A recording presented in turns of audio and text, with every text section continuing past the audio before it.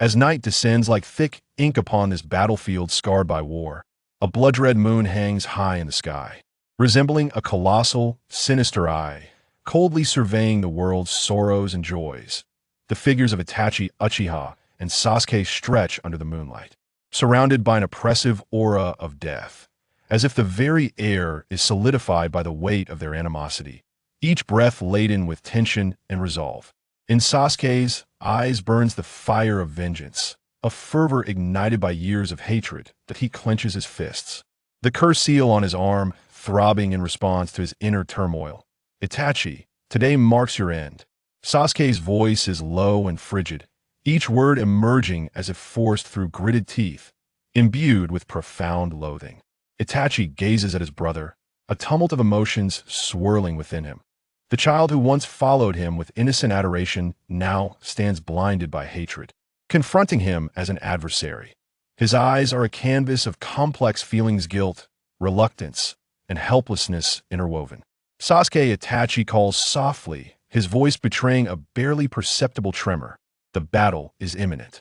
Sasuke, swift as lightning, strikes first, vanishing from sight only to reappear before Itachi, his kunai slicing through the air with a fierce wind aimed at Itachi's chest. Unperturbed, Itachi sidesteps gracefully, effortlessly evading the lethal blow. His movements are fluid and elegant, as if every action is orchestrated by his will. "Is this all you've got?" Itachi murmurs, a hint of provocation lacing his tone. He does not genuinely underestimate Sasuke. Rather, he seeks to awaken his potential through this challenge, to make him stronger. Sasuke scoffs, his fury intensifying. With rapid hand seals, he chants fire style, great dragon fire technique. Instantly, a massive fire dragon erupts from his mouth, enveloped in scorching heat and flames. Surging toward Itachi, as the fire dragon sweeps through, the ground is charred, the air thick with the acrid scent of smoke. In response, Itachi swiftly forms seals, declaring water style, water barrier. A robust wall of water rises, effectively halting the fire dragon's advance. The clash of fire and water produces a deafening roar, steam billowing forth and obscuring their vision. Amidst the steam, Itachi's figure vanishes. Sasuke, alert and vigilant, scans his surroundings, when suddenly he senses a formidable presence behind him. He turns rapidly, only to find Itachi poised behind him, shuriken gleaming ominously in hand. With no time to evade, Sasuke raises his kunai to block. The shuriken collides with the kunai, emitting a sharp sound as sparks fly. "You are too knave, Sasuke," Itachi remarks, weariness evident in his gaze. This confrontation is not meant to harm Sasuke. He only wishes to impart a crucial lesson. Sasuke, however, remains ungrateful, breaking free from Itachi's assault to launch another attack. His strikes grow fiercer, each move infused with lethal intent. Itachi, in contrast, merely evades and deflects, never once striking back. As the battle continues, Sasuke's stamina wanes. His breathing becomes labored, movements sluggish. Meanwhile, Itachi, though appearing composed, also nears his limits. His terminal illness has ravaged his body, making this conflict a cruel burden. "Sasuke, please stop," Itachi implores softly, the lightness in his voice replaced by deep fatigue and resignation. "Impossible." Sasuke roars, "I must kill you to avenge our clan." With that, he charges once more. Itachi watches the frenzied Sasuke, a pang of pain striking his heart. He realizes he cannot continue this way otherwise. Sasuke will plunge deeper into hatred. He resolves to execute his final technique, hoping to convey his true intentions. "Sasuke, this is the last lesson I will impart," Itachi states, his hands slowly forming seals. Each motion seems to sap him of strength. "Amaterasu," he calls, as a sphere of black flames erupts from his eyes, hurtling towards Sasuke. This fire represents the Uchiha clan's most potent genjutsu, possessing immense destructive power once struck. One is consumed by unending flames until reduced to ash. Sasuke watches the approaching black flames, terror flooding his heart. He attempts to evade, only to find his body unresponsive, helplessly watching the flames draw nearer. Just as the flames are about to engulf Sasuke, Itachi abruptly alters their trajectory. The black fire grazes Sasuke's form, striking a massive boulder behind him, which is instantly consumed, crackling as it turns to ash. Sasuke stands frozen, disbelief etched on his face that he stares at Itachi, confusion slowly replacing his hatred. Why didn't you kill me? He questions. Itachi regards Sasuke with tenderness that he approaches, gently stroking Sasuke's hair. Sasuke, how could I ever harm you? You are my beloved brother. His voice is soft, like a whispering breeze, ready to vanish at any moment. I watched you grow from childhood. Every smile and every tear etched in my memory.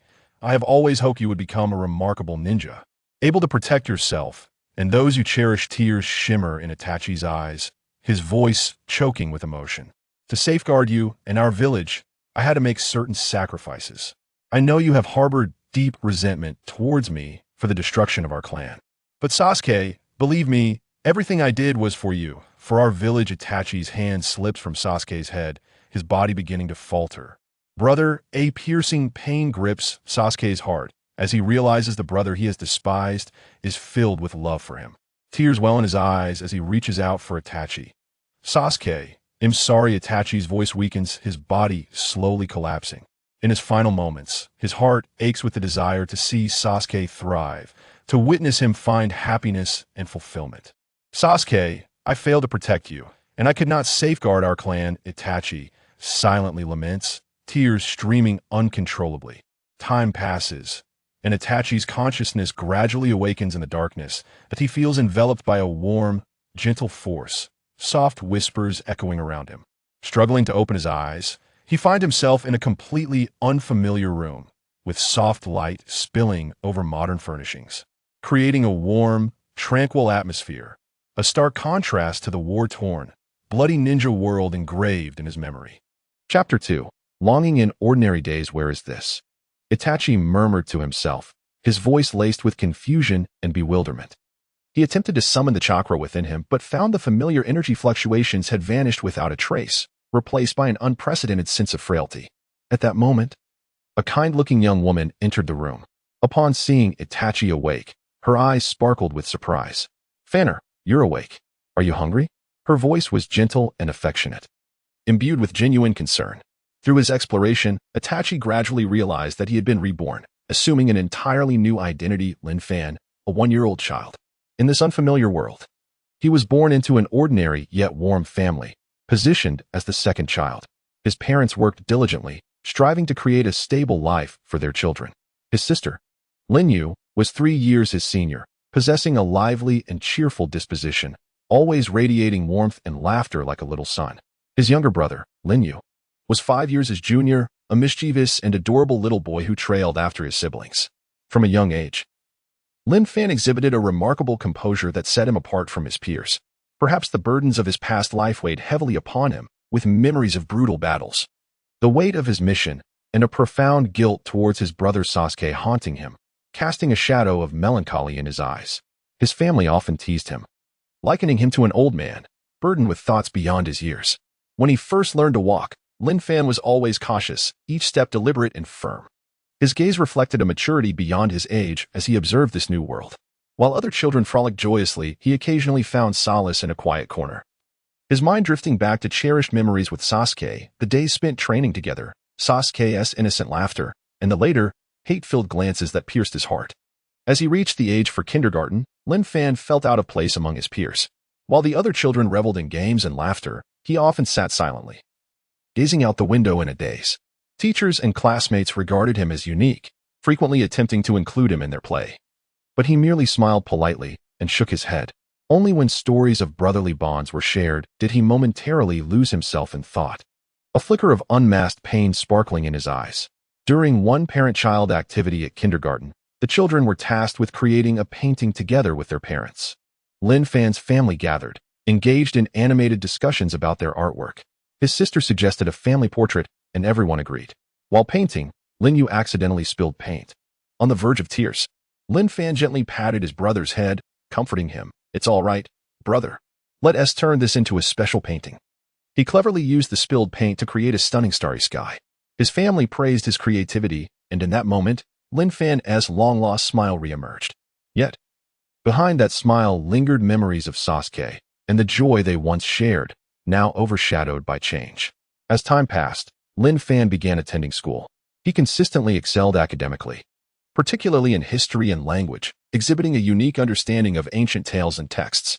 He often sought solace in stories that echoed his past experiences, delving into narratives of familial strife and brotherly conflict, which intensified his longing for Sasuke. Although Lin Fan achieved remarkable grades, he had few friends. He tended to be solitary, rarely initiating conversations with classmates. To him, the laughter of children felt like a distant echo from another realm. Only during physical education classes, as he sprinted across the playground, could he temporarily escape the burdens weighing on his heart. His speed and endurance far surpassed that of his peers, and he easily claimed victory in every race. His classmates marveled at his athletic prowess, unaware that these abilities stemmed from a past life steeped in the brutal training of a ninja amidst the tragic fall of his clan. "Brother, why did you do this?" Sasuke's anguished cries filled his ears, causing his heart to convulse. He recalled the fiery vengeance burning in Sasuke's eyes, a pain he could never forget. Such memories frequently haunted Itachi's mind. At home, Lin Fan, though not particularly talkative, quietly cared for each family member. He assisted his mother with chores, patiently helped his sister with her problems, and devised ways to cheer up his younger brother when he cried. His parents felt a mix of pride and concern for his maturity, fearing he bore too much emotional burden. One day, when his sister was bullied at school and felt dejected, Lin Fan, for the first time, took the initiative to confront her tormentor. Standing before the child who had bullied his sister, he exuded an intimidating authority. "Why did you bully my sister?" he asked coldly. The child, intimidated by his presence, stammered and was rendered speechless. From that day forth, no one dared to bully his sister again. Lin Yu was filled with gratitude, often boasting about her remarkable brother to her friends. As time wore on, Lin Fan gradually adapted to life in this world. He began to let go of the past, striving to integrate into his warm family. He learned to ride a bicycle with his sister, flew kites with his brother at the park, and cherished every festive occasion with his parents. Through these experiences, he felt an unprecedented sense of familial happiness. Yet, every night, as silence enveloped the house and he lay in bed alone, the memories of his previous life surged like a tide. He would recall his final battle with Sasuke, the hatred in Sasuke's eyes, and the regret that lingered as he faced death. These recollections robbed him of sleep, leaving him to gaze out at the moonlight, tears silently streaming down his cheeks. He pondered whether he would ever return to that world, if he would have another chance to atone for his mistakes and grant Sasuke a life filled with happiness. When Lin Fan turned 10, the school organized a speech competition with the theme, "My Dream." Standing on the stage, he gazed at his teachers and classmates below, a whirlwind of emotions swirling within him. He thought of his past life as a ninja, a protector of his village and family. But what was his dream in this world? After much contemplation, he finally spoke. "My dream is to protect my family and ensure their everlasting happiness." The audience erupted in enthusiastic applause, and in that moment, the shadows that had clouded Lin Fan's heart seemed to lift, if only slightly. Chapter 3, Discovering Naruto manga. Time swiftly passed, and Lin Fan bid farewell to his youthful innocence, stepping into the corridors of high school. He stood tall and handsome, though the shadows of his past memories lingered in his gaze. Yet, he had grown accustomed to concealing his emotions in the tapestry of ordinary life. With the wisdom from his previous life and the diligence of this one, Lin Fan's talent in the sciences shone brightly. Subjects like mathematics and chemistry posed no challenge for him. He preferred solitude, showing little interest in club activities, finding solace only in the quiet corners of the library, where he could immerse himself in the world of books. One day, as sunlight filtered through the dappled leaves, casting patterns on the school path, Lin Fan strolled leisurely after school, unknowingly drifting toward the club activity area. The atmosphere was vibrant, filled with the laughter and chatter of students, while recruitment posters adorned the walls. Just as he intended to turn away, a poster for the anime club caught his eye. It featured a mysterious figure cloaked in black with a conical hat, exuding an aura that felt both familiar and foreign. Compelled by an inexplicable force, Lin Fan halted, captivated. As something flickered in his mind, driven by curiosity, he stepped into the anime club's activity room. Inside, the room brimmed with anime merchandise, comic books, and figurines, while students animatedly discussed the latest anime releases. Lin Fan's arrival went largely unnoticed. He settled into a corner and began to peruse a comic book laid out before him. As he flipped through the pages, his expression grew increasingly serious. Suddenly, a comic titled Naruto caught his attention. Upon seeing the image of Itachi Uchiha on the cover, his heart constricted violently and his breath quickened. Trembling, he opened the comic, and the familiar scenes, characters, and once real stories unfolded before him in comic form. As he delved deeper into the narrative, Lin Fan's thoughts galloped like untamed horses, memories of the past crashing upon him like a tidal wave, intertwining with the present reality and plunging him into a whirlwind of confusion. He felt transported back to the war-torn world of ninjas, the sharp sound of kunai clashing echoing in his ears. At that moment, the joyous laughter of his fellow students in the anime club intertwined with the memories, creating a cacophony in his mind. Gazing at the comic in his hands, the vivid images depicted his past experiences, pain, struggle, and sacrifice, now merely stories for others to consume and critique. How could this be? How could this be? He whispered, his voice laced with shock and disbelief. His heart swelled with a profound sense of absurdity, as if his life had been trivialized and laid bare upon the thin pages of this comic. Yet soon, the resilience and calm of Itachi Uchiha surged forth within him. He knew he could not succumb to panic at this moment. Taking a deep breath, he endeavored to calm himself, suppressing the tumult within. Upon returning home, Lin Fan maintained the facade of normalcy, yet his mind raced with frantic thoughts. He understood the necessity of keeping his family unaware of his turmoil. So he continued to study diligently, achieving excellent grades. However, in his spare time, he embarked on a discreet mission. He plunged into the depths of various Naruto fan forums online. In these virtual spaces, Lin Fan transformed into a fervent Naruto enthusiast, engaging in passionate discussions with netizens from all corners of the globe. What if Itachi Uchiha had chosen a different path? Could he have escaped such a tragic fate? Lin Fan posed this question in a forum post, instantly igniting a spirited debate among fellow users. He fixated on the screen, his fingers unconsciously tapping lightly on the desk. A mix of anxiety and anticipation coursing through him. With each page refresh, his heart quickened at the sight of new replies. Some argued that given the circumstances surrounding the Uchiha clan, rebellion seemed inevitable, leaving Itachi with no choice. Lin Fan frowned slightly at this comment, a surge of reluctance swelling within him. Silently, he countered, was there truly no alternative? There were numerous avenues I could have explored. Yet I was constrained by the situation and my own judgments. Others suggested that had Itachi communicated more deeply with the higher-ups of Konoha, perhaps a peaceful resolution could have been found. Lin Fan's eyes brightened at this, as if catching a glimmer of hope in the darkness. Indeed, communication was key. In his previous life, he had been too eager for results, failing to grant sufficient time for both sides to comprehend each other's perspectives. As the discussion progressed, participants presented various figures who might have altered the course of events. Some believed that the third Hokage, as the leader of Konoha, could have played a more substantial mediating role. Others posited that if Fugako Uchiha had set aside his family's pride and pledged loyalty to Konoha, the conflict might have been avoided. Lin Fan absorbed these viewpoints, recalling intricate details from his past while envisioning different possibilities. Just as the conversation seemed to reach an impasse, a user named the Will of Fire's Heir chimed in. Have you considered the fourth Hokage? His strength was formidable, his reputation unparalleled, and he possessed a gentle nature, adept at understanding others. Had he intervened during the escalation of the Uchiha issue? Lin Fan was jolted by this comment. His heart raced uncontrollably. His gaze fixed on the lines of text on the screen, the young yet resolute visage of the fourth Hokage flashing in his mind. He recalled that during the fourth's tenure, a vibrant, harmonious atmosphere had pervaded the village, only to unravel following his noble sacrifice to seal the Nine Tails. Yes, Lin Fan exclaimed inwardly, the fourth Hokage was indeed a pivotal figure. With his unique charisma and immense power, he could compel both sides to sit down and listen. If he could be involved in resolving the Uchiha issue, perhaps everything could be rewritten. The more he contemplated, the more exhilarated he became, his fingers flying across the keyboard as he replied, this friend's perspective is spot on. The fourth Hokage's standing in the village is unparalleled. The Uchiha clan respects his strength immensely. If he could step forward to articulate the importance of the Uchiha to Konoha's leadership and persuade the Uchiha to exercise restraint, it would be entirely possible to defuse this crisis. Other users eagerly joined the discussion, analyzing potential measures the fourth Hokage might undertake, such as organizing peace talks or devising new collaborative strategies to afford the Uchiha a more reasonable status and responsibilities within Konoha.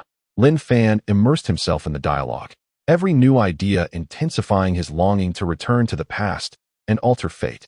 He could almost envision a rewritten future where the Uchiha clan was spared calamity. Sasuke thrived in a nurturing environment, and the village was devoid of bloody conflict. As the discussion deepened, Lin Fan increasingly felt he had discovered the key to unlocking the door to destiny. He firmly believed that if given the chance to return to the past, armed with the insights gleaned from these discussions and his understanding of his previous life, he could indeed reshape the Uchiha's fate. This conviction burned within him like a blazing flame, illuminating his path forward and solidifying his resolve to pursue the truth and alter his destiny. Amidst continuous discussions and reflections, Lin Fan's yearning to rewrite fate grew more fervent. He dedicated countless hours to these exchanges, occasionally finding his mind wandering during class, consumed by thoughts of how to change the trajectory of his past life. Despite his efforts to maintain a semblance of normalcy, the turmoil within him became increasingly difficult to quell. He recognized that all of this might merely be an elusive dream, yet as long as a glimmer of hope remained, he would never surrender. He awaited the opportunity that would allow him to return to the past, prepared to sacrifice everything to bring true peace and tranquility to Sasuke. The Uchiha clan, in the tumultuous world of ninjas. Chapter 4. The obsession with crossing over whenever he had a moment to spare. Lin Fan would peruse forums and engage in discussions with fellow netizens, as if in each conversation he could truly touch the gears of destiny. With the clash and fusion of various viewpoints, a strong premonition began to blossom within him. He was highly likely to return to that world of ninjas and rewrite the tragedies of the past. This premonition, initially a mere flicker in the depths of his heart, grew stronger over time, akin to a sprouting seedling breaking through the earth and rapidly flourishing. Every interaction on the forum birthed new ideas and concepts, each making Lin Fan feel he was one step closer to seizing the opportunity that could alter his fate. He envisioned himself returning to the past, standing between the Uchiha clan and the higher-ups of Konoha, employing the strategies born from their discussions to avert an impending crisis. Sasuke would no longer be blinded by hatred, but would grow in an environment filled with love, living happily with his family. Such a beautiful scene continuously surfaced in his mind, causing his yearning to return to his previous life to grow wild like untamed grass. Moreover, in the course of his daily life, seemingly mundane occurrences further reinforced this premonition. One day, while sorting through old belongings, he stumbled upon a childhood doodle book filled with strange symbols and patterns. As he gazed at these illustrations, vague memories flickered through his mind, seemingly connected to a mysterious power within the ninja world. Although he could not fully comprehend the significance of these memories, this discovery deepened his conviction that fate was calling out to him. On another occasion, he dreamt of returning to the ninja world, standing once again on that familiar battlefield. This time, he was not alone in facing the challenges. He had the support of the fourth Hokage and a sound strategy. He witnessed himself successfully preventing a family betrayal and saw the village flourishing in peace and tranquility. The dream felt so vivid that upon waking, he was still imbued with hope and strength. As he aged, this premonition intertwined with his desires, drawing Lin Fan deeper into his quest for the means to traverse realms. He immersed himself in a vast sea of information, scouring everything from ancient mystical tomes to various eccentric theories circulating online, leaving no clue related to crossing over unexamined. The obscure texts and bizarre legends transformed into beacons of hope in his eyes, illuminating the path to his destiny. In his fervent pursuit of a method to traverse dimensions, Lin Fan reached the brink of obsession. He tried countless outlandish approaches, standing atop mountains on full moon nights reciting strange incantations, and attempting to harness the power of nature during thunderous rainstorms to open rifts in time and space.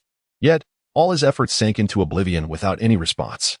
Anxiety and despair burgeoned within him like wild grass, causing Lin Fan to gradually lose his grasp on reason. Ultimately, in a moment of extreme desperation, he resolved to emulate a plot from a novel, contemplating suicide as a means to attempt crossing over. He believed that perhaps only death could liberate him from this mundane world and return him to the cherished ninja realm.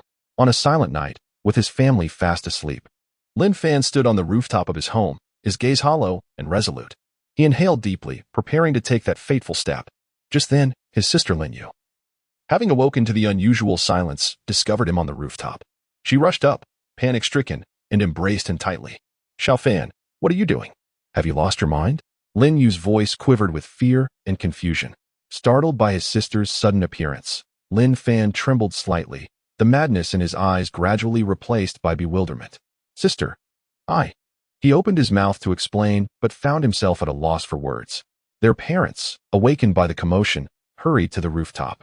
Upon seeing Lin Fan standing at the edge, his mother's tears streamed down her face, while his father's expression was a tumult of anger and heartbreak. Why would you do this? What have we done wrong to make you want to leave us? His father's voice quaked with rage. Lin Fan gazed at his grieving family, and the ice in his heart began to thaw. He recalled how, in his past life, he had shattered the Uchiha family's happiness in the name of a so-called greater good, plunging Sasuke into endless suffering. Now, he was on the verge of inflicting pain on those who loved him due to his own selfishness. I'm sorry. Lin Fan spoke slowly, his voice hoarse. I didn't want to leave you.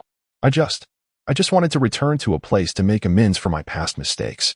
Although his family could not comprehend the mistakes Lin Fan referred to, or the destination he longed to return to, they sensed the anguish in his heart. His mother stepped forward, enveloping him in a tight embrace, sobbing uncontrollably. Whatever pain you bear, you can share with us. Don't do anything foolish again. That night, Lin Fan remained awake, accompanied by his family. He observed the fatigue and worry etched on his parents' faces and his sister's swollen eyes, filled with guilt. He realized he could no longer selfishly pursue that seemingly unattainable dream while neglecting those most precious to him. From that moment on, Lin Fan abandoned his quest for a means to cross over. He returned to a normal life, dedicating himself to his studies and cherishing time with his family. Yet, the connection to the world of Naruto did not dissipate. He began to adopt a different approach, learning theories that could be beneficial in altering the tragedies within that universe. He utilized his spare time to delve into psychology, sociology, and political science. In psychology, he sought to understand human nature, conflict resolution, and how to navigate interpersonal relationships. Hoping to better comprehend the dynamics of the Uchiha clan and Konoha upon his return to the past, thus averting tragedies, he perused extensive literature on communication techniques, mastering the art of effectively expressing his thoughts and listening to others. In sociology, Lin Fan examined social structures, class relations, and the principles of societal change. He contemplated the Uchiha clan's position within the social fabric of Konoha and how to adjust this structure amicably to integrate the Uchiha into the village rather than drive them into opposition. He analyzed historical cases of social conflict, distilling methods and strategies for resolution. His studies in political science deepened his grasp of power dynamics and decision-making processes. He investigated the decision-making procedures and power distributions within various political systems, pondering how to advocate for the Uchiha clan's rightful interests within Konoha's political framework. He explored theories of diplomacy and negotiation, aspiring to facilitate peaceful dialogue between the Uchiha and Konoha's leadership. Throughout his studies, Lin Fan faced numerous challenges. The intricate theories and abstract concepts often left him perplexed, yet he never contemplated giving up. He understood that this knowledge might be the key to changing his fate upon returning to his past life. He frequently spent entire days in the library, sifting through various materials and taking meticulous notes. When confronted with perplexing issues, he proactively sought guidance from teachers and classmates. As his knowledge accumulated, Lin Fan's thinking evolved, becoming broader and more mature. He began to synthesize his learning into a cohesive, theoretical framework. He penned his ideas and plans for altering the tragic narrative of the Naruto world in his notebook. From resolving the conflicts between the Uchiha clan and Konoha to establishing a more harmonious and stable ninja world. Even though Lin Fan had relinquished his pursuit of a means to traverse dimensions, he still harbored a profound sense of responsibility towards his previous life. He recognized that he might never return to that world, yet he hoped to contribute to the peace and tranquility of that realm through his diligent efforts. Even in this ordinary world, he finds immense satisfaction in using knowledge and wisdom to envision a brighter future for that ethereal realm. Throughout this journey, Lin Fan's relationship with his family deepens significantly. No longer the solitary youth ensnared in his own world. He learns to care for his family and cherishes the moments spent together. He accompanies his parents on weekend shopping trips, assists his sister with her academic and personal challenges, and engages in playful activities with his younger brother. The unwavering support and affection of his family become the driving forces behind his progress. As days pass, Lin Fan steadily advances on the path of learning and growth. Within his heart resides both a lingering attachment to his past life and a profound sense of responsibility for his present existence. He firmly believes that, regardless of what the future may hold, he will face it with courage. For he is no longer a mere pawn of fate, but a determined dreamer striving to seize his own destiny while aspiring to transform the lives of others. Chapter 5. Echoes of destiny as time flows ceaselessly like a fleeting shadow, Lin Fan gradually ages within the vast river of years. His hair has turned gray, and his face bears the marks of time, yet within his eyes lies an enduring attachment to his past life. Throughout these years, Lin Fan has chosen not to marry. Initially, his family would subtly inquire about his marital status, but after the incident of his attempted suicide, they no longer dared to press him. Filled with confusion and concern, his parents, though not wealthy, led a comfortable life and could not fathom Lin Fan's aversion to marriage. They even speculated that he may have faced bullying at school, for which normal children would not suddenly entertain thoughts of self-harm.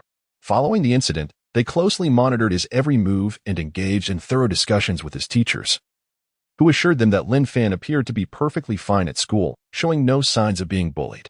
This lingering pain has become a thorn in the family's hearts, an indelible wound they cannot extract. Although Lin Fan has since refrained from any self-harming actions, his family often perceives the sorrow that occasionally flickers across his countenance. In those moments, his parents' eyes would reflect a glimmer of heartache and helplessness, while his sister Lin Yu would sigh quietly, and his brother Lin Yu would remain by his side, attempting to offer comfort in his own way. In the face of familial pressure to marry, Lin Fan remains resolutely silent. In his heart, he bears the weight of past transgressions. He recalls the downfall of the Uchiha clan and the vengeful gaze of Sasuke. These memories accompany him like shadows, leading him to believe he is unworthy of happiness. Often, in the stillness of night, he gazes out at the moonlight, silently repeating to himself, having this family in this life is already a great fortune. How could he dare to desire more? As the years have passed, Lin Fan's obsession with the world of Naruto has not waned, yet he has found a measure of acceptance. He still indulges in moments of leisure by perusing the well-loved Naruto manga, reminiscing about the fragments of his past life. To him, the world depicted within those pages represents both his history and an unreachable distance. On a sunlit afternoon of his 80th year, Lin Fan sat in a rocking chair in his yard, cradling the now somewhat tattered Naruto manga. His fingers gently caressed the pages, his gaze filled with tenderness and nostalgia. This would be the final time he would leaf through this cherished comic, with each page narrating the tale of his past life and present existence. Upon reaching the last page, he beheld Itachi and Sasuke standing side by side on the streets of Konoha, their faces aglow with joy. Lin Fan watched this scene, a faint smile gracing his lips, yet tears welled in his eyes. Gradually, he closed his eyes, overwhelmed with emotion. Although he had been unable to alter his fate in this lifetime, he had nonetheless amassed an abundance of warmth and love in this world. As he immersed himself in memories, a gentle voice seemed to emanate from a distant place, Itachi. The voice was ethereal and familiar, as if it had transcended the boundaries of time and space. Lin Fan's eyes flew open, only to find everything around him unchanged, the yard still bathed in sunlight.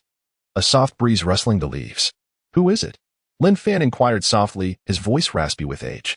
Yet, no response came, only the tender call echoing in his ears. Again and again, Itachi.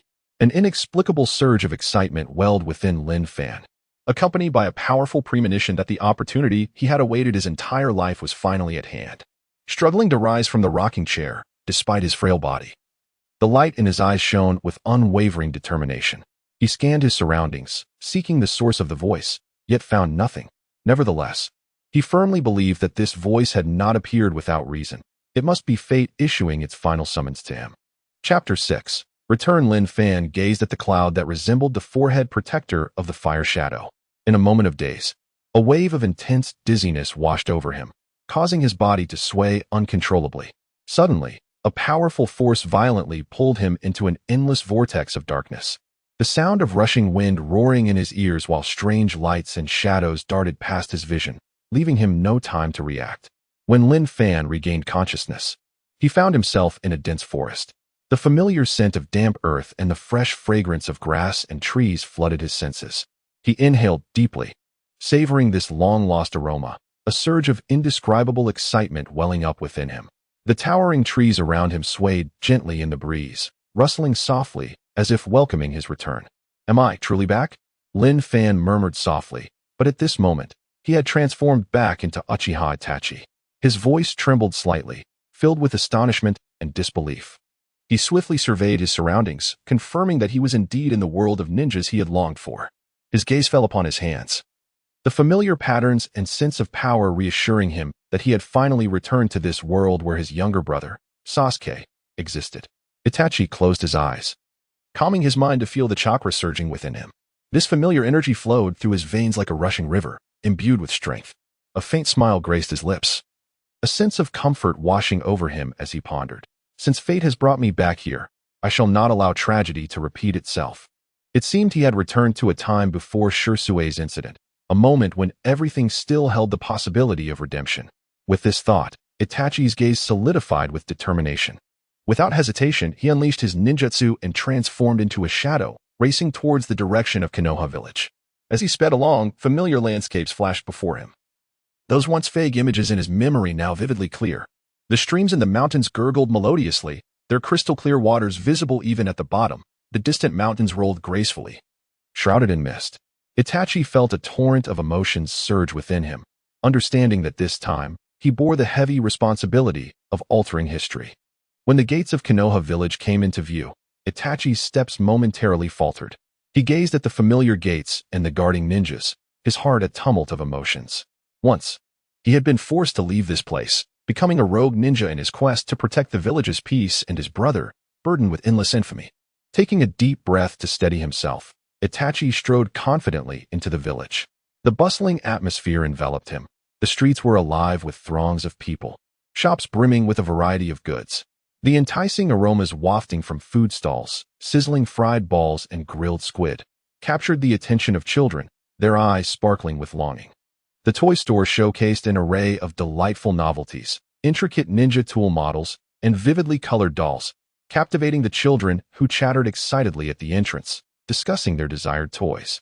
Ninjas hurried past, some laden with packs full of tools, presumably returning from missions, while others engaged in animated discussions, exchanging training insights.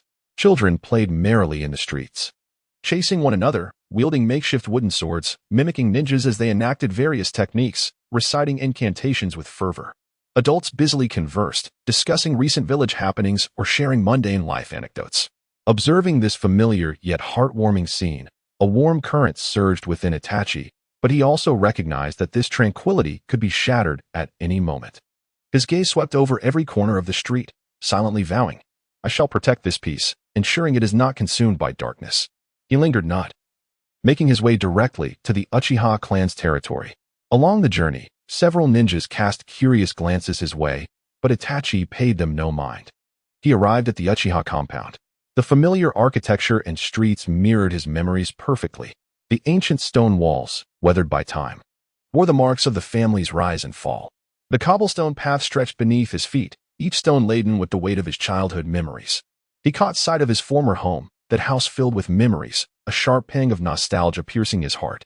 He recalled the joyous moments spent with Sasuke here. The warm smiles of their parents, those images felt as though they had occurred just yesterday. Regaining his composure, Itachi gazed upon the Uchiha compound. The sunset's golden rays casting a warm and serene outline over the ancient structures. A gentle breeze caressed him, bringing with it the familiar scent of home. The essence of his kin. His heart brimmed with reflection. The past tragedies seemed to linger in the air, yet now, the seeds of hope had been sown. This time, he was determined to safeguard this land, to protect every clan member, ensuring a future filled with light for the Uchiha clan. Chapter 7. The Secret Investigation. Itachi stood silently in the Uchiha clan's territory, his gaze sweeping slowly across his surroundings. Memories of the past surged forth like a tide, each corner imbued with the weight of his cherished history. Yet now, all of this lay shrouded in the shadows of Danzo's conspiracy. Recalling the tragedies of yore, a flicker of resolve ignited in his eyes. The flames of vengeance blazed fiercely within him, and his determination to alter the future was as unyielding as steel. Itachi knew that to irrevocably change fate and prevent the recurrence of tragedy, his immediate task was to uncover Danzo's transgressions. Armed with the memories of his previous life and a profound understanding of Konoha, he resolved to initiate his inquiry into Danzo's crimes. Undeterred by the thorny path that lay ahead.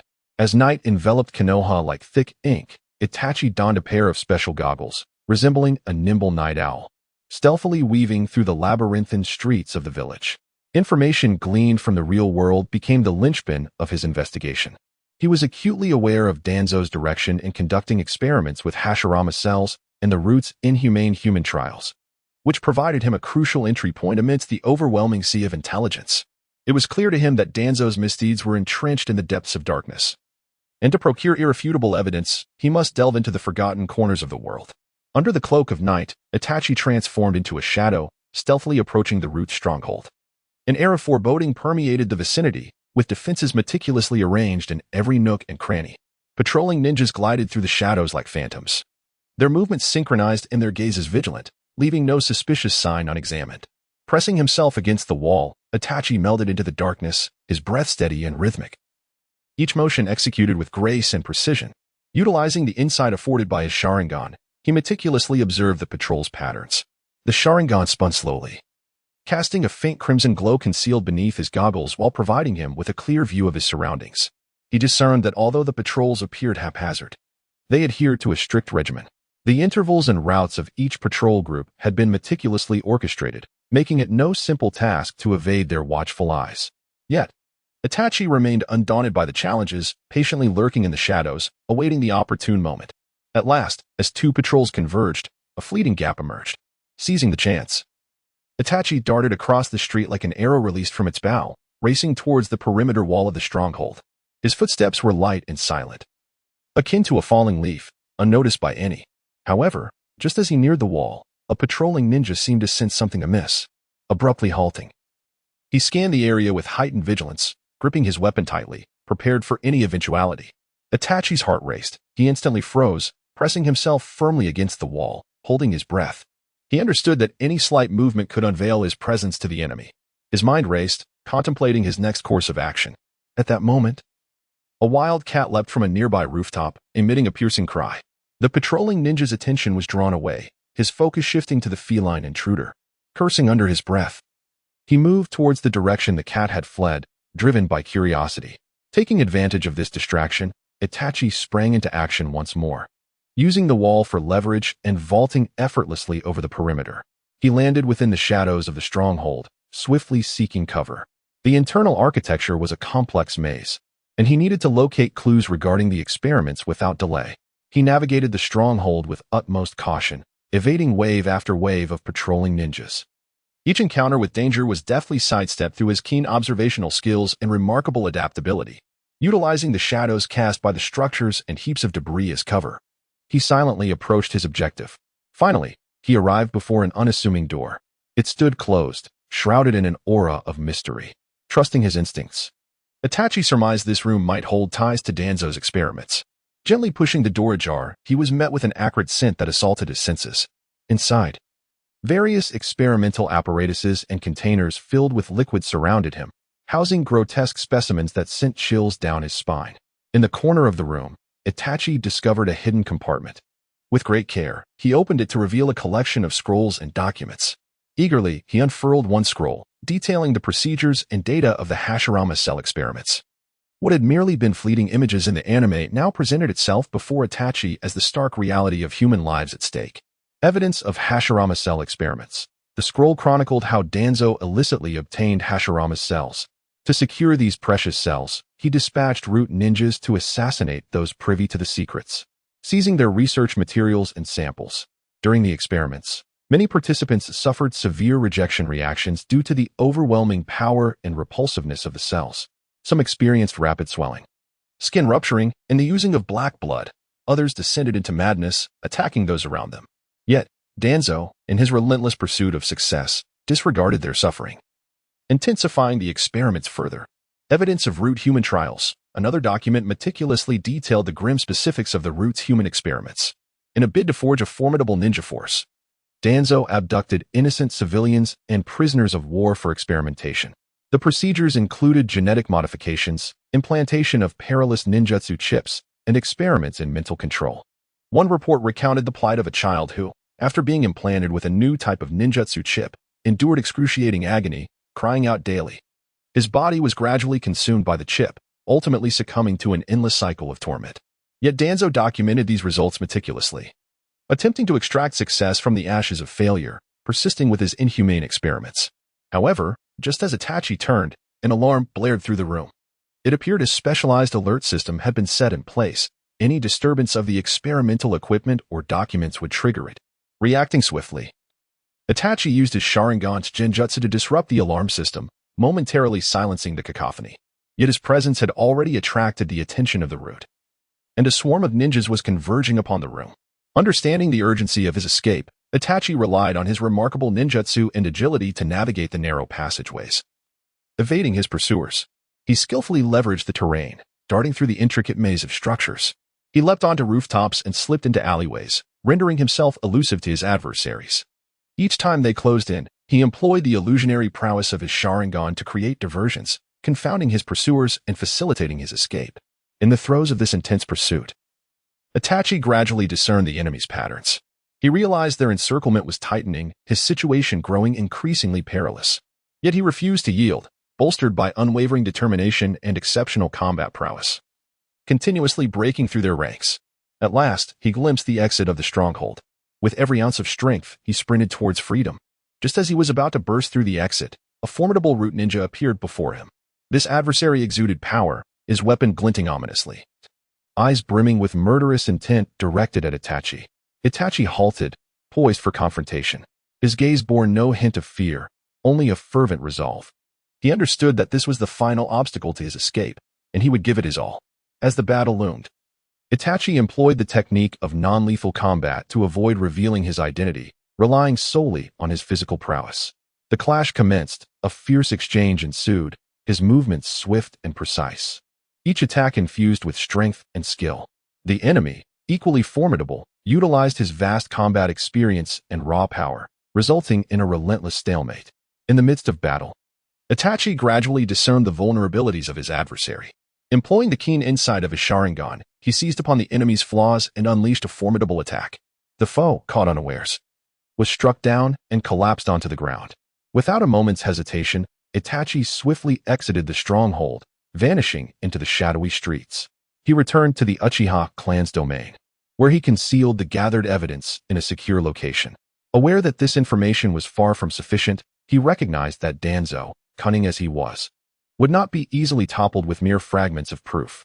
Yet, this was merely the beginning.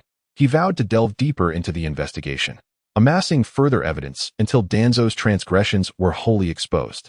Chapter 8. Seeking Allies. Kakashi's struggle. Itachi, possessing a steadfast determination to alter the fate of Konoha, realized after the arduous collection of evidence against Danzo's heinous crimes that the strength of himself and his clan alone would not suffice to confront the cunning Danzo.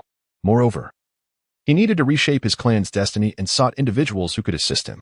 He meticulously contemplated each potential ally in his mind before ultimately focusing on Kakashi Hatake, a comrade with whom he had briefly collaborated. In the realm of reality, Itachi, through an in-depth understanding of the Hokage's narrative, recognized that Kakashi, despite his outward demeanor of nonchalance, often seen with a copy of Ika Paradise and appearing indifferent, harbored unwavering loyalty to Konoha and possessed formidable strength along with vast combat experience. Itachi was confident that at this pivotal moment, concerning Konoha's survival, Kakashi would make the right decision. Itachi arranged to meet Kakashi at an obscure, abandoned training ground, once a place for their brief respites after missions, now suffused with an oppressive atmosphere. The surrounding weeds had overgrown, concealing the remnants of past training, while decaying wooden posts and scattered ninja tools silently recounted the passage of time. Itachi awaited in silence until the familiar figure appeared. He exchanged no pleasantries, directly retrieving the gathered evidence from his cloak and presenting it before Kakashi. Each piece of evidence was meticulously organized, embodying the malevolence of Danzo. Kakashi, Konoha is facing an unprecedented crisis. Itachi's voice was low and resolute, shattering the stillness. Danzo's ambitions have reached an uncontrollable extent. He has been clandestinely conducting inhumane experiments using Hashirama cells and human trials within Root, with countless innocent lives sacrificed in his wake. Itachi's gaze was imbued with anger and sorrow, as memories of the damning details surged within him, rendering his heart restless. Kakashi accepted the evidence, his movements sluggish as if he instinctively sensed the shocking truth concealed within. He examined each document closely, his eyes gradually filling with disbelief and rage, his hand trembling slightly as he clutched the files, a tremor born of both fury and incredulity. Yet, as the initial outrage waned, a heavy gloom enveloped his heart, plunging him into a dark abyss from which he could not extricate himself. Visions of Obito and Rin flashed through his mind, painful memories crashing over him like a tidal wave, nearly suffocating him. He repeatedly questioned himself, having failed to protect those close to him in the past. How could he now confront such a powerful and malevolent foe as Danzo? I need your help, Kakashi. Itachi's eyes brimmed with hope. Only by joining forces do we stand a chance of stopping him. Your immense strength and keen insight, coupled with your Kimui technique, are vital in our fight against Danzo. Kakashi's expression grew grave, his head slightly bowed, the strands of hair falling before his face, obscuring much of his expression hidden in shadow, making it difficult to discern his true thoughts. He instinctively raised a hand to touch the iconic scar on his face, but halted midway, fingers trembling in the air before ultimately falling helplessly to his side. His brow furrowed deeply, a reflection of his internal turmoil and anguish. His lips unconsciously pressed into a taut line, teeth slightly clenched, as if desperately suppressing the emotions roiling within. After a prolonged silence, he slowly lifted his gaze, though it failed to focus on any particular point, instead staring vacantly into the distance. His eyes were filled with confusion and hesitation. The confidence and resolve of yesteryear had long since vanished, replaced by profound self-doubt and guilt over the past. His body leaned slightly forward, hands limply at his sides, shoulders quivering, as if all strength had been drained from him, leaving him utterly despondent. Can I truly do this? Kakashi murmured inwardly, his voice as faint as a whisper in the wind. In the past, I couldn't even protect the most important people to me. Obito and Rin died because of me. What right do I have to contend with an adversary like Danzo? His gaze revealed deep-seated self-doubt, the once radiant confidence now shrouded in darkness. Itachi, do you understand what this entails? Kakashi finally spoke, his tone heavy. Opposing Danzo may subject us to immense pressure from all sides, and we might even be misunderstood. Moreover, I am uncertain if I possess the capability to face all of this. I understand, Itachi replied firmly, nodding. But for Konoha, for everything we hold dear, I would sacrifice everything. You are not alone, Kakashi. Together, we can prevail. Kakashi regarded Itachi's resolute gaze, his heart a tempest of emotions. He comprehended Itachi's determination and the grave crisis Konoha faced. Yet, the self-denial and guilt from his past continued to haunt him, leaving him in a state of indecision. He looked at the evidence in his hands, then back to Itachi's expectant eyes, caught in a profound struggle. Itachi resolved to strike a chord within Kakashi. Do you remember your father, White Fang's death? Itachi's voice was low and hoarse, each word laden with sorrow, striking Kakashi's heart like a heavy hammer. Chapter 9. The Dawn of Persuasion in the Desolate Training Ground. The cold wind sliced through the air like a blade, causing the fallen leaves to tremble, mirroring Kakashi's inner turmoil as he oscillated between pain and struggle. Kakashi's body suddenly jolted, his previously bowed head gradually lifted. Instinctively, he clenched his fists, the veins on the back of his hands bulging, and a flicker of unmasked anguish crossed his gaze. The death of White Fang was an indelible wound within him, one he had desperately buried over the years, but had never truly forgotten. In those days, he had forsaken a mission to save his comrades. Itachi's piercing gaze remained fixed on Kakashi, scrutinizing every subtle shift in his expression. This decision sprang from his deep regard for his allies and his unwavering commitment to the bonds of ninja camaraderie. In his heart, the lives and trust of his comrades outweighed any mission's significance. This was the essence of a true ninja spirit, an homage to humanity and loyalty. A nostalgic glimmer flickered in Kakashi's eyes as his thoughts drifted back to his childhood, where he could almost envision his father, White Fang, with his steadfast and warm smile. He recalled countless moments when his father would gently stroke his head, imparting lessons on the ethics and responsibilities of a ninja. Those words resonated clearly in his ears at this moment, causing his eyes to glisten with unshed tears. But have you ever pondered why a clandestine ninja mission became a matter of public discourse? Itachi furrowed his brow, revealing a glimmer of contemplation and inquiry. He stepped closer to Kakashi, his voice steady, for typically, missions undertaken by ninjas, especially those of a sensitive nature, were strictly confidential, designed to safeguard the participants and uphold the village's interests and security. Yet, White Fang's mission appeared to have been deliberately exposed, becoming the center of public speculation. A flicker of confusion passed through Kakashi's eyes as he instinctively touched the scar on his face, a habitual gesture that now betrayed his inner unease. He had never considered this question before. To him, everything seemed to unfold naturally. However, Itachi's words ignited a realization of the myriad uncertainties surrounding the event. It was because someone had orchestrated it. Itachi's voice was low, tinged with a hint of fury, as his hands clenched slightly, suppressing the anger within him. That person was Danzo. He had long harbored ambitions to control everything within Konoha. Your father, White Fang, revered as a hero with immense prestige, stood as a formidable rival for the next Hokage. Danzo viewed him as a thorn in his side, seeking opportunities to eliminate him. As Itachi continued, his tone grew more impassioned, his eyes ablaze with indignation. He leveraged his influence within Konoha's upper echelons to leak the details of the mission, inciting fear regarding its failure and a blind reverence for the rules. He convinced others that White Fang's actions constituted betrayal of the mission, an act of disloyalty to the village. Ignoring White Fang's monumental contributions to Konoha and his unwavering loyalty, Danzo pursued his own objectives. Kakashi's hands instinctively tightened, his nails digging into his palms as his body trembled slightly, his fury swelling like an unstoppable tide. He recalled the days when he faced scorn. Walking the streets of Konoha, the whispers of those around him piercing his ears like daggers. He remembered the misunderstandings and cold stares he endured due to his father's choices. The peculiar gazes from his classmates at the ninja academy that felt like needles in his back. Those painful memories surged forth, nearly robbing him of breath. In this world of ninjas, we are often treated as mere tools. Itachi's eyes reflected a poignant sorrow as he gazed into the distance, envisioning countless ninjas perishing in the throes of war. Kakashi, consider this. In our ninja world, rules and missions serve as invisible shackles, binding us tightly. Take your father, White Fang, for instance. He chose to abandon a mission to save his comrades, a decision that any person of conscience would respect. Yet, what was the outcome? For defying the so-called supremacy of the mission, he became the target of public disdain and ultimately met his end in bitterness. Itachi's eyes brimmed with righteous anger, his voice involuntarily rising. Behind this lies the manipulation of figures like Danzo in the upper echelons. They wield tasks and regulations as tools, casually orchestrating our fates. Do you remember the Third Great Ninja War? Countless ninjas clashed on the battlefield, most merely executing orders in the name of village interests. Those young lives, some of whom had scarcely tasted life, fell in pools of blood. What were they fighting for? For the ambitions of the elite, for scraps of land and resources. And we were left as pawns, subject to their whims. Itachi paused, inhaling deeply, striving to quell his inner turmoil. We have been taught from an early age to become exemplary ninjas, to adhere to rules, to fulfill missions.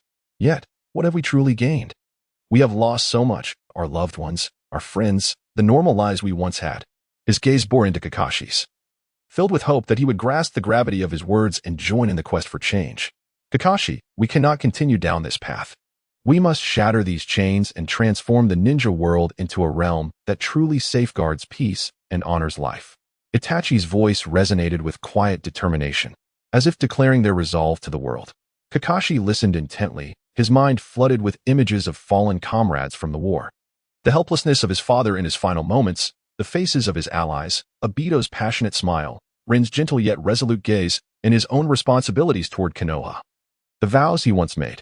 He could not allow Danzo to continue his unchecked machinations within Konoha, nor let more lives fall victim to his ambitions. At last, he raised his head, his gaze resolute as he looked at Itachi, articulating each word with conviction. Itachi, I stand with you. In that moment, Kakashi was no longer the bewildered ninja. His eyes shone anew with a fervent pursuit of justice and truth, bidding farewell to the past while embracing a steadfast faith in the future. Chapter 10. Danzo's doubts and vigilance within the oppressive confines of the dark base. The atmosphere was stifling, rendering it difficult to breathe. Danzo sat in that dimly lit room, the sole illumination emanating from a flickering oil lamp. The yellowish glow cast a distorted shadow of him upon the walls, resembling a lurking beast. A root ninja knelt on one knee, head bowed, his body trembling slightly. His voice tinged with trepidation. Sir, during our patrol, we discovered that someone infiltrated the base, suspected of obtaining evidence regarding the experiment. Despite our relentless pursuit, he managed to escape. Danzo's expression darkened instantly, akin to the sky before a tempest. He slammed his hand upon the table, scattering the documents across the floor. Incompetence. You cannot even capture a single infiltrator. What use are you to me? His voice was low and seething with rage, imbued with an oppressive presence. The ninja trembled in fear, lowering his head further, scarcely daring to breathe. Danzo inhaled deeply, striving to suppress the fury boiling within him. He understood all too well the dire consequences should this evidence be leaked. A glint of ruthlessness flashed in his eyes as he coldly declared, those involved in the pursuit shall each receive 50 lashes. The team responsible for defense will be confined for 3 days. Without my command, no one is to step outside the confinement room. His punishments were straightforward and brutal. In his eyes, the blunders of his subordinates were unforgivable, necessitating severe penalties to serve as a warning to all. After administering punishment, Danzo leaned back in his chair. Fingers interlaced, brow furrowed in deep contemplation. He pondered in silence, who could possess such audacity to infiltrate a base so meticulously guarded? This enigmatic figure not only knew of the experiment's existence, but had also successfully acquired evidence, indicating a profound awareness of Danzo's transgressions, coupled with formidable strength and remarkable bravery. Could it be the Uchiha clan? He murmured softly, images of the Uchiha Sharingan flashing in his mind, a blend of wariness and greed flickering in his gaze. For a long time, he had coveted the power of the Uchiha clan, particularly that mysterious and potent Sharingan, which he perceived as the key to realizing his ambitions of dominion. The strength of the Uchiha was well recognized in Konohagakure. Their rebellious spirit and insatiable thirst for power had long been a thorn in Danzo's side. If the Uchiha had indeed caught wind of his experiments, they might well risk everything to thwart him and reclaim their exploited kin. He then recalled Shursui, the Uchiha prodigy endowed with exceptional genjutsu skills, who posed the greatest threat to him. Could it be that Shursui had discerned something amiss? The very thought sent a shiver through Danzo. The power of genjutsu could ensnare individuals unawares, leaving him no room for complacency. If Shursui were indeed involved, his capabilities could potentially dismantle Danzo's plans without him even realizing it. Yet, he quickly dismissed this notion. From what he knew of Shursui, the latter acted with integrity and would not resort to such subterfuge. Who, then, could it be? A flurry of figures from various factions within the village raced through his mind as he scrutinized each one. Other clans appeared to lack sufficient motive and capability for such an endeavor, while scattered rogue ninjas were unlikely to possess the meticulous planning and strength required. After a moment of contemplation, Danzo concluded that the immediate priority was to bolster the base's defenses and confidentiality measures.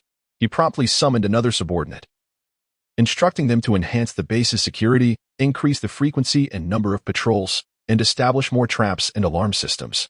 All documents and materials pertaining to the experiment were to be relocated to a more clandestine location, with strict limitations on access. Next, he issued another command: go and investigate the recent movements of the Uchiha clan, particularly Shursui. Additionally, keep a close watch on other factions within the village that may pose a threat to us. Report to me at the slightest hint of trouble. His voice was low and icy, echoing as if from the depths of hell, instilling a chill in the hearts of those who heard it. Danzo was acutely aware that this was merely the beginning. Since the adversary had already secured a portion of the evidence, they would not relent easily. He must prepare for every eventuality, ensuring that his plans would not be jeopardized. In his heart, power and ambition eclipsed all else. To achieve his objectives, he would employ any means necessary, even if it meant opposing the entire world. Regarding the Uchiha clan, he intended not only to guard against their rebellion, but also to seize their power for himself at the opportune moment. Chapter 11. Confrontation in the office of the third Hokage in Konoha village. Warm sunlight streamed through the windows, casting bright patches of light upon the floor. Yet, this radiant illumination could not dispel the heavy, leaden tension that hung in the air. The surrounding bookshelves were filled with scrolls, standing silently as if they were mute witnesses to the impending undercurrents of conflict. Danzo entered with a steady yet oppressive gait, his iconic mask firmly in place, revealing only a single brooding eye, deep and inscrutable like a dark well in a frigid night, making it difficult to fathom his true emotions. Sarutobi Hiruzen sat behind his desk, appearing calm as smoke spiraled lazily from his pipe. However, the slight tautness in his shoulders betrayed his complete vigilance regarding Danzo's arrival. Hiruzen, it has been quite a while. Danzo broke the silence first, his voice low and hoarse, akin to sandpaper scraping across a surface, sounding particularly jarring in the stillness of the room. Danzo, your sudden visit is unexpected. Since Minato took office, you have seldom come to see me alone. What has happened this time? Your expression suggests something is amiss, Hiruzen replied with a smile that bore a hint of warmth. Yet his gaze was as sharp as an eagle's, scrutinizing every nuance of Danzo's demeanor. Danzo snorted softly, slowly articulating, indeed. There is a matter that has been troubling me. Recently, my root base was infiltrated, and some critical documents were stolen. This is no trivial matter. The intruder managed to breach Root's formidable defenses. Such a feat could not have been accomplished by an ordinary person. As he spoke, he sauntered over to the window, turning his back to Hiruzen, seemingly admiring the view outside, while his peripheral vision remained attuned to Hiruzen's reactions. His fingers lightly tapped the windowsill, the rhythm gradually quickening, betraying his inner turmoil and unrest. Upon hearing this, Hiruzen's brow furrowed slightly. He set down his pipe, and with a serious demeanor, replied, "Such a person exists? There have been no unusual movements of outsiders in the village lately. This cannot be taken lightly. We must investigate this matter thoroughly." He pondered internally who could possess such audacity and capability to traverse route as if it were unguarded.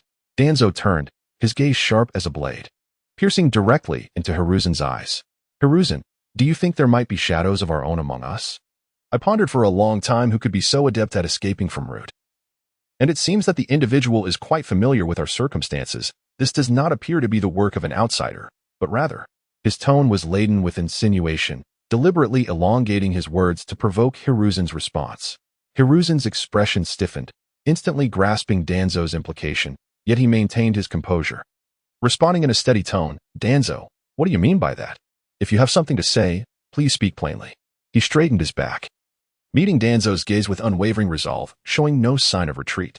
Danzo scoffed, unabashedly voicing his suspicions. "I suspect someone wishes to undermine everything we have built for Konoha over the years. Since Minato's appointment, while he bears the title of Hokage, it is still we, the old guard, who wield the real power. It is inevitable that some would harbor discontent." He paused deliberately, fixing his gaze on Hiruzen's expression, keenly observing every detail. Noting that Hiruzen did not immediately counter him, he continued, "I cannot help but think that the fourth has been preoccupied with various village affairs and lacks the time for such endeavors. What do you think, Hiruzen?" He contemplated that if it were indeed Minato, the stolen documents would create a considerable uproar. However, observing Minato's usual busyness without any irregularities, he increasingly believed this matter was somehow linked to Hiruzen, his eyes glinting with a hint of provocation, seemingly compelling Hiruzen to concede. Hiruzen's expression shifted subtly, a flicker of displeasure evident in his eyes, yet he quickly regained his composure, his tone gentle yet authoritative. "Danzo, do you truly hold such distrust in my character after all these years of fighting side by side? My sole focus is the peace and prosperity of Konoha. How could I possibly engage in such treachery?" His gaze remained steadfast, locking onto Danzo's. Danzo, deep in thought, began to doubt that Hiruzen could be the culprit. Setting aside Hiruzen's character, he was well aware of the latter's actions, which did not warrant any need for evidence. Furthermore, any trouble Danzo encountered would not benefit Hiruzen. Yet, he remained relentless, stepping closer and lowering his voice. "I suspect this matter is intertwined with the Uchiha clan. I have an unsettling feeling that there is something elusive lurking in their eyes. The power of the Sharingan is formidable yet perilous. Who knows what they might be plotting?" Hiruzen silently shook his head, realizing Danzo's true intent. Danzo clearly coveted the power of the Uchiha and was fabricating a conspiracy based on mere glances. He could not fathom why Danzo would resort to such tactics. Hiruzen's brow furrowed deeply as he responded sternly, "Danzo, the Uchiha clan is also a vital part of Konoha. They have contributed significantly to the village. One cannot condemn them based solely on conjecture." He recalled the sacrifices made by the Uchiha clan in past battles to protect Konoha, feeling a sense of dissatisfaction towards Danzo's groundless suspicions. Moreover, he had been actively promoting Uchiha Shursui, further reinforcing his belief that Danzo sought to disrupt the village's peace. Danzo scoffed derisively. "Contributions? Humph. Let us not forget our teacher, Senju Tobarama's perspective on the Uchiha clan. He said the Uchiha are bound by love and hatred, easily consumed by darkness. Their power could bring calamity to the village." It seems his words hold a degree of truth. He crossed his arms, wearing a self-satisfied expression as if he were the voice of reason. Hiruzen's expression grew grave, his gaze unwaveringly fixed on Danzo. Lord Tobarama's words were spoken with the considerations of his time, but times have changed. We cannot continue to view the Uchiha clan through tinted lenses. Now more than ever, we should unite all the strengths within the village, rather than indulge in baseless suspicions. He stood up, moving to the window to gaze out at the bustling Konoha, his heart filled with reflections, hoping Danzo would comprehend the significance of unity. Danzo and Hiruzen met each other's eyes, and after a moment, Danzo averted his gaze, snorting, "Humph. I hope so.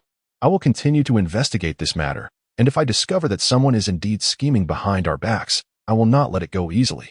With that, he turned and strode out of the Hokage's office, the sound of his hurried footsteps echoing in the corridor, revealing his inner resentment and fury. Hiruzen watched Danzo's retreating figure, letting out a soft sigh, feeling a deep sense of concern. He understood Danzo's ambitions and methods all too well. It seemed Danzo could no longer contain his desire to act against the Uchiha. Another crisis loomed on the horizon. and he needed to prepare thoroughly to safeguard the peace and tranquility of Konoha. Returning to his desk, he picked up his pipe, yet found himself disinclined to smoke. Lost in profound contemplation about how to confront the impending storm. Chapter 12. Danzo's past and obsession. The night in Konohagakure was as thick as ink, and in the shadows. Danzo sat alone in the dimly lit room of the root base. The walls seemed depressed and silently, rendering the space increasingly claustrophobic. A solitary lamp flickered upon the table, its warm glow barely dispelling the darkness, only serving to accentuate the gloom upon his face. His thoughts involuntarily drifted back to the past, where the towering and dignified figure of Hashirama Senju occupied his mind. At that time, when Hashirama spoke of the Uchiha clan, his demeanor was stern to the point of coldness, his words imbued with an undeniable certainty that branded itself into Danzo's heart like a hot iron. Remaining as vivid as ever, the Uchiha clan, shackled by the weight of love and hate, possessed emotions that, once unleashed, could transform their formidable power into a calamity for the village. This warning lingered in Danzo's mind like a buried time bomb, instilling within him a profound fear and suspicion towards the Uchiha clan that only intensified with the passage of time. However, after Hiruzen Sarutobi ascended to the position of Hokage, he seemed to have forgotten his mentor's teachings, inexplicably favoring Uchiha Shisui. Danzo could not fathom why his teacher had chosen him. Harboring resentment over the missed opportunity to stand by his mentor's side, his anger flared at the thought that a mere moment's hesitation had cost him that chance. For as long as he could remember, Danzo had lurked like a hidden wolf, vigilantly monitoring the movements of the Uchiha clan.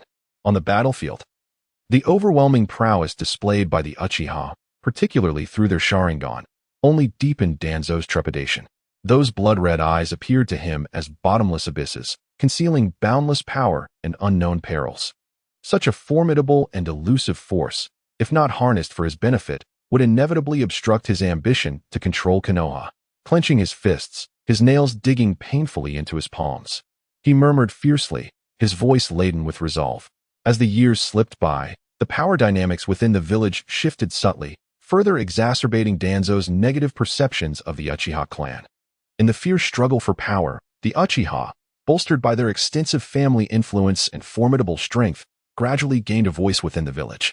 To Danzo, who yearned to consolidate power within his grasp, this was akin to a sharp fishbone lodged in his throat, an unbearable discomfort. These Uchiha, emboldened by their strength, dared to covet a share of the village's authority, a blatant provocation to his power. As this thought crossed his mind, a twisted smile crept upon Danzo's face, and the flames of resentment blazed fiercely within him. Each time he witnessed the Uchiha clan united, his suspicions burgeoned like rampant weeds. He was convinced they conspired in secret to subvert the existing power structure. They were huddled together too closely. Surely, they were engaged in some nefarious dealings. Perhaps even plotting to elevate their own to positions of power, thereby sidelining him and the other leaders. The more he pondered, the more convinced he became of his suspicions. His gaze glinting with wariness and murderous intent, as if prepared to eradicate these imagined foes at any moment. Throughout this protracted ordeal, Danzo's dissatisfaction with Hiruzen Sarutobi grew like a snowball, accumulating with each passing day. He often recalled the moment when his teacher, Hashirama, had chosen the third Hokage. That memory pierced his heart like a thorn, causing him pain each time it resurfaced. Why had his teacher chosen Hiruzen? He was too kind, too weak, perpetually nurturing unrealistic hopes for the Uchiha, unwilling to take decisive action against them. If he were Hokage, he would have eradicated these latent threats long ago, preventing them from ever causing chaos. Danzo's face was etched with bitterness and indignation as he slammed his fist onto the table, causing the oil lamp to sway violently, nearly extinguishing its flame. Once, he had approached his teacher with deep concern, expressing his views on the Uchiha and advocating for a more stringent approach. Yet, his teacher merely smiled and shook his head gently, patiently instructing him to prioritize harmony and to offer the Uchiha a chance to integrate into Konoha. At that time, though he nodded respectfully, his heart brimmed with skepticism. His teacher was too benevolent, almost naively so. He failed to comprehend that mercy towards foes was cruelty towards oneself. One day, he would realize the depths of Danzo's concerns, but by then, he feared, Konoha would have paid a heavy price. Leaning back in his chair, Danzo stared vacantly at the ceiling, his heart a tumult of emotions. In his mind, Hiruzen's leniency towards the Uchiha was tantamount to nurturing a tiger at home. Hiruzen did not grasp the true workings of power. He believed that a policy of appeasement could placate the Uchiha. But their ambition could not be quelled by mere words. One day, he would pay dearly for his cowardice, and Danzo resolved that he must eliminate this lurking threat before that day arrived, proving to his teacher who would truly be the best Hokage. Chapter 13. Remembrance and Resolve After Danzo's Departure. The atmosphere within the Hokage's office remained as heavy as the stillness that precedes a storm, oppressive enough to stifle one's breath. The third Hokage, Hiruzen Sarutobi, with a slightly burdensome gait, slowly resumed his seat, the chair emitting a faint creak, as if sighing under the weight of the tense ambience. His gaze fell upon the door that Danzo had slammed shut, still quivering slightly, and a myriad of emotions surged within him. He sighed softly and murmured to the air, "Investigate the matter." Though his voice was low, it bore an undeniable authority, a testament to the years of gravitas he had accumulated as Hokage. Even in this moment of anxiety, his steadfastness radiated. His eyes swept across the familiar surroundings of the office, where the portraits of past Hokages silently scrutinized him. Each image encapsulated the history and glory of Konoha, as if awaiting his decisive action to steer the village towards the right path. The third Hokage's brow furrowed deeply, his thoughts ensnared in contemplation. In a fleeting reverie, his mind drifted back to the early days of Konoha's establishment. It was a time of radiant sunshine, where the first Hokage, Hashirama Senju, and Madara Uchiha joined forces to create the village, a period imbued with hope and dreams. The populace brimmed with aspirations, their faces alight with anticipation for the future, eager to cultivate peace and prosperity upon this land. He recalled his youth, learning ninjutsu and the art of leadership alongside Danzo under their mentor Tobirama Senju. At that time, they both harbored a profound love for Konoha, fighting side by side for the village's advancement, sharing sweat on the training grounds, and risking their lives on missions, their bond pure and profound. However, as time passed, their ideological rifts began to surface. Particularly regarding the Uchiha clan, their differences grew increasingly pronounced, resembling an insurmountable chasm between them. On one occasion, in the Hokage's office, the atmosphere crackled with tension. Danzo, with a face contorted in anger, eyes wide, slammed his hands on the table and shouted, "Hiruzen, you are too naive." The Uchiha possess formidable power but refuse to fully integrate into Konoha. They will inevitably become a threat. His voice echoed in the office, laden with an unwavering conviction, as if he sought to unleash the fury within. The third Hokage maintained a calm demeanor, his gaze gentle yet resolute, patiently countering, "Danzo, the Uchiha have played a significant role in Konoha's foundation. They are part of our village. We should offer them trust and guidance, rather than succumbing to suspicion and suppression." His steady tone aimed to soothe Danzo's emotions, urging him to reflect. "Trust? Guidance?" Danzo scoffed derisively, his voice dripping with disdain. "Their Sharingan is too perilous. If it spirals out of control, the consequences would be unimaginable. You are risking Konoha's safety." His fists clenched tightly, his body trembling slightly, clearly displeased with the third Hokage's stance. The third Hokage shook his head, his gaze unwavering as he addressed Danzo. "We cannot strike against our comrades out of fear of the unknown. Although Tobirama Sensei warned us to remain vigilant, he never advocated for an annihilation of our own."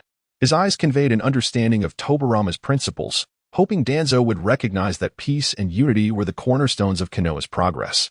The two remained steadfast in their positions, their heated exchange reverberating through the office, as if threatening to tear the very roof asunder. Yet now, Danzo's radicalism and suspicion weighed heavily on his heart. The third Hokage was acutely aware of Danzo's ambitions and methods. This latest bout of skepticism likely extended beyond the theft at the root base, hinting at a deeper power struggle lurking beneath. Danzo had long coveted the position of Hokage, maintaining a facade of cooperation over the years. Yet the underlying contest had never ceased. With each decision and every meeting, one could sense Danzo's insatiable thirst for power and his challenge to his authority. "Danzo, when will you relinquish this obsession?" The third Hokage murmured to himself, his eyes filled with resignation and concern. He understood that Danzo's views on the Uchiha were deeply ingrained, influenced by Tobirama's ideology, compounded by the allure of power, which had clouded Danzo's judgment with animosity. His thoughts wandered back to the past interactions with the Uchiha clan. Their ancestors had fought alongside other clans during the Great Ninja Wars, countless Uchiha warriors shedding their blood on the battlefield to safeguard Konoha. He recalled Fugaku Uchiha, the resolute and responsible clan leader, who consistently displayed unwavering loyalty to the village in numerous matters. Dressed in his pristine Uchiha attire, his eyes radiated determination and responsibility, never faltering in the face of adversity. There was also Shursui, the idealistic and vibrant youth, whose goodness and yearning for peace illuminated the hope of the Uchiha clan. He was always smiling, brimming with vitality, inspiring those around him through his actions. In the third Hokage's heart, the Uchiha were an indispensable part of Konoha. They had made monumental contributions to the village's establishment and growth. Although the power of the Sharingan was formidable and enigmatic, it was not uncontrollable. He believed that with sufficient trust and guidance, the Uchiha could coexist harmoniously with the other clans of Konoha. He recalled the Uchiha's contributions to the village's development, their strength and protection, and their wisdom and strategy. He could not allow Danzo's ambitions to undermine the village's peace and unity. Clenching his fists, his gaze revealed an unwavering resolve, a determination to protect Konoha. He resolved to swiftly ascertain the truth behind the theft at the root base, to unveil the puppeteer behind it, and to prevent Danzo from exploiting it for his own agenda. Simultaneously, he would seek ways to alleviate the tensions between Danzo and the Uchiha, even if it meant engaging in a difficult game of wits. He would not retreat from this challenge. He envisioned the youthful faces of the Uchiha, Shursue's righteousness and kindness, Itachi's wisdom and composure. They embodied the future hope of Konoha. He could not permit Danzo's reckless actions to extinguish these hopes in their infancy. He could almost see Itachi's calm gaze and Shursue's radiant smile, their futures brimming with endless possibilities. He was determined to create a peaceful environment for them. Perhaps it would be prudent to engage in a sincere dialogue with the Uchiha clan leader. The third Hokage mused, realizing that only through enhanced communication and cooperation with the Uchiha could they feel Konoha's trust and respect. And only then would Danzo comprehend that coexistence was the most advantageous choice for the village. He envisioned a conversation with Fugaku, hoping that through earnest discourse, a resolution could be found. However, he was acutely aware that this endeavor would not be easy. Danzo's influence within Konoha was deeply entrenched, and altering his perspective would require immense effort. Moreover, many within the village were swayed by Danzo's sentiments, harboring biases against the Uchiha. Resolving these conflicts and rebuilding trust would be a long and arduous journey. Each step was fraught with challenges, and every decision bore significant consequences for Konoha's future. Yet, the third Hokage did not waver. He bore the weighty responsibility of safeguarding Konoha, regardless of the daunting obstacles ahead. He would strive for the peace and prosperity of the village. He gazed out at the village of Konoha, the setting sun casting its warm glow upon every corner. Tranquil and harmonious. Children laughed and played in the streets. Villagers lived contentedly. His expression softened with gentleness and determination. He was resolved to protect this beauty, to prevent darkness from encroaching upon Konoha's every inch, ensuring that this land remained forever imbued with hope and vitality. Chapter 14. The cultivation of shadow clones. After reaching a consensus with Kakashi, Itachi felt an urgent sense of time pressing upon him. A confrontation that would determine the fate of Shursui and the future of Konoha was imminent. As one reborn from reality, he possessed knowledge of numerous events yet to unfold, which made him acutely aware that in order to successfully save Shursui and alter Konoha's destiny, he must acquire greater power and devise a more comprehensive plan. The technique of shadow clones was an indispensable card in his hand, especially the shadow clone of Shursui, which would be pivotal in turning the tide. Itachi ventured alone to a secluded valley outside Konoha, surrounded by mountains, tranquil and profound, a perfect venue for training. He inhaled deeply, calming his mind, and began to gather chakra. With swift hand seals, he uttered, "Shadow clone technique." In an instant, a shadow clone identical to him materialized beside him. However, this was merely the first step. Transforming the shadow clone into Shursui would be a long and arduous journey. The initial shadow clone merely resembled him, yet it lacked the essence of Shursui. Furrowing his brow, Itachi meticulously observed the clone's every movement. He noted that the clone's actions appeared somewhat rigid, devoid of the fluidity and naturalness characteristic of Shursui. Furthermore, there existed subtle discrepancies in the chakra fluctuations compared to Shursui's. These seemingly trifling details could prove fatal during actual deployment or critical moments. Thanks to his rebirth and understanding of scientific knowledge in the real world, Itachi delved deeply into the study of the shadow clone technique. He discovered that conventional shadow clone techniques simply materialized chakra, whereas he endeavored to incorporate principles of mental energy and precise chakra ratios, enabling the shadow clone not only to be more stable in power, but also to carry more complex instructions. This scientifically refined shadow clone technique was far superior to its predecessors. In addition to chakra output, familiarity with the target also played a crucial role in influencing the intricacies of the shadow clone. Having known Shursui for a long time, Itachi was well-versed in his habits and traits, providing him with a distinctive advantage in shaping the shadow clone of Shisui. However, even so, accurately replicating Shisui required immense effort. Moreover, the stability of mental energy was paramount. The shadow clone was a manifestation of the caster's spirit and chakra. Any slight fluctuation in mental state would be reflected in the clone's behavior and demeanor. With an extraordinary capacity for mental control, Itachi worked diligently to ensure that the shadow clone of Shisui was indistinguishable from the true Shisui. In sculpting the motions and expressions, Itachi devoted considerable effort. Gazing at the placid surface of a lake, he executed the shadow clone technique while observing the reflections of himself and the clone. He recalled Shisui's confident and carefree gait, prompting the shadow clone to mimic it incessantly. When Shisui spoke, his tone was calm yet resolute. Itachi repeatedly corrected the shadow clone's intonation, striving for perfect accuracy in every word. Even Shisui's subtle frown while contemplating and the unintentional glimmers of kindness and righteousness in his gaze were aspects Itachi endeavored to replicate flawlessly. He continuously rehearsed various scenarios, prompting the shadow clone to respond differently before making further adjustments. As the training progressed, the demeanor of the shadow clone of Shisui became increasingly lifelike. In the face of unexpected situations, the shadow clone could react swiftly like Shisui, exuding calmness and decisiveness in its gaze. Its chakra fluctuations gradually aligned with Shisui's, becoming stable and unique, making it nearly imperceptible to outsiders. Itachi's formidable Jinjutsu abilities also enhanced the shadow clone of Shisui. He could embed unique Jinjutsu seals within the shadow clone, allowing it to activate illusions at critical moments during encounters with enemies, thus disrupting their judgment. Such unforeseen Jinjutsu assaults could significantly disrupt Danzo's tactical deployments during confrontations. As for why Itachi did not allow Shisui to utilize shadow clones, he had his own considerations.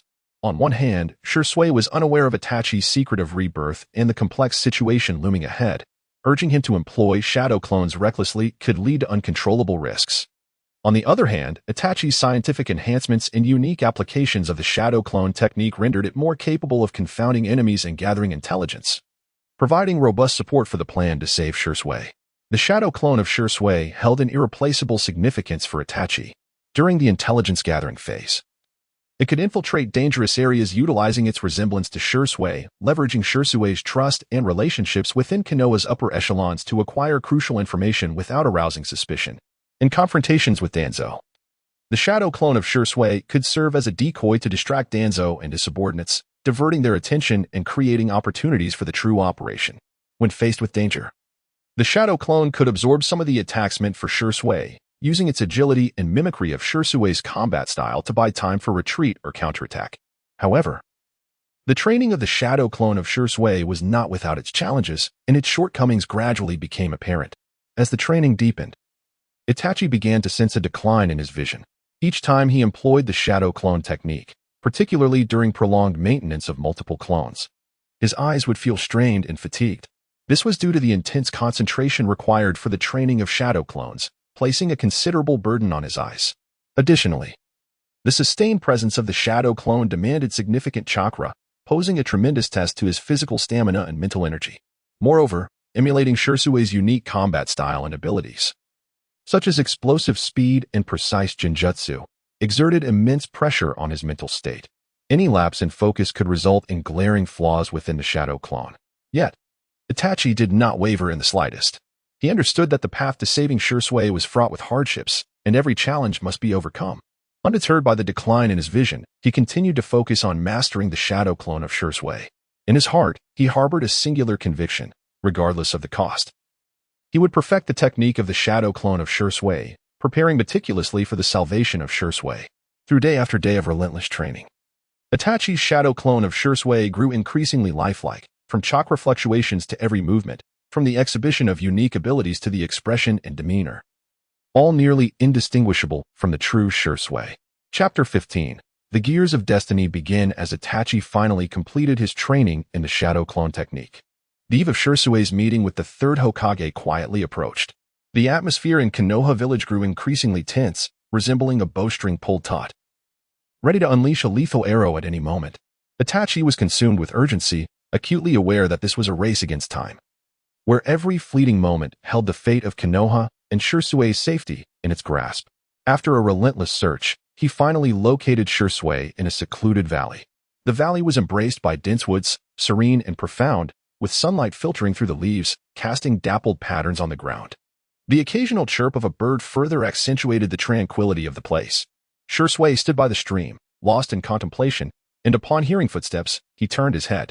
The moment he laid eyes on Itachi, a flicker of surprise crossed his features, quickly replaced by joy. "Itachi, what brings you here?" Shursui inquired with a smile. Having grown up together, their bond was deep and precious, especially within the Uchiha clan. As a descendant of Uchiha Kagami, Shursui had been imbued with the will of fire, a belief passed down from the first Hokage and Uchiha Kagami, which illuminated his path like a torch. In his heart, the peace and prosperity of Konoha were paramount, and he was willing to exert every effort to achieve this goal. Noticing the seriousness etched on Itachi's face, Shursui furrowed his brow, suspecting that perhaps there had been a revolt among the more radical members of their clan. "Itachi, I actually have something to discuss with you as well." He paused, gazing into the distance with a resolute glint in his eyes. "I plan to meet with Lord Hiruzen to express my thoughts, to prevent Konoha from descending into civil war. I have decided to employ the Kodoame Tsukumi." "Kodoame Tsukumi?" Itachi was taken aback. He was well aware of the ability of Kodoame Tsukumi, the ultimate genjutsu of the Uchiha clan Sharingan, renowned as the strongest illusion. He thought to himself that Shursui had indeed resolved to take this step, yet he was naive, utterly oblivious to the imminent dangers that lay ahead. At that moment, the situation in Konoha had reached a critical juncture. Any misstep could ignite a devastating civil war. The Uchiha clan found itself in a precarious position. Tensions between the radical and moderate factions within the clan were intensifying. The radicals, dissatisfied with the long-standing suspicion and oppression from the higher-ups in Konoha, felt that the Uchiha were being treated unfairly.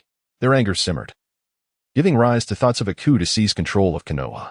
Meanwhile, the moderates, while hoping for a peaceful resolution, found their voices increasingly stifled under the pressure from the radicals.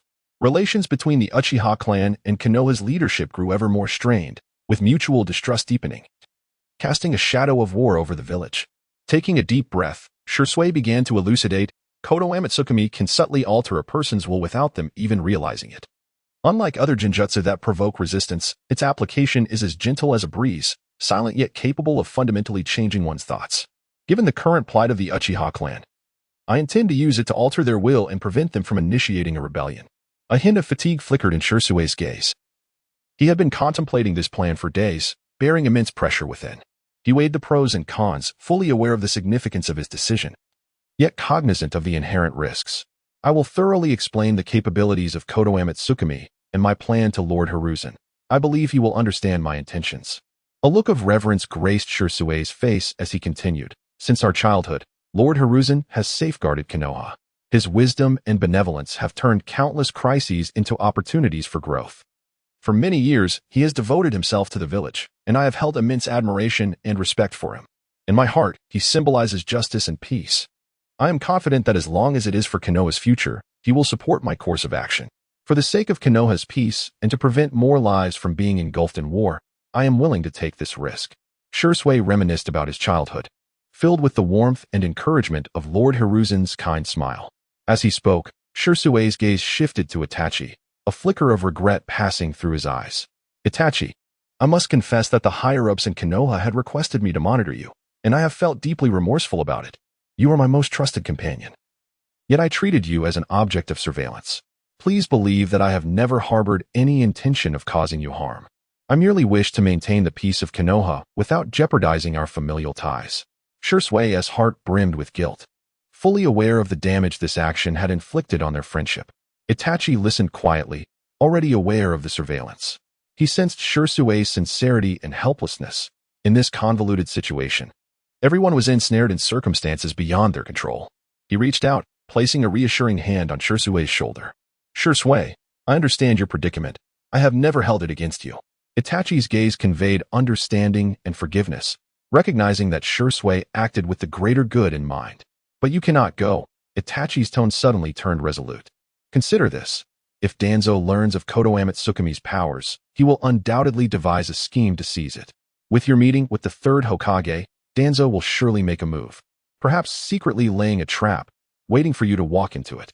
At that point, your eyes could be in grave danger." As he spoke, Itachi calculated how to persuade Shisui to abandon this idea, well aware of Danzo's ambitions and machinations. If Danzo were to acquire Kodo Amatsukami, the consequences would be dire. Shisui furrowed his brow. He had long harbored suspicions about Danzo's character, yet out of trust for Konoha's leadership, he had not allowed his concerns to fully surface. I understand Danzo's ambitions, but I trust Lord Hiruzen will protect me. For the sake of Konoha, I must attempt this. A fearless courage shone in Shisui's eyes. He was prepared to sacrifice everything for Konoha. In his heart, he believed that as long as he could avert civil war and safeguard Konoha's peace, even if it cost him his life and his eyes, it would be worthwhile. Chapter 16. The Gears of Fate begin in the valley. Itachi observed Shisui's unwavering determination to meet with the third Hokage. Realizing that mere words could no longer dissuade him, Itachi resolved to employ Genjutsu to enable Shisui to truly grasp the impending crisis. With a piercing and profound gaze, Itachi's Sharingan spun rapidly, unleashing a formidable illusionary power. Before Shisui could react, he was drawn into a fantastical realm.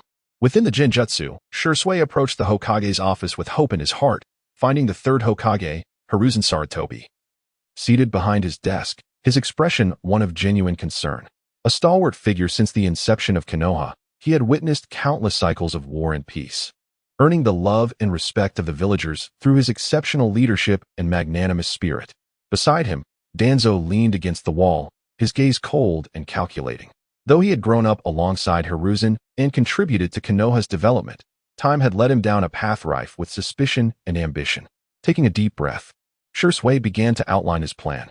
Lord Hiruzen, I wish to employ Kodo Amatsukami to alter the will of the Uchiha clan, to prevent rebellion and avert civil war in Konoha.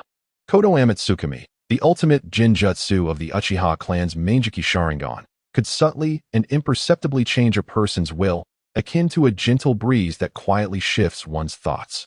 Upon hearing of Kodo Amatsukami's extraordinary potential, Hiruzen's eyes widened slightly, a flicker of astonishment crossing his mind.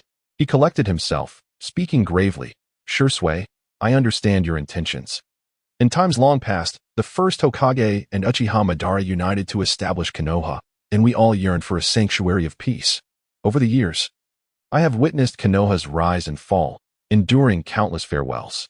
The power of Kodo Amatsukami is indeed beyond imagination, a divine technique that can alter one's will without a trace. However, its use must be approached with utmost caution. If wielded against ill-intentioned individuals and countered, Konoha could find itself in an irretrievable abyss. Furthermore, would directly intervening in the Uchihas will violate the very spirit of the shinobi we uphold and the promises made to the Uchiha? His brow furrowed, fingers tapping lightly on the desk as he delved deeper into contemplation. Years of experience as Hokage had instilled in him the understanding that every decision could shape Konoha's future. Meanwhile, Danzo, unable to conceal a flicker of shock, was quickly consumed by greed. He stepped forward, his voice sharp. Humph, Hiruzen, you are always so cautious. Remember, we once fought alongside the second Hokage to strengthen Konoha. Now, with Kodo Amatsukami in our grasp, we have the perfect opportunity for absolute control. Such a potent genjutsu, if utilized for Konoha's advantage, could be the key to our dominance. If wielded correctly, it could not only quell the Uchiha's insurrection but also ensure our supremacy in future conflicts. His eyes sparkled with fervor, already envisioning a scenario where he reigned supreme through Kodo Amatsukami. Hiruzen glanced at Danzo, shaking his head slightly. Danzo, matters are not that simple. While Kodo Amatsukami's power is formidable, we know little about its activation conditions or subsequent ramifications. To act recklessly would be too perilous. We cannot jeopardize Konoha for fleeting gains. Danzo dismissed this, sneering, humph.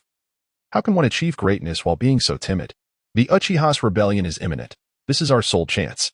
You cling to those so-called promises and morals. But in this world of the strong devouring the weak, power is all that matters. A barely perceptible smirk graced his lips as he plotted to seize Kodo Amatsukami for his own purposes. Hiruzen, furrowing his brow, pondered momentarily before addressing Shisui gently. Shisui, I comprehend your perspective.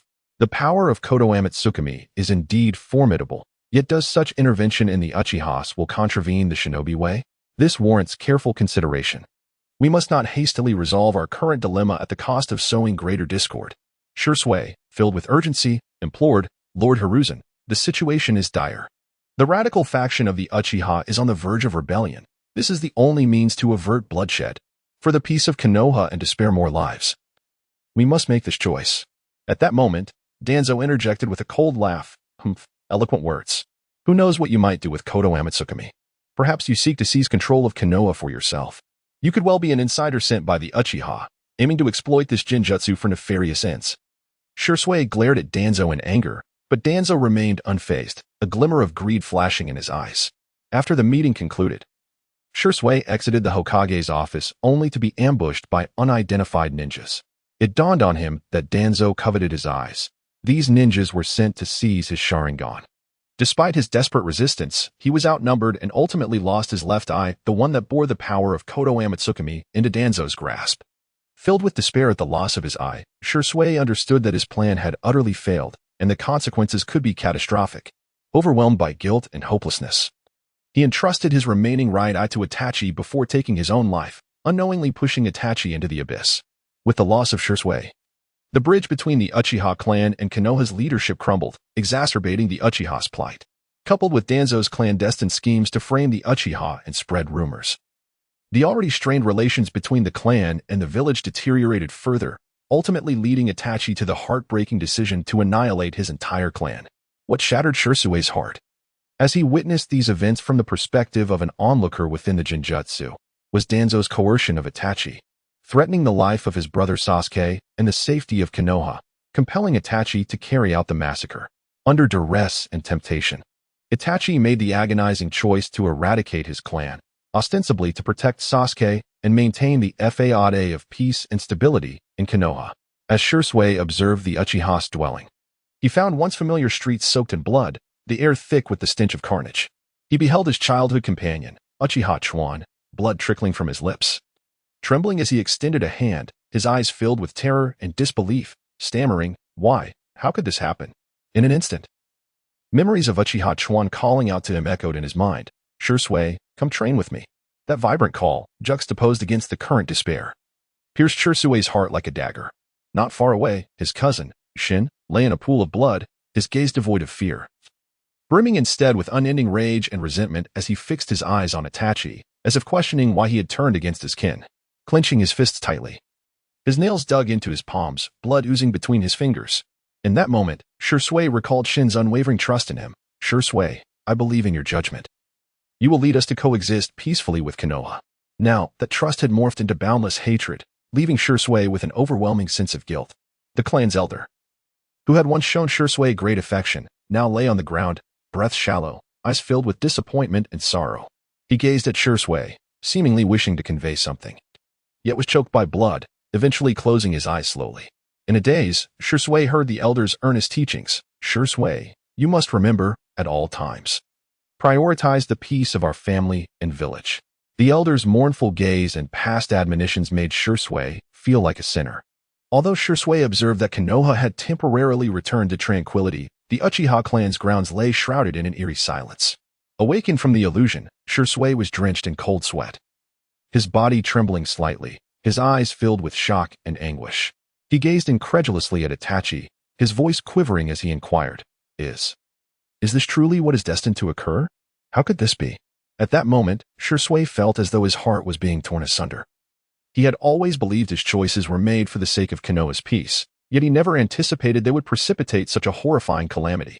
Chapter 17. The divergence of fate's gears. With a painful groan, Shizuka was abruptly roused from his illusion, beads of sweat cascading from his forehead, saturating his garments. His chest heaved violently, each breath a struggle, as if he had truly endured a harrowing battle for survival. Confusion and fear clouded his gaze, his pupils dilated in terror, eyes darting around in a frantic search, as if still ensnared in that nightmarish scene, unable to escape. At that moment, Itachi's familiar voice pierced through the stillness of the valley, like a ray of dawn, pulling him back to the realm of reality. Itachi stood nearby, his expression grave as the ominous sky before an impending storm, sending chills down one's spine. His eyes reflected boundless sorrow, shrouded as if beneath a dense fog. After a prolonged silence, he slowly parted his lips, his voice low and hoarse, as if extracted from the depths of his soul. "Shizuka, all of this truly transpired, at least in our previous lives. After your demise, the relationship between the Uchiha clan and Konoha irrevocably shattered." His voice echoed through the valley, laden with an overwhelming sense of despair. as if burdened by countless afflictions and helplessness. Itachi's thoughts involuntarily drifted back to that dark, boundless time, filled with despair. He realized that he faced only two paths, either to witness the Uchiha clan's rebellion, plunging Konoha into a hellish turmoil, countless vibrant lives extinguished, or to obey Danzo's orders, turning against his own kin to secure a fleeting semblance of peace for Konoha and safety for Sasuke. The cruel reality loomed like a ferocious beast, forcing him to a dead end, leaving no other options in sight. Naively, he believed this was the only choice fate had mercilessly dealt him, for the sake of a so-called greater good. He could only push his family into the abyss of destruction. As this realization struck him, Itachi paused momentarily, a flicker of pain flashing within his eyes. That agony so palpable, as if the horrific, bloody scenes were resurfacing before him without warning. Lord Itachi exerted every effort to quell the impending conflict. Yet all his endeavors seemed utterly insignificant against the raging fire of the radicals, unable to turn the tide. His brow furrowed, hands clenching involuntarily, veins popping visibly on the back of his hands. His expression bore both a vehement rage towards Danzo, wishing to rend him to pieces, and a profound helplessness over the spiraling situation, a sense of powerlessness that nearly consumed him. That insidious, cunning Danzo continued to stir the pot from the shadows, relentlessly pressuring the higher-ups, brazenly exaggerating the Uchiha clan's threat, exacerbating an already volatile situation into utter chaos. And I, after your departure, fell into an abyss of endless anguish and struggle, unable to find solace. Itachi's voice grew choked, his eyes glistening with unshed tears, as pain and guilt clouded his gaze. The massacre of his clan lingered in his heart like an unhealed scar, an indelible wound he could never erase. He knew all too well that once the Uchiha clan rebelled, Konoha would suffer immeasurable losses, countless innocent lives extinguished in this cruel war. To protect Sasuke and maintain the brittle facade of peace in Konoha, he was forced to make that fateful decision, one he would regret for eternity. Shizuka stood silently, speechless, yet internally tumultuous as if a tempest raged within him. His eyes mirrored remorse and regret. He could scarcely fathom that his death would trigger such dreadful, irreversible consequences. His hands gripped his hair tightly, knuckles whitening from the strain, his body trembling involuntarily, much like a solitary leaf swaying in a ferocious wind, ready to be swept away at any moment. It is all my fault. If only I had been stronger, if only I could have devised a better solution. His voice brimmed with anguish and self-reproach as he deeply berated himself, believing he was the root cause of this tragedy. No, Shizuka. Itachi gazed at the tormented Shizuka, swiftly stepping forward, placing his hands firmly on his shoulders, his eyes unwaveringly meeting his. This is not your fault. It is Danzo's insatiable ambition. This exceedingly complex and chaotic situation that has led us to this desperate juncture. His tone was gentle yet resolute, attempting to impart his unwavering conviction to Shizuka. You have always devoted yourself wholeheartedly to the peace of Konoha. It is merely that some nefarious individuals do not wish to see true peace materialize.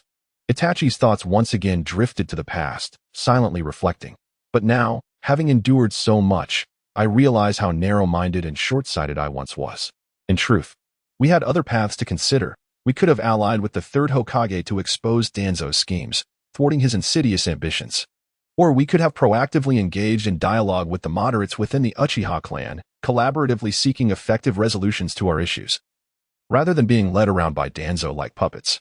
Perhaps, had we fostered more trust and invested greater effort, we could have averted the catastrophic tragedy that befell both the Uchiha clan and Konoha.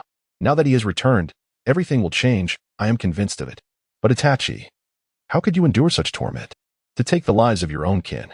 Shizuka slowly raised his head, his eyes filled with compassion and confusion as he looked at Itachi. He could hardly imagine the torment Itachi must have endured while carrying out that cruel task. The mere thought of such pain was suffocating, as if an invisible hand were tightening around his throat. At that time, to protect those most dear to me, to safeguard the peace of Konoha, I truly had no other choice. Itachi's eyes conveyed a determination akin to one embracing death. His gaze fixed on the horizon, as if traversing time to recall those dark, sunless days. I bore the hatred of my entire clan, carrying this nearly crushing burden of pain, becoming a rogue ninja of Konoha, lurking in the shadows, concealing my identity. All in hopes that one day I could genuinely protect Konoha, ensuring this land would no longer be ravaged by war. Shizuka listened intently, a swell of admiration for Itachi rising within him, overwhelming and profound. He understood deeply that Itachi had sacrificed so much for Konoha, for the ones he cherished, relinquishing everything he possessed. In his heart, he silently vowed that henceforth he would stand shoulder to shoulder with Itachi, determined to alter this dreadful fate and ensure that tragedy would not repeat itself. Gripping Itachi's hand tightly, he sought to convey his unwavering resolve. Itachi, this time, we shall not allow tragedy to unfold. No matter what the cost may be, I am prepared to pay it. Chapter 18. The Divergence of Fate's Gears. 2. Itachi and Shisui stood side by side, their spirits weighed down as though burdened by an immense stone. Though their confessions alleviated some of their inner torment, the heaviness remained. Nevertheless, the resolve to alter their destinies blazed fiercely within their chests, a flickering flame that, while unable to entirely dispel the shadows, offered a glimmer of hope. Itachi slowly turned his gaze towards Shisui's face, inhaling deeply as his chest rose and fell with intensity. As if gathering strength, he understood that the moment had come to reveal to Shisui the arduous efforts he had undertaken to reshape their future. Shisui, I recognize that your heart is filled with doubts, and the future may seem shrouded in uncertainty. Yet, please believe that my journey has not been without preparation. Itachi spoke, his voice both solemn and resolute. As he spoke, he gradually extended his hand into his cloak. Moments later, he produced a stack of confidential letters and scrolls. The parchment yellowed as if steeped in the passage of time, each sheet seemingly imbued with untold histories. These documents meticulously chronicled Danzo's myriad conspiracies and transgressions over the years. From his clandestine dealings with other factions to the embezzlement of resources meant for the village's development, and his calculated oppression of the Uchiha clan. Itachi had gathered and organized every detail with utmost clarity. These are the irrefutable evidences of Danzo's crimes that I have painstakingly collected. Once the time is ripe, we shall expose his vile true nature to the world and render his schemes utterly fruitless. A resolute light flickered in Itachi's eyes, his gaze piercing as if he could already envision the moment Danzo's machinations were laid bare, receiving the punishment he so richly deserved. A small, almost imperceptible smile crept upon his lips, a subtle assurance of victory. As his words faded, Itachi's hands danced swiftly, forming seals with fluid grace. The air shimmered with swirling chakra, enveloped in a veil of white smoke, as a shadow clone identical to Shisui materialized before them. Upon seeing this doppelganger, Shisui's eyes widened in disbelief, astonishment flooding his expression. His mouth parted as if to speak, yet words eluded him, leaving him speechless. He gazed at this uncanny reflection of himself, lips trembling as he murmured, "This, how can it be so remarkably similar? It is as though I am gazing into a mirror." This shadow clone not only mirrored Shisui's appearance, but also exuded the same aura and chakra fluctuations. Even the faint, gentle smile that adorned its face bore a striking resemblance to Shisui's usual demeanor, rendering the distinction between the two almost indistinguishable. Gradually regaining his composure, Shisui furrowed his brow, a hint of deep concern surfacing in his eyes. "Itachi, this is indeed astonishing.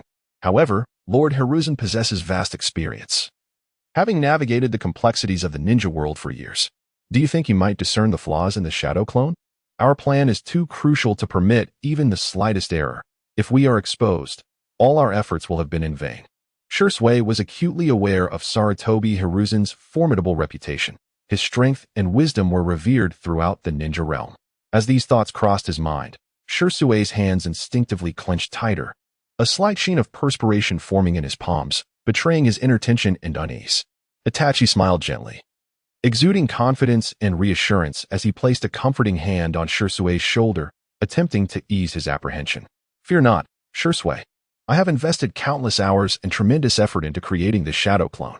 I meticulously studied each of your habitual movements in battle and analyzed your combat style, delving into your daily routines from your gait to your tone of voice.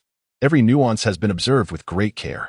As he spoke, Itachi illustrated some of the movements, showcasing the fruits of his meticulous research. "Moreover, I have adjusted the chakra frequency of the shadow clone through a special technique, aligning it nearly perfectly with yours, as though they share the same origin.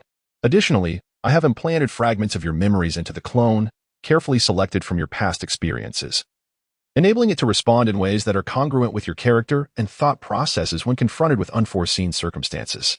While Lord Hiruzen is indeed powerful, if we proceed with caution and attention to detail, it will be exceedingly difficult for him to detect that this is merely a shadow clone."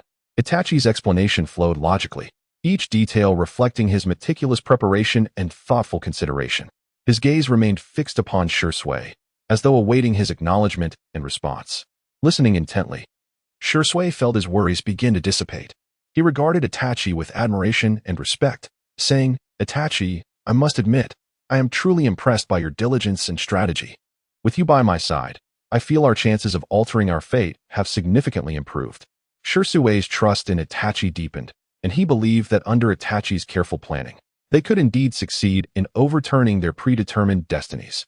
A sense of comfort washed over him, as if he could already envision a harmonious future for the Uchiha clan and the Hidden Leaf Village. "Itachi, the higher-ups in Konoha will undoubtedly seek me out to discuss the impending coup by the Uchiha. We must prepare thoroughly in advance. There can be no room for oversight." A tinge of worry shadowed Shisui's gaze, fully aware of the significance of this forthcoming discussion. Should they fail, both the Uchiha clan and Konoha would descend into irretrievable ruin. Countless lives extinguished, and the entire landscape of the ninja world could be irrevocably altered. Itachi nodded slightly, a flicker of understanding in his eyes. "I have already gathered intelligence from various sources. During this time, I have traversed the village, interacting with a diverse array of individuals to gain insights into the attitudes of each of Konoha's higher-ups and the questions they may pose." Itachi's words startled Shisui. He had not anticipated such foresight, nor such comprehensive intelligence gathering accomplished in such a brief period. His admiration for Itachi surged anew, recognizing that having a partner like him was a crucial safeguard in their quest to reshape their destinies. At that moment, Itachi began to elaborate on his analysis of the higher-ups' attitudes and the potential inquiries they might raise, along with corresponding strategies for their responses. "Danzo will undoubtedly resort to every conceivable tactic to undermine our plans. He is an exceedingly selfish and ambitious individual, willing to employ any means to achieve his objectives. He may deliberately challenge us during negotiations, posing a myriad of perplexing questions, or even resort to slandering us in an attempt to place us at a disadvantage.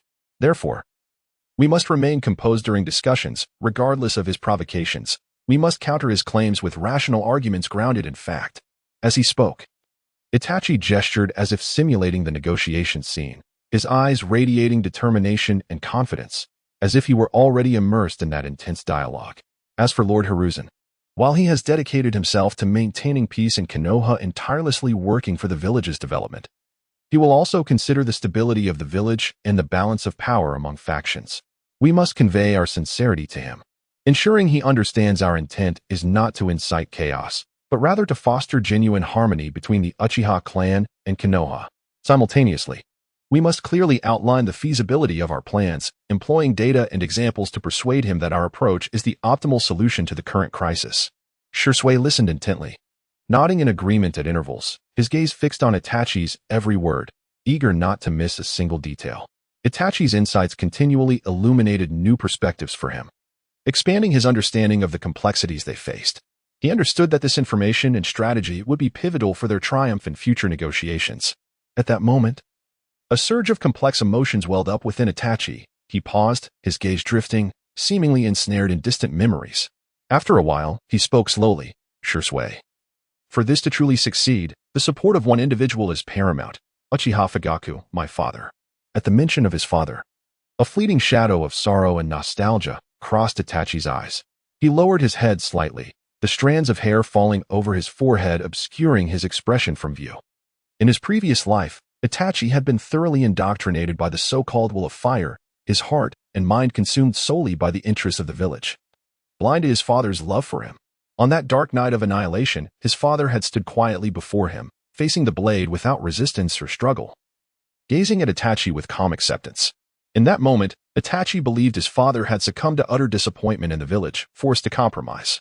Yet, as time ebbed away, Itachi came to recognize the depth of his father's love. The details he had once overlooked now shimmered within his heart like precious pearls. His father had clandestinely arranged an escape route for him. Whenever Itachi faced adversity within the village, his father had always silently supported him from the shadows, defending him in front of their clan and advocating for his rightful claims. Those things Itachi had once taken for granted had transformed into his most cherished memories. Itachi finally comprehended that his father had always been thinking of him, but he had been blinded by the so-called greater good, unable to perceive the profound paternal love. Reflecting on this, Itachi's eyes glistened with unshed tears. He inhaled deeply, striving to steady his emotions. He slowly lifted his head, determination radiating from his gaze. In this life, I shall not let him down again.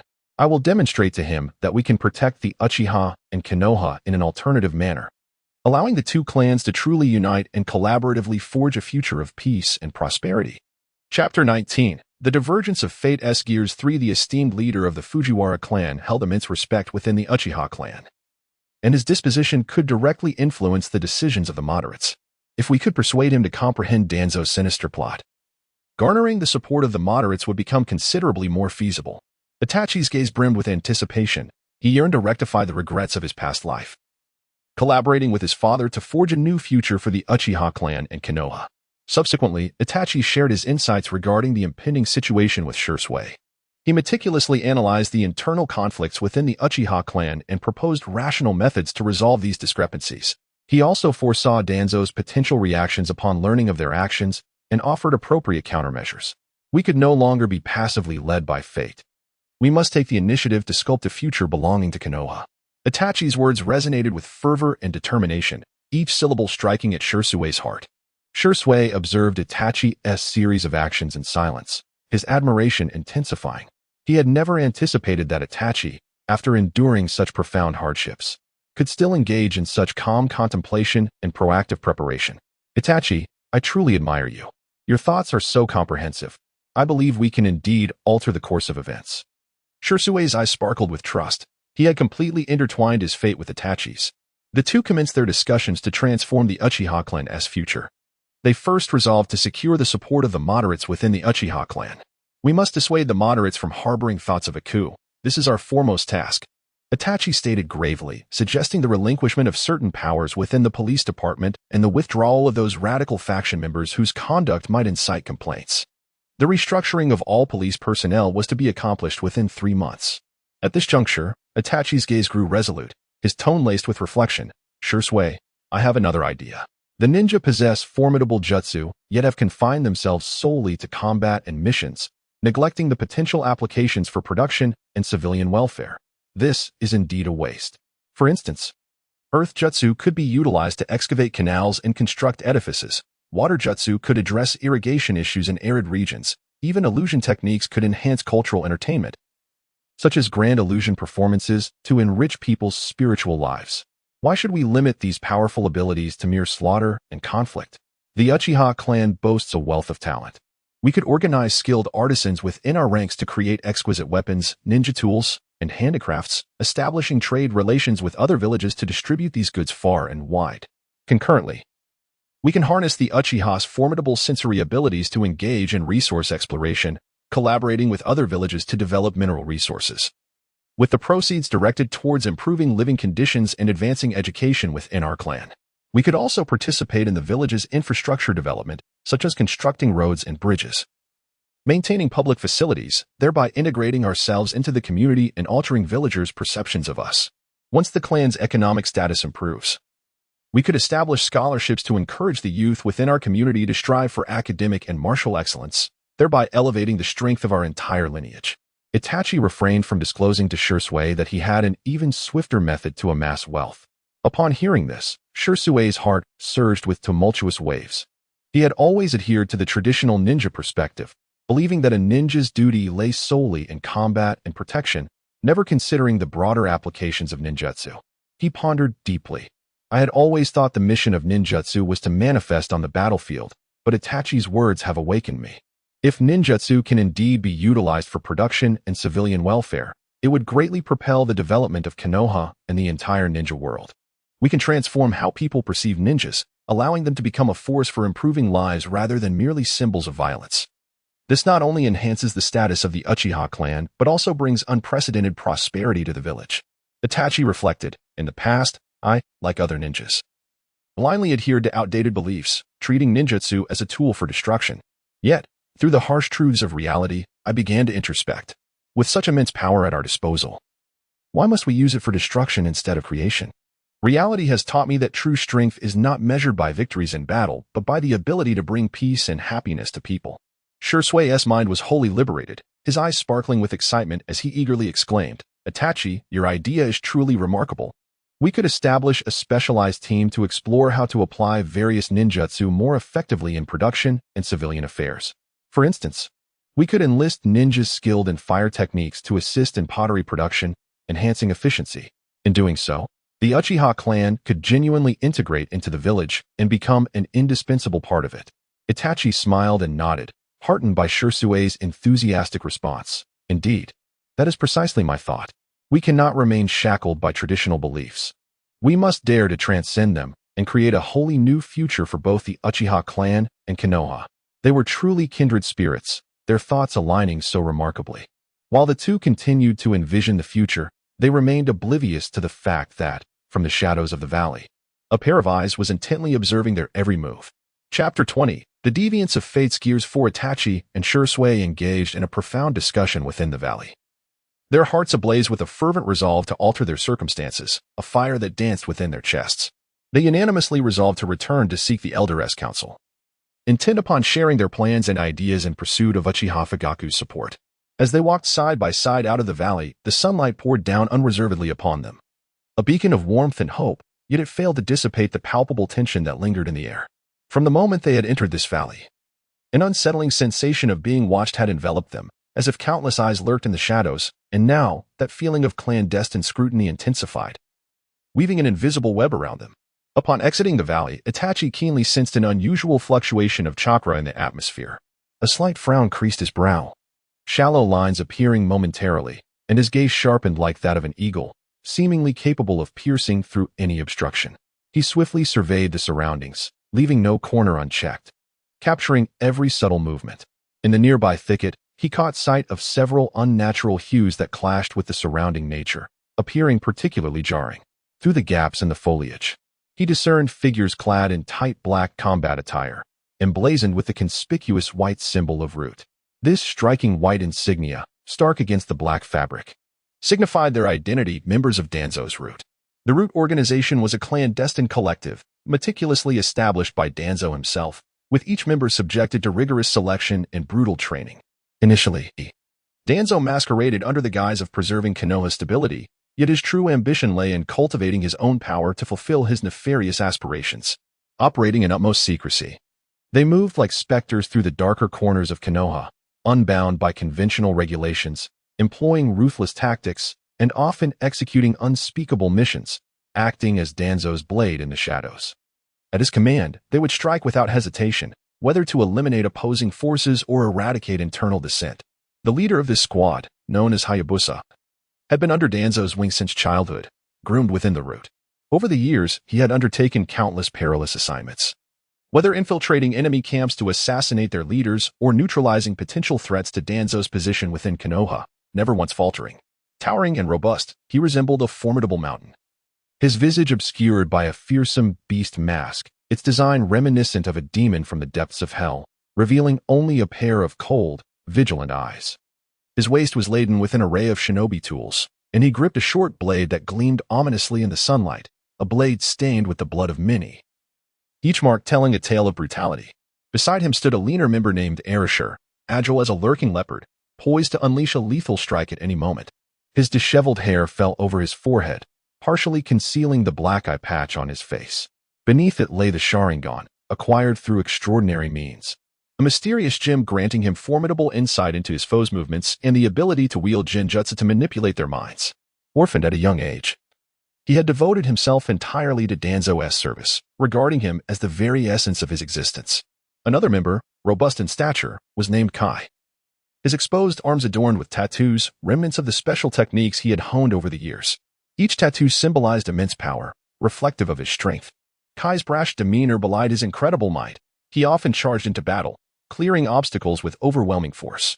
Every strike he delivered seemed capable of obliterating anything that stood in his path. Their current mission was to closely monitor Itachi and Shirsue's every move.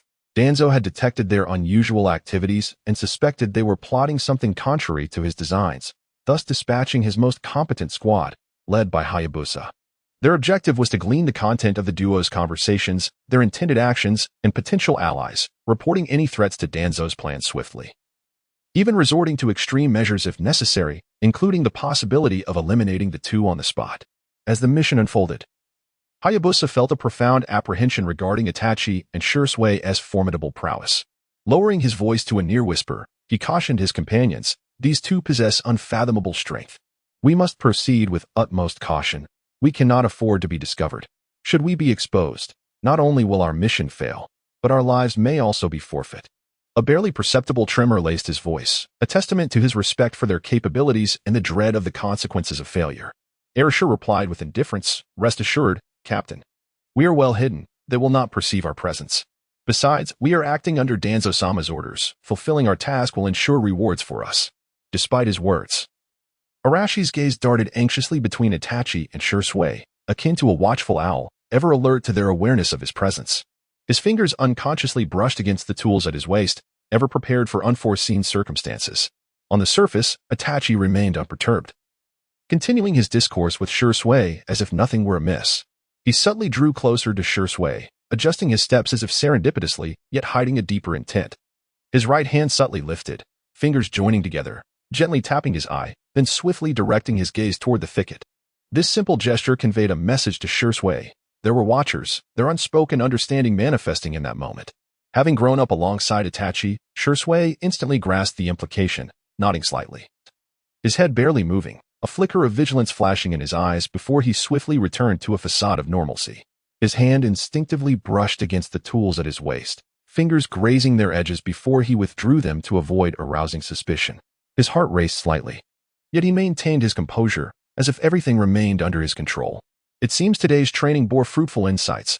I shall share my reflections with the clan upon our return," Itachi remarked, his tone perfectly pitched to be overheard by the watchers nearby. He cast a glance at Shursui, momentarily blinking, as if transmitting a wealth of information, signaling him to cooperate. His smile, seemingly carefree, concealed a deeper stratagem, each expression meticulously crafted. "Indeed, this training has sparked numerous fresh ideas," Shursui responded promptly, donning a relaxed smile that suggested a mere discussion of their training endeavors. His demeanor radiated warmth akin to the gentle spring sun, disarming any suspicion.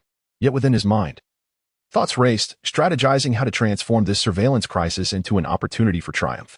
Itachi recognized Danzo's machinations, a silent scoff echoing in his heart. He understood the treachery that defined Danzo, and this surveillance could significantly impede their plans. However, he also perceived the potential for a cunning counter-strategy. By skillfully manipulating these watchers, they might turn the tables on Danzo, exposing his vulnerabilities. A glint of cunning flashed in his eyes, resembling the cold stars scattered across a nocturnal sky, illuminating the brilliance of wisdom and strategy. He subtly signaled to Shursui, and together they began to traverse towards the Uchiha clan's territory. Along the way, they exchanged light-hearted banter about trivial matters, such as the day's weather and training techniques, betraying no signs of having detected the lurking observers. Their laughter reverberated through the air. Itachi and Shursui continued onward, their strides appearing effortless, yet each step was laden with vigilance. Their ears attuned to every subtle sound around them. Their eyes scrutinized every shift in the environment, ever prepared to confront any impending peril. They understood that this contest with Danzo had only just begun. And for the future of the Uchiha clan in Konoha, they would forge ahead with unwavering resolve, never retreating. Chapter 21. The Deviance of Fate's Gears. It was with an air of calmness that Itachi and Shursui stepped into the Uchiha clan's territory. As their figures vanished behind the gates, the root members who had been trailing them melted into the shadows, refraining from advancing any further. The sound of patrolling footsteps echoed ominously within the Uchiha compound, a testament to the vigilance of its guardians that filled the watchers with trepidation. Hate furrowed his brow, pondering deeply before leaning slightly forward, lowering his voice to a whisper, fearful that even the wind might carry away his words. "You should return and report to Lord Danzo. Inform him that these two have exhibited no flaws in their recent conduct. They have merely engaged in idle conversation about daily training, with no signs of deviation." A flicker of anxiety glimmered in his eyes, betraying his unease over the fruitlessness of their surveillance mission. Obliging his command, Arashir darted away, akin to an arrow released from its bow, his feet barely grazing the ground as he hastened toward Danzo's stronghold, moving with the swiftness of a dark specter. Inside the dimly lit chamber, the atmosphere was stifling. Danzo sat in silent contemplation, shrouded in shadows like a solemn statue. Upon hearing Arashi's report, his brow knitted into a tight scowl.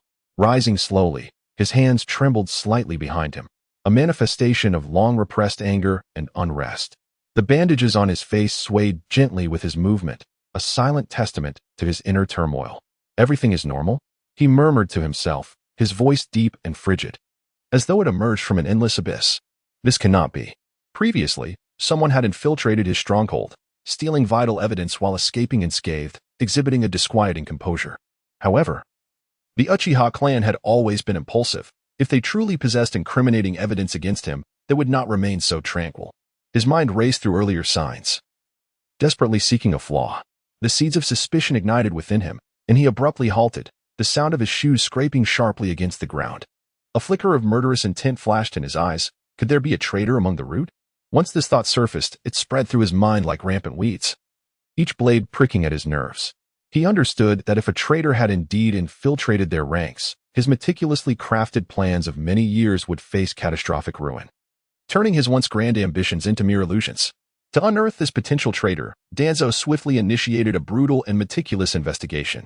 He conveyed secret orders, his tone low yet authoritative, employing a unique communication ninjutsu to summon all root members to the stronghold immediately, allowing no excuses for absence. At the assembly point, silence reigned, the air thick with tension, as if time itself had come to a standstill.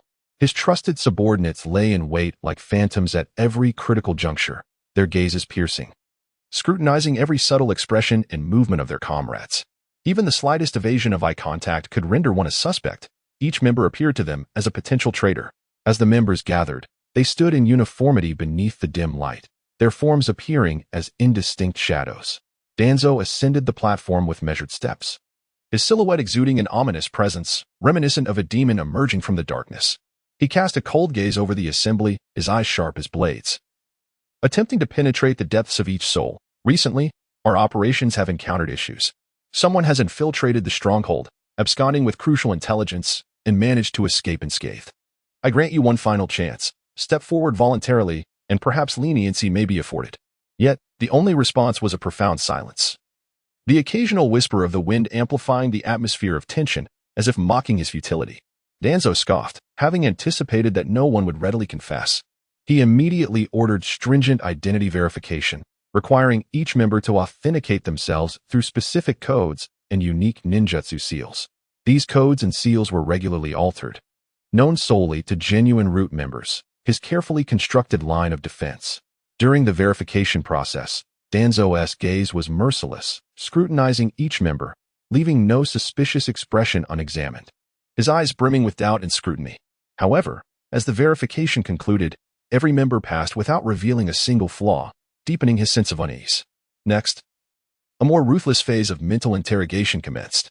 Members were ushered one by one into a dimly lit interrogation room, where an oppressive atmosphere prevailed, the flickering lights on the walls threatening to extinguish at any moment. The interrogating ninjas, masters of genjutsu, were adept at reading thoughts and memories, their eyes radiating an icy professionalism.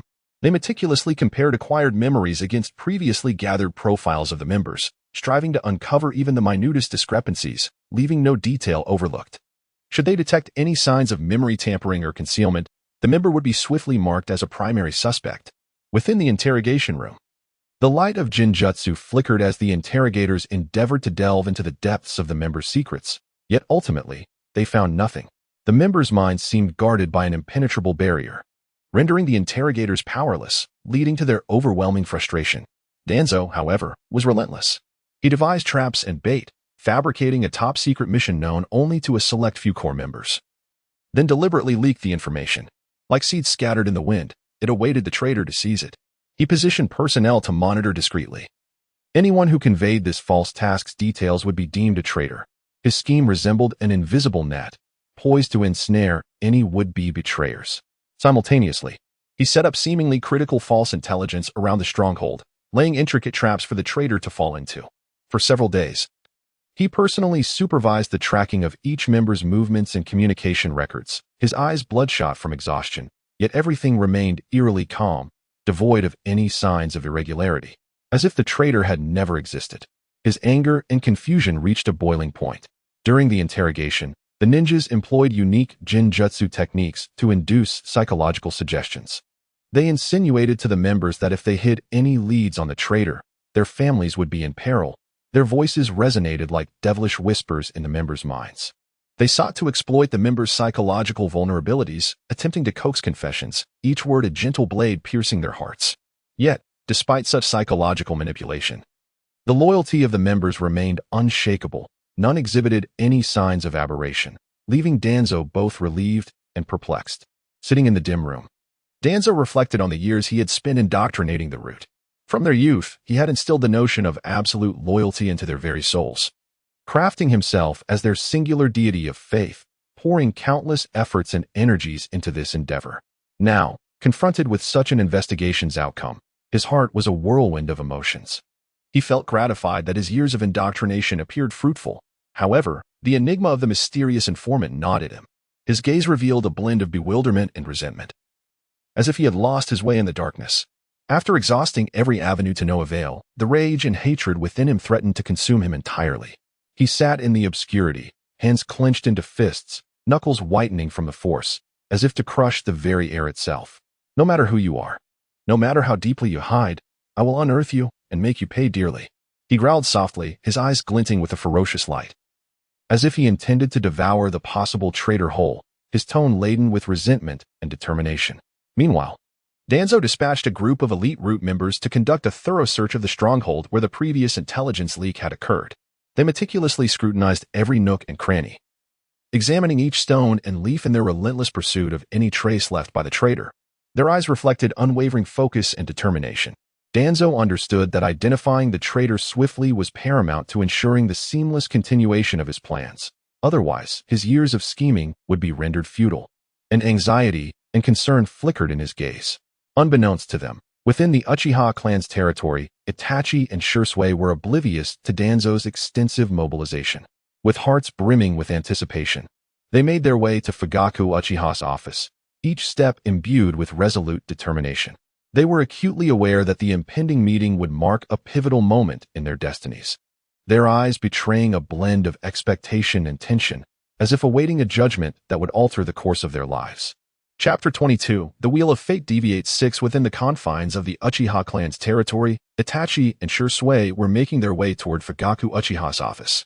Sunlight filtered through the leaves, casting dappled shadows upon the ground, yet Itachi's heart was shrouded in gloom. This was his first encounter with his father since his rebirth. Memories from his past life surged forth like a relentless tide, the darkness of those bygone days weighing heavily upon his steps. In his previous existence, he had been thoroughly indoctrinated by the will of fire, a puppet devoid of self-awareness, blindly executing orders, ultimately slaughtering his own kin, including his beloved parents. At that time, he had been consumed by a misguided sense of righteousness, misunderstanding his father's profound love, perceiving him merely as a stubborn clan leader, solely focused on the clan's interests, oblivious to the care and affection hidden beneath his father's stern facade. However, in this new life, he scrutinized the past with fresh eyes, the details he had once overlooked gradually coming into focus. He recalled how his father had secretly arranged escape routes for him, always standing firmly by his side amidst the clan's doubts and suspicions, defending his dignity and status before their peers. These memories had now become his most treasured possessions, evoking boundless guilt and warmth whenever they resurfaced. At this moment, Itachi was filled with apprehension.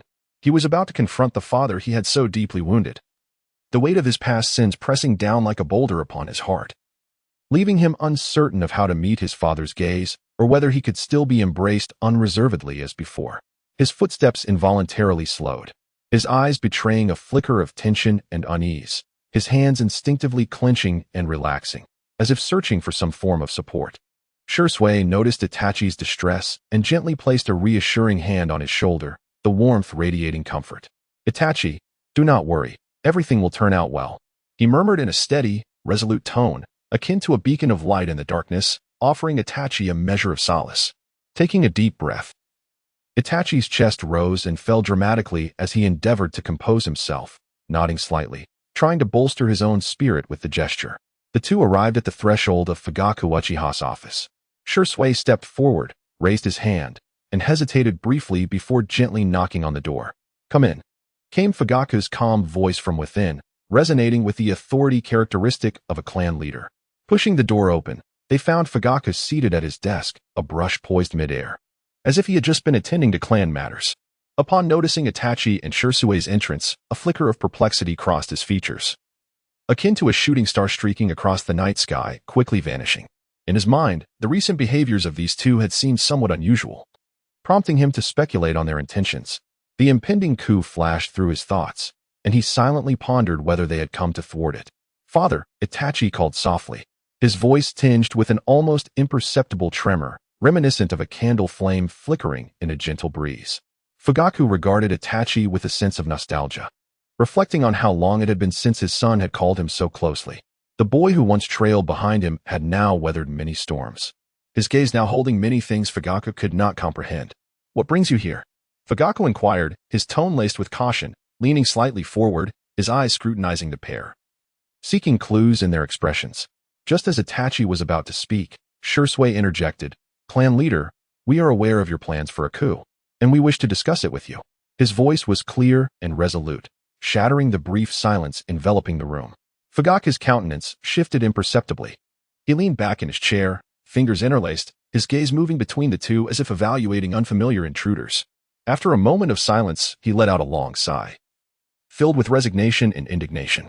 "Since you are aware, I shall not conceal it from you. Over the years, the higher-ups in Konoha have grown increasingly suspicious of our Uchiha clan. They treat us like potential threats, imposing restrictions on our development at every turn. Our presence in the village's police force, which ought to have been a pillar of security, has instead been treated as an eyesore, our power continually undermined." His voice bore the weight of grievance, hands clenching involuntarily, knuckles whitening under the pressure. "Our clansmen are subjected to wary glances as they walk through the village, as if we are inherently traitorous, isolated by the entire community." He rose slowly, moving to the window, gazing out over the Uchiha territory, home to his kin, embodying their hopes and dreams. "This coup has been in the making for quite some time. We have rallied the elite ninjas within the clan, each participant driven by loyalty and aspirations for the future. We have meticulously crafted a plan, every detail scrutinized. On the night of action, we will seize control of Konoha's critical strongholds, such as the Hokage's office, the intelligence center, and the military warehouse, rendering the higher-ups incapable of command or defense. Simultaneously, we will establish defenses throughout the village, each line a testament to our kin's wisdom and strength, thwarting any possible counterattacks from other ninjas." His gaze radiated determination, a resolution to fight for the clan's dignity and future. "Our aim is not to overthrow Konoha, but to compel the higher-ups to acknowledge the Uchiha clan's rightful place, granting us the respect and authority we deserve, allowing our kin to stand tall in this land." Turning to face Itachi and Shirsue, his eyes glimmered with expectation, as if seeking the support of these esteemed members of the clan. "Itachi, Shirsue, you are both esteemed within our ranks, endowed with formidable strength and wisdom. I know you have always considered the clan's welfare. We need your power for this coup. Should we succeed, the Uchiha clan will finally attain its rightful standing in Konoha, no longer subjected to oppression, allowing our children to flourish under the sun." Itachi furrowed his brow, shallow lines appearing on his forehead, stepping forward to say, "Father, I understand your intentions and the grievances the Uchiha clan has endured over the years. I too have felt the sting of discrimination." His voice trembled slightly, laden with sorrow for the family's plight, yet he knew that a coup would result in rivers of blood, countless lives lost. Furthermore, the other ninjas in Konoha would not remain passive. Could they withstand the inevitable backlash? How many of their clansmen would survive this brutal conflict? His eyes brimmed with concern, visions of war engulfing Konoha in flames and the devastating toll on their kin haunting him. Fugaku's gaze sharpened, resolute as he replied, "Itachi, I recognize this is a perilous venture, yet we have no retreat. The oppression from Konoha's elites will only intensify, and if this continues, the Uchiha clan will inevitably be driven to the brink of annihilation, rendered obsolete." His tone was urgent, taking a step forward as if to emphasize the gravity of the situation. "We have conducted thorough analyses of Konoha's various factions, confident in our ability to swiftly gain control. If we can secure an advantage in a short time, we can compel the higher-ups to negotiate. This is our only path forward for the future of our clan. We must take this gamble." Shirsue interjected, "Clan leader, I comprehend your plight. You have tirelessly borne the weight of the clan's struggles for years." His eyes conveyed understanding and respect. "However, might we explore alternative methods, such as peaceful negotiations with Konoha's leadership to express our grievances? Perhaps there remains a glimmer of hope." We could unite with other supportive forces to advocate for our clan's rights. Uchiha Fugaku shook his head with a bittersweet smile, one filled with sorrow and resignation. He slowly approached the chair and took a seat, as if he had aged considerably in that brief moment. We have tried, he reflected. Over the years, I have engaged in numerous discussions with the higher-ups of Konoha, each time brimming with hope, only to return home disheartened. They refused to heed our voices, dismissing our reasonable demands without a second thought. His voice carried a hint of urgency, intertwined with concern for the future of his clan. This coup represents our final hope. I understand you may harbor reservations, yet this is our last opportunity. If we remain passive, we shall face complete marginalization, or worse, annihilation. Our clan's legacy would be irrevocably severed. Chapter 23, The Wheel of Fate deviates 7. Within the office of Uchiha Fugaku, the atmosphere was heavy and oppressive, as if the very air had solidified, making each breath feel laborious. Itachi's gaze rested upon his father, his heart awash with conflicting emotions.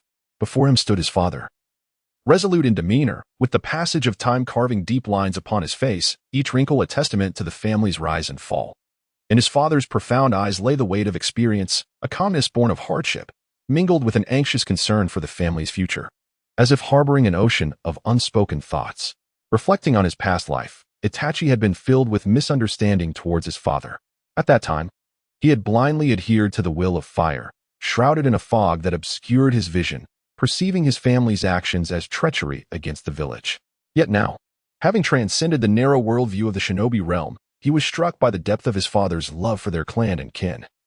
Akin to a silent mountain that had steadfastly protected them, his father had tirelessly strived to secure the rightful status and dignity for their clan, navigating the intricacies of Konoha's upper echelons.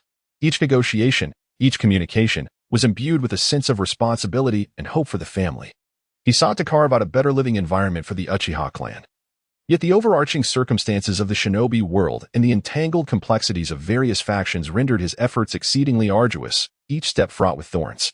Furthermore, despite being the clan leader with formidable strength, he remained unable to grasp the essence of the Uchiha clan's plight due to the limitations of his worldview. Akin to groping in the dark, unable to find the light that illuminated the path ahead. In the past, he and Shursui, as the clan's most gifted members, had not aided their father but had instead stood in opposition to him, particularly in the previous life. His father had willingly perished at Itachi's hands for the sake of what he deemed greater righteousness. That image haunted Itachi's mind like a nightmare, resurfacing with relentless frequency. Only in the present world did Itachi realize that his father was the possessor of the Manjiki Sharingan, capable of wielding the formidable power of Susanoo. Yet, in a bid to prevent Konoha's higher-ups from harboring greater wariness towards the Uchiha clan, his father had refrained from revealing this power until the very end of his life. This enduring restraint and sacrifice filled Itachi with profound shock and guilt. Contemplating these matters, Itachi felt a sharp pang in his heart, guilt and self-reproach surging like a tide, nearly overwhelming him. He inhaled deeply, his chest rising and falling violently as he endeavored to calm the tumult within, and slowly began to speak. Father, the predicament of our Uchiha clan arises not solely from a lack of voice, but is rooted in multifaceted, deeper causes. Pausing slightly, Itachi's gaze became profound and focused, as if he were organizing years of observation and contemplation, continuing. Although our Uchiha clan possesses formidable martial prowess, we have been significantly constrained in economic development. The commercial activities of Konoha are predominantly controlled by other families, leaving us excluded from the core economic circle. Take, for instance, the newly developed trade routes in the village. Not a single member of the Uchiha clan has participated. Without economic resources, our voice within the village naturally diminishes, indirectly placing us at a disadvantage in our dealings with Konoha's upper echelons. The majority of those in power are descendants of Senju Tobarama. The enmity between the Senju and Uchiha clans has deep roots. Although an alliance was formed during Konoha's early establishment, Tobarama's wariness of the Uchiha clan has never waned. He once labeled us as evil Uchiha, believing that our clan is exceedingly influenced by emotions, prone to extremes, much like Uchiha Madara. Despite being a genius of our clan, Madara's immense power led him to diverge fundamentally from Konoha, ultimately choosing to oppose it. Tobarama attributed Madara's actions to the entire Uchiha clan's nature, and this one-sided perspective has become deeply ingrained in the views of Konoha's upper echelons over time. This not only intensified their prejudice against us, but also made it difficult for the Uchiha clan to genuinely integrate into the power core of Konoha from the outset. As Itachi spoke, he gestured in the air, attempting to convey his thoughts more vividly to his father. Moreover, our Uchiha clan possesses an exceptionally strong sense of honor and belonging. This inclination leads us to band together internally when faced with external pressures, rather than actively seeking to integrate with other clans. In the face of unfair treatment, we struggle to navigate delicately. Coupled with our formidable strength, particularly the powers of the Sharingan, we evoke fear among other clans. This duality of character and strength has become a source of suspicion. Itachi's brow furrowed slightly, his expression grave, as if pained by the plight of his clan. As for Danzo, he has long coveted the power of the Uchiha clan. He has secretly sown discord between us and the upper echelons of Konoha, seeking to appropriate our strength for himself. Do you recall the mysterious attack that occurred in the village a few years ago? It was he who instructed members of Root to disguise themselves as Uchiha clansmen, only to shift the blame entirely onto us afterward. He orchestrated rumors within the village, painting us as dangerous elements poised for rebellion, which bred misunderstanding and hostility among the villagers. Simultaneously, he exaggerated our threat during meetings with Konoha's higher-ups, prompting them to enact a series of restrictive measures, diminishing our personnel and resources within the police department, thereby weakening our authority and causing our status within the village to plummet. A flicker of anger flashed in Itachi's eyes, his disdain for Danzo palpable. As certain internet commentators in reality have noted, the Uchiha clan harbors a strong sense of pride and self-respect. We are confident in our strength and family legacy, a confidence that can, in some circumstances, morph into arrogance. In dealings with Konoha's upper echelon, we are reluctant to humble ourselves to accommodate others and disdainful of clarifying misunderstandings. This characteristic has rendered the Uchiha clan inflexible in adjusting strategies amidst adversity, hindering our ability to establish constructive communication and cooperation with the outside world. Our rigidity and pride have exacerbated conflicts, while our internal solidarity restricts our developmental space, intensifying the severity of our predicament amidst this confluence of factors. It is also true that there exist contradictions and divergences within our Uchiha clan. Take, for instance, the recent clan meeting where strategies to deal with Konoha's upper echelons were discussed. Representative YG of the radical faction clashed with Representative Kiyoshi of the moderate faction. YG advocated for an immediate mobilization of forces to launch a surprise attack on Konoha's higher-ups, believing that only through such action could we garner their attention. Kiyoshi, on the other hand, implored for a peaceful resolution through negotiation, yet YG was entirely unreceptive, nearly resorting to violence. Such ideological conflicts prevent us from forming a unified front to address external pressures.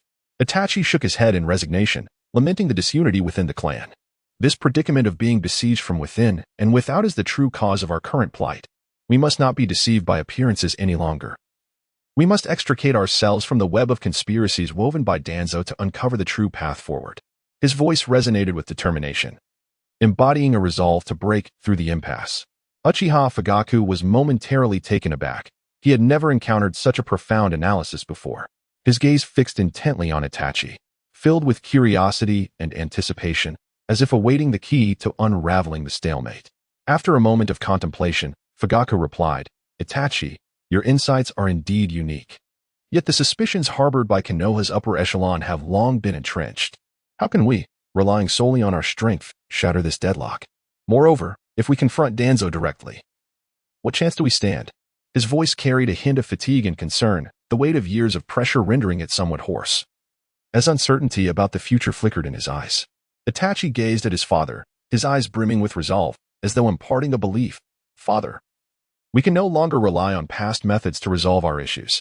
We can commence by altering our image in the hearts of the villagers of Konoha, utilizing our abilities to contribute to the construction of the village and to partake in civic affairs, allowing them to witness our goodwill and contributions.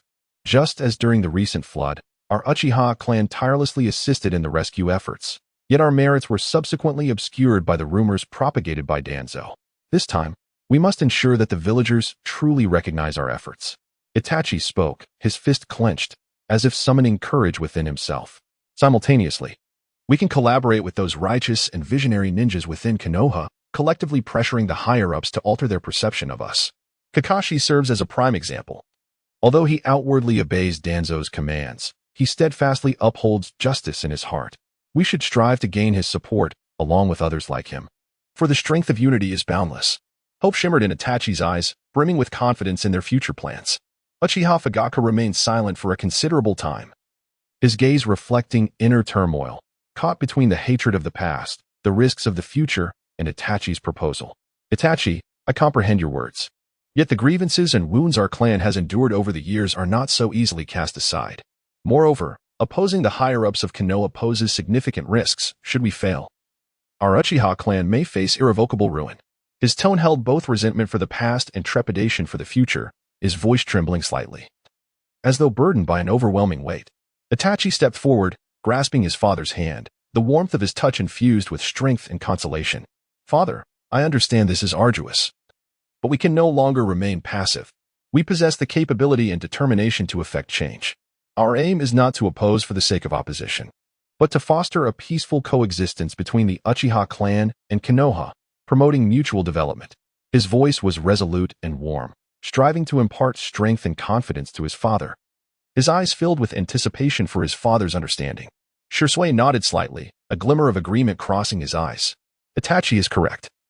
We have been overly fixated on the struggles for power and force, neglecting the sentiments of the people. If we can earn the villagers' support, the higher-ups in Konoha will have no choice but to reassess their stance towards us. Shisui's voice was steady, as if reinforcing Itachi's perspective with potent affirmation. Uchiha Fugaku fell into contemplation, his gaze oscillating between determination and confusion. Although he felt a tug towards Itachi's viewpoint, the accumulated animosities and resentments of many years, coupled with concerns for the clan's future, rendered him momentarily indecisive. His fingers unconsciously tapped lightly on the table, as if weighing the pros and cons of each choice. The room fell into silence, the only sound being the soft rhythm of his tapping, echoing the struggle within his heart. Chapter 24. The Rewriting of Fate. Itachi stood before his father, Fugaku Uchiha, his heart racing as if it might burst forth from his chest. His hands instinctively clenched tightly, fingertips turning pale under the pressure, palms slick with sweat. He understood that this moment was pivotal in altering the destiny of the Uchiha clan. Akin to standing at the crossroads of fate, only through unvarnished honesty could he hope to shatter the curse of this tragic cycle. Father, he began, his voice hoarse, laced with an unmistakable tremor born of anxiety and anticipation. His gaze was resolute yet hopeful, as if awaiting judgment from destiny itself, yearning for a glimmer of dawn to emerge. Fugaku furrowed his brow, a flicker of confusion passing through his eyes, like a shooting star across the night sky, brief yet profound. He nodded slightly, a subtle gesture imbued with trust, urging Itachi to proceed. An unsettling premonition welled within him. He felt that what he was about to hear would irrevocably alter his perception of everything, as if an invisible hand was poised to unveil a truth he had never encountered. I have been reborn, Itachi confessed, his voice trembling further. In my previous life, I was ensnared by the so-called will of fire and participated in the massacre of our clan, including you and mother. Each word fell from his lips like a weighty burden, striking both his heart and Fugaku's. Tears brimmed in his eyes, fighting to remain unshed. But his quivering lips and slightly trembling shoulders betrayed the agony within. Yet, after my rebirth, I have discerned many buried truths and realized that our clan stands on the precipice of an unprecedented crisis. Fugaku's eyes widened, as if attempting to pierce through the very fabric of reality. His expression was one of shock and disbelief, lips parting yet rendered speechless, as if all strength had been siphoned from him. His body swayed slightly, as though buffeted by an unseen tempest. His mind blanked, struggling to comprehend his son's revelations, which seemed both fantastical and hauntingly real. To provide you with a vivid understanding of the fate that awaits us, I wish to use Genjutsu to revisit the tragic fate of the Uchiha clan in our past life, Itachi explained, his tone tinged with apprehension. His fingers trembled slightly, fearing his father's refusal. Father, please do not resist when I cast the illusion. With that, Itachi swiftly formed hand seals, his movements fluid yet subtly frantic. His eyes remained locked on his father, studying his every expression, silently praying for his cooperation. Despite the turmoil of shock and doubt within him, Fugaku chose to trust his son, offering no resistance. He inhaled deeply, bracing himself for the unknown to come, feeling a blend of fear and curiosity as he sought to unveil the mysterious veil before him. In an instant, the moonlight cascaded over the silent streets, transporting them back to that fateful night of the massacre. The cold moonlight blanketed the earth like a layer of frost. Fugaku stood in the courtyard, his expression grave. The moon illuminating the lines etched upon his face, each wrinkle a testament to the passage of time. He gazed at his son, the fury in his eyes replaced by profound disappointment and helplessness. Itachi, do you truly intend to do this? His voice was low and hoarse, carrying the weight of countless stories and an air of melancholy.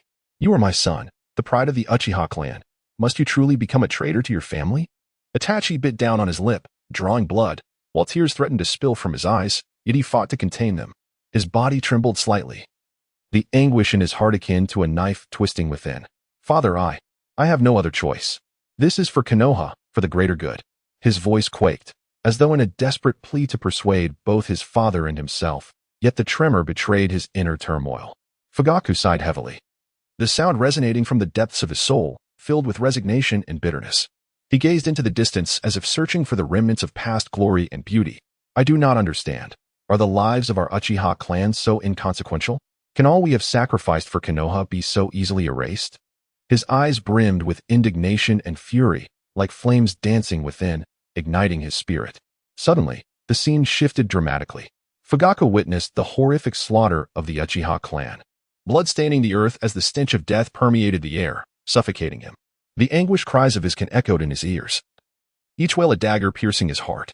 In that moment, a surge of rage flooded through him, as if a fire had erupted within his chest, searing through his very being. He loathed those who betrayed and harmed his clan, but more so, he despised the cruel hand that manipulated their fate. Next, he beheld his son, Itachi, standing amidst a pool of blood, his eyes filled with sorrow and resignation. In an instant, anger was supplanted by profound anguish. He recognized the struggle and suffering reflected in Itachi's gaze, realizing that his son was also a victim of this tragedy, and his heart swelled with empathy. His eyes moistened, yearning to embrace his son, only to find that he could not reach him. The scene shifted once more, revealing Sasuke. Once a naive child, he had transformed into a silent figure, consumed by a desire for power and a hatred for his brother following the clan's annihilation.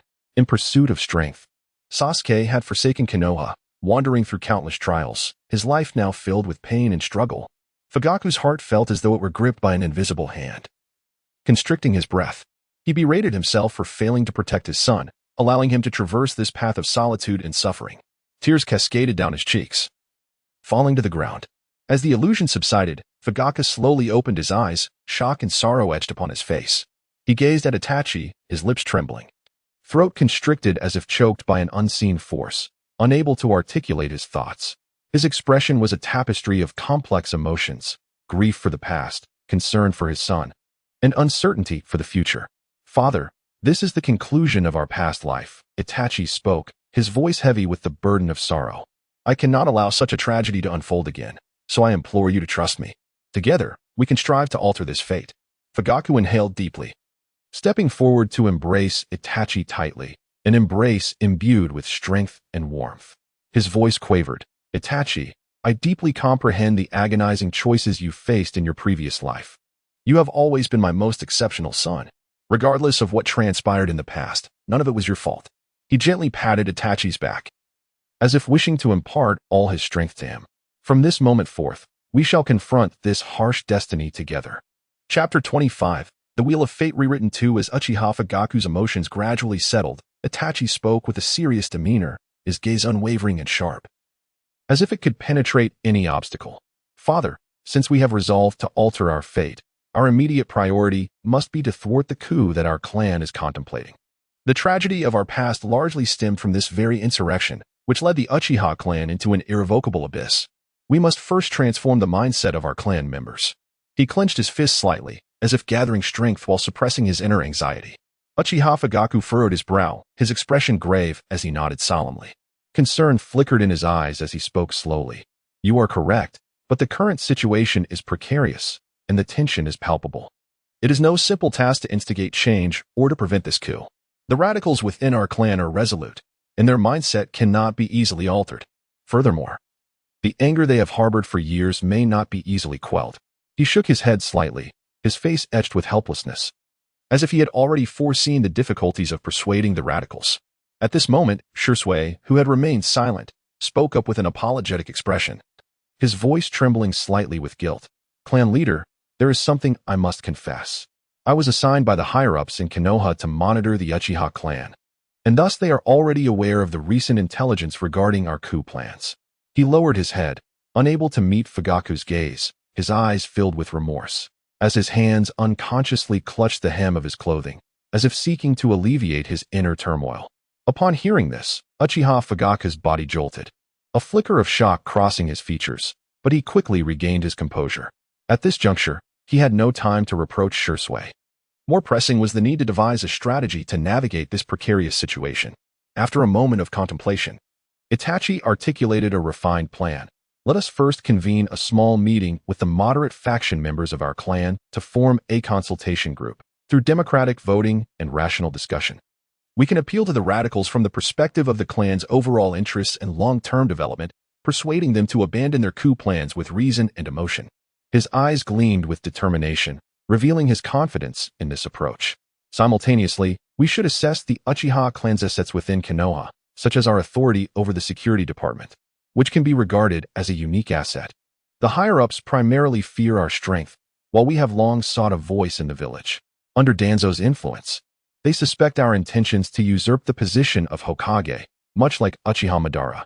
However, if the Uchiha clan is willing to relinquish some authority over the security department, such as allowing other clans to participate in certain patrolling jurisdictions, we can gain corresponding security benefits. This would not only demonstrate our sincerity and ease tensions, but also facilitate the Uchiha's better integration into Konoha, allowing more people to understand us.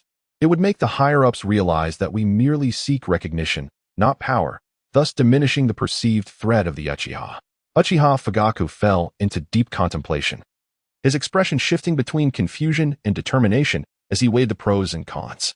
Although doubts lingered in his heart, the steadfastness in Itachi's eyes, coupled with memories of their tragic past, ultimately led him to nod slowly in agreement. Then, a spark of wisdom illuminated Itachi's gaze. "Father, I have also conceived a long-term strategy. The Uchiha clan possesses formidable ninjutsu that has predominantly been employed in combat.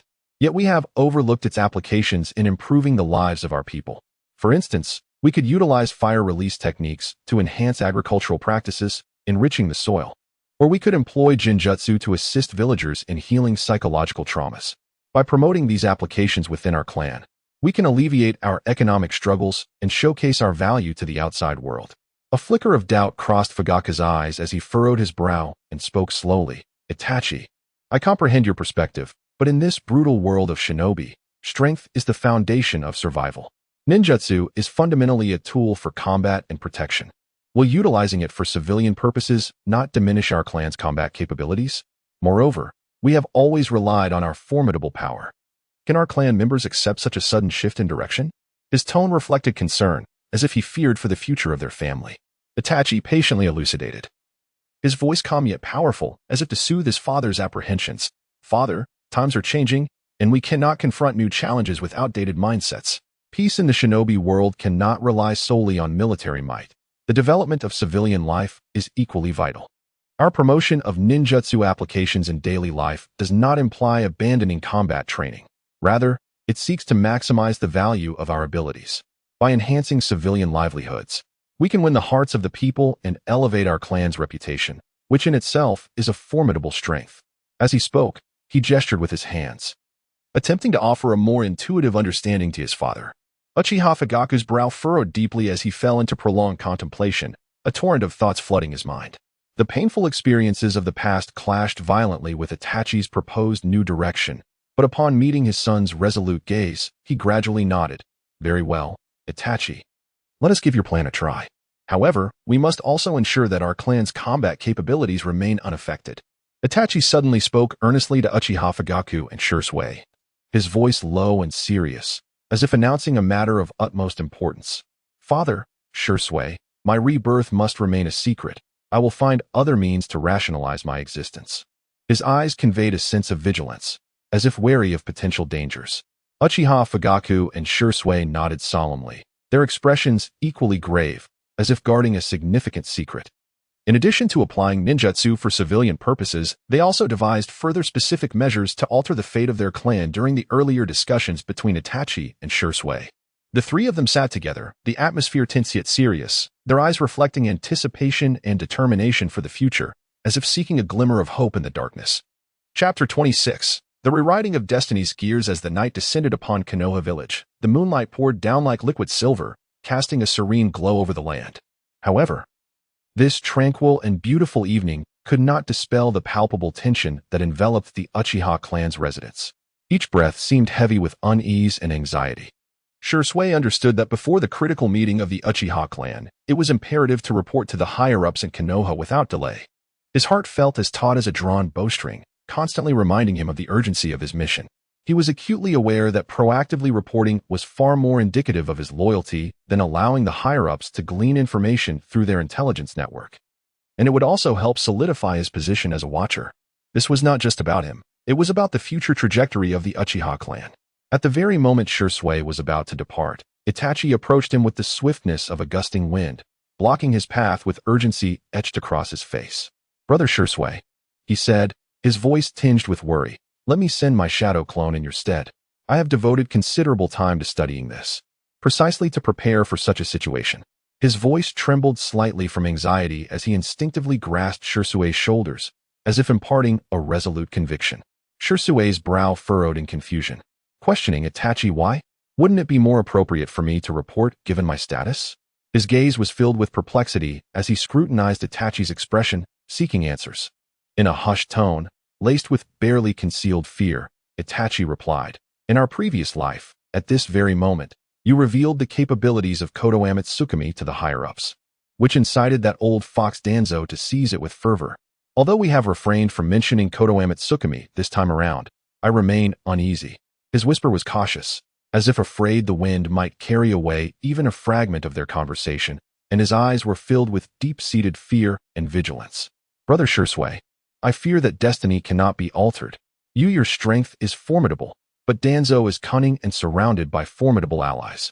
If he were to become aware of Kodoama Tsukumi through other channels and covet it, your life would be in jeopardy.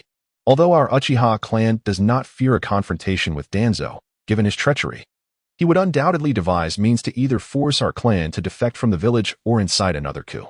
It is better for your shadow clone to go. If the dangers we suspect materialize, at least you will remain safe. I truly fear the repetition of history, rendering all our efforts futile." His hands trembled slightly, memories of the brutal scenes from their past life flooding his mind, filling him with dread and concern. Recalling the fervent discussions he had had with others online about the state of the Naruto world, Itachi thought about the implications if the Uchiha clan were to defect from Konoha. What would happen if the Uchiha clan were to betray Konoha? One online user had posted, with their strength, they could become an indomitable force in any new alliance. However, the third and fourth Hokages would undoubtedly resist, for their power represented both a threat and an asset to Konoha. Another user had questioned, if they did betray, which faction would they align with? Tsunagakure, Kirigakure, or perhaps even lesser factions? The dialogue was vibrant, with users expressing their views, each contributing to the discourse. Even though Shursui was already aware of how to guard against Danzo, Itachi remained engulfed in trepidation. He had learned of the concept of plot armor through various novels in the real world and feared that this realm might also succumb to uncontrollable forces, akin to the narratives of anime, causing his meticulously crafted plans to unravel. This fear loomed over him like a dark cloud, leaving him restless, feeling a surge of warmth. Shursui deeply empathized with Itachi's concerns and nodded resolutely. "Very well, we shall proceed as you suggest. Let your shadow clone take my place. It may be more adept at assuaging the higher-ups' concerns, allowing me to feel more at ease." His gaze was imbued with trust as he patted Itachi's shoulder, as if bestowing strength upon him. Itachi swiftly formed hand seals, his hands moving gracefully through the air, though a hint of anxiety betrayed his fluid motions. As chakra surged, a shadow clone identical to Shursui emerged. Subsequently, Itachi collaborated with Shursui and Fugaku to cast an illusion, imposing multiple restrictions on the shadow clone. Their eyes were focused and resolute, each gesture imbued with formidable power, all aimed at better deceiving the higher-ups. Once the shadow clone completed its preparations, it stepped forward with a steady gait toward the higher-ups' quarters in Konoha, while the real Shursui concealed himself in the study, carefully shrouded in darkness. Ensuring that no one would discern that it was a mere shadow clone undertaking the mission, every movement deliberate and cautious. Meanwhile, Fugaka swiftly summoned the moderate faction members within the clan, and a clandestine meeting that would determine the fate of the Uchiha clan quietly commenced deep within their stronghold. The meeting room was dimly lit, with flickering lights that seemed on the verge of extinguishing, creating an atmosphere so oppressive that it was hard to breathe. The members of the moderate faction sat together, their expressions grave, each face etched with worry and unease. Their eyes revealing confusion and concern as they sought a glimmer of hope in the darkness. Fugaka took a deep breath, his chest rising and falling rapidly, and was the first to break the silence. His voice was firm and commanding. Esteemed members, the situation is dire. We must immediately halt the ongoing coup preparations. His words resonated through the silent chamber like the toll of a great bell, imbued with an undeniable authority. At this declaration, a murmur of disbelief erupted within the meeting room. Are we truly to abandon our plans? After all this time, Uchiha Kawa, a childhood companion of Shursui, an adept with the three-tomo Sharingan, and a prodigy second only to Shursui and Itachi, muttered under his breath, his tone laced with reluctance. His fingers unconsciously tapped on the table, as if to express his inner discontent.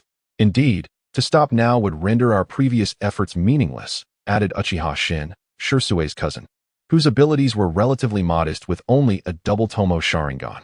His brow furrowed in confusion, reflecting his uncertainty. Uchiha En, known for his straightforward and fiery temperament, was among the clan's strongest ninjas. His three-tomo Sharingan gleamed with a sharp light in the dimness, as if capable of piercing through all. Proficient in fire-style techniques, he frowned, his face a mask of dissatisfaction as he exclaimed, "It is indeed frustrating to abandon our plans after so much preparation. Moreover, if we forego the coup, how shall we confront the oppression from the Konoha higher-ups?" His voice was filled with anger and confusion as he gestured animatedly, as if battling invisible foes. Fugaka nodded slightly, his demeanor calm and solemn, patiently explaining, "I understand your concerns. Therefore, I propose that we relinquish some of our authority in the security department. This position, while seemingly prestigious, is, in fact, a double-edged sword. It entails heavy security responsibilities, and any misstep could offend other clans due to stringent enforcement, leaving little goodwill in the eyes of the Konoha villagers. From the perspective of long-term interests and the clan's future development, ceding some authority will not only demonstrate our sincerity to the Konoha higher-ups but also liberate us from the burdensome affairs, allowing us to focus on the clan's growth." His gaze was steadfast yet gentle, seeking to persuade each member, his voice imbued with patience and wisdom. Chapter 27. The Rewriting of Fate's Gears for Uchiha Meng. Characterized by his reckless and impulsive nature, possessed the double tomo Sharingan, yet his prowess in physical combat was indeed among the finest within his clan. He abruptly rose to his feet, fists clenched tightly, his knuckles turning white from the strain, and vehemently retorted, "Relinquish part of our power? Why should we concede? Are we orchestrating a coup merely to gain more authority? Our Uchiha clan is immensely powerful, and in this world of shinobi, where strength reigns supreme, we are always revered as the strong. What justification do we have to hand over the rights we have fought for? How can our clansmen swallow such indignity? It is utterly absurd. What of our earlier efforts? We have battled in the shinobi world for years, not to one day bow down before others." His voice resonated like thunder, brimming with fury and resentment, causing the entire conference room to tremble slightly under the weight of his words. Uchiha El, characterized by his prideful arrogance and also possessing the three-tomo Sharingan, was proficient in Jinjutsu. He scoffed disdainfully and remarked, "The villagers of Konoha are a bunch of ignorant fools. Our Uchiha clan, so formidable, protects the village, yet they show no gratitude and constantly ostracize us. Why should we seek to befriend such imbeciles?" His lips curled into a slight smirk, his eyes radiating haughtiness and disdain. Upon hearing this, the assembly fell into contemplation, murmuring softly among themselves, and the room became filled with a cacophony of voices, as various opinions and ideas clashed in the air. At that moment, Itachi stood up, his demeanor sincere, as he scanned the room with determined and confident eyes, and slowly spoke, "Uncle Yin, esteemed clansmen, I comprehend your sentiments. Everyone has invested so much for our family, and no one wishes to relinquish easily. However, let us ponder, can our planned coup truly succeed? The higher-ups in Konoha are already wary of us. Should we initiate a coup, our Uchiha clan would undoubtedly suffer severe repercussions.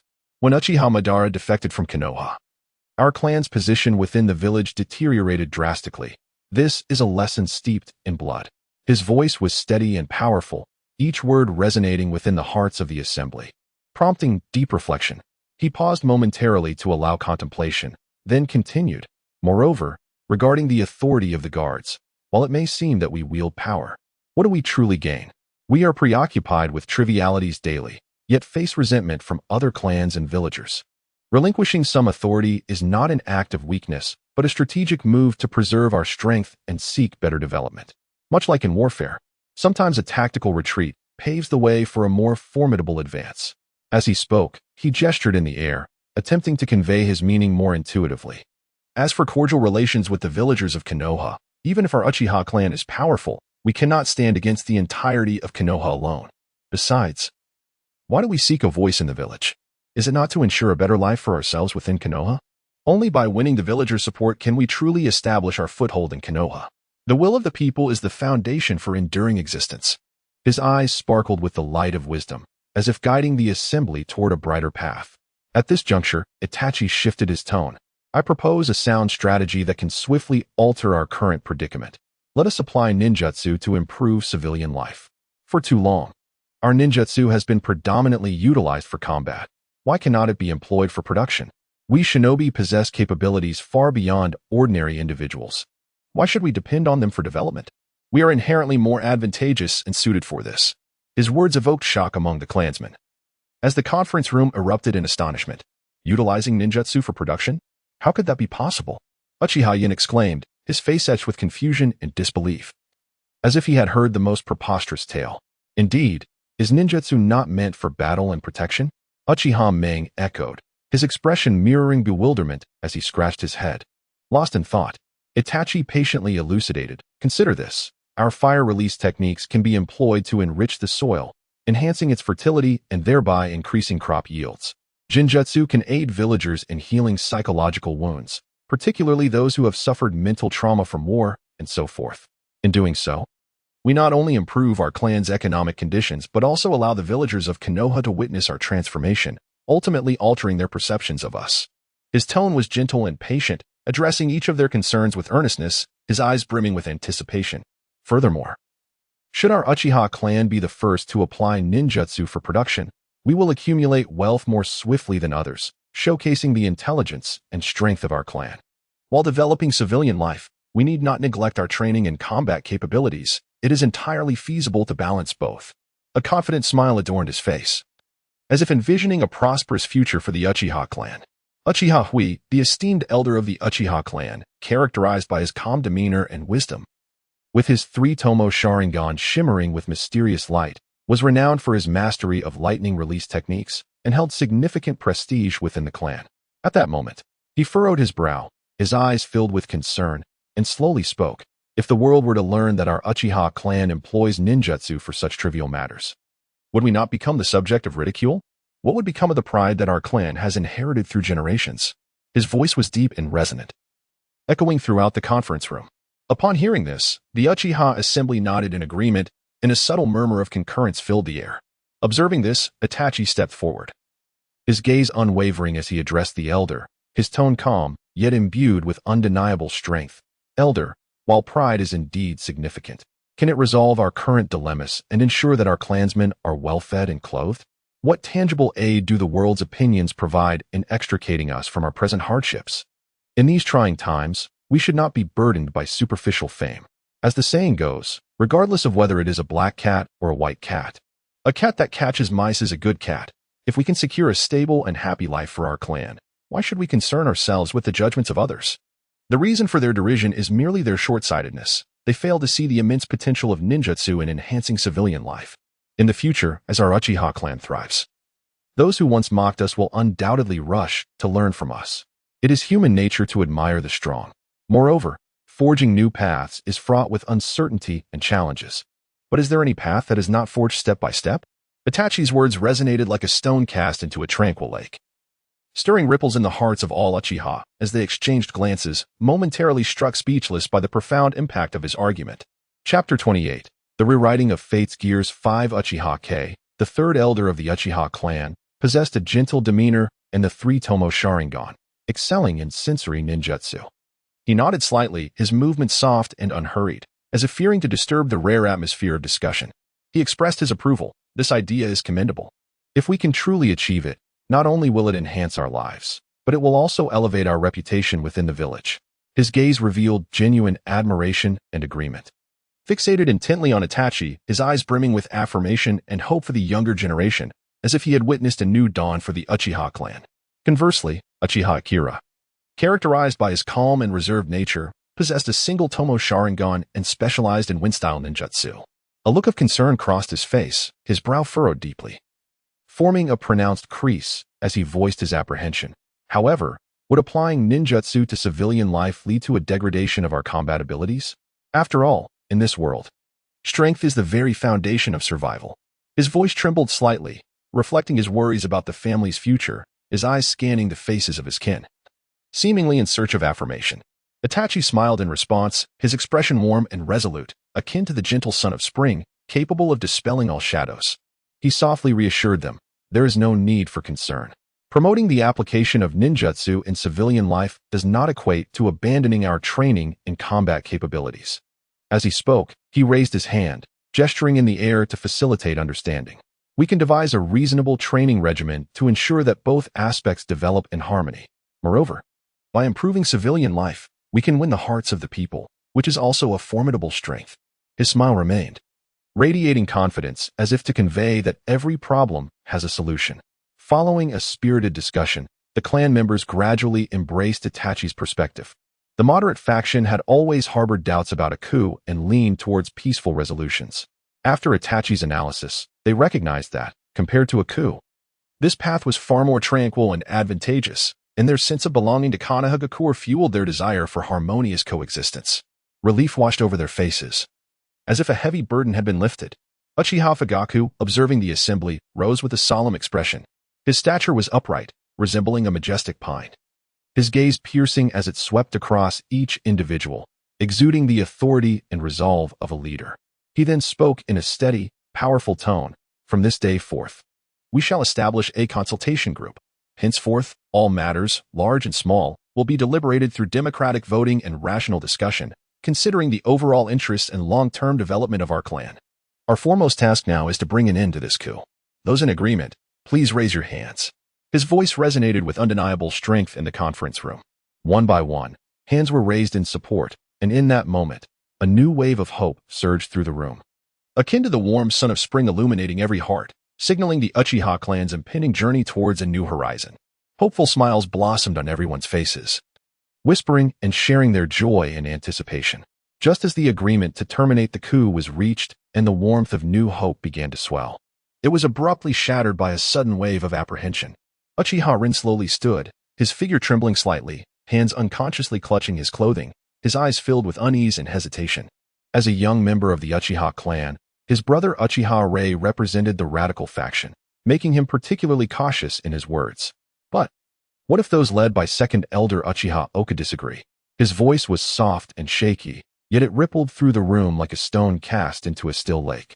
Instantly, the previously relaxed atmosphere grew tense, and anxious glances were exchanged among the assembly.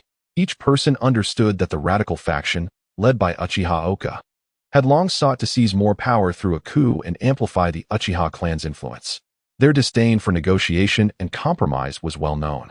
Moreover, they recognized that the gathering convened by clan leader Uchiha Fugaku comprised only moderate members, aimed at achieving consensus within their ranks before addressing the opposition from the radicals.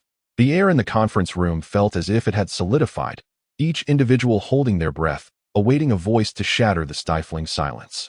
Uchiha Fugaku's brow furrowed imperceptibly, a flicker of helplessness crossing his eyes as he grappled with the familial discord, but he quickly regained his customary composure and authority. He cleared his throat, prepared to speak. When Itachi unexpectedly stood, Itachi's posture was erect, his back straight as an arrow, his gaze resolute and sincere as it swept over each person present. He spoke with conviction. Esteemed elders, brothers, and sisters, I understand the concerns weighing on your hearts. The radical faction's stance is indeed unyielding, but we must not be deterred. Let us first outline the myriad advantages and benefits of our plan before engaging them in dialogue. With a glance towards Uchiha Fugaku, his eyes conveyed inquiry and hope. Upon receiving a confirming nod from his father, a surge of strength filled him, and he continued, "First, we can present them with a detailed blueprint for utilizing ninjutsu in civilian life. Imagine the powerful fire-style ninjutsu being employed to enrich the soil, enhancing fertility and significantly boosting agricultural yields, thereby greatly improving our clan's economic standing. Furthermore, envision the intricate ninjutsu being utilized to heal the psychological wounds of villagers affected by war. How might our reputation within the village be transformed?" He gestured in the air, painting a vivid picture of a brighter future, striving to evoke shared sentiments among his audience. Then, Itachi turned to the moderate members, earnestly addressing them. "Respected elders, brothers, and sisters, we need your collaboration now more than ever. Each of you wields unique connections and influence within the clan. I urge you to engage in private discussions with the radical members, appealing to their sensibilities for the long-term benefit of our family." His eyes sparkled with expectation as he scanned the room, hoping to secure their support. Uchiha En, known for his forthright and fiery disposition, immediately sprang to his feet. His movements decisive and vigorous, thumping his chest with a resounding thud. "Itachi, you are absolutely correct. I have good relations with several of Uchiha Oka's young ninjas. I will talk to them and help them understand our genuine intentions." His face radiated enthusiasm, determination glimmering in his eyes as he envisioned persuading the radicals. Uchiha Hikari, a wise and composed elder, nodded slowly, his demeanor steady and dignified. "As a senior member of the clan, even the most obstinate radicals will temper their resolve in my presence. I will approach Uchiha Oka and engage him in earnest discussion regarding the clan's future." His voice was calm yet imbued with strength, confidence shining through as he believed in his ability to sway the opposition. In the past, the moderate faction had wandered aimlessly along the path of the Uchiha clan's future, devoid of any glimmer of hope. In their darkness, they struggled to find direction, resorting to blindly following the radicals in a desperate attempt to alter the Uchiha clan's destiny through a coup. Yet now, Itachi had painted for them an extraordinarily bright vision, akin to a beacon illuminating their path forward. They would never allow the radicals to recklessly jeopardize this hard-won hope. Indeed, the number of moderates within the Uchiha clan surpasses that of the radicals, and many members of the moderate faction are either elders or relatives of the radicals. This connection endows them with greater confidence and resolve to safeguard this hope. As he observed the enthusiastic response of the crowd, Itachi felt a wave of warmth surge within him, a profound sense of gratitude for their support. He continued, emphasizing the paramount importance of highlighting the immense risks associated with a coup during their discussions. "The higher-ups of Konoha are already on guard, should a coup be initiated. Our Uchiha clan would undoubtedly suffer significant losses, an outcome we all wish to avoid. Our objective is to ensure the prosperity of the Uchiha clan, rather than engage in a feudal war that would lead to mutual destruction." His voice carried a note of sorrow, as vivid images of the brutalities of war filled his mind, hoping that everyone could recognize the harsh realities. Subsequently, Itachi elaborated on strategies to address the various doubts that might be raised by the radicals. For instance, when the radicals argue that relinquishing control of the guard would weaken the clan's strength, he would clarify that this is a strategic concession, allowing the clan to extricate itself from trivial matters and concentrate on its own development. When skepticism arises regarding the applicability of ninjutsu for civilian purposes, he would provide concrete examples and data to support his arguments. His words flowed with clarity, each strategy meticulously considered, as if he had already engaged in a fervent debate with the radicals. At this juncture, Uchiha Fugaka stepped forward, his step steady and resolute, his demeanor solemn. He scanned the assembly with unwavering determination and spoke slowly. 3 days hence, we shall convene a clan meeting, during which the decision to withdraw a portion of Uchiha members from the guard will be announced. I hope that in these few days, each of you will engage in earnest discussions with your families, helping them to understand the significance of this decision, striving for unanimous agreement on the day of the meeting. With that, Uchiha Fugaku slightly bowed, expressing his sincere intentions to the assembly. This gesture not only demonstrated his respect for his kin, but also signified his willingness to lower himself for the sake of familial unity and future development.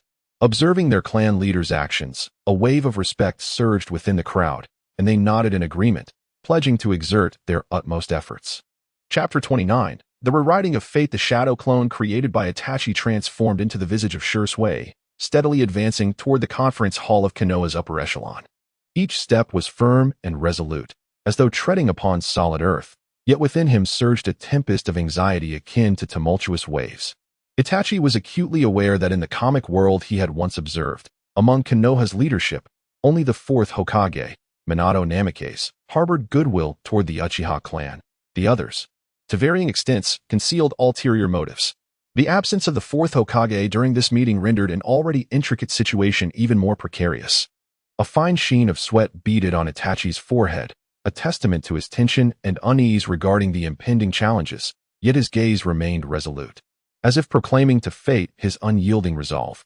Inside the conference hall, the air was thick with a stifling atmosphere, suffocating in its intensity.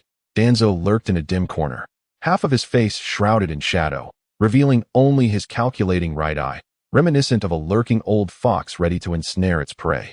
His fingers mechanically tapped the armrest, producing a dull, rhythmic sound that resonated like a death knell throughout the silence of the hall, causing the heart of the shadow clone to quiver in response.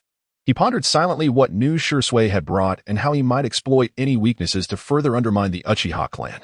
Sandaime Hokage, Hiruzen Sarutobi, sat upright in the main seat, his expression calm as still waters, yet his profound gaze betrayed a subtle vigilance, as if he could see through all FAAs. He occasionally scanned the faces of those present, seeking to glean the slightest indication of changing dynamics from their expressions and subtle movements. He understood the complexities surrounding the Uchiha clan. Any decision made could significantly impact Konoha's future, and he weighed the pros and cons while contemplating how to maintain stability within the village while managing relations with the Uchiha. Midogate and Tksh Rin sat nearby, whispering to each other with grave expressions. Midogate furrowed his brow, his face etched with worry as he stroked his beard, seemingly lost in thought. Tksh Rin frowned slightly, her eyes betraying a hint of confusion as she occasionally shook her head, quietly exchanging thoughts with Midogate, their gazes darting toward the entrance as if anticipating an impending storm. Itachi strode into the conference hall with poise, standing tall as he offered a respectful bow. His voice clear and steady. "Esteemed elders, Shursui has come to report on the situation of the Uchiha clan." His words echoed through the hall, shattering the brief silence. Yet they rippled through the air like stones cast into a tranquil lake. Danzo scoffed, leaning slightly forward, a barely perceptible smirk curling upon his lips, laced with mockery and disdain. "Oh, you, the Uchiha observer, what news do you bring this time? Could it be that the Uchiha clan is once again plotting something nefarious?" As he spoke, his right eye scrutinized the shadow clone Shursui, seeking any sign of weakness, determined not to overlook even the slightest change in expression. A surge of anger welled within Itachi, his fists clenched involuntarily, nails nearly embedding into his palms. Yet he suppressed his emotions, maintaining a facade of calm as he responded in a measured tone. "Danzo, the Uchiha clan has always been loyal to Konoha. This meeting has been convened to discuss the future direction of our family." He reminded himself to remain composed, resolutely refusing to be provoked by Danzo's taunts, lest all his efforts be in vain. Sandaime Hokage nodded slightly, his gaze softening as he regarded the shadow clone Shursui, reminiscent of a caring father observing his child. "And what was the outcome of your discussions?" His tone carried a note of concern, mingled with anticipation, hoping to hear a response favorable to Konoha. Itachi inhaled deeply, calming his racing heart before continuing. "After deliberation, the Uchiha clan has decided to voluntarily relinquish certain powers within the security department, demonstrating our sincerity toward Konoha and fostering harmonious coexistence." His voice was steady and resolute, each word a declaration of the Uchiha's determination. As soon as he spoke, the conference hall erupted in commotion. Aburame Shibi, one of Konoha's elders renowned for his mastery over insects, stood abruptly, slamming his hands on the table, causing the teacups to tremble. "Relinquish powers? How can that be? The Uchiha clan has always been ambitious. Would they truly concede so easily? There must be a hidden agenda." His voice brimmed with skepticism and fury, and the insects upon him seemed to sense their master's agitation, writhing uneasily. Midogate also rose, arms crossed, his countenance serious, tinged with doubt. "The Uchiha clan's actions are too sudden. They have always valued their authority in the security department. This abrupt concession is difficult to trust. We must approach this with caution." His gaze fixed intently on the shadow clone Shursui, searching for any flaw in his response. Tksh Rin nodded in agreement, her expression mirroring suspicion. "Indeed, this situation is suspicious. If the Uchiha truly cared for Konoha, how could they have maintained ongoing conflicts with the higher-ups for so long?" this might merely be a ploy to buy time. Anticipating such skepticism, Itachi remained composed, methodically explaining, "Esteemed elders, the Uchiha clan understands that only through close unity with Konoha can we face future challenges together. Relinquishing certain powers within the security department is a carefully considered decision. We wish to devote more energy to our family's development and contribute to Konoha's prosperity. The root of our past conflicts has been a lack of communication and understanding. We now hope to bridge that gap through tangible actions." As he spoke, he cast earnest glances at the assembly, striving to convey sincerity. Danzo narrowed his eyes, his gaze harboring doubt, akin to a wolf fixated on its prey. He gradually rose, advancing toward the shadow clone Shursui, each step exuding an invisible pressure that thinned the air around him. Such eloquent words. Who knows if you harbor ulterior motives? His voice was low and frigid, imbued with hostility, each word a sharp blade aimed at piercing Itachi's facade. Itachi observed Danzo's encroaching advance, his senses heightened, every nerve taut as a drawn bow. Yet his visage remained serene, akin to a still lake. He disregarded Danzo, turning his steadfast gaze toward Hiruzen Sarutobi, speaking with deliberate clarity. "Hiruzen, should the Uchiha harbor treachery, we are willing to accept Konoha's judgment. We merely seek a peaceful and stable environment for our kin to thrive." He understood that the ultimate decision lay with Hiruzen. With a wave of his hand, Hiruzen halted Danzo's relentless interrogation. After a moment of contemplation, his fingers lightly drummed the table, weighing the implications before he spoke slowly. "Given the Uchiha clan's apparent sincerity, we might observe their actions for a time. However, should any anomalies arise, Konoha shall not stand idly by." His voice was steady and powerful, imbued with the authority and decisiveness of the Hokage, momentarily bringing the debate to a close. Itachi slightly bowed, humbly expressing, "Thank you for your trust, Lord Itachi. The Uchiha clan shall not disappoint you." In his heart, he secretly exhaled with relief, aware that the fate of the Uchiha had been irrevocably altered from that very moment. Chapter 30. The changes in the Uchiha clan as night enveloped the Uchiha clan's residence. The dim, golden light filtered through the windows, casting flickering shadows upon the streets, imbuing the otherwise tranquil evening with an air of mystery. Inside the home of Uchiha, however, the atmosphere was palpably tense, as if the very air was laced with the scent of gunpowder. Seated at the head of the living room, Uchiha tightly grasped a cup of steaming tea, the rising vapor obscuring his vision and masking the worry in his eyes. A flicker of anxiety and anticipation danced within his gaze as he periodically glanced toward the entrance, his fingers unconsciously tapping rhythmically on his knee, awaiting the arrival of his brother, Uchiha Retsu, a core member of the radical faction. At last, the sound of hurried footsteps echoed, and Uchiha Retsu strode through the door. Weariness etched upon his features and his hair disheveled. It was evident he had rushed here, yet his countenance radiated more of anger and dissatisfaction, his eyes ablaze with fervor. Upon seeing his elder brother seated in the living room, he scoffed audibly, his tone laden with accusation. "Brother, I heard you held a meeting today and intend to abandon the coup?" Uchiha rose from his seat, setting down his teacup with deliberate calmness. Though his inner turmoil was unmistakable, he approached his brother, striving to soothe Retsu's tempestuous emotions. "Retsu, please, try to remain calm. Our actions are for the good of the clan." He extended a hand, aiming to rest it upon Retsu's shoulder, only to have it violently brushed away. Retsu rebuffed his brother's gesture, eyes wide and aflame with indignation. He bellowed, "For the good of the clan? If we abandon the coup, what will we have left to fight for our rightful place? The higher-ups in Konoha will not treat us better simply because we concede." His voice reverberated through the living room, causing the surrounding air to tremble slightly. Uchiha inhaled deeply, his chest rising and falling with the effort to maintain composure. He met Retsu's gaze, speaking with unwavering resolve. "Retsu, consider this. If the coup fails, our Uchiha clan will face utter annihilation. We cannot gamble our family's future on a conflict of uncertain outcome." Concern etched into his features. He envisioned the devastation that could befall their clan. Retsu clenched his fists, veins bulging from his forehead like serpents of fury, his body trembling as he struggled to contain his rage. "So you propose we relinquish control of the security department? And that will ensure our safety? That is sheer weakness. They will only hold us in greater contempt." He punctuated his words with furious gestures, as if directing his ire towards unseen adversaries. Uchiha impatiently elucidated, "This is not weakness, it is strategy. By conceding some authority, we can extricate ourselves from the burdensome minutiae and focus our energies on the clan's development." Furthermore, we have new plans to apply ninjutsu to improve livelihoods, which will fortify our clan's standing. As he spoke, he gestured in the air, attempting to provide a clearer understanding for his brother. Retsu furrowed his brow, a flicker of doubt crossing his features, akin to dark clouds shadowing his thoughts, yet he stubbornly retorted, applying ninjutsu to improve lives? That sounds utterly preposterous. Our Uchiha clan has always thrived on formidable strength. Isn't that putting the cart before the horse? His tone dripped with derision, as if dismissing the entire notion. Uchiha In regarded his brother earnestly, slowly articulating, the times are changing. We can no longer perceive issues through antiquated lenses. Utilizing ninjutsu to enhance agriculture and heal the villagers' wounds will not only elevate our standard of living, but also earn their goodwill.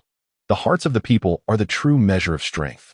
His gaze radiated conviction, as if he could glimpse a promising future for their clan.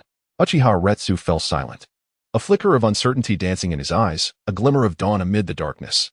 He gradually sank into a seated position, cradling his head in his hands, deep in contemplation, wrestling with his brother's words.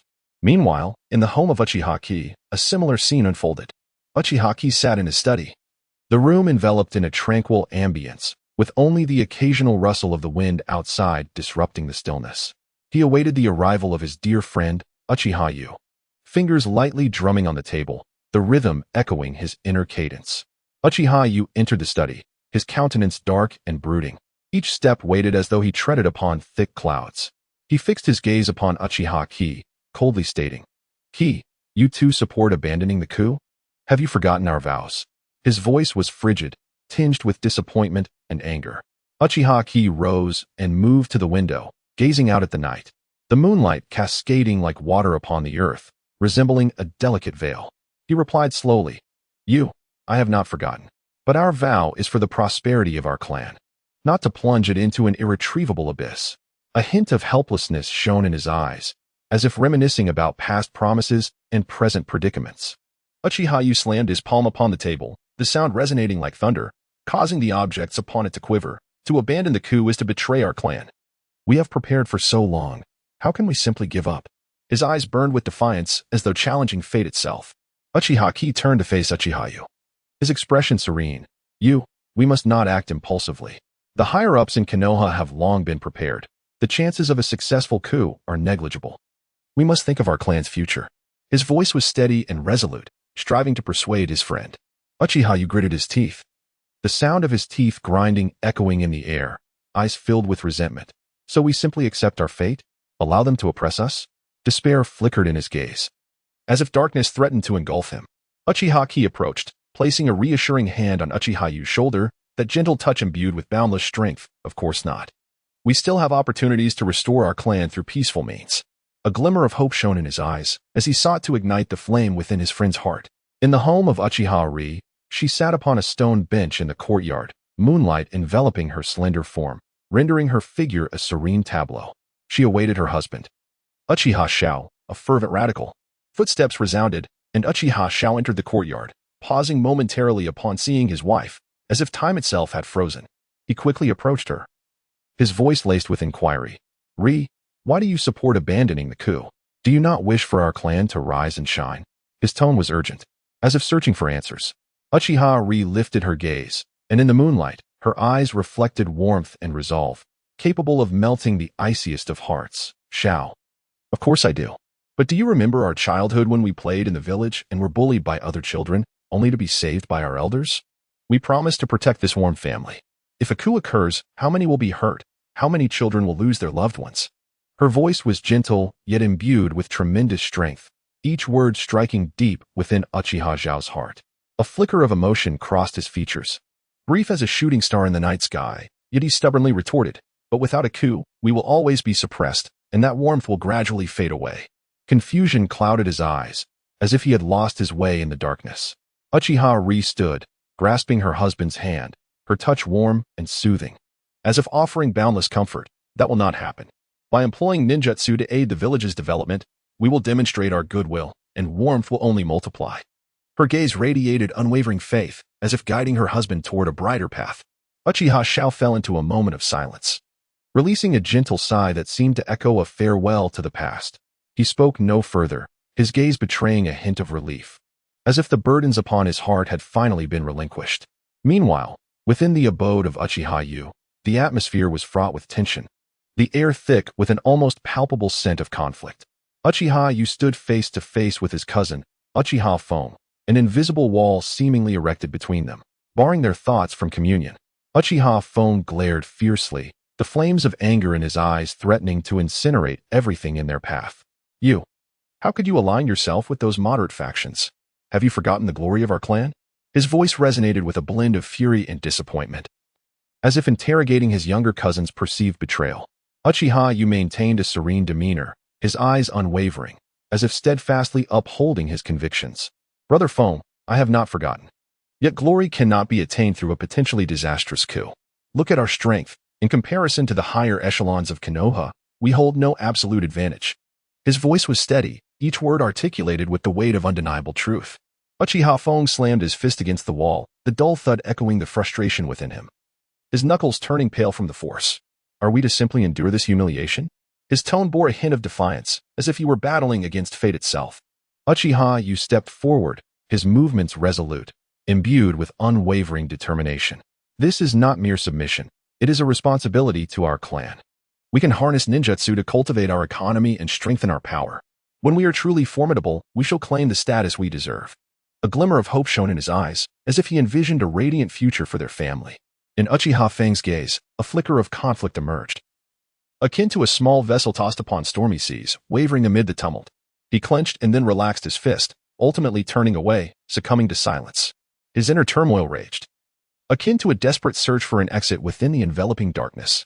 On this night, within the Uchiha clan's dwelling, countless families and dear friends engaged in similar dialogues. Members of the moderate faction, armed with wisdom and patience, endeavored to persuade their radical relatives and companions, seeking a new path for the future of their clan, one that gradually emerged from the shadows, filled with hope and uncertainty. Chapter 31. Uchiha Assembly. The assembly hall of the Uchiha clan stood solemn and majestic as the morning sun streamed through the tall windows, illuminating every corner while failing to dispel the palpable tension in the air. The hall was bustling with people. The moderates, accompanied by their radical family members and close friends, entered one after another. Despite the radical members still wearing expressions of defiance, they had, after days of persuasion, shown a measure of calm and contemplation, their gazes betraying a mix of confusion and anticipation for the future. Uchiha In, accompanied by his younger brother Uchiha Lai, stepped into the venue. Lai's brow remained furrowed, as if he could crush a fly with his glare. His arms were crossed tightly over his chest, puffing out his chest defiantly, the stubbornness in his eyes a silent proclamation of his discontent. He surveyed his surroundings, his footsteps heavy on the ground, echoing with a dull thud as he muttered, "Brother, I still think this is unreliable. I can't just swallow my pride and give up like this."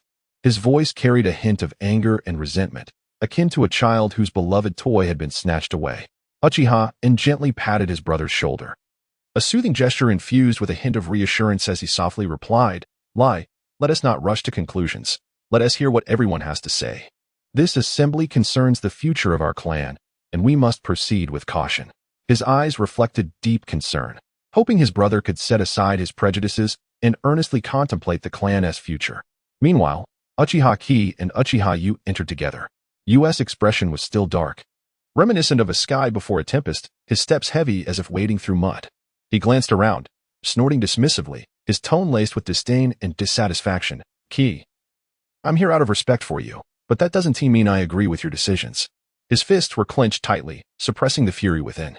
Uchiha Ki responded with a warm and resolute smile, as if to dispel all shadows. "You, I know you're upset. Feel free to voice your thoughts later. We can discuss them together." His gaze radiated sincerity, wishing for an open dialogue with his close friend to find a path forward for the clan. As the assembly commenced, Uchiha Fugaku ascended to the main stage, his stature tall and proud like an ancient pine, his eyes resolute and steady, exuding the authority and wisdom of a leader. He surveyed the gathered clansmen and declared in a booming voice, "Esteemed clan members, we have gathered here today to collectively determine the future direction of our clan. Over the past few days, many of you have become somewhat acquainted with the future plans for the Uchiha, including the relinquishment of the Security Department's authority and the application of ninjutsu for the betterment of our lives. Now, I invite everyone to speak freely." His voice resonated throughout the hall, powerful yet underscored by an undeniable authority. No sooner had he finished speaking than Uchiha rose, leaning forward, his hands pressing forcefully against the table, knuckles whitening with the strain as he vociferously questioned, "Clan leader, I still do not understand why we must abandon our original plans. When did the Uchiha clan become so cowardly?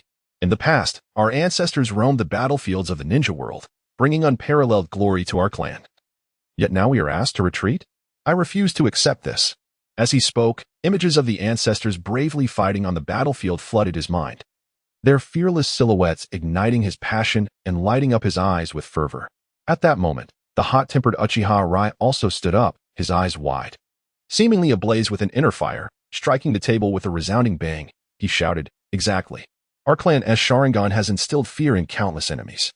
Why should we cower before the higher-ups of Konoha? To simply relinquish our stance is to disgrace our clan." His voice thundered, filled with rage and resentment, causing the entire hall to tremble slightly with his intensity.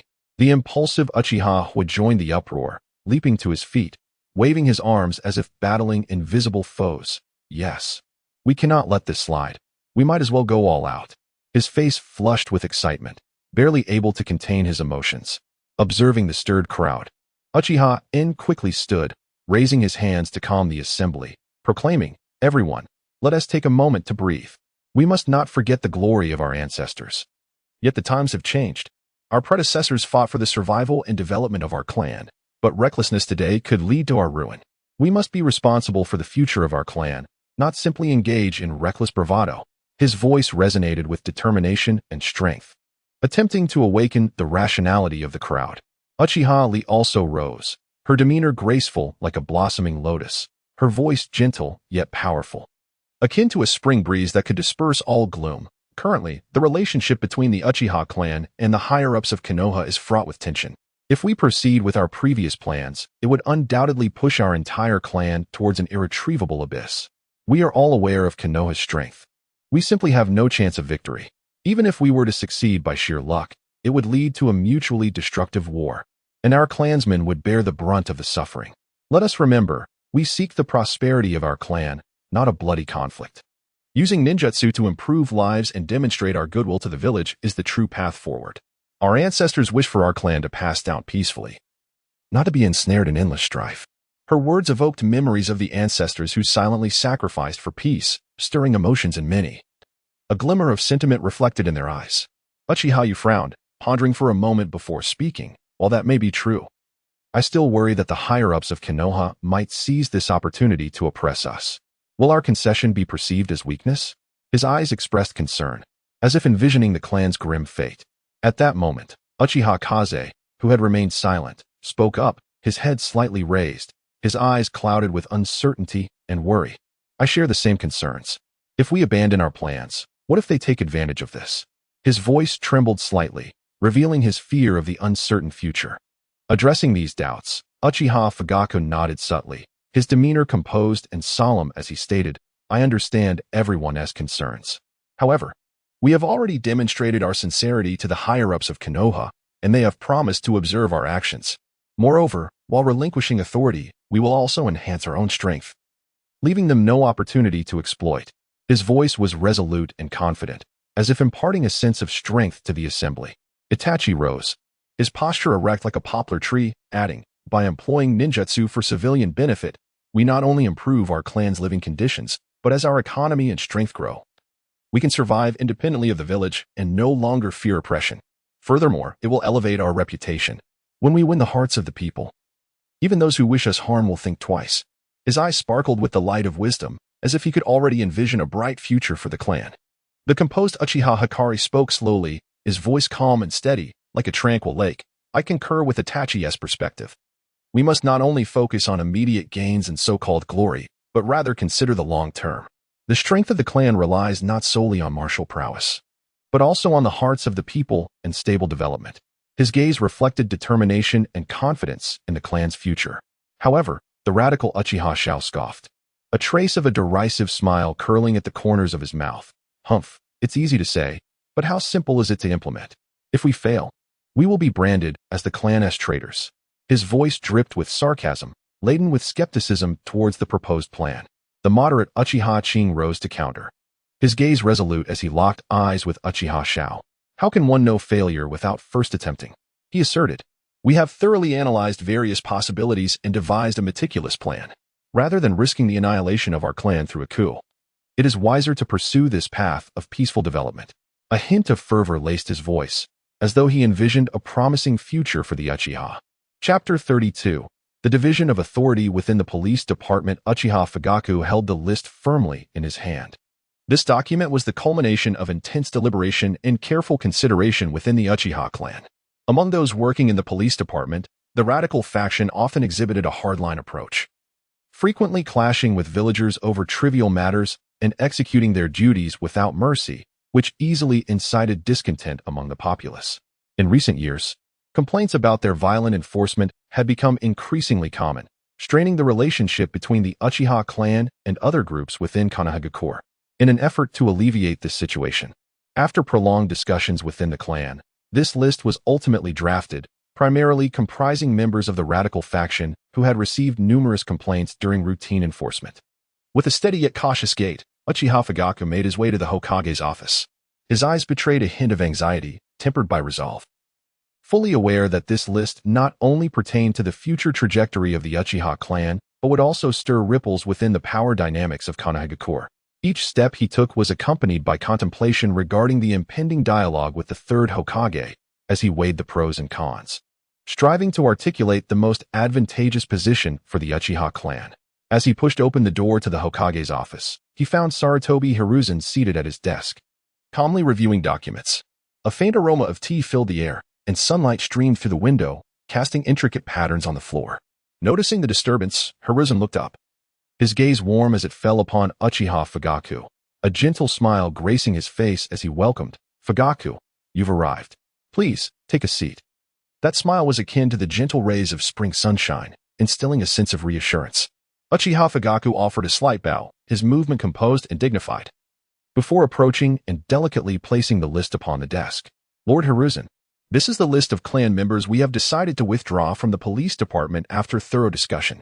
His voice resonated with a deep conviction, imbued with an undeniable authority, even as a flicker of trepidation lingered within him, maintaining the gravitas befitting the clan leader. Hiruzen took the list, curiosity flashing in his eyes as he examined it closely. His gaze traversed the names, and his expression gradually shifted to one of solemnity. Each name represented a symbol of change within the power structure of Konohagakure. After a moment, he set the list down and looked at Uchiha Fugaku, his eyes filled with reflection. "Fugaku, it is indeed commendable that your clan has made such a decision. This will undoubtedly contribute positively to the stability and development of Konohagakure." He nodded slightly, acknowledging the Uchiha clan's resolution. When Danzo had last sought him out, he had hoped to find an opportune moment to discuss matters with Uchiha Fugaku and seek a prudent resolution. Little did he anticipate that the Uchiha clan would so swiftly enact such a transformation, voluntarily diminishing their power within the police department by submitting this list of withdrawals. Consequently, even if Danzo harbored resentment, it would be challenging for him to find grounds for conflict. Uchiha Fugaku nodded slightly, a glimmer of hope evident in his eyes. "The Uchiha clan has always regarded the prosperity of Konohagakure as our duty. We merely hope that this concession will foster genuine peace and trust between us and the village." His tone was imbued with sincerity, aspiring to ease tensions between the Uchiha clan and the other factions in Konohagakure. Upon exiting the Hokage's office, Hiruzen understood the gravity of the situation and promptly summoned the higher-ups of Konohagakure to discuss how to allocate the approximately 100 vacancies left by the Uchiha clan's withdrawal from the police department. In the conference room, the atmosphere was tense and oppressive, as if the heartbeat of each individual could be heard. Danzo sat in a corner, half his face shrouded in shadow, his eyes glimmering with an inscrutable light as his fingers rhythmically tapped on the armrest, the dull sound breaking the momentary silence.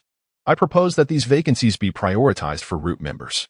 They are loyal and reliable, capable of better safeguarding the security of Konohagakure."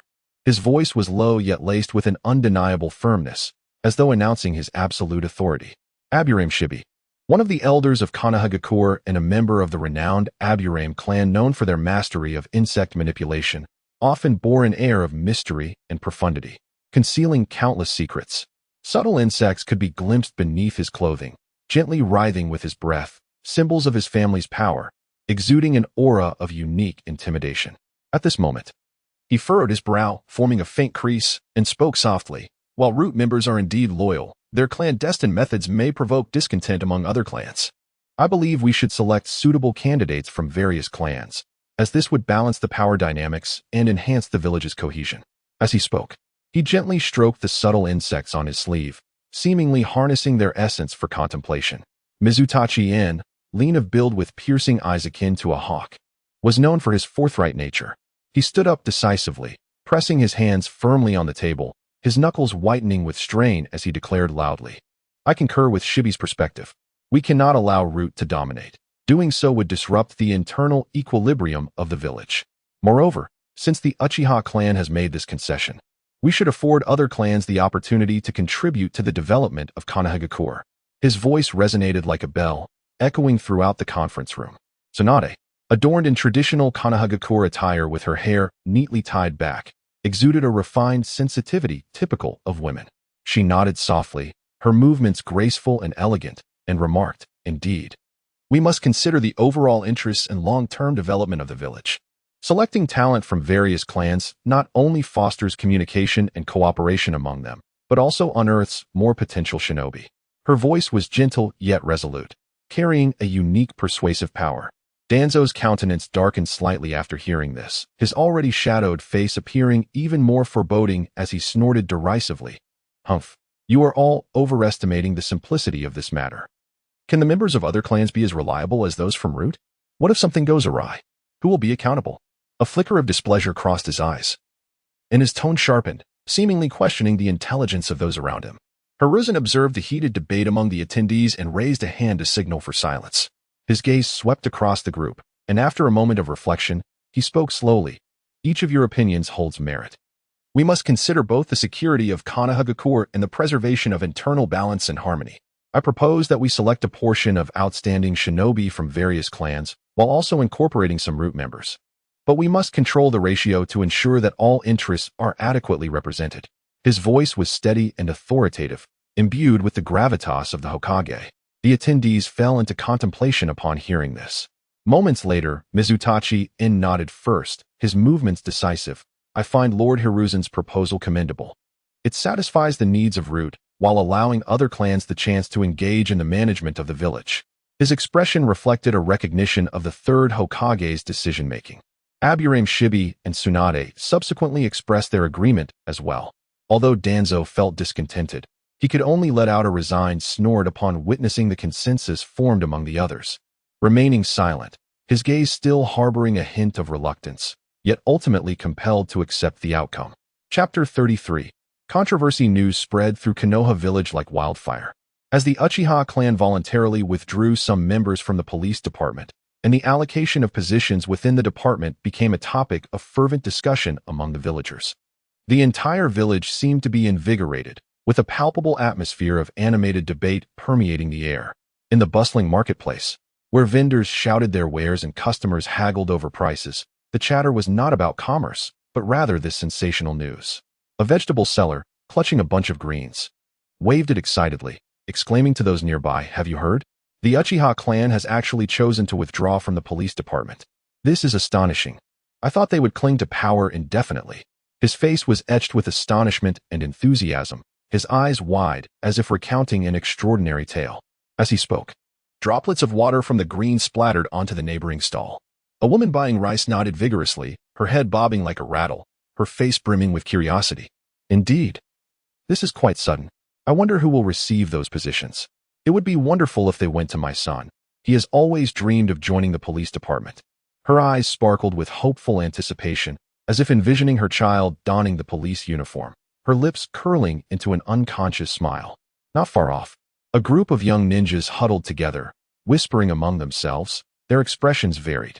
One ninja with short hair furrowed his brow, a look of confusion on his face as he remarked, "I've heard that the Root organization wants to claim some of those positions. That's simply one to do.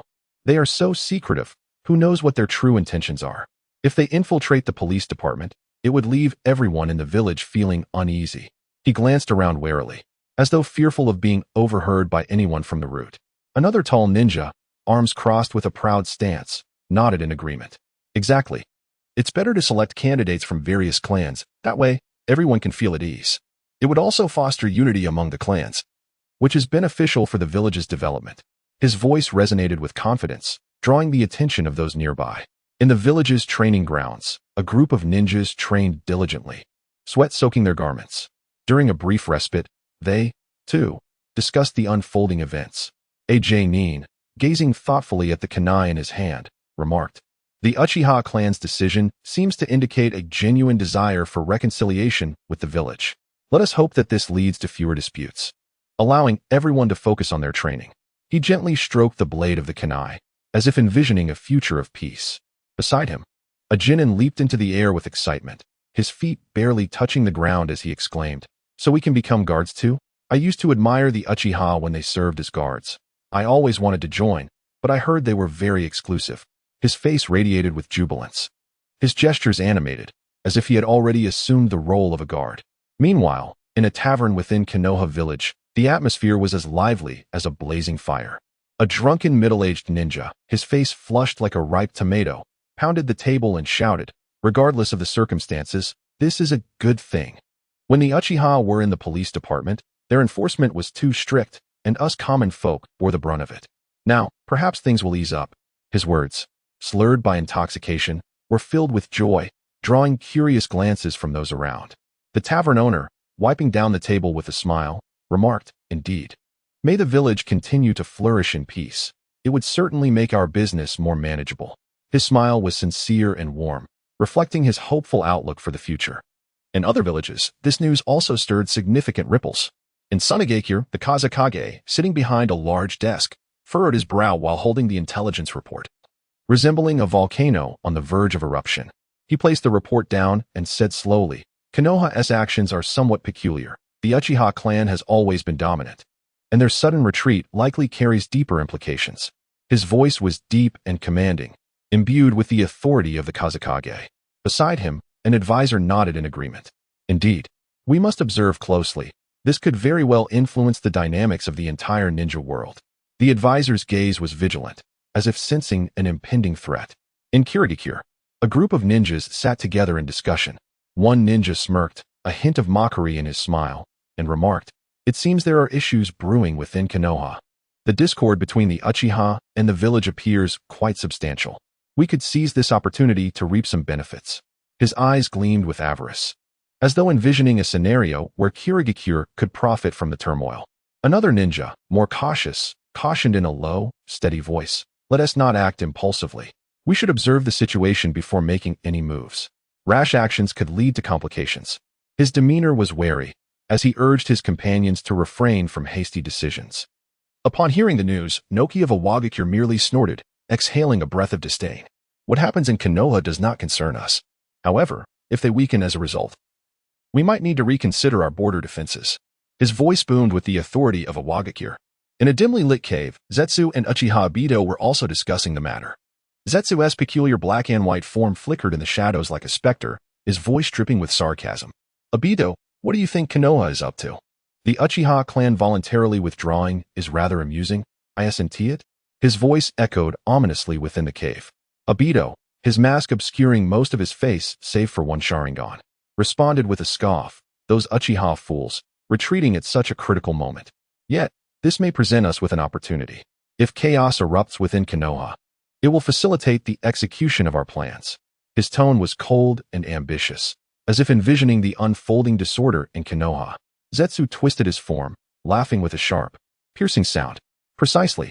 When they are preoccupied with their own troubles, it will be the perfect moment for us to act. Perhaps we can stir the pot further, creating even more chaos."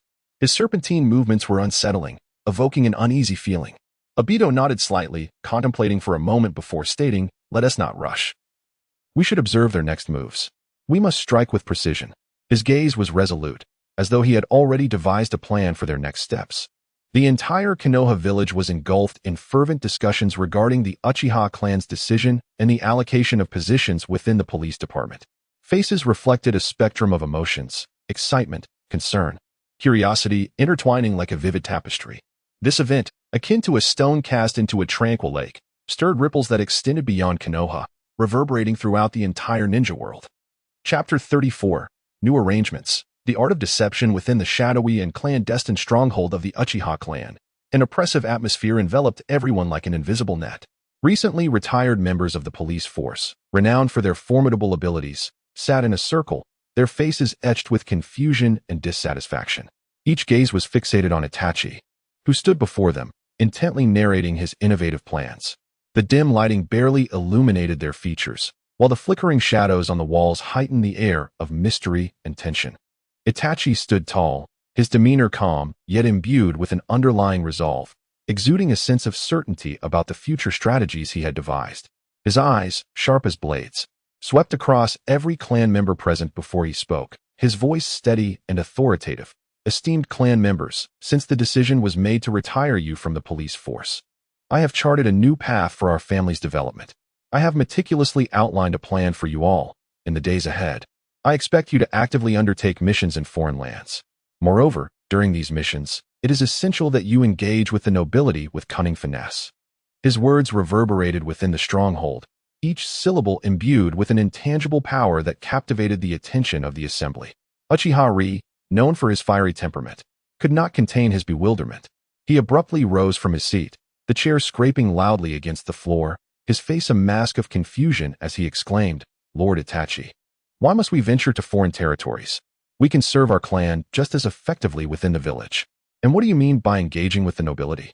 His hands gestured animatedly as if trying to grasp the elusive answers, his body trembling slightly with agitation. Itachi's thoughts momentarily drifted to the perceptions of the online community, who viewed the nobility of the ninja world as utterly ludicrous. They resembled avaricious parasites, mercilessly draining the lifeblood of the common people, wielding their wealth to manipulate ninjas as mere tools, often indulging in blatant humiliation without remorse. A surge of intense disdain welled up within Itachi. A flicker of anger glimmered in his eyes. After a brief pause, he collected himself and explained patiently, "By undertaking missions in foreign lands, we not only hone our skills, but also accumulate resources for our clan. As for engaging with the nobility, simply put, we seek opportunities to let them experience the taste of loss, thereby allowing us to amass wealth." He articulated his plan in straightforward terms. Yet the doubts in the eyes of his audience remained unwavering. Uchiha scratched his head, his hair tousled, and in a gruff voice asked, "What do you mean by loss? Can you clarify?" His expression was one of utter bewilderment, his eyes filled with a yearning for clarity. Itachi took a deep breath, his gaze resolute as he addressed the assembly. "To put it plainly, what I propose is akin to the art of deception." This declaration detonated like a bombshell, sending shockwaves through the crowd. Uchiha's eyes widened in disbelief, his astonished expression freezing as if bewitched. He soon erupted, his voice booming, "Deception? You want us to engage in such antics? How is that even conceivable? We ninjas have been manipulated by them for ages. Now, suddenly turning the tables seems like an invitation to suffering. If they sense our intentions, we would be met with dire consequences. Moreover, should this behavior become public knowledge, we would be scorned and ridiculed by all." His face flushed a deep crimson, reminiscent of a ripe tomato, his agitation apparent as he spat out words, droplets of saliva landing on nearby clan members. Uchiha also rose, hands clasped behind his back, shaking his head vehemently, his tone laced with stern reproach. "Itachi, this notion is utterly preposterous. The Uchiha clan has always prided itself on integrity. How can we engage in such easily misconstrued actions? If discovered, our family's reputation would be irrevocably tarnished." As a representative of the traditionalists, Uchiha's resistance to this seemingly illogical plan was palpable, his eyes revealing disappointment and discontent. Itachi, having anticipated their reactions, cleared his throat again, his tone more emphatic. "Everyone, please, calm yourselves. Reflect on the nobility. They indulge in lives of opulence and excess, amassing wealth beyond measure. But where does this wealth originate? It is derived from the exploitation of the common people, from the fruits of our labor as ninjas. We toil for meager rewards, while they effortlessly seize our hard-earned riches with mere words. The Uchiha clan possesses immense power. Why should we bow before these parasites? Are we willing to accept this?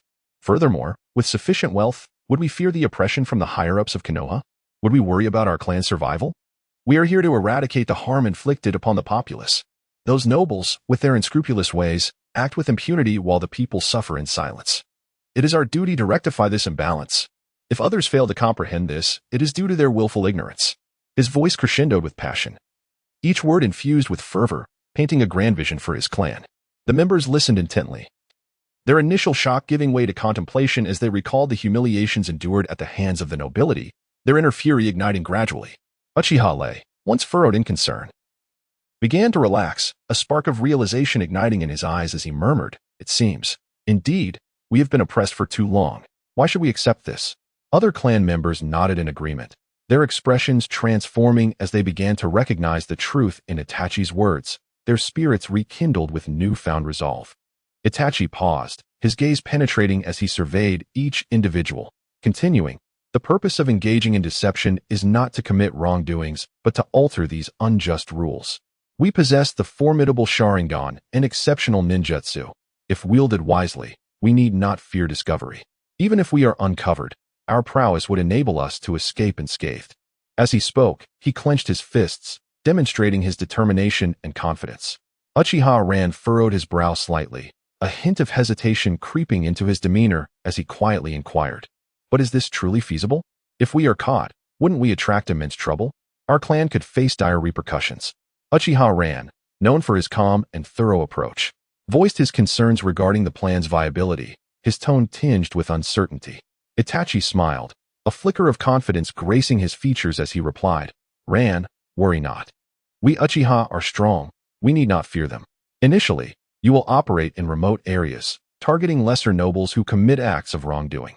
As you become accustomed to this, the next steps will become clear. I will also provide you with information to aid your endeavors. Each of you is an exceptional ninja. As long as you can unite and devise a comprehensive and meticulous plan in advance, success will undoubtedly follow. Moreover, this endeavor is a battle for the future of the clan, and even in the face of risks, it is a worthy pursuit." His gaze conveyed an unwavering conviction, as if he were instilling a potent sense of determination in all present. A unique operation is about to commence under Itachi's guidance, which will undoubtedly usher in new possibilities for the Uchiha clan's future. Chapter 35. A new dawn for the Uchiha. The ceremony for the handover of the police department concluded amidst a solemn and dignified atmosphere. The newly appointed members, filled with aspirations and expectations, walked boldly towards their respective posts, their chests puffed out with pride. In their minds, they envisioned a future of efficient management and peace within the village, believing they were about to embark on a glorious journey. However, reality struck them like a heavy blow, shattering their dreams. The marketplace of Konoha was bustling with life, the sounds of vendors calling out and haggling intertwining in a lively chorus. A fruit vendor, animatedly hawking his wares, wore a genuine smile as he enthusiastically described the freshness and flavor of his produce to passers-by. Suddenly, a heated argument erupted between a villager and the fruit vendor over pricing, both sides adamant in their positions, their voices escalating to a cacophony that drew a crowd. Not far off, a young ninja from the newly appointed police department, hailing from a prominent clan, overheard the commotion. Panic washed over him, beads of sweat forming on his brow as he rushed over, legs trembling uncontrollably. Stammering, he shouted, "Why you? Please stop arguing." The two combatants merely cast him a disdainful glance, their contempt palpable, and instead of quieting down, they escalated their dispute even further. One of them waved his arms in agitation, retorting, "What business is it of yours? Mind your own affairs." The young ninja's hands shook uncontrollably, his expression a portrait of fear as he frantically glanced around, evidently seeking assistance. Yet, his feet felt as though they were glued to the ground, paralyzed by an overwhelming sense of dread and conflict. At that moment, an elderly man passing by could no longer bear to witness the chaos. His eyes blazed with indignation as he stepped forward, vociferously reprimanding, "What is the matter with you members of the police department? When the Uchiha were in charge, such disorder was unheard of, and now, you cannot even manage this triviality, and yet you speak of protecting the village." The old man's face flushed crimson with anger, the wrinkles on his face contorting with rage and disappointment, his voice resonating throughout the marketplace, drawing the attention of onlookers. Simultaneously, in another corner of the village, a member of the Root organization was dealing with a theft case. The victim, an elderly woman, wept bitterly, tears streaming down her cheeks as she lamented the loss of her hard-earned savings. The Root member, expressionless, stood there like a cold statue, coldly stating, "Understood, we will investigate." With that, he turned to leave, his hurried pace betraying no intention of delving deeper into the matter. The elderly woman, desperate and with reddened eyes, clutched his sleeve tightly, her nails turning white from the force of her grip as she cried, "You can't just leave. This is my lifeline." The root member, visibly irked, scowled and forcefully shrugged off her hand, departing without a backward glance, leaving her to sob alone.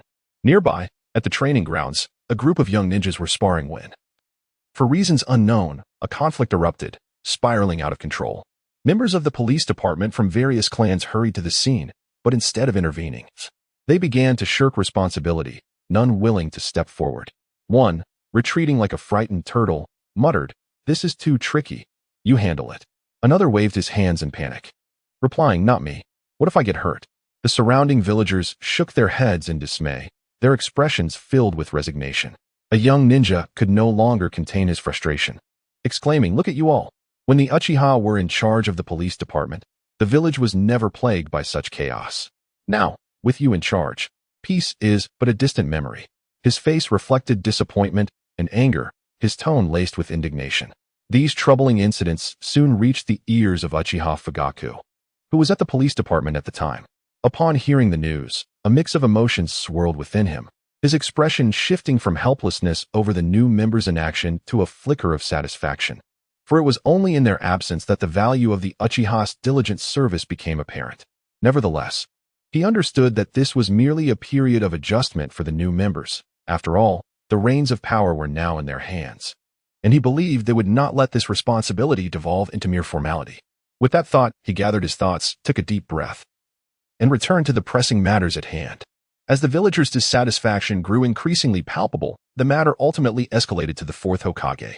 The higher-ups of Konoha convened an emergency meeting, the atmosphere in the room tense and serious. After a vigorous exchange of opinions and heated debates, it was decided that each clan must ensure their new members quickly acclimate to their roles and restore the village's peace and tranquility. With concerted efforts from all parties, within just 3 months, a complete reorganization of the police department personnel was accomplished. Simultaneously, the Uchiha clan was not idle. Itachi had devised an extensive training program for them, followed by initiating infrastructure projects within the clan. Utilizing various ninjutsu, they employed earth style to level the land for fertile fields and water style to irrigate foundations, constructing roads and bridges, and maintaining public facilities. Under Itachi's guidance, their work efficiency soared. Projects that would normally take months to complete were realized in mere weeks through their diligent efforts. The Uchiha clan thrived, their members working in harmony and concert.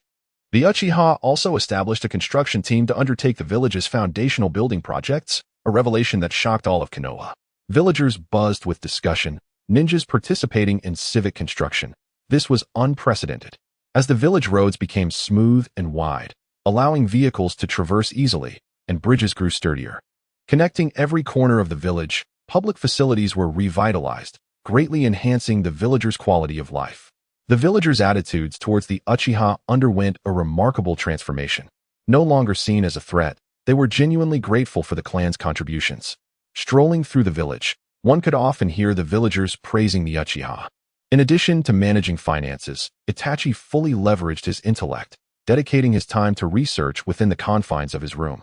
By integrating ninjutsu with contemporary technology, and after numerous trials and failures, he successfully developed technological innovations such as the ninja textile machine.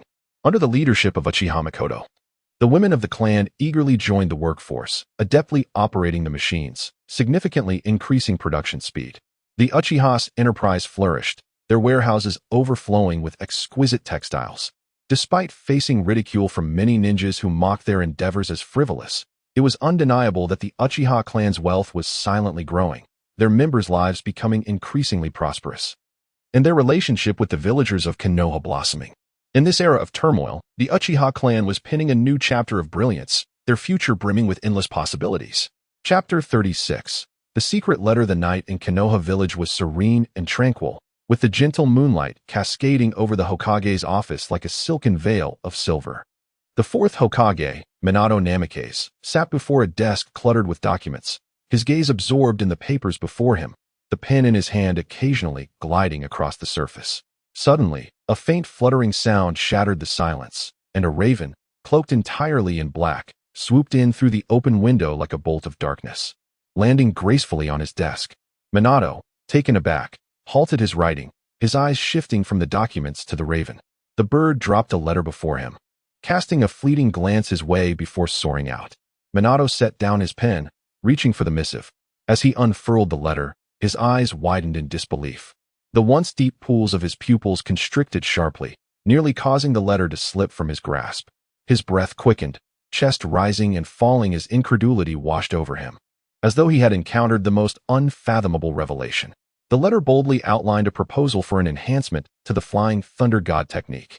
The Flying Thunder God technique, a space-time ninjutsu developed by the second Hokage, Tobirama Senju, had been a subject of intense study and refinement by Minato. This technique allowed the user to mark an object with a special seal, enabling instantaneous movement to that location and achieving extraordinary speed.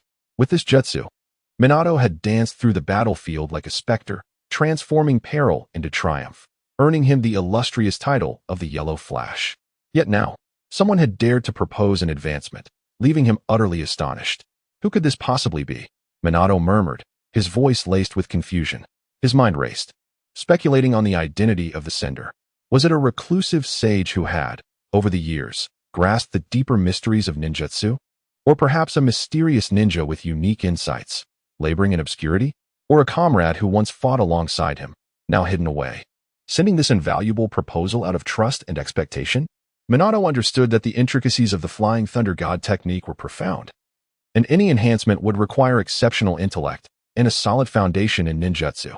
With a heart full of wonder and astonishment, Minato began to mentally simulate the improvements described in the letter.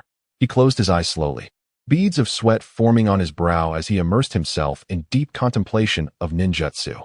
In his mind's eye, a battlefield materialized, where the once singular instantaneous movement of the Flying Thunder God could now transition seamlessly between three seals. As enemy attacks rained down like a tempest, he would evade them before they ever grazed his garments, reappearing at an unexpected vantage point to deliver a decisive blow. This represented a combat style that maximized speed and strategy, with each movement brimming with infinite possibilities. This enhancement proposal, Minato murmured again, excitement and curiosity igniting within his gaze. Rising to his feet, he began to pace the room, clutching the letter tightly as if it were a key to a new realm. Each word on the missive felt like a key unlocking a door to new heights in the art of ninjutsu. At that moment, a knock echoed through the room. Minato quickly concealed the letter, collecting his thoughts and taking a deep breath, restoring his usual composure. "Come in," he called. The door creaked open, and Jiraiya entered. His face alight with a mixture of excitement and urgency, his steps brisk, eyes gleaming. His gaze fell upon Minato, brow furrowing slightly with concern. "Minato, you seem unusually exhilarated. What has transpired?" Having been Minato's mentor for some time, Jiraiya was perceptive to his emotional shifts, quickly noticing something amiss. Minato hesitated, weighing the pros and cons before ultimately deciding to share the contents of the letter with Jiraiya. He retrieved the missive once more and handed it to his mentor. "Jiraiya-sensei, please take a look at this." Minato was aware of Jiraiya's extensive experience and vast knowledge. He hoped to glean some inspiration from him. Jiraiya took the letter, reading it intently. As he delved deeper into its contents, his eyes widened further, the shock on his face becoming increasingly apparent. "This is simply unfathomable."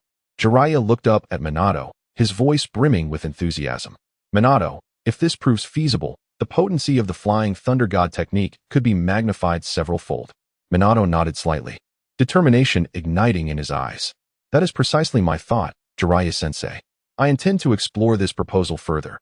It may elevate the Flying Thunder God technique to unprecedented heights." His words resonated with confidence and resolve, fully prepared to embrace the challenge ahead. Jiraiya clapped a hand on Minato's shoulder, smiling. "Good lad, I believe in you. If anyone can master the Flying Thunder God technique to its fullest potential, it is undoubtedly you. However, my visit today is not solely out of concern for you. I have significant news. I will be leaving the village for a while. With this development regarding the Flying Thunder God technique, I feel much more at ease." Minato's expression faltered momentarily, a flicker of reluctance crossing his features. "Sensei, where are you headed? Is there a crucial mission at hand?" Jiraiya's face radiated with barely contained excitement as he gestured animatedly. "Minato, I believe I have uncovered the whereabouts of the child of prophecy foretold by the great sage of the Toad. Do you understand what this signifies? The one destined to alter the fate of the world may be in the direction I am pursuing." Minato's demeanor shifted to one of gravity infused with anticipation. He understood the weight of the great sage's prophecy and recognized Jiraiya's mission's significance, yet concern gnawed at him. Sensei, the child of prophecy holds immense implications for the future of the ninja world. The challenges ahead will be formidable. If things do not go as planned, you must exercise caution. I will remain here, hoping for your swift return with the child of prophecy to fulfill your aspirations. Jiraiya nodded slightly, his eyes resolute. Rest assured, Minato. The journey may be fraught with trials, but for the future of the ninja world, I must give it my all. Await my return with the child of prophecy. Together, we shall witness the transformation of the ninja realm. Minato affirmed with a nod. Understood, Sensei. I shall protect the village in your absence. I look forward to your triumphant return with the child of prophecy. Jiraiya patted Minato's shoulder once more before turning toward the door. As he reached the threshold, he paused, glancing back at Minato, trust and expectation gleaming in his eyes. Minato, the village is in your capable hands. I have faith that your enhanced Flying Thunder God technique will lead Konoha through any tribulation, but do not hesitate to seek me out should you need anything. Minato stood tall, unwavering. Sensei, you can rest easy. I shall safeguard Konoha with all my might. As he watched Jiraiya's figure fade into the night, Minato returned to his desk, once more grasping the letter, his gaze shifting to one of unwavering focus and determination. He understood that during Jiraiya's quest for the child of prophecy, he too must dedicate himself to the study of the enhancement proposal, fortifying Konoha and contributing to the future of the ninja world with newfound strength. Chapter 37, Daily Life. A month later, after a long day of work, Minato Namikaze returned home, his body slightly weary. As he stepped inside, he was greeted by the delightful aroma of food wafting from the kitchen. Kushina, with her gently rounded belly, was busily preparing breakfast. A radiant smile adorned her face, her eyes shimmering with the anticipation of new life. Minato, you're back. You returned quite early today, Kushina exclaimed, turning to greet him with a cheerful voice that resonated with warmth. Minato approached her, enveloping her in a gentle embrace and placing a tender kiss on her forehead. You've worked hard, Kushina. With things less hectic lately, how is our little one doing? His eyes brimmed with affection as he rested his hands lightly on her belly. The baby is quite lively, always moving around, Kushina replied, her smile growing brighter as she lovingly caressed her abdomen, seemingly communicating with their child. As they conversed, a sudden knock interrupted them. Minato opened the door to reveal Fugaku Uchiha, accompanied by his wife Mikoto, who cradled their infant son Sasuke. Fugaku appeared particularly relaxed, a subtle smile gracing his face as he nodded in acknowledgement. Mikoto, too, offered a warm gesture towards Minato, her gaze filled with tenderness as she gently swayed Sasuke. Minato, I bring some promising news regarding the Uchiha clan, Fugaku proclaimed, his voice resonant and steady, an undercurrent of pride evident in his demeanor. Intrigued, Minato raised an eyebrow. The fatigue of the day momentarily lifted as he welcomed Fugaku and Mikoto inside. Kushina joined them, greeting the couple before her attention was drawn to the adorable Sasuke. Unable to resist the urge to gently stroke his tiny face. Since our Uchiha clan has undergone reforms, everything has been progressing positively, Fugaku began. A content smile illuminating his features as he settled into a chair. Just yesterday, while our construction team was repairing the bridge on the eastern side of the village, many of the villagers came forward to lend a hand. We all worked together, moving materials. Though it was laborious, laughter filled the air, and we coordinated seamlessly. Fugaku animatedly recounted the events, his satisfaction evident. Moreover, the fabric produced by our clan's weaving workshop has been immensely popular in the village. The villagers praise our craftsmanship, which has invigorated our clan members. Mikoto chimed in, gently rocking Sasuke. Indeed, the atmosphere within the clan has greatly improved. Everyone is motivated, and the villagers' attitude towards us has transformed significantly. Just a few days ago, an elderly gentleman brought fruits from his garden to express his gratitude for the road repairs near his home. Kushina listened intently, nodding with appreciation as a smile graced her lips. That's wonderful news, Fugaku. I'm truly happy to see the Uchiha clan thriving. It is the result of your hard work. Indeed, it is thanks to everyone's unity and effort, Fugaku humbly acknowledged. We shall continue to strive to contribute even more to Konoha. At that moment, Kushina approached with tea, setting it before the two men. I'm so pleased for you, Fugaku and Mikoto. As long as we all work together, our village will only continue to flourish, she said, her smile radiating warmth and reassurance. Fugaku's gaze drifted to Kushina's gently swelling belly, a fleeting concern flickering in his eyes before he donned a gentle smile. Thank you, Kushina. Congratulations on the impending arrival of your new life. However, given the current circumstances, while things may seem peaceful on the surface, we must remain vigilant of the underlying risks. Please take care of yourself. His tone, while casual, carried an undercurrent of concern for the potential threats to the village, as well as for Kushina and their unborn child. Minato and Kushina exchanged a glance, both wearing smiles infused with happiness. Kushina settled beside Mikoto, her eyes fixated on Sasuke. Mikoto, Sasuke is so adorable. It's amazing how much a 3-month-old can change from day to day. Is he particularly entertaining now? Mikoto nodded with a smile. Absolutely. Witnessing his daily changes fills my heart with joy. Although, it can be quite concerning at times. He often wakes up crying in the middle of the night. Once your baby arrives, you'll understand. Kushina lovingly stroked her belly, her eyes sparkling with anticipation. I can hardly wait to meet our little one. I wonder if they will resemble Minato more or me. Minato observed their conversation, a gentle smile gracing his face, while Fugaku interjected occasionally, creating an atmosphere of warmth and tranquility within the room. Just as their light-hearted chatter flourished, Fugaku rose, arms crossed. His expression seemingly casual, yet laced with a hint of scrutiny. Minato, I sense that your strength has progressed further. His gaze locked onto Minato, searching for any sign of a chink in his demeanor. Minato paused for a moment, then smiled softly, nodding. Indeed. I've gained some new insights into the Flying Thunder God technique, though I am still refining it. His tone remained humble, and his expression calm. Fugaku took a step closer, curiosity flickering in his eyes. Might I witness your progress today? I'm curious to see how much more advanced the Flying Thunder God has become. Certainly, I'd be glad to demonstrate, Minato replied, a grin spreading across his face as he stood up. As his chakra surged, in an instant, he vanished from sight, only to reappear across the room, delicately holding a leaf that had drifted inside. The entire display was so swift that it was nearly impossible to perceive. Fugaku's eyes widened in astonishment before he composed himself, clapping and laughing.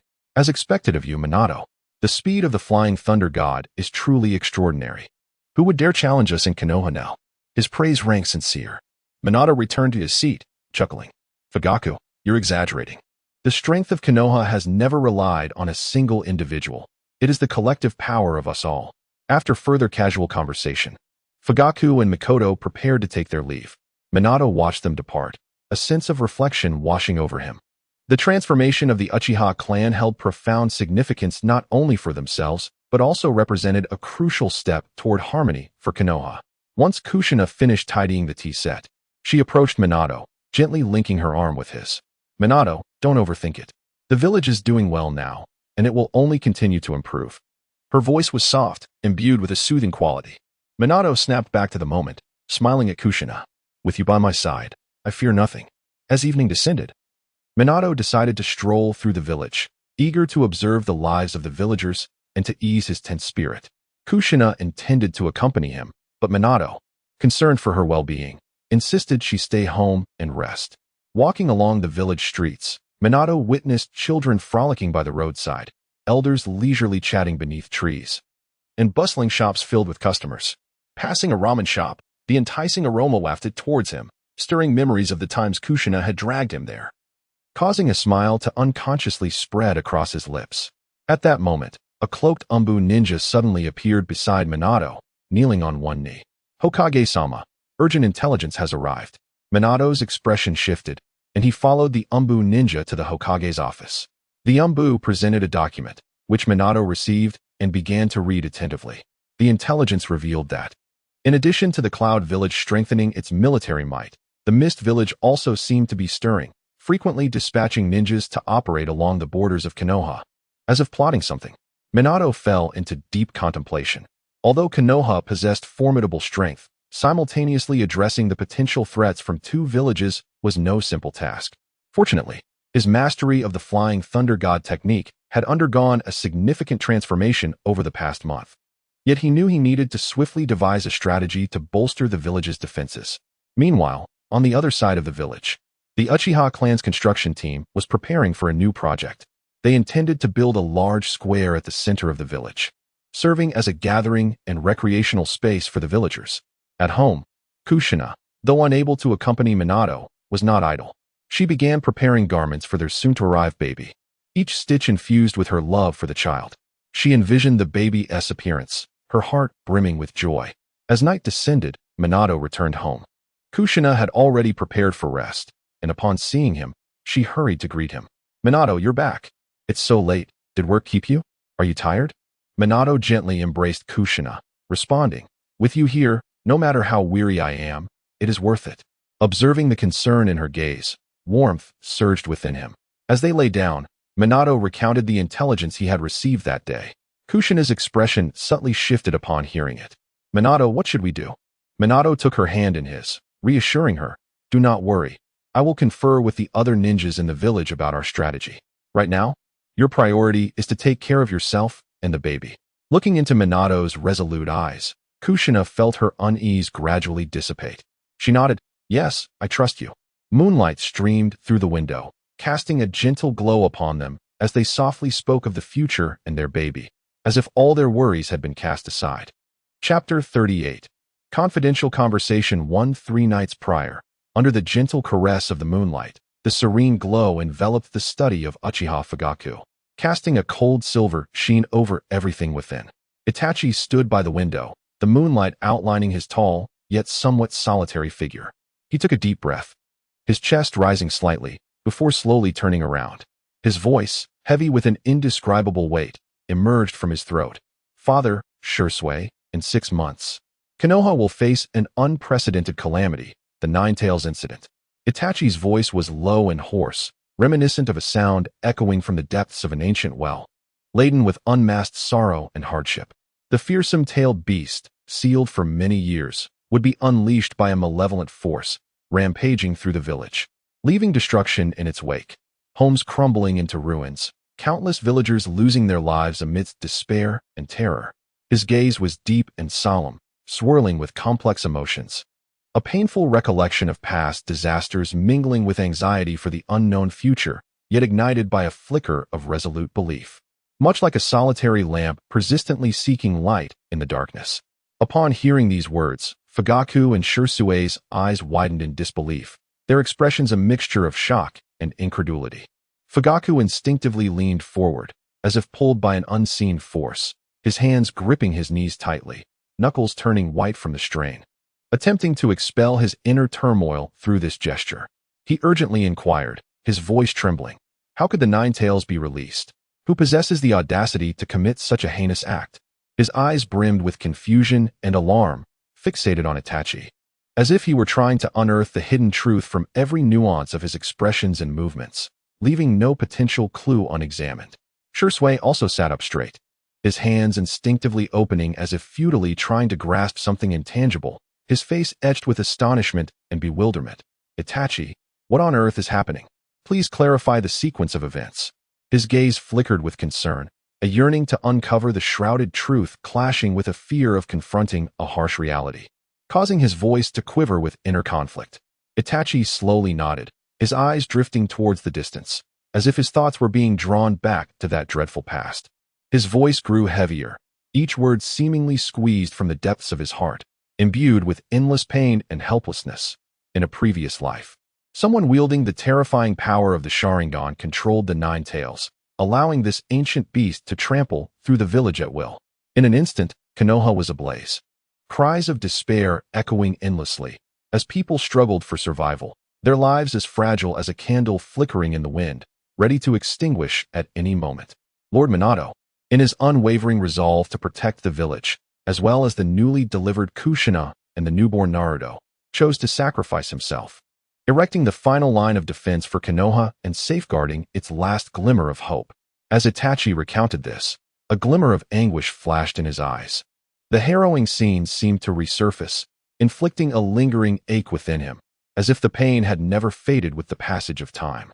He bowed his head slightly, as if to calm the tumult of emotions within, pausing for a moment before continuing. Prior to that, the Uchiha clan found itself in a dire situation, he continued, his tone tinged with resignation and indignation. Danzo harbored deep-seated animosity and wariness towards our clan, meticulously plotting in the shadows to undermine us.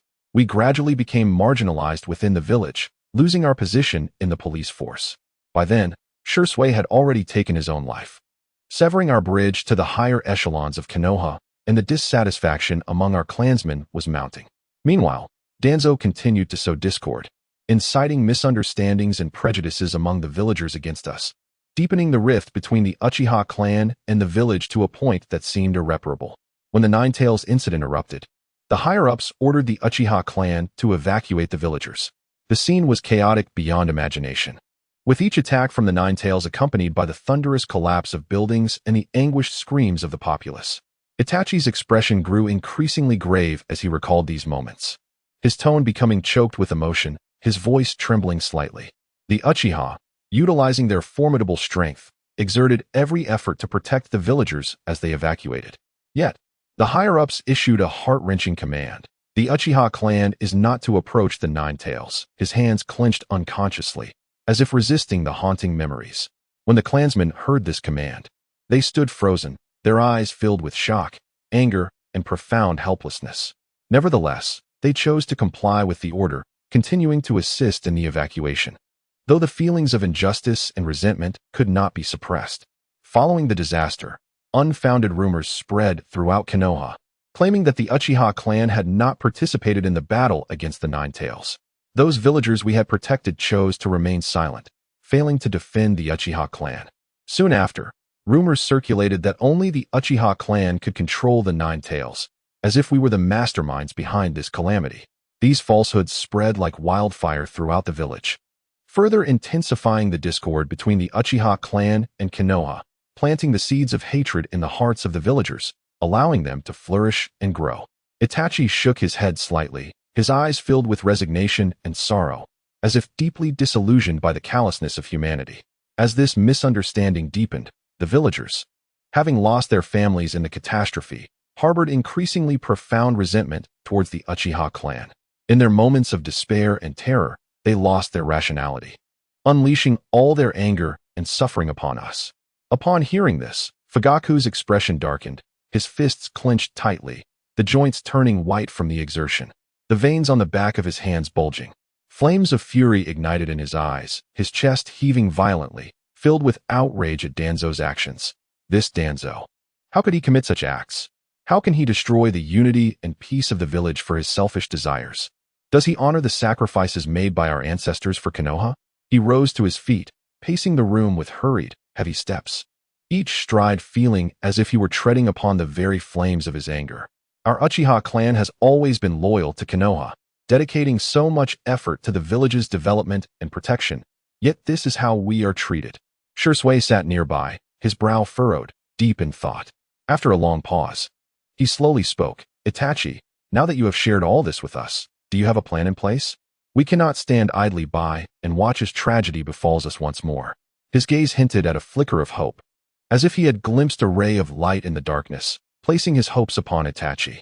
Chapter 39. The Secret Conversation 2. Indeed, I have devised some plans. However, I must reveal a shocking revelation. The enigmatic figure orchestrating the Nine-Tails turmoil is none other than Uchiha Obito, who has publicly claimed to be Uchiha Madara.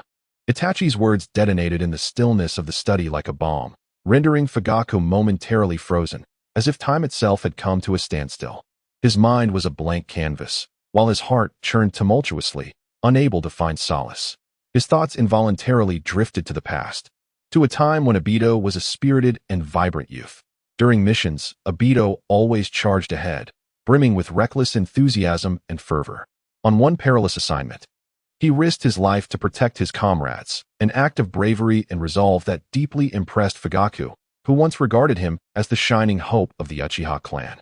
Yet now, that once innocent boy had transformed into the architect of destruction, and this stark contrast was unbearable for Fugaku, filling him with confusion, anger, and sorrow. Is Uchiha Obito truly alive? Does he possess the ability to control the Nine-Tails? The world believes that the Sharingan can dominate the beast, but we Uchiha know that only Uchiha Madara has that capability. To wield such power, one must at least possess the Mangekyou Sharingan, and Obito's talents and abilities are rather ordinary, Fugaku remarked, perplexed, as Itachi recounted how Obito was manipulated into awakening the Mangekyou Sharingan and its powers. Fugaku's eyes widened in shock, his mouth slightly agape, his expression frozen in astonishment, as if the very flow of time had ceased. After a lengthy silence, he stammered, "This. How can this be? Uchiha Obito possesses such potential?" Then, a troubling thought crossed Fugaku's mind, and he murmured, "But the Nine-Tails disturbance is truly terrifying. The village nearly faced annihilation. Can Konoha withstand such a burden?" His gaze reflected profound concern for the village's future, as if he could foresee the shadow of disaster looming once more, stifling his breath. Shursui, too, wore a shocked expression, his brow furrowed, arms crossed, deep in contemplation. If all this is true, we cannot remain passive. We must exhaust every avenue to prevent this tragedy from repeating. Our Uchiha clan can no longer bear such an unjust burden, nor allow the village to plunge into crisis again. His eyes gleamed with unwavering determination, a commitment to safeguard the village's future and a steadfast adherence to justice. Itachi nodded slightly and continued, "In the past, Lord Minato's Flying Thunder God technique played a crucial role in countering the Nine-Tails.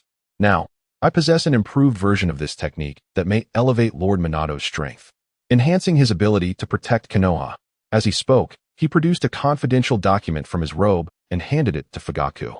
Receiving the document, Fugaku's eyes shimmered with anticipation as he began to read intently. As he delved deeper into its contents, his initial astonishment gradually transformed into excitement. This is simply brilliant. If Minato can master this improved Flying Thunder God, our village will gain an edge against any threat. Perhaps we can seize the initiative in future crises. His voice brimmed with enthusiasm and hope, envisioning Minato wielding the enhanced technique like a golden lightning bolt, traversing the battlefield and defending every inch of Konoha, repelling all adversaries. Itachi looked at Fugaku with earnest sincerity.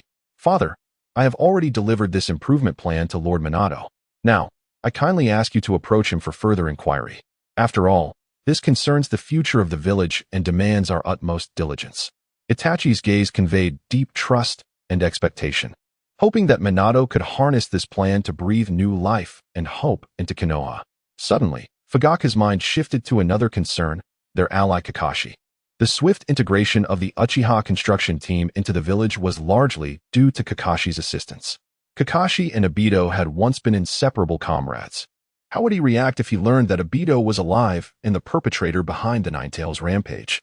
Given Kakashi's nature, he would undoubtedly struggle to accept such a reality, which would be a devastating blow to him. Fugaku couldn't help but ask, "Does Kakashi know? Could this affect our plans? Can he bear this truth?" Itachi shook his head slightly, his expression grave. "Father, I have been pondering this matter as well. From my observations, Kakashi seems yet unaware of Obito's survival. He continues to carry out his missions as usual, though he occasionally displays a hint of unnoticeable melancholy, perhaps reminiscing about his former comrades. However, once he learns the truth, given his deep sense of loyalty, he will undoubtedly face immense anguish and turmoil. His bond with Obito runs too deep. This revelation would weigh heavily upon him." Fugaku nodded slowly, exhaling deeply. Indeed, Kakashi always appears calm and composed, yet he is deeply sentimental. If he discovers that the comrade he once fought to protect and trusted has now become the destroyer of our village, I fear he may fall into despair. This would be a tremendous blow to him. His eyes were laden with worry. If he were to lose control of his emotions and inadvertently reveal this secret, it could alert Obito to our knowledge of his identity, leading to catastrophic consequences. Obito would surely take precautions, perhaps even instigating new schemes, putting Konoha in peril. Itachi pondered for a moment before speaking slowly. "Until the time is right, we must not disclose to anyone that the one controlling the Nine-Tails is Uchiha Obito. We shall continue to assert that it is Uchiha Madara. This will ensure that we maintain the necessary vigilance. I transmitted the Flying Thunder God improvement plan a month ago to ascertain whether Lord Minato has mastered it. Father, you must probe Lord Minato." Fugaku solemnly nodded, firmly patting Itachi's shoulder with determination. "Very well, Itachi. To prevent a recurrence of tragedy, we shall strive together. I will handle my communication with Minato with utmost caution, ensuring no unforeseen events derail our plans." His eyes radiated resolve and a sense of responsibility. As time flowed on, Konoha remained enveloped in the tranquility of the night. Meanwhile, the secret conversation among the three continued in Fugaku's study. The Flying Thunder God improvement plan should greatly aid Minato. He demonstrated its potential to us, and its strength is significant. However, The increasing scrutiny from various factions regarding Kushina's pregnancy is troubling. This bodes ill. Fugaku's words trailed off, yet his concerns were palpable. Shursui interjected, I have heard similar whispers. They may be awaiting their moment. Kushina, as the Ninetales host, is vulnerable during her pregnancy, presenting a golden opportunity for those with ulterior motives. We must remain vigilant and deny them any advantage. His brow furrowed in worry, as if he could already foresee the malevolent forces lurking in the shadows, poised to strike. Itachi reflected for a moment before speaking deliberately, in preparation for the Ninetales upheaval. I have devised numerous strategies. The Flying Thunder God improvement is merely one aspect. A glimmer of calm intelligence shone in Itachi's eyes, for he had long been ready with various methods, and now, with so many advantages at his disposal, he was confident in his ability to alter this course of history. Chapter 40. Orochimaru. Itachi cast a cold glance at him, his tone laced with a hint of warning. Does your tongue wish to be discarded? His eyes were devoid of warmth, as if he were gazing upon a petulant child. In the dense forest, with foliage flourishing, sunlight filtered through layers of leaves, creating patches of light on the ground. Itachi stood quietly beneath a grand tree, exuding an air of coldness that seemed to meld with the serene surroundings. Suddenly, a hoarse voice emerged from the shadows. How fascinating! There truly exists a remarkable technique in this world, capable of rivaling prophetic arts. Is it truly impossible to locate the revered sage? I am exceedingly intrigued by him. Orochimaru stepped forth from the shadows with a peculiar gait, his eyes glimmering with excitement. Akin to a beast that has discovered a novel prey, Itachi maintained his composure, slightly tilting his head towards Orochimaru, and calmly replied, Indeed, my master has set forth on a journey. The ninja world was merely an incidental stop for him, yet he has left his mark on me. He will seek me out upon his return. Have you uncovered any traces of White Zetsu? His tone remained unperturbed, as if everything lay within his grasp. TSK. Not only have I captured one, but I have also gleaned a tidbit regarding the Tsutsuki. It indeed does not resemble the products of the ninja realm. Itachi, you are exceedingly kind to me. As my dear friend, how could you think of me in such an entertaining matter? I sense there is much more to uncover about you. As Orochimaru spoke, he wrapped an arm around Itachi's shoulders and playfully flicked his tongue towards him, a gesture both bizarre and somewhat irreverent. Itachi, you are far too cold. Orochimaru released Itachi, yet his face retained that enigmatic smile, seemingly unfazed by Itachi's aloofness. Itachi, wishing to avoid further entanglement in this topic, shifted the conversation. The improvements to the Flying Thunder God technique have greatly enhanced Lord Minato's capabilities, advancing our plans. His eyes reflected a glimmer of satisfaction, as if he could perceive the future hope of Konoha. Itachi, I believe your research abilities are exceptional. Would you consider joining me in my laboratory? With you, my current experiments would surely progress by leaps and bounds. Orochimaru's eyes sparkled with avarice. He had long coveted Itachi's abilities, yearning to bring him under his wing. Itachi felt a flush of embarrassment. He was acutely aware that he possessed no true research abilities, merely relying on the extensive time spent gathering information and his profound understanding of the ninja world.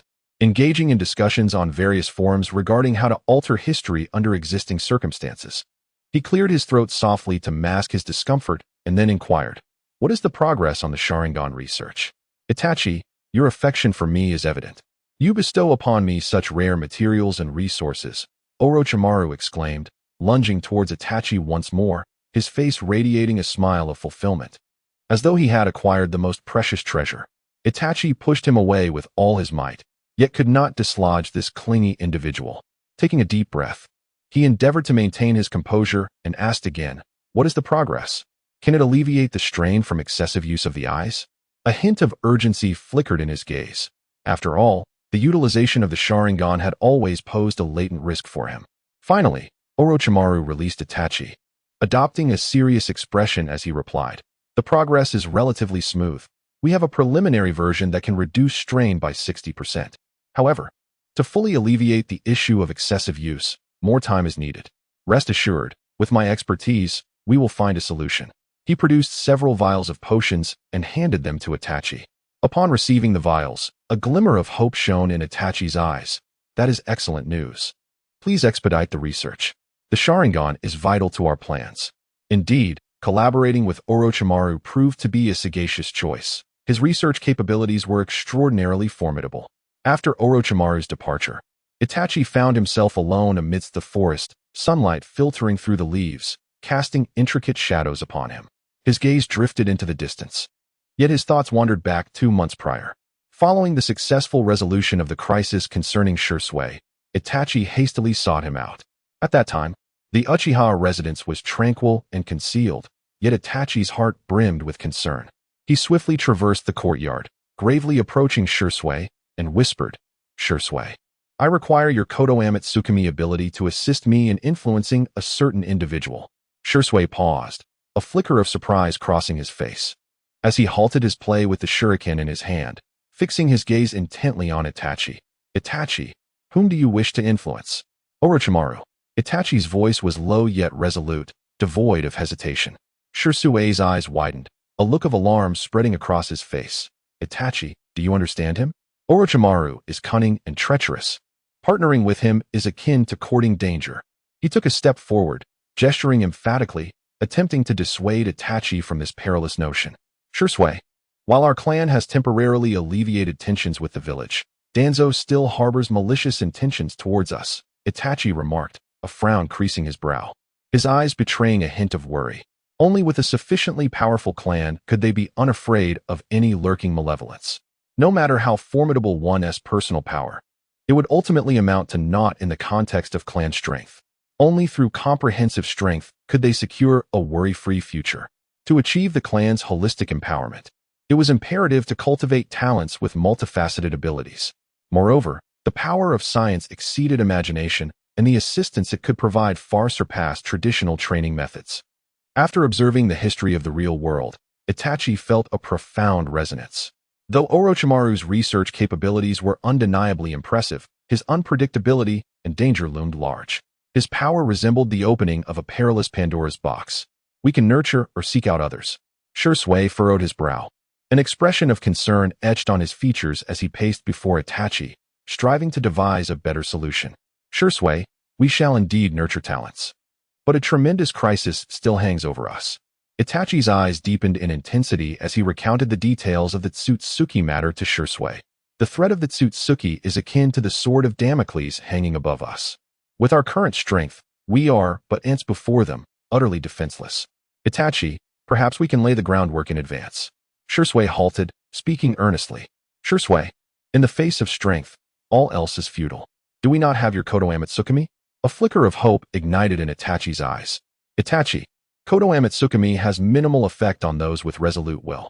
I cannot guarantee its efficacy against Orochimaru. If he discovers our intentions, it could endanger us and our clan." Shisui's face revealed a conflicted expression, his lips gently biting, internal turmoil evident.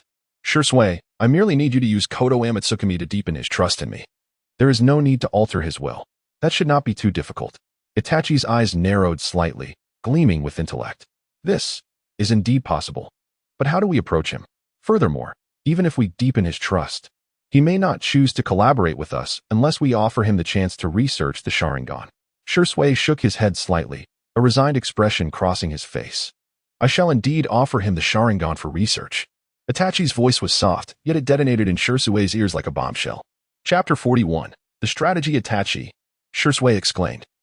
His voice a thunderous roar, his eyes wide with shock, and his hands instinctively clenched into fists, knuckles turning white from the exertion. As a highly gifted and honorable ninja of the Uchiha clan, every nerve within him was painfully pricked by Itachi's recent words. "Do you even comprehend what you are saying? How can we allow our Uchiha pride to be studied?"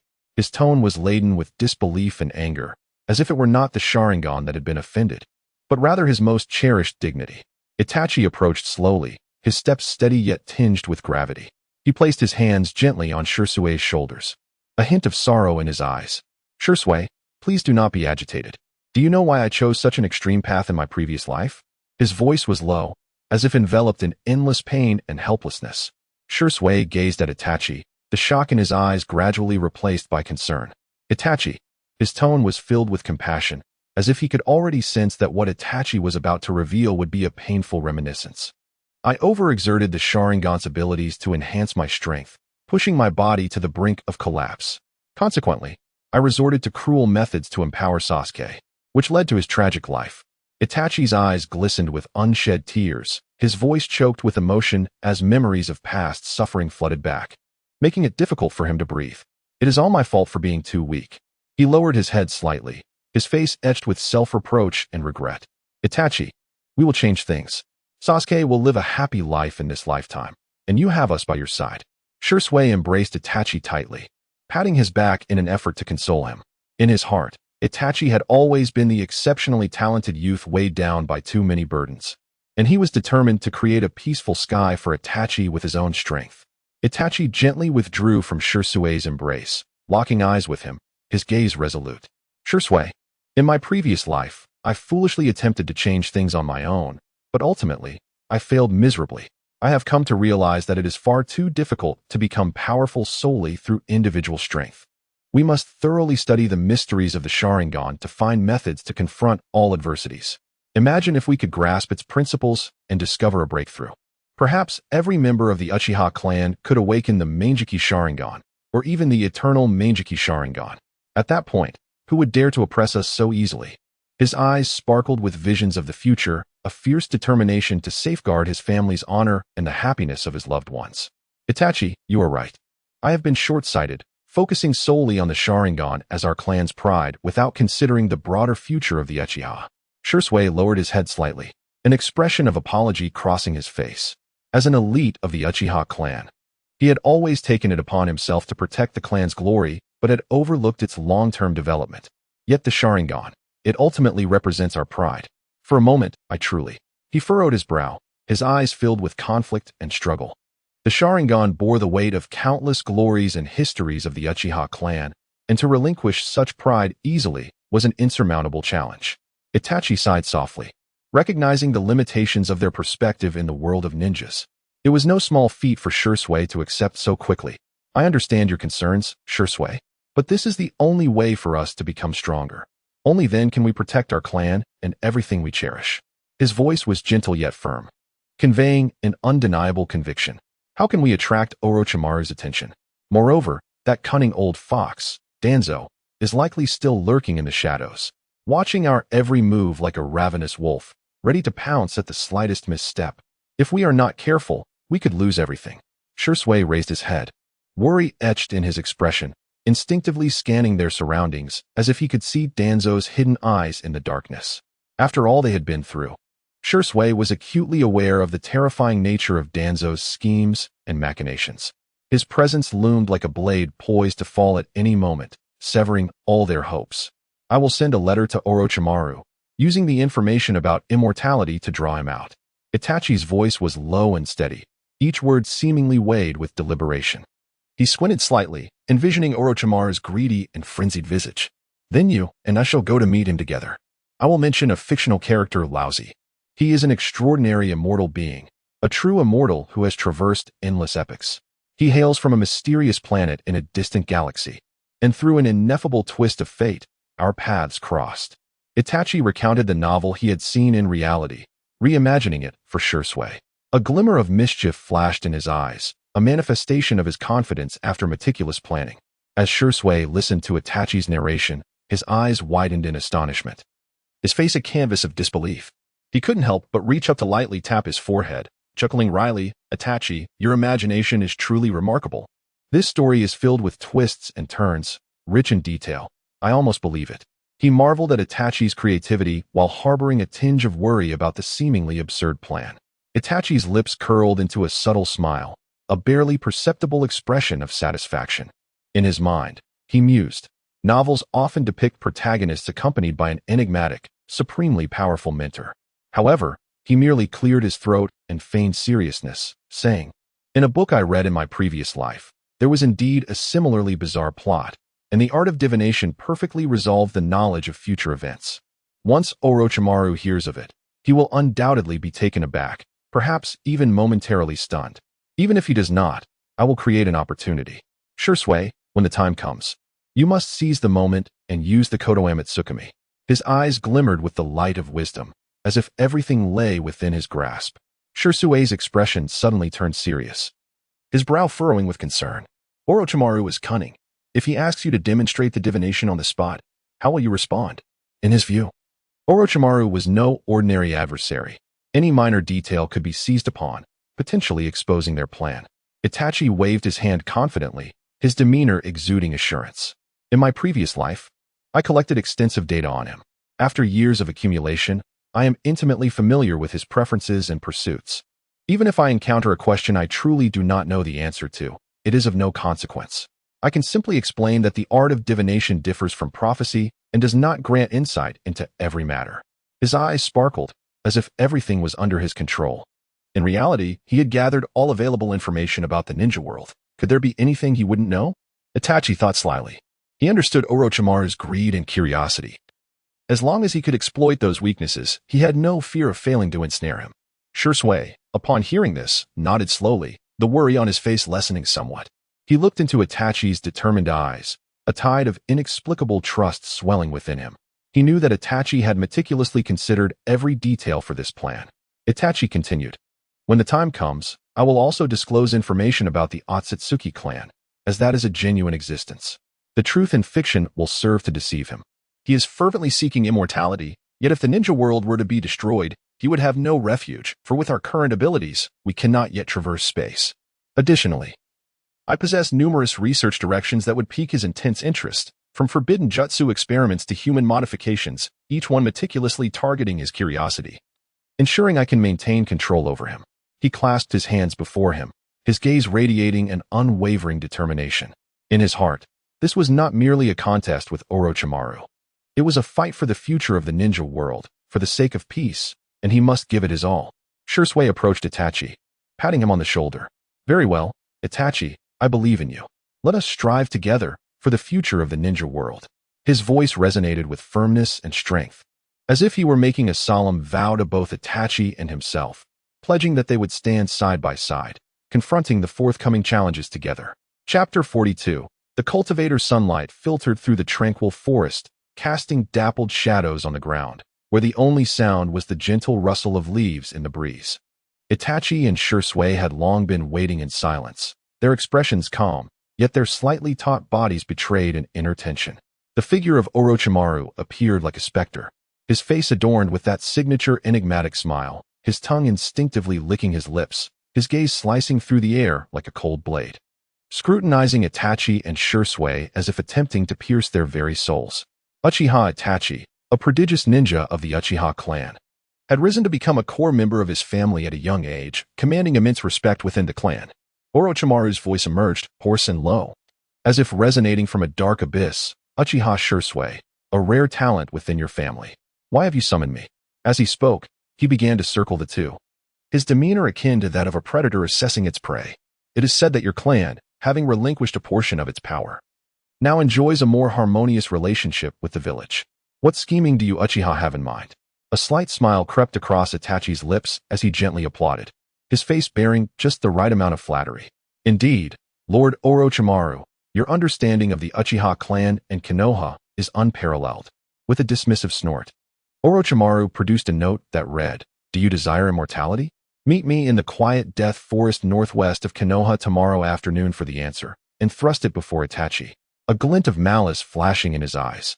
"Is this note of your making? Who told you that I, Orochimaru, crave eternal life?" Unfazed, Itachi met Orochimaru's gaze with calm composure. "Lord Orochimaru, has the pursuit of power and immortality not been your lifelong obsession?" He paused, intentionally building suspense. "I can assist you in realizing this ambition." Orochimaru's eyes widened momentarily, a flicker of greed igniting within, but he quickly donned a facade of disdain. "You? Do not jest." Taking a deep breath, Itachi recognized the pivotal moment had arrived. He straightened his back and spoke gravely. "Lord Orochimaru, are you aware that true immortals exist in this world? I have encountered one, known as Taishang Laojun, hailing from a distant planet, endowed with extraordinary power and boundless wisdom." Upon hearing the term immortal, Orochimaru's body trembled slightly, an unmistakable excitement flashing in his eyes, though he struggled to maintain his composure, scoffing, "Humph, continue your fabrication." Itachi, undeterred by Orochimaru's skepticism, continued, "Taishang Laojun embarked on the path of cultivation from a young age. Throughout the ages, he has undergone countless trials of seclusion and life-or-death challenges. He has comprehended certain truths of the universe and mastered a unique cultivation method, thereby attaining immortality. On his planet, he is a legendary figure, revered by many. Later, he began interstellar travels and, by fate, arrived on our planet. Although he could not impart his cultivation techniques to me, he accepted me as a disciple, sharing with me profound knowledge and the art of deduction. He foresaw a catastrophic disaster approaching our world, one that can only be survived through the unification of various powers.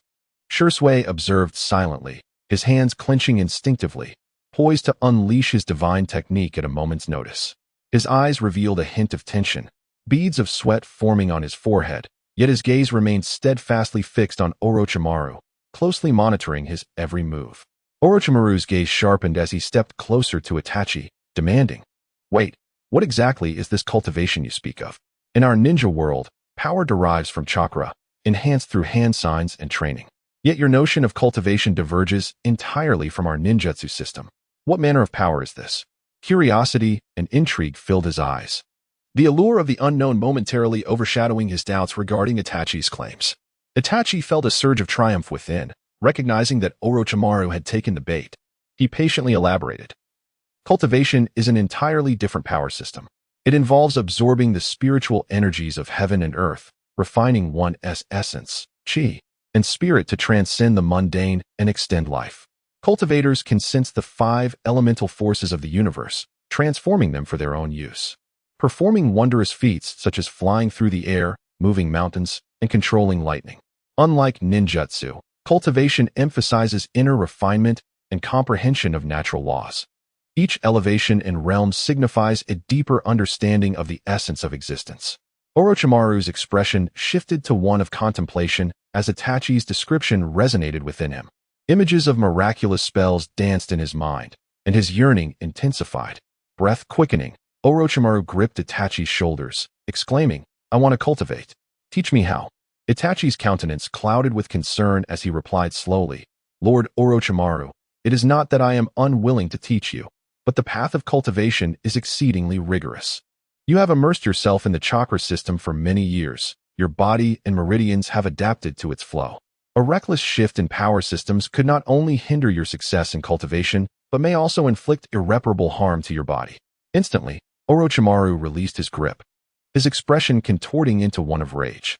He stepped back, rapidly forming hand seals, a powerful wave of chakra surging around him as he roared, "You dare deceive me? Who knows if you speak the truth about the impossibility of cultivation? There is no Taishang Laojun. If you do not provide me with a satisfactory answer today, neither of you shall leave here alive." Sasuke tensed, subtly preparing for an offensive maneuver, ready to act at the slightest provocation. Itachi, however, pressed a hand on Sasuke's shoulder, maintaining a calm yet sincere demeanor. "Lord Orochimaru, please remain composed." The thresholds and risks of cultivation were spoken directly by Taishang Laojun himself. A man of such vast experience would not deceive me on this matter. Gradually, Orochimaru's hands relaxed, the chakra dissipating around him. Yet a look of discontent lingered on his face as he gritted his teeth. Am I to abandon this chance at immortality?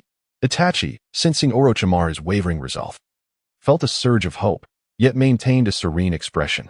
"Lord Orochimaru, would you care to hear about the impending disaster? After all, even if you attain immortality, without this planet, you cannot survive." Orochimaru glared at Itachi, prompting him to elaborate. "This disaster is the invasion of the Otsutsuki clan. They, too, hail from a distant cosmos, a race endowed with extraordinary powers, also seekers of immortality. They achieve near-eternal life through unique means, such as utilizing seals for reincarnation. Their power is beyond imagination, each member possessing unique bloodline limits, such as the Rinnegan and Byakugan, enabling them to wield formidable ninjutsu and mysterious abilities. They roam the universe, seeking chakra fruits to augment their strength. Moreover, they are the progenitors of our ninjutsu. If you seek immortality, they would be a more fitting source for us ninjas." Chapter 43. White Zetsu. Orochimaru's gaze shifted momentarily, but soon his expression morphed into one of skepticism as he scrutinized Itachi, seemingly weighing the veracity of his words. Observing this, Itachi inhaled deeply, resolved to unveil more impactful revelations. "Orochimaru-sama, are you aware that the ninja world has already experienced an invasion?" Itachi's demeanor grew grave. his eyes fixated intently on Orochimaru's, each word articulated with deliberate clarity. He tilted his head slightly, his gaze drifting towards the horizon, his eyes imbued with a profound depth, as if transcending layers of foliage to pierce through the barriers of time and glimpse into the distant past. The Sage of Six Paths, you must be familiar with him? He is the progenitor of the ninja world and the first Jinchuriki of the Ten Tails. His voice resonated with a deep, magnetic timbre, exuding an allure that compelled one to immerse themselves in his narrative.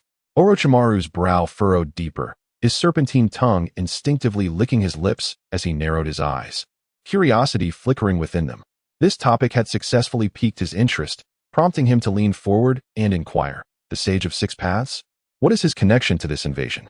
His tone carried an urgency, as if he were probing for a secret that could upend his understanding. Itachi slowly withdrew his gaze, turning it back to Orochimaru, beginning to recount the tale.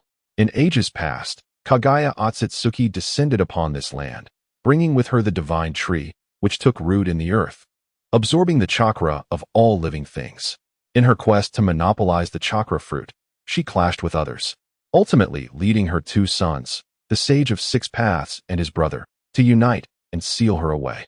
His voice, low and steady, unfolded like an ancient and weighty narrative, each word striking Orochimaru's heart like a heavy stone.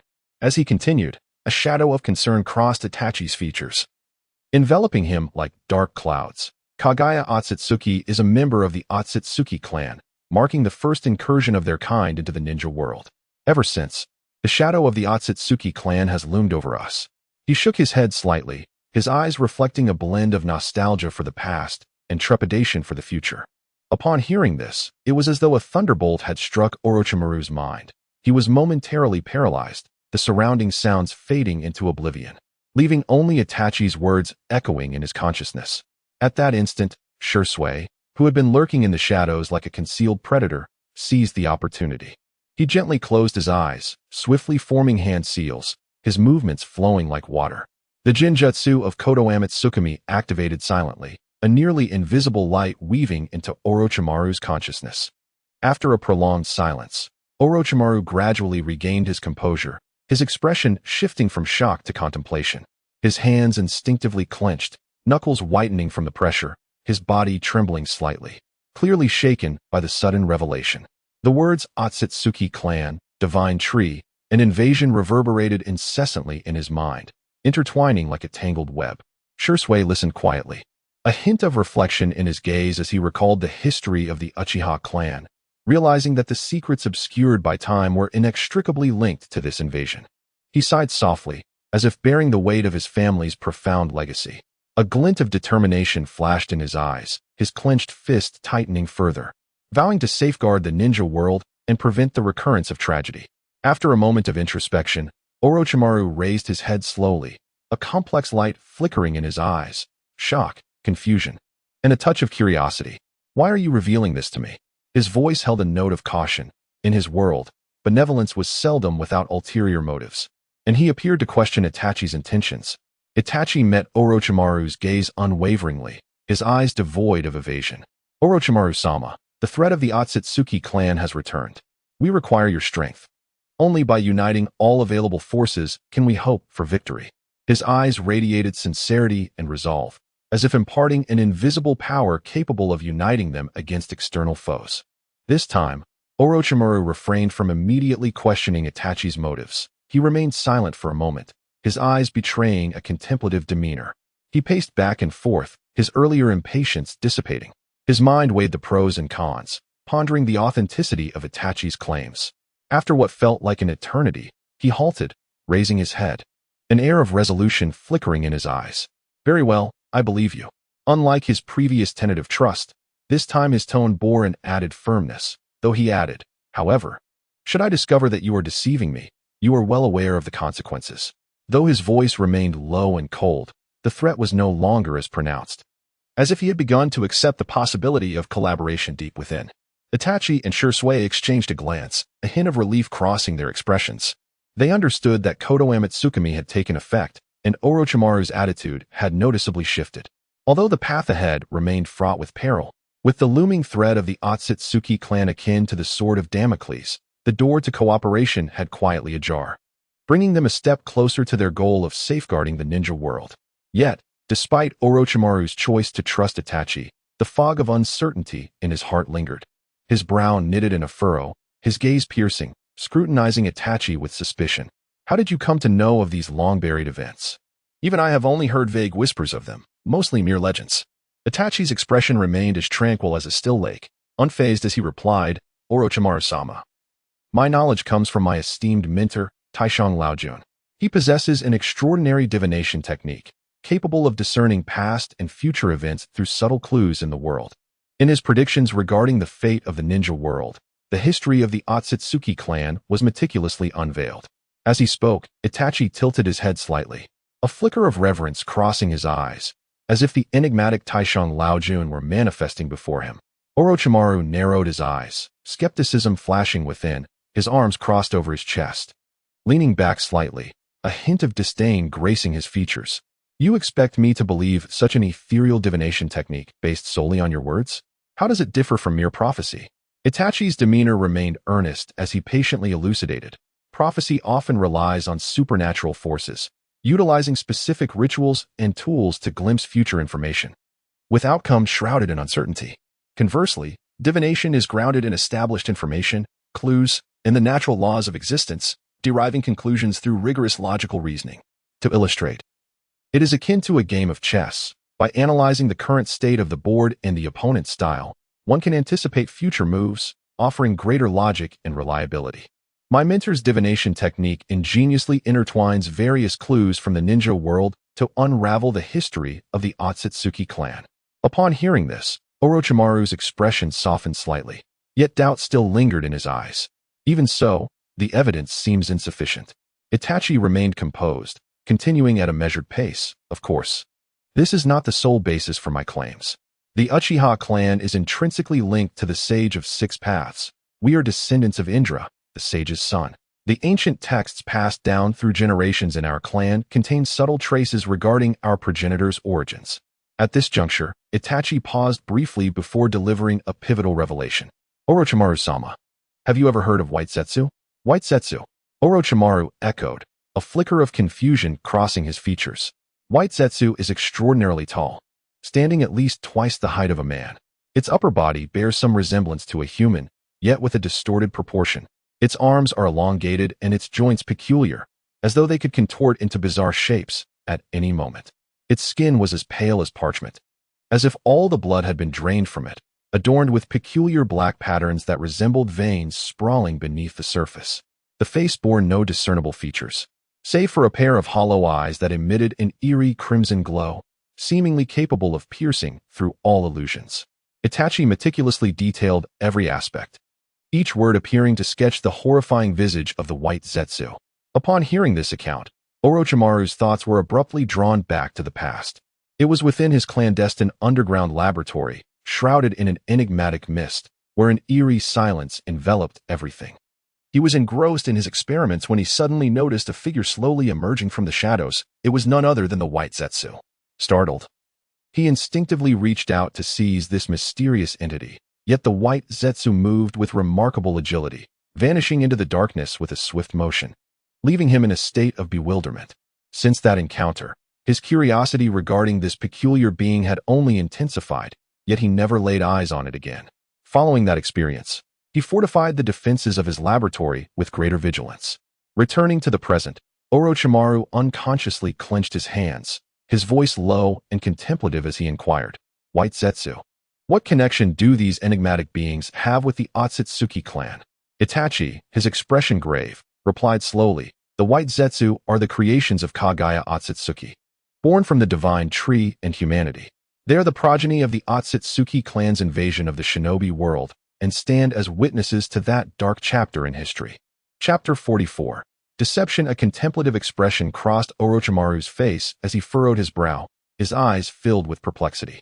Since White Zetsu is a creation of Kagaya Otsutsuki, and Kagaya has long been sealed, why does White Zetsu continue to operate within the shinobi world?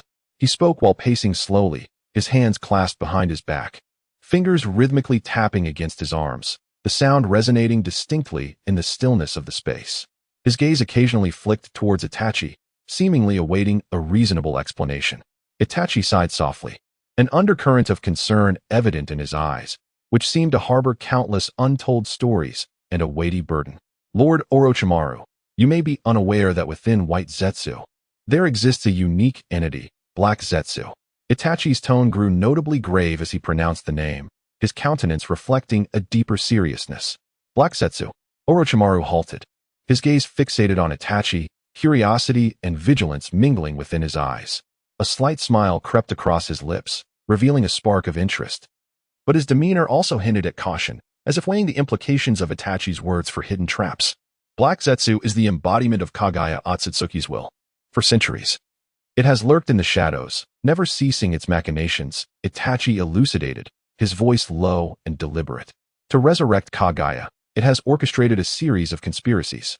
Among these, Black Zetsu manipulated the ancient texts of the Uchiha clan, exploiting Madara Uchiha's thirst for power and his concerns for his clan's future to lead him into executing the Eye of the Moon plan. As Itachi spoke, a flicker of anger and helplessness crossed his features, his fists clenched tightly, nails digging into his palms, before he relaxed them, striving to maintain control over his emotions. Orochimaru's eyes suddenly gleamed with interest, excitement illuminating his expression as if he had stumbled upon a novel curiosity. So Black Zetsu has survived for hundreds of years? Fascinating. Such a being must be captured for thorough study. He licked his lips, his body leaning forward in eagerness, hands unconsciously rubbing together, as though he could hardly contain his desire to pursue Black Zetsu. And what of White Zetsu? Have they also lived for centuries? Orochimaru pressed on, his eyes alight with anticipation, envisioning the prospect of White Zetsu laid out before him for examination. Itachi solemnly nodded. Indeed, Lord Orochimaru. Both White Zetsu and Black Zetsu coexisted during the era of the Sage of Six Paths throughout the ages. They have served as vanguards in Kaguya's resurrection scheme. His voice carried a weight of gravity, his gaze reflecting concerns on how to confront these formidable foes. Orochimaru, his excitement palpable, rubbed his hands together, a barely contained eagerness to embark on capturing both White and Black Zetsu. This presents an unprecedented opportunity for research. Just the thought of it ignites my enthusiasm. Itachi regarded Orochimaru with resignation, aware of his obsession with immortality and how he would leap into action at the slightest hint. Lord Orochimaru, please allow me to elaborate. Orochimaru raised an eyebrow, signaling Itachi to continue. Taking a deep breath, Itachi pressed on. Black Zetsu exploited Madara Uchiha, a legendary figure of the Uchiha clan. During his battle with Hashirama Senju, he inadvertently acquired a fragment of the Otsutsuki clan's power. Black Zetsu seized the moment and, as Madara lay near death, led him to believe in the so-called Eye of the Moon plan. A flicker of fury and helplessness crossed Itachi's face as he spoke, his eyes brimming with hatred for Black Zetsu and regret for Madara Uchiha. Intrigued, Orochimaru inquired, the Eye of the Moon plan? What is that? Curiosity glimmered in his eyes as he imagined the plan's immense potential. It is a mad scheme to control all of humanity through infinite Tsukuyomi, creating a false world of peace, Itachi replied, his voice tinged with anger. To realize this plan, Madara trained Obito Uchiha. As Itachi continued, a shadow of concern crossed his features, his gaze reflecting his trepidation for the future and his helplessness regarding Obito Uchiha. Obito Uchiha, Orochimaru murmured, the name invoking memories of the Uchiha, who had once perished at the Battle of Kanabi Bridge. His expression was one of curiosity and confusion, pondering why Obito had chosen this particular path. Indeed, it is he, Itachi confirmed with a nod. After undergoing a series of tribulations, Obito was ensnared by Madara and Black Zetsu, leading him astray. Currently, he is clandestinely orchestrating events that are intricately tied to the impending Nine-Tails incident. Itachi's voice bore the weight of foreboding, his eyes filled with concern for what lay ahead and for Obito's fate. A frown creased Orochimaru's brow. The Nine-Tails incident? Could it be? His apprehensions centered on the potential havoc the Nine-Tails could wreak upon his laboratory, his precious research materials at stake. Indeed, Lord Orochimaru, Itachi interjected. Obito is likely to manipulate the Nine-Tails to attack Konohagakure during Aunt Kushina's delivery, a calamity poised to befall the shinobi world. Itachi's tone was laden with gravity, his expression reflecting deep concern for the future and for Konohagakure. How does he possess such knowledge? The birth of a Jinchuriki is typically shrouded in secrecy. Moreover, it was only recently announced that she was pregnant. How could he know? Does your master possess foresight? Orochimaru's face bore a look of skepticism, his eyes questioning Itachi's assertions. It is I who deduced this. My master merely foresaw celestial events before departing. I have honed my skills in divination and acquired some proficiency, Itachi replied. Confidence lacing his voice, his gaze steady and resolute. Such miraculous abilities. Teach me. Orochimaru's eyes sparkled with excitement, his voice brimming with curiosity and desire for the art of divination. Itachi hesitated. While we are not suited for such practices, my bond with my master allowed him to leave a mark within me using a secret technique, enabling me to learn this art for the sake of saving the shinobi world. Is that true? Orochimaru regarded Itachi with skepticism, his eyes reflecting doubt. Indeed, Lord Orochimaru. If you do not believe me, I can recite the incantations for you to try, Itachi offered, commencing to recite the verses from the I Ching. Relieved that he had learned a bit of everything previously, lest he struggle to deceive, Orochimaru followed along quietly, finding the phrases overly complex and incomprehensible, yet sensing something profound beneath it all. After a lengthy pause, he finally spoke. I had not anticipated such a grave crisis looming over the shinobi world. Itachi, since you are aware of all this, what plans do you propose? His eyes gleamed with anticipation for Itachi's response. I have some ideas. The most crucial step is to unite all resources and manpower within the shinobi world, working together to weather this storm, Itachi declared, his voice resolute, his gaze radiating confidence in the future. Selfish individuals in the shinobi world often engage in deadly conflicts over mere resources. How do you intend to unite them? Orochimaru countered, acknowledging the truth in his statement. For every great war among shinobi had arisen from disputes over resources. I have devised a plan. The immediate priority is to protect the fourth Hokage. His flying thunder god technique can not only inflict harm, but also serve as a means of salvation. The kink, sin is no mere boast. Furthermore, only with the fourth Hokage in power can the Uchiha clan stabilize and thrive. The weasel's voice resonated with a hint of resolve, while his gaze was imbued with unwavering faith in the future and a profound trust in the fourth Hokage. Chapter 45. Dearest friends, Itachi deftly reached into his bosom, swiftly retrieving scroll after scroll, each seemingly imbued with boundless secrets and power. He carefully unfurled these scrolls before Orochimaru, revealing intricate records of forbidden techniques, the characters appearing to dance and exude an air of mystique. Among them lay not only the enigmatic jutsu passed down through generations of the Uchiha clan, rarely revealed, but also a meticulously illustrated improvement plan for the flying thunder god technique. The lines and symbols on the plan seemed to encapsulate the mysteries of time and space, evoking awe. Orochimaru, initially indifferent, was suddenly captivated. His pupils dilated, eyes sparkling with excitement and curiosity, as if he beheld the most precious treasures of the world. His hands quivered slightly, a manifestation of intertwining exhilaration and eagerness, as he reached out to gently touch the scrolls. As he slowly unfurled them, the inscriptions appeared as keys unlocking the door to his insatiable thirst for power. His gaze raced across the scrolls, sometimes furrowing his brow, at other times lifting the corners of his mouth in a smile, exclaiming in astonishment, These are exceedingly precious forbidden techniques. Itachi maintained a calm demeanor, yet a flicker of anticipation shone in his eyes. He raised his head slightly to address Orochimaru, saying, Lord Orochimaru, you are universally acknowledged as a genius ninja. The Edo Tensei technique of Lord Hashirama Senju has become even more exquisite under your refinement, achieving new heights in both soul manipulation and technique stability. Therefore, I eagerly hope you can further enhance the flying thunder god technique, elevating its potency.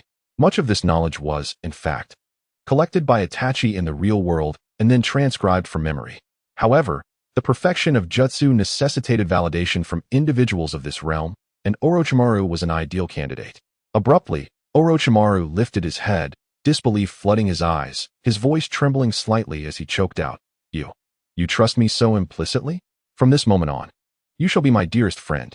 A hint of emotion graced his face, his gaze brimming with gratitude toward Itachi. Itachi silently mulled over the opinions expressed by netizens regarding Orochimaru in the real world, before he fell victim to Danzo's machinations and betrayed his village. He was merely a pure scientist, devoted to the pursuit of ninjutsu's limits and the quest for immortality, with a fervent and untainted yearning for power. Given sufficient trust, a closer relationship could blossom. Thus, Itachi, his expression earnest and gaze resolute, slowly spoke, "To employ someone is to trust them without suspicion. I have faith in your abilities." At this, Shursui let out a deep sigh of relief, a glimmer of light passing through his eyes, signaling the satisfaction of a plan progressing smoothly. A subtle smile graced his lips, as he understood that the trust established at this moment would provide formidable support in their impending confrontation with looming crises. Orochimaru's eyes gleamed with fervor, his face alight with excitement. Soon after, Itachi produced a delicate jar adorned with mysterious engravings.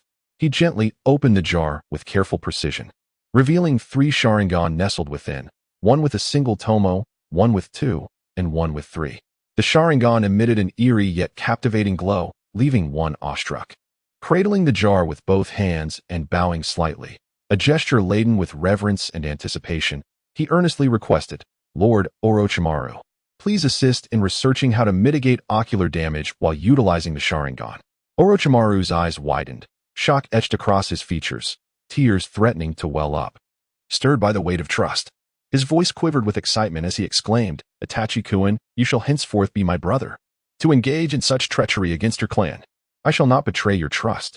His eyes were filled with gratitude toward Itachi and eager anticipation for the study of the Sharingan. Itachi felt a rush of speechlessness, his thoughts drifting back to a conversation with his father. Initially, his father had been taken aback and filled with concern upon hearing his plans, mirroring Shursui's reaction, his eyes revealing anger over the potential exposure of clan secrets.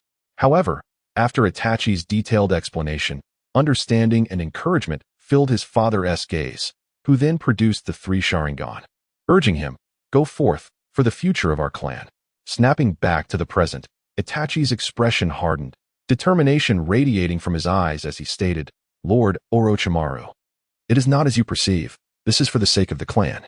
Upon completing your research, not only must you discover methods to lessen ocular damage, but you must also explore ways to enhance the Sharingan's capabilities, unearthing its deeper powers.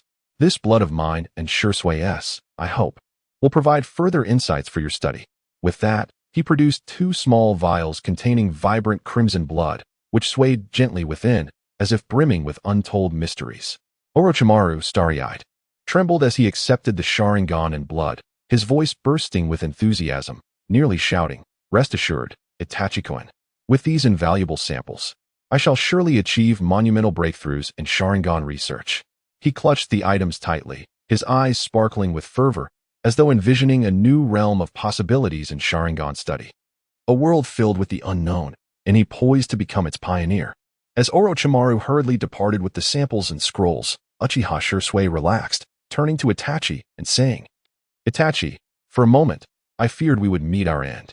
Lord Orochimaru is so powerful, his gaze and aura were suffocating. I nearly thought he would turn against us for those scrolls and the Sharingan." "Do not worry, I told you I could handle him," Itachi reassured, patting Shursui's shoulder with a hint of a confident smile. Though Orochimaru harbored a fervent thirst for power, he was also an astute individual, aware that collaboration with them could yield greater benefits. Moreover, his insatiable pursuit of knowledge would prevent him from jeopardizing such an opportunity for collaboration. "Another scare like that would have left me shaken," Shursui remarked, recalling the earlier tension that still haunted him.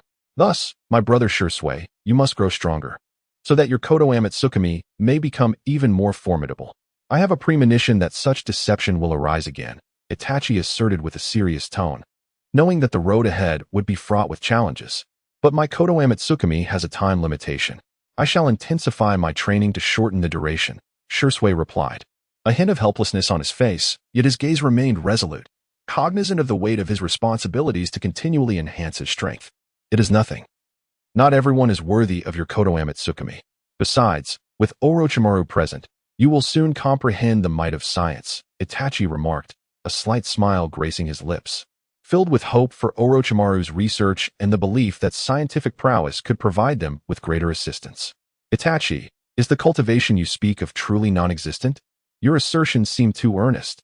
Had I not known better, I would have thought," Shursui expressed, a hint of curiosity illuminating his face as he pondered Itachi's words on cultivation. Who knows? With so many detailed descriptions of cultivation in reality, perhaps it once existed, Itachi replied, his tone imbued with an air of mystery. a glimmer of contemplation flickering in his eyes as if he were unraveling a profound thought. Chapter 46. Kakashi's transformation. After an in-depth analysis of his father's death with Uchiha Itachi, Kakashi's world appeared to be illuminated by a radiant light, gradually dispelling the long-standing shadows that had enveloped his heart. Once, he was mired in a quagmire of guilt and despondency, meandering through each day like a mere shell of a person. His life lacked purpose, reduced to mechanically completing tasks, his soul awash with anguish and confusion. However, that conversation served as a potent revitalizing force, rekindling within him a newfound hope and determination to alter his fate and restore his father's honor. From that moment onward, Kakashi resolutely embarked on a path of self-redemption and elevation. He fervently dedicated himself to rigorous training, rising before dawn to sweat upon the training grounds, his silhouette appearing particularly resolute in the early morning light. He persistently challenged his limits, making rapid progress in both physical and ninjutsu skills, even late into the night. With the moonlight cascading over the training field, his form continued to dance with unwavering dedication, his clothes soaked with perspiration, yet his gaze sparkled with unwavering determination. Moreover, he returned home, delving into the long-forgotten corners of his abode to unearth the swordsmanship scrolls left by his father, cherishing them as treasures to be diligently practiced. He meticulously studied each technique, immersing himself in the mindset his father once possessed, and his swordsmanship gradually evolved into something sharp and precise. Kai noticed the transformation in Kakashi and, during a training session, could not contain his excitement. "Kakashi, your recent changes are truly astonishing. Your training intensity has increased tremendously, and your swordsmanship has improved significantly. What has brought about this change?" Surprise flickered across Kai's face, as he had not anticipated such a drastic transformation in Kakashi. With a faint smile, Kakashi replied, "Kai, I realized I could no longer wallow in despair. I must grow stronger to honor my father. I have resumed practicing my father's sword techniques and discovered countless valuable lessons within them." His eyes reflected a glimmer of resolve, affirming that his choice was indeed the right one. Kai nodded, his expression brimming with enthusiasm. "Kakashi, I am genuinely pleased to witness such awareness in you. Let us strive together to become stronger." Kakashi acknowledged with a nod, his eyes revealing a hint of gratitude, knowing that with a friend like Kai by his side, his motivation would only deepen. However, the Sharingan remained a heavy shackle, continually binding him. Behind its formidable power lay a tremendous toll on his body. With the Sharingan constantly activated, Kakashi felt that power swiftly draining his stamina like a receding tide, leaving him utterly fatigued, at times even hampering his regular movements. In search of a solution to this affliction, he approached Uchiha Itachi with a flicker of hope. Itachi observed the determination and persistence in Kakashi's eyes, furrowing his brow slightly, a hint of helplessness revealing itself. "Kakashi, you are not of the Uchiha clan. Your compatibility with the Sharingan is inherently low, barely adequate," he said slowly, his tone tinged with regret. After a moment's contemplation, Itachi produced an ancient scroll from his robe and handed it to Kakashi. "This is our family's secret technique, which may assist you in temporarily shutting off the Sharingan. However, this would equate to losing the vision of one eye, so you must deliberate carefully." Without hesitation, Kakashi accepted the scroll, his gaze resolute. "It matters not. As long as it resolves the consumption issue of the Sharingan, I am willing to try." He understood that this was an opportunity for his self-improvement, and he could not afford to forfeit it. True to his reputation as a prodigious ninja, despite having squandered several years, Kakashi, armed with remarkable talent and tenacity, practiced diligently day and night. In merely a month's time, he successfully grasped the first level of his father's swordsmanship. On the training field, he wielded his blade with agility, his demeanor reminiscent of his father's prowess in his prime, each swing of the sword echoing the spirit of his father. During a task interlude, Kakashi discussed the village's defense strategy with the third Hokage in the Hokage's office. Kakashi furrowed his brow, speaking earnestly. "Lord Hiruzen, the current situation is complex, with surrounding villages stirring restlessly.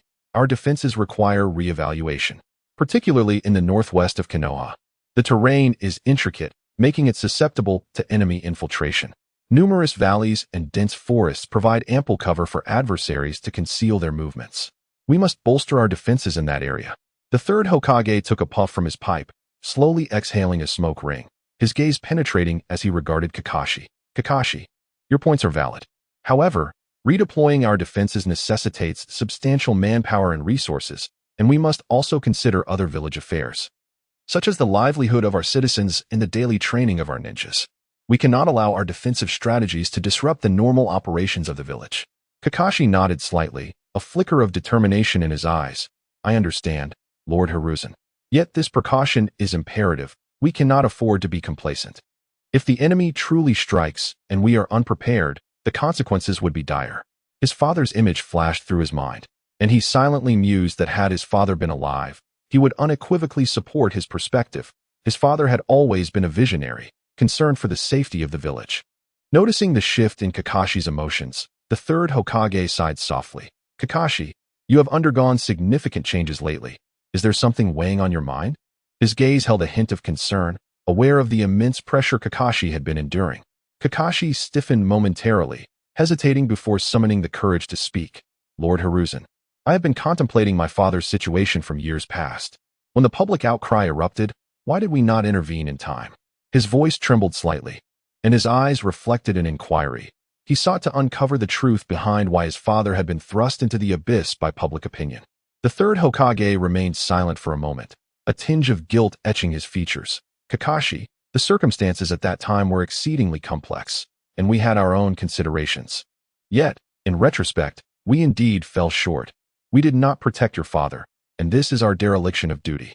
His voice bore a weighty tone, understanding that his words could not mend the pain within Kakashi's heart, yet he wished to convey his remorse.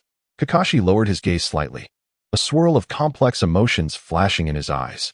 He recognized that while the third Hokage's words held a degree of validity, the resentment within him was not easily quelled. Once, amidst the tempest of public opinion, the third Hokage, as the leader of Konoha, had chosen silence, allowing public sentiment to plunge his father into an irretrievable abyss, a fact that had perpetually haunted him. To unearth the truth, Kakashi had traversed the village, seeking the elders of his clan to inquire about the events of that time. In his youth, he had been indoctrinated by those around him, believing his father's actions were flawed, regarding him with a judgmental gaze. As he matured, a vague sense of disquiet began to surface, yet he had always refrained from delving deeper, for he understood that he too was indirectly complicit in his father's demise. This guilt pierced his heart like a sharp blade, rendering him unable to confront his past. Chapter 47. Promoting the Uchiha. In the course of these past months, Kakashi has been actively fostering a closer relationship between his family and the Uchiha clan, a development known to very few, yet quietly transformative. The Uchiha construction team, initially engaged solely in minor repairs within their own clan, found themselves entrusted with Kakashi's home renovation project. On a sun-drenched afternoon, Kakashi stood before his residence. Observing the members of the Uchiha construction team as they meticulously transported materials, their movements deft and careful, their eyes reflecting a deep commitment to their craft, Kakashi's heart brimmed with anticipation. He understood that this endeavor transcended mere renovation. It was an opportunity for familial bonds to flourish. When the renovation reached its culmination, Kakashi was astounded by the transformation before him. The exquisite design and inviting layout, with every detail echoing his preferences, filled him with gratitude. Sunlight streamed through the windows, bathing the cozy living room in a warm glow, while the bedroom exuded simplicity and comfort, and the study radiated artistic flair. Standing in the center of his newly adorned home, Kakashi felt a profound appreciation for the Uchiha construction team, who had inquired about his tastes and habits to create a perfect sanctuary for him. Subsequently, Kakashi hosted a lavish feast, inviting family members to partake in the bounty laid out in his garden, publicly proclaiming it a gathering to strengthen familial ties, yet privately aiming to showcase the prowess of the Uchiha construction team. As relatives arrived, they savored the delectable dishes while marveling at Kakashi's home's new visage. His cousin, Ayako, entered the living room, her face a canvas of astonishment. Kakashi, did Uchiha clan members truly renovate this?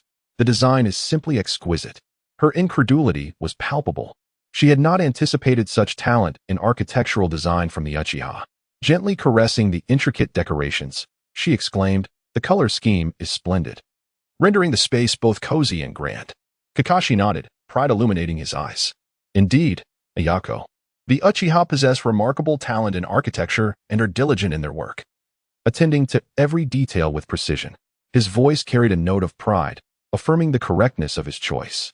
Not only do they excel in design, but their craftsmanship is meticulous, ensuring quality at every stage. His cousin, Tsukiyoshi, entered the dining area, observing the elegant table arrangement with curiosity. What about the cost? Is it exorbitant? A hint of concern colored his gaze, fearing the expense might be beyond his means. Sitting at the table, enveloped in comfort and beauty, he hesitated. If the price is reasonable, I too would like to give it a try. Kakashi waved his hand, patiently elucidating, the pricing is very fair, and their craftsmanship is truly worth every penny. If anyone is interested, I encourage you to consider them. His tone was sincere, for he recognized the Uchiha construction team's capabilities and believed they would provide satisfactory service.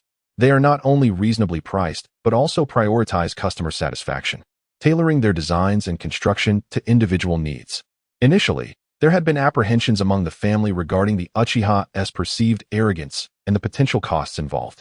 Yet, with Kakashi's fervent endorsement, they chose to take a chance. Reality proved Kakashi correct. The Uchiha construction team showcased extraordinary skill, delivering designs that were both comfortable and aesthetically pleasing, with flawless workmanship in every detail. Kakashi's cousin, Kinjiro, had initially harbored doubts about the Uchiha construction team, believing them to be aloof and insincere in their service. However, persuaded by Kakashi, he decided to grant them a chance. Upon witnessing the completed renovation of his home, Kinjiro was deeply impressed. Gazing at his newly adorned living room, he remarked to Kakashi, "Kakashi, I was truly mistaken. The Uchiha are not only talented, but also exceedingly diligent. This renovation has altered my perception of them." Kakashi smiled, pleased with Kinjiro's transformation. "I'm delighted to hear that, Kinjiro. The Uchiha have always been gifted. We simply failed to offer them sufficient opportunities. It's time to help promote their work, as the relationship between the Uchiha and Konoha continues to strengthen, which is beneficial for everyone." Family members, having observed Kakashi's evolution, felt both surprised and gratified. They witnessed his transformation from a self-reproaching and dispirited youth to an optimistic and determined individual. They realized that Kakashi's efforts not only altered his own fate, but also infused new hope into the family. Gradually, they began to reassess their relationship with the Uchiha clan, dispelling past biases and misunderstandings. In due course, Kakashi encouraged his family to spread the word about the Uchiha construction team, leading to an increasing number of commissions, even from the higher echelons of Konoha, as well as requests for public buildings within the village. Their reputation soared, establishing them as a prominent architectural team within Konoha. At a public construction site, members of the Uchiha construction team worked diligently, their silhouettes striking against the sun. Villagers nearby observed their efforts with admiration. Throughout this interaction with the Uchiha, Kakashi noted a significant transformation in many individuals, leading him to ponder the cause. Could it be the influence of Uchiha Itachi? He found himself increasingly convinced of Itachi's genius. Should Itachi be aware of Kakashi's musings, he would likely respond with a smile, saying, "Do not underestimate the aesthetic sensibilities of modern individuals." Kakashi understood that this transformation was not solely his doing, but a collective result of the Uchiha's united endeavors. As the ties between Kakashi's family and the Uchiha clan grew ever stronger, the third Hokage summoned Kakashi to his office. Seated behind his desk, the third Hokage held a document, his gaze scrutinizing. "Kakashi, I have heard that your family has recently engaged the Uchiha construction team for renovations. What is the story behind this?" Kakashi smiled faintly, a flicker of pride in his eyes. "Lord Hiruzen, I have observed significant changes within the Uchiha clan of late. They are no longer the proud and aloof figures they once were. Instead, they have become more affable and approachable. Concerned about potential actions on their part, I chose to keep a close watch on them." The third Hokage nodded slightly, encouraging Kakashi to continue. "One day, as I passed through Uchiha territory, I noticed many houses undergoing renovation, and the styles were quite appealing. Intrigued, I reached out to them, inquiring if they would take on my home's renovation project. To my surprise, they agreed, and the results were exceptional. Both the design and construction quality were impressive." A glimmer of surprise crossed the third Hokage's eyes. "Oh, this is rather unexpected. Did the other members of your family find it satisfactory?" Kakashi affirmed with a nod. "Yes, Lord Hiruzen. During a gathering I hosted for my family, they admired the renovation of my home and expressed their approval. I recommended the Uchiha construction team to them, and now many family members are utilizing their services, all of whom are quite pleased with the outcome. Is that so?" To garner such praise from so many, It appears the Uchiha construction team truly possesses commendable abilities. The third Hokage mused, furrowing his brow as if lost in thought. Kakashi, what impact do you believe these changes within the Uchiha clan will have on the village? Kakashi pondered for a moment, a glimmer of resolve flashing in his eyes. Lord Hisashi, he began, I believe the transformation of the Uchiha clan is indeed a positive one. They are now more integrated into the village and show a greater willingness to contribute. I am confident that they no longer pose a threat to the stability of our community. The third Hokage nodded in agreement, seemingly in accord with Kakashi's sentiments. It appears that the Uchiha have indeed been progressing in a favorable direction, which is beneficial for the village. In due course, we may entrust them with the management of public facilities, thus facilitating their integration into our community. Chapter 48. Transformation and Undercurrents. The soft glow of light cascaded gently over the dining table of the Uchiha family, casting a warm and inviting atmosphere. Uchiha Itachi sat steadily beside the table, cradling his younger brother Sasuke in his arms. With a spoon in his right hand, he patiently fed Sasuke. The little boy, with his rosy lips and bright, twinkling eyes, gazed intently at Itachi, appearing utterly obedient, as if the world had narrowed down to his brother's gentle visage. Uchiha Mikoto observed this tender scene, a smile unconsciously gracing her lips, her eyes shimmering with warmth, though she feigned jealousy, playfully chiding. Sasuke is so attached to you that he forgets about his mother the moment he sees you. Her voice was soft, tinged with playful teasing, yet devoid of any genuine resentment, enhancing the familial warmth and charm of the moment. Upon hearing this, Itachi's face blossomed into a joyful smile. He leaned in closer to Sasuke's cherubic face, affectionately asking, Sasuke, do you love your brother the most?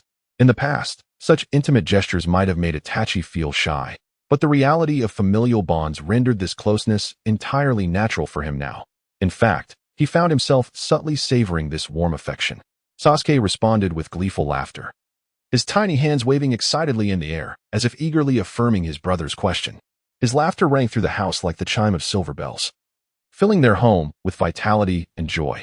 Sitting nearby, Uchiha Fugaku quietly observed this heartwarming tableau, a look of contentment gradually spreading across his face. His eyes filled with admiration and love for Itachi. Watching the interaction between his sons, he silently vowed to protect these two children with all his might, ensuring they could continue to grow in happiness and joy. To him, Itachi was not only the pride of their clan but also his dearest concern. At that moment, Uchiha Mikoto seemed to recall something, her face radiating a joyful smile as she exclaimed, Now, the lives of every Uchiha family have improved, and many are expecting children. In the past, despite their clan being dubbed the first in the village, they had faced considerable hardships. The village maintained a poor relationship with them, leaving the Uchiha family financially strained, living precariously while constantly wary of the higher-ups in Konoha, bearing immense pressure. She sighed softly, her eyes reflecting nostalgia for the past, as if those challenging times resurfaced vividly in her memory. Even when wielding the full power of the police force, they still lacked sufficient voice within the village and faced exclusion. Now, despite a reduction in the influence of the higher-ups, the lives of the clan members had undergone a dramatic transformation. Their financial situations improved, leading to a more stable and happy life, with ample resources to nurture the next generation. In terms of task allocation, they finally gained the autonomy to choose, no longer compelled to accept perilous missions beyond their capabilities without support from other clans, even if they no longer ventured out for missions. Numerous internal affairs provided ample opportunities for clan members to utilize their skills, rendering their lives fulfilling and satisfying. As she spoke, she cast a grateful glance toward Itachi, saying, Thank you, Itachi. Without you, such a transformation would have been difficult to achieve.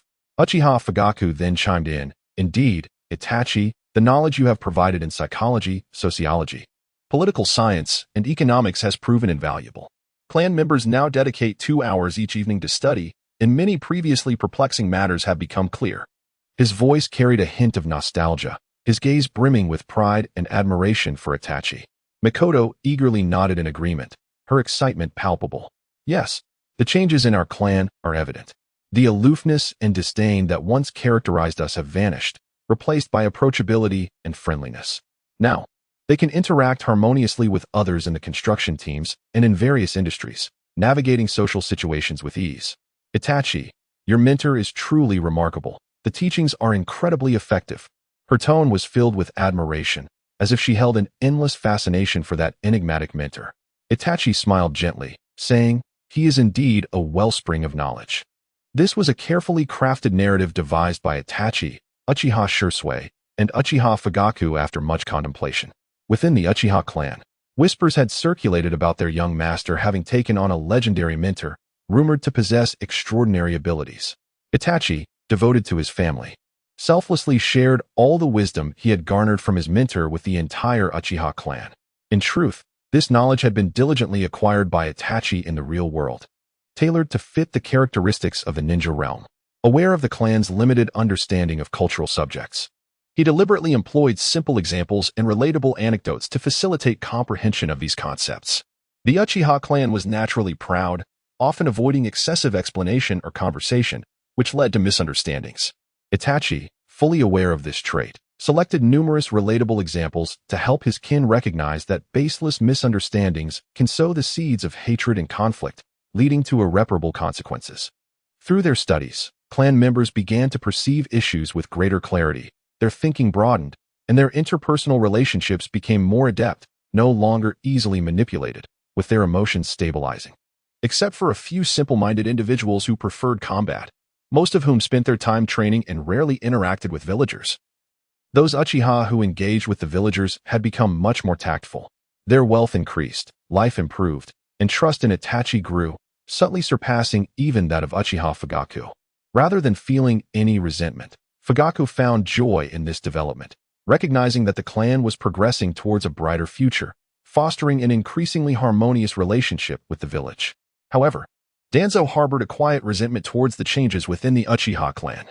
Narrow-minded and suspicious, he believed that the Uchiha were surely plotting something sinister. Thus, he stormed into the office of the third Hokage, intent on sowing discord. In the Hokage's office, Danzo furrowed his brow, his expression grave as he declared, "Third Hokage, the Uchiha clan has changed too drastically. They must be up to no good. We must remain vigilant against them." His voice carried an urgency laced with suspicion and hostility. The third Hokage, seated calmly, took a puff from his pipe and replied slowly, "Danzo, the recent actions of the Uchiha clan have been observed by all. They have not engaged in any activities harmful to the village. We must uphold the peace and stability of the village and not hastily doubt them." His voice was steady and resolute, reflecting a yearning for peace and trust in the Uchiha clan. Upon hearing this, Danzo was nearly apoplectic, his face flushed red with indignation. His eyes filled with resentment, yet powerless to change the situation, he could only storm out of the Hokage's office in frustration. As he walked away, he vowed to find a way to uncover the Uchiha clan's weaknesses, ensuring they could never raise their heads within the village again. Meanwhile, within the Uchiha household, Itachi's family remained enveloped in a warm atmosphere, unaware of the unfriendly undercurrents swirling in the shadows. Sasuke gradually drifted off to sleep in Itachi's embrace, a satisfied smile gracing his cherubic face. Itachi felt the warmth of Sasuke's body and listened to his gentle breathing, a profound sense of tranquility and satisfaction washing over him. He tenderly stroked Sasuke's hair, his gaze filled with love and affection. He silently vowed to protect his young brother, ensuring he could grow up without worry. He reminisced about his experiences in the real world, those tales of peace and love, and hoped that Sasuke could one day lead a life filled with such joy. Itachi was contemplating the future of his clan. He observed the transformations within the Uchiha family, witnessing the gradual emergence of warmth and friendliness among its members, and the increasingly harmonious relationship between the clan and the village. His heart brimmed with hope, yearning for this atmosphere of peace to endure, wishing that Sasuke might grow up in an environment filled with love and understanding. Gently, Itachi cradled Sasuke and carried him back to the room, carefully laying him on the bed and tucking him in. As he gazed at Sasuke's serene slumber, he silently prayed, "Sasuke, in this lifetime, I shall devote everything to protect you, safeguard our family, and defend this village. Trust me, brighter days are destined to come." With that, he softly closed the door, his eyes shimmering with resolute determination. Chapter 49. Conspiracy. Upon returning from the office of the third Hokage, Danzo's expression darkened, as if he were engulfed in a storm. He strode into the root stronghold with heavy footsteps that echoed through the empty chamber, causing the kneeling members of Roots to hold their breath, acutely aware of the fury emanating from him. Danzo's gaze, sharp as a hawk's, swept across the prostrate figures before him, and he demanded in a harsh tone, "Have you discovered the cause of the changes within the Uchiha clan?" One trembling member dared to lift his head, his body quaking uncontrollably, his voice quavering as he replied, "It is Uchiha Itachi, who has taken on a formidable master, imparting the knowledge he has acquired to the Uchiha clan." Danzo's brow furrowed deeply as he pressed for more information. "What is this knowledge?" "It encompasses psychology, economics, sociology, and more," the member responded hastily, his eyes wide with fear. "What manner of knowledge could alter the proud Uchiha?" "Acquire it by any means necessary," Danzo commanded fiercely, his eyes glinting with greed. "Yes," the member replied quickly, his voice slightly wavering. "Wait, do you know where Uchiha Itachi's master resides?" Danzo inquired again, urgency threading his tone. "No one has discovered his whereabouts," the member stuttered, shivering, "but rumors suggest that he has departed from this world." Danzo murmured in confusion. Could he be dead? Various speculations swirled in his mind. If that powerful figure were still alive, the Uchiha might have become even mightier. If Itachi were aware, he would surely say. Rumors can be terrifying. Danzo's dark gaze suddenly shifted to Shursui, his voice as cold as the winter wind. "Did you not create a trap for the Uchiha?" Shursui immediately dropped to his knees, his forehead pressed to the ground, panic etched on his face. "I did, but the Uchiha seemed to have grown wiser, seeing through our subordinates' tactics. When we incited discord between them and the villagers, the next day the Uchiha responded with clarity and evidence, and over time, the villagers began to notice. Useless. Go and receive your punishment." Danzo bellowed, violently slamming an object to the ground, his visage twisted in rage, veins bulging on his forehead. At this moment, the other Roots members bowed their heads, too afraid to breathe.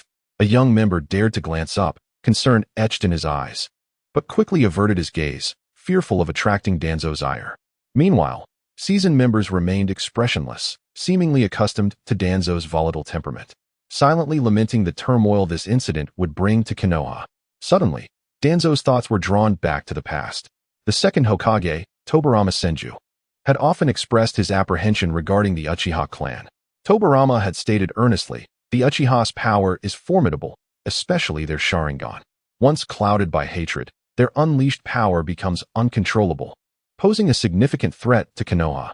Tobirama's words resonated within Danzo, deepening his vigilance towards the Uchiha. The Uchiha clan, powerful yet extreme in their disposition, frequently ignited conflict due to their internal discord.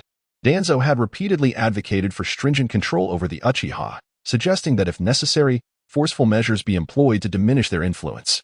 Although Hiruzen Sarutobi appeared noncommittal, he privately hinted to Danzo to address certain Uchiha issues. On one occasion, a serious conflict erupted within the Uchiha, resulting in the injury of innocent villagers. Seizing the opportunity, Danzo led the Roots members to apprehend the involved Uchiha. During the operation, he faced fierce resistance, with heavy casualties on both sides. However, when he presented his findings to Hiruzen, the third Hokage reproached him for his brutal methods, disregarding the unity of the village. Danzo, observing Hiruzen's sanctimonious demeanor, felt a surge of resentment and anger. He understood that Hiruzen wished to resolve the Uchiha issue without tarnishing his own reputation, thus exploiting Danzo to carry out these unsavory actions. Danzo had previously discussed the Uchiha with Koharu Udatane and Hamura Midokado. The Uchiha clan is growing increasingly powerful.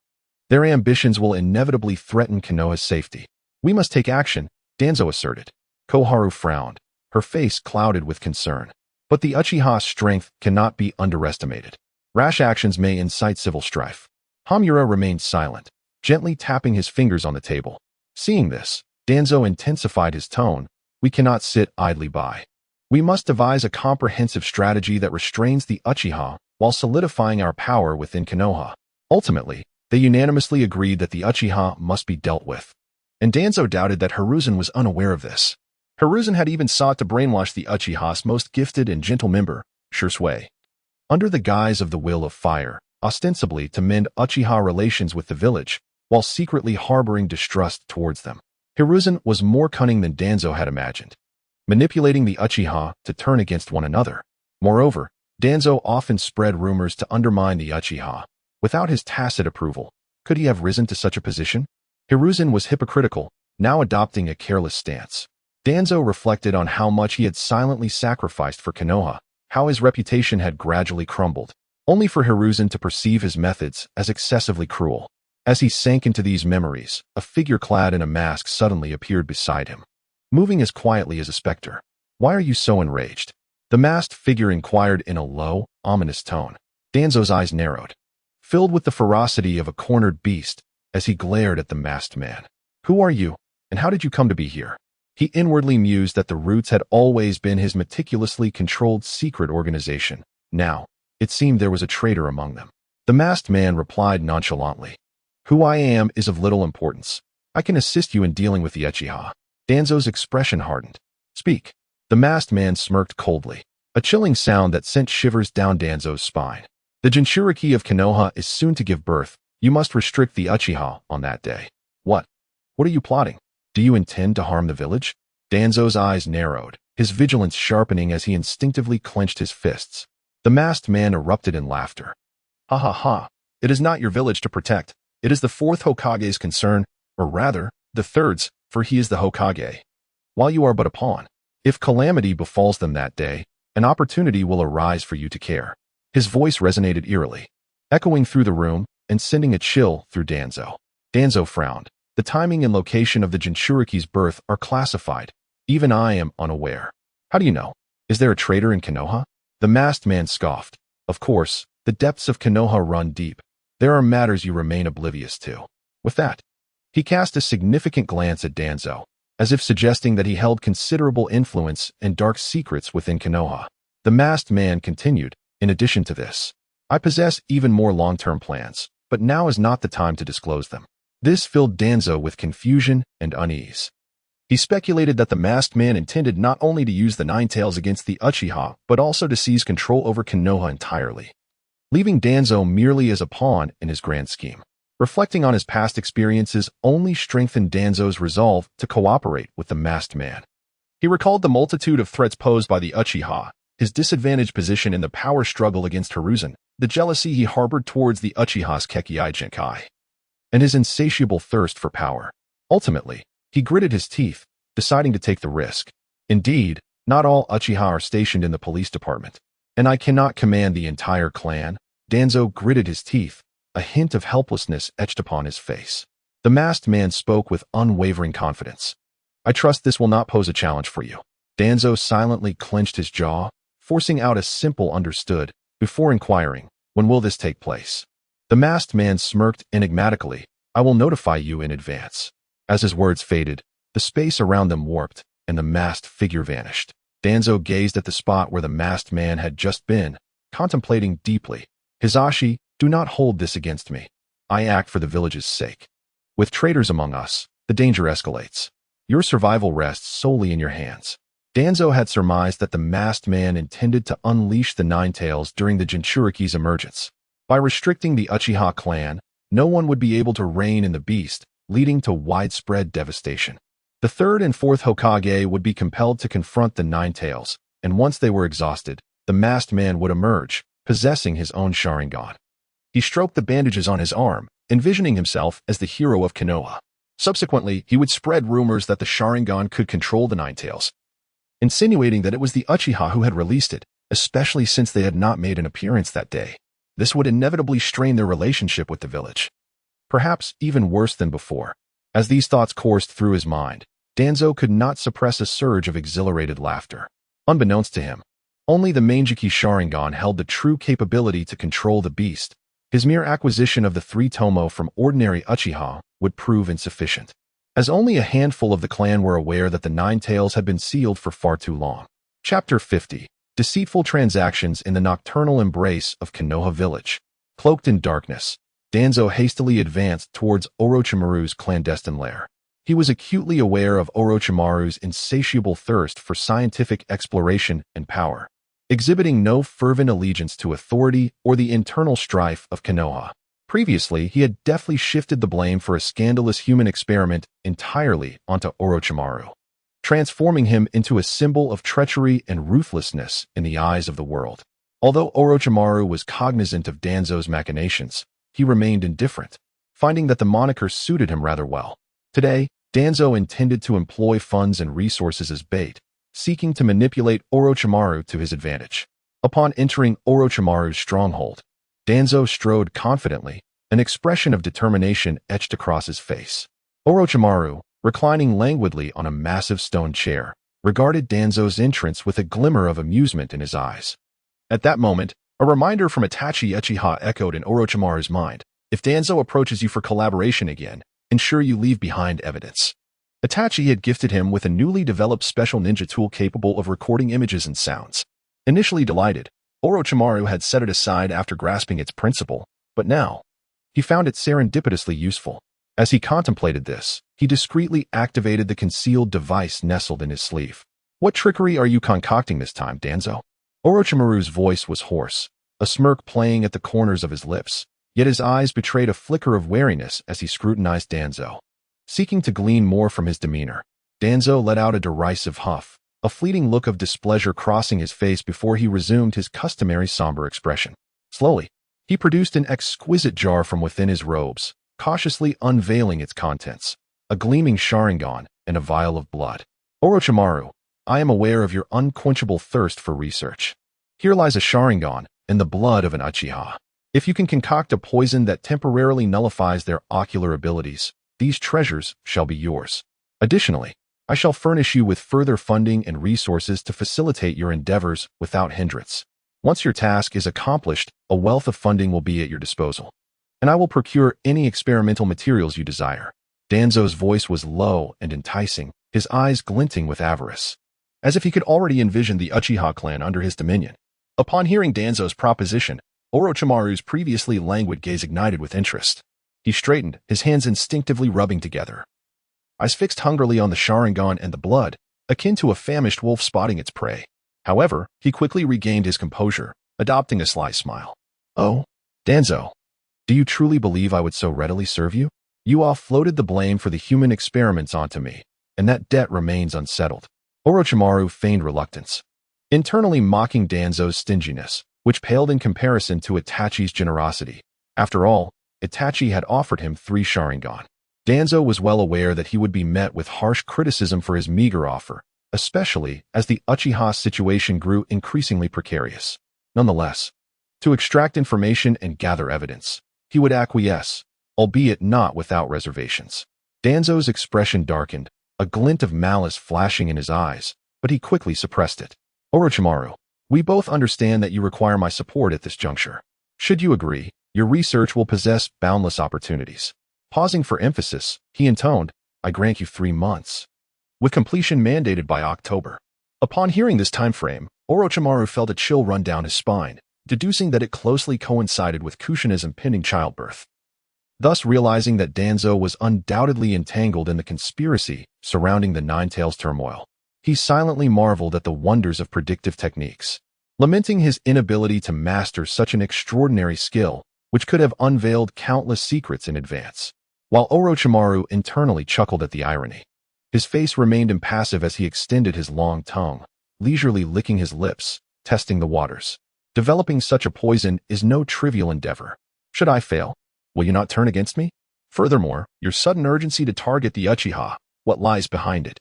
Why impose such a stringent deadline? Orochimaru narrowed his eyes, scrutinizing Danzo's gaze for any telltale signs of weakness. Danzo, confronted with Orochimaru's inquiry, momentarily faltered, yet quickly regained his composure. Orochimaru, focus solely on your research. The rest is of no concern to you. I have my reasons, and should you succeed in crafting the poison, the benefits will be substantial: funds, resources, anything you desire. Danzo's tone bore an unyielding authority, yet Orochimaru astutely discerned the subtle tremor in his eyes. Let me consider it, Orochimaru drawled, deliberately prolonging the discussion to ensure that the evidence was recorded in its entirety. This poison you propose is not easily synthesized. The Sharingan's abilities are exceedingly unique. You must provide me with an array of research materials, supplies, and initial funding. I shall not work for free, and a moment's carelessness may result in utter failure. Moreover, time is of the essence. Feigning difficulty, Orochimaru was already strategizing how to leverage this opportunity to obtain the research resources he coveted while simultaneously aiding Itachi. Danzo, growing impatient, stepped forward, fists clenched. Very well, he declared, producing several scrolls from his robes, his tone laced with veiled threats. Orochimaru, you are well aware of my methods. Do not attempt any tricks, or you shall find it impossible to conduct your research safely in this land. Orochimaru internally scoffed, maintaining a facade of obsequiousness. Understood, understood. Do you doubt my capabilities? Extending his tongue again, he licked his lips, eyes brimming with desire for the Sharingan and the blood. Confident in his stance, Danzo issued a final reminder. Remember your words, and expedite the development of the poison. Upon success, your share of resources and funding shall be assured. With that, Danzo turned and strode away, his figure swiftly engulfed by the shadows. Orochimaru watched Danzo's retreating form, a triumphant smile gracing his features. He lifted the Sharingan and the vial of blood, examining them closely, murmuring, Danzo, do you truly believe you can control everything? This time, your calculations have faltered. Itachi, you must be pleased to witness this recording. Haha, you have provided me with countless intriguing research topics, funding, and materials, allowing me to revel in the joys of exploration without the burden of financial woes. Consider it a modest return for your generosity. As he spoke, Orochimaru summoned a raven, entrusting it with the recording device before humming a tune as he returned to his laboratory, preparing to embark on his research. Little did Danzo know, Orochimaru had deftly turned the tables on him. Chapter 51. Struggle and conspiracy within the dank and shadowy confines of the underground cavern. A nauseating stench pervaded the air, while the walls, adorned with eerie green moss, emitted a faint luminescence that cast an ominous glow throughout the space. Black Zetsu, his figure as dark as ink, lingered half-hidden in the shadows, his voice gravelly and low as it echoed within the cave. Obito, have you noticed? The Uchiha clan's relationship with the village has recently become rather delicate. Dressed in a black cloak, Obito stood at the center of the cavern, his mask revealing only a single Sharingan eye that radiated a crimson glow. A chilling aura surrounded him as he scoffed at Black Zetsu's words. Humph. A bunch of foolish individuals, believing they can alter their fate in this manner. Do they think relinquishing some of their policing authority will earn them the village's trust? How naive. As he spoke, a hint of derision flickered in his gaze, his right hand unconsciously clenching into a fist, knuckles whitening under the pressure, as if suppressing an impending fury within. That is not like you, Obito, Black Zetsu remarked, tilting his head slightly. His white eyes gleamed with a peculiar light in the darkness. Aren't you also a member of the Uchiha clan? I am not like them. Obito's voice rose sharply, laced with agitation. They cling to their antiquated traditions and so-called honor, oblivious to the truths of this world. I intend to create a world with Rin, and they are merely pawns in my grand design. His tone was resolute, and beneath his mask, his face twisted in anger, his body trembling slightly from the emotional turmoil. Black Zetsu's lips curled into a barely perceptible, sinister smile. Then how do you plan to handle the Uchiha clan? Their newfound rapport with the village may jeopardize our moon plan. I have heard that your mentor's wife, Kushina, is with child. How amusing. The birth of a Jinchuriki can indeed leave one weakened. We could unleash the Nine Tails to incite chaos, seizing the opportunity to further our agenda. Obito's body jolted at these words, memories flooding his mind.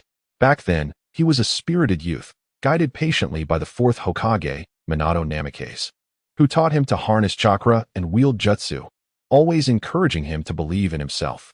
Kushina, like an elder sister, cared for him, bandaging his wounds and offering warmth in moments of despair. Their smiles were so warm, so genuine, a stark contrast to the cold faces within the Uchiha clan. Obito's gaze grew distant, his heart ensnared in a profound conflict. On one hand, he yearned for Rin and the promise of a brighter world where she could be happy, a motive for which he would sacrifice everything.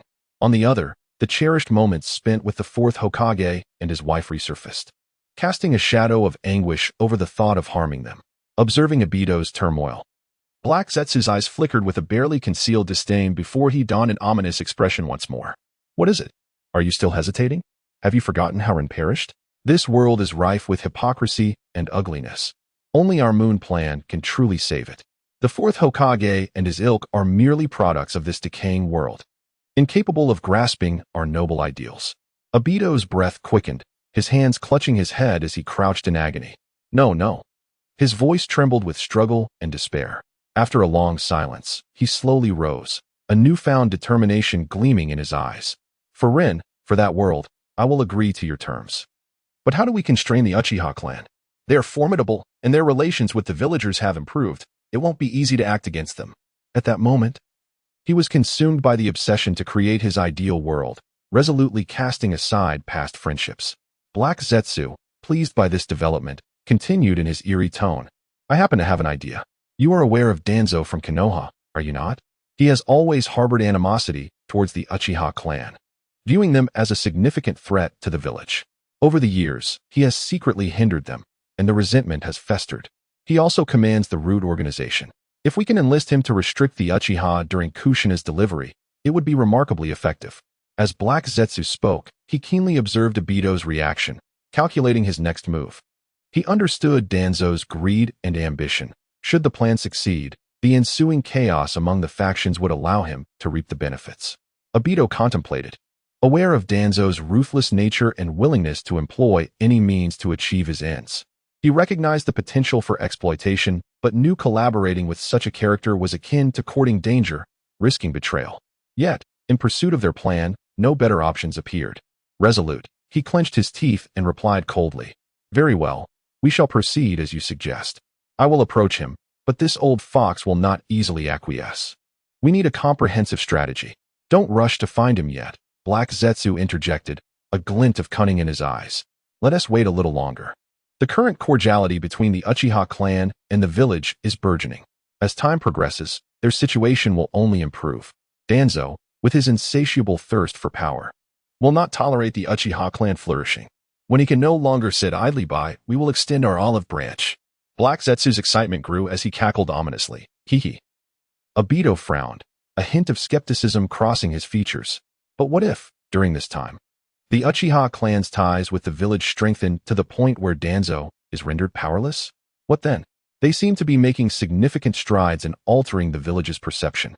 With a dismissive scoff, Black Zetsu retorted, "Humph, Obito, you remain too naive. Regardless of the Uchiha's efforts, Danzo's suspicions and animosity will not wane. A little subtle provocation from us will surely unsettle him." Obito nodded slightly, his eyes behind the mask glimmering with contemplation. That is indeed a strategy. But White Zetsu's actions must be executed with utmost caution. We cannot afford for Danzo to suspect our machinations, especially not Minato. He is far too perceptive. Rest assured, you have faith in White Zetsu's abilities, do you not? Black Zetsu grinned, revealing a jagged set of teeth, resembling a specter lurking in the shadows. After a moment of silence, Obito responded gravely, "Very well, we shall proceed as you say. In the meantime, I will bolster surveillance across all factions. There must be no room for error in our plan." Black Zetsu nodded in satisfaction, gradually retreating into the shadows. "Everything is unfolding according to plan, Obito. We are drawing ever closer to our objective. Remember, there must be no mistakes." His voice echoed into the cavern's depths, leaving only an overwhelming darkness and the scent of conspiracy lingering in the air. Chapter 52. Discussion. In the tranquil study of the Uchiha clan, the air seemed to freeze, filled only with the faint sounds of breathing and the soft hum of the projection stone. Uchiha Itachi, Uchiha Fugaku, Uchiha Shursui, and Kakashi were seated together, the dim light emitted by the projection stone from Orochimaru casting flickering shadows on their faces, foreshadowing an impending storm. The vivid scenes from a few days prior replayed clearly in Kakashi's mind. On that day, having just returned from a demanding mission, he leaned against a large tree at the village entrance, wiping the sweat from his brow. Itachi approached him swiftly, his expression grave, voice low and undeniably serious. "Kakashi, my divination technique has advanced. I attempted to foresee the village's recent circumstances and discovered that we are on the brink of a great calamity, one that is intimately connected to your mentor." Upon hearing this, Kakashi furrowed his brow slightly before his eyes widened in shock, disbelief flooding his features. He instinctively stepped forward, urgency lacing his voice. "Itachi, you don't mean the Ninetales, do you?" A tremor accompanied his words, clearly shaken by the implication. The news of his mentor Kushina's pregnancy had spread, and the notion that the host would enter a weakened state during childbirth made the prediction all the more terrifying. "Is there a way to alter the future foretold by your technique?" The Ninetales eruption would surely claim countless lives. Kakashi had witnessed the wonders of the divination technique. Yet the gravity of such a matter concerning the fate of the entire village left him unsettled. In truth, Itachi had cleverly conveyed essential information to Kakashi, drawing from his knowledge of the narrative. Observing Kakashi's anxious demeanor, Itachi gently reassured him. My master once said that the divination technique offers a glimmer of hope from fate's grasp. The future it reveals is not irrevocably fixed. Yet altering it is no simple task. It requires meticulous planning. He pondered silently.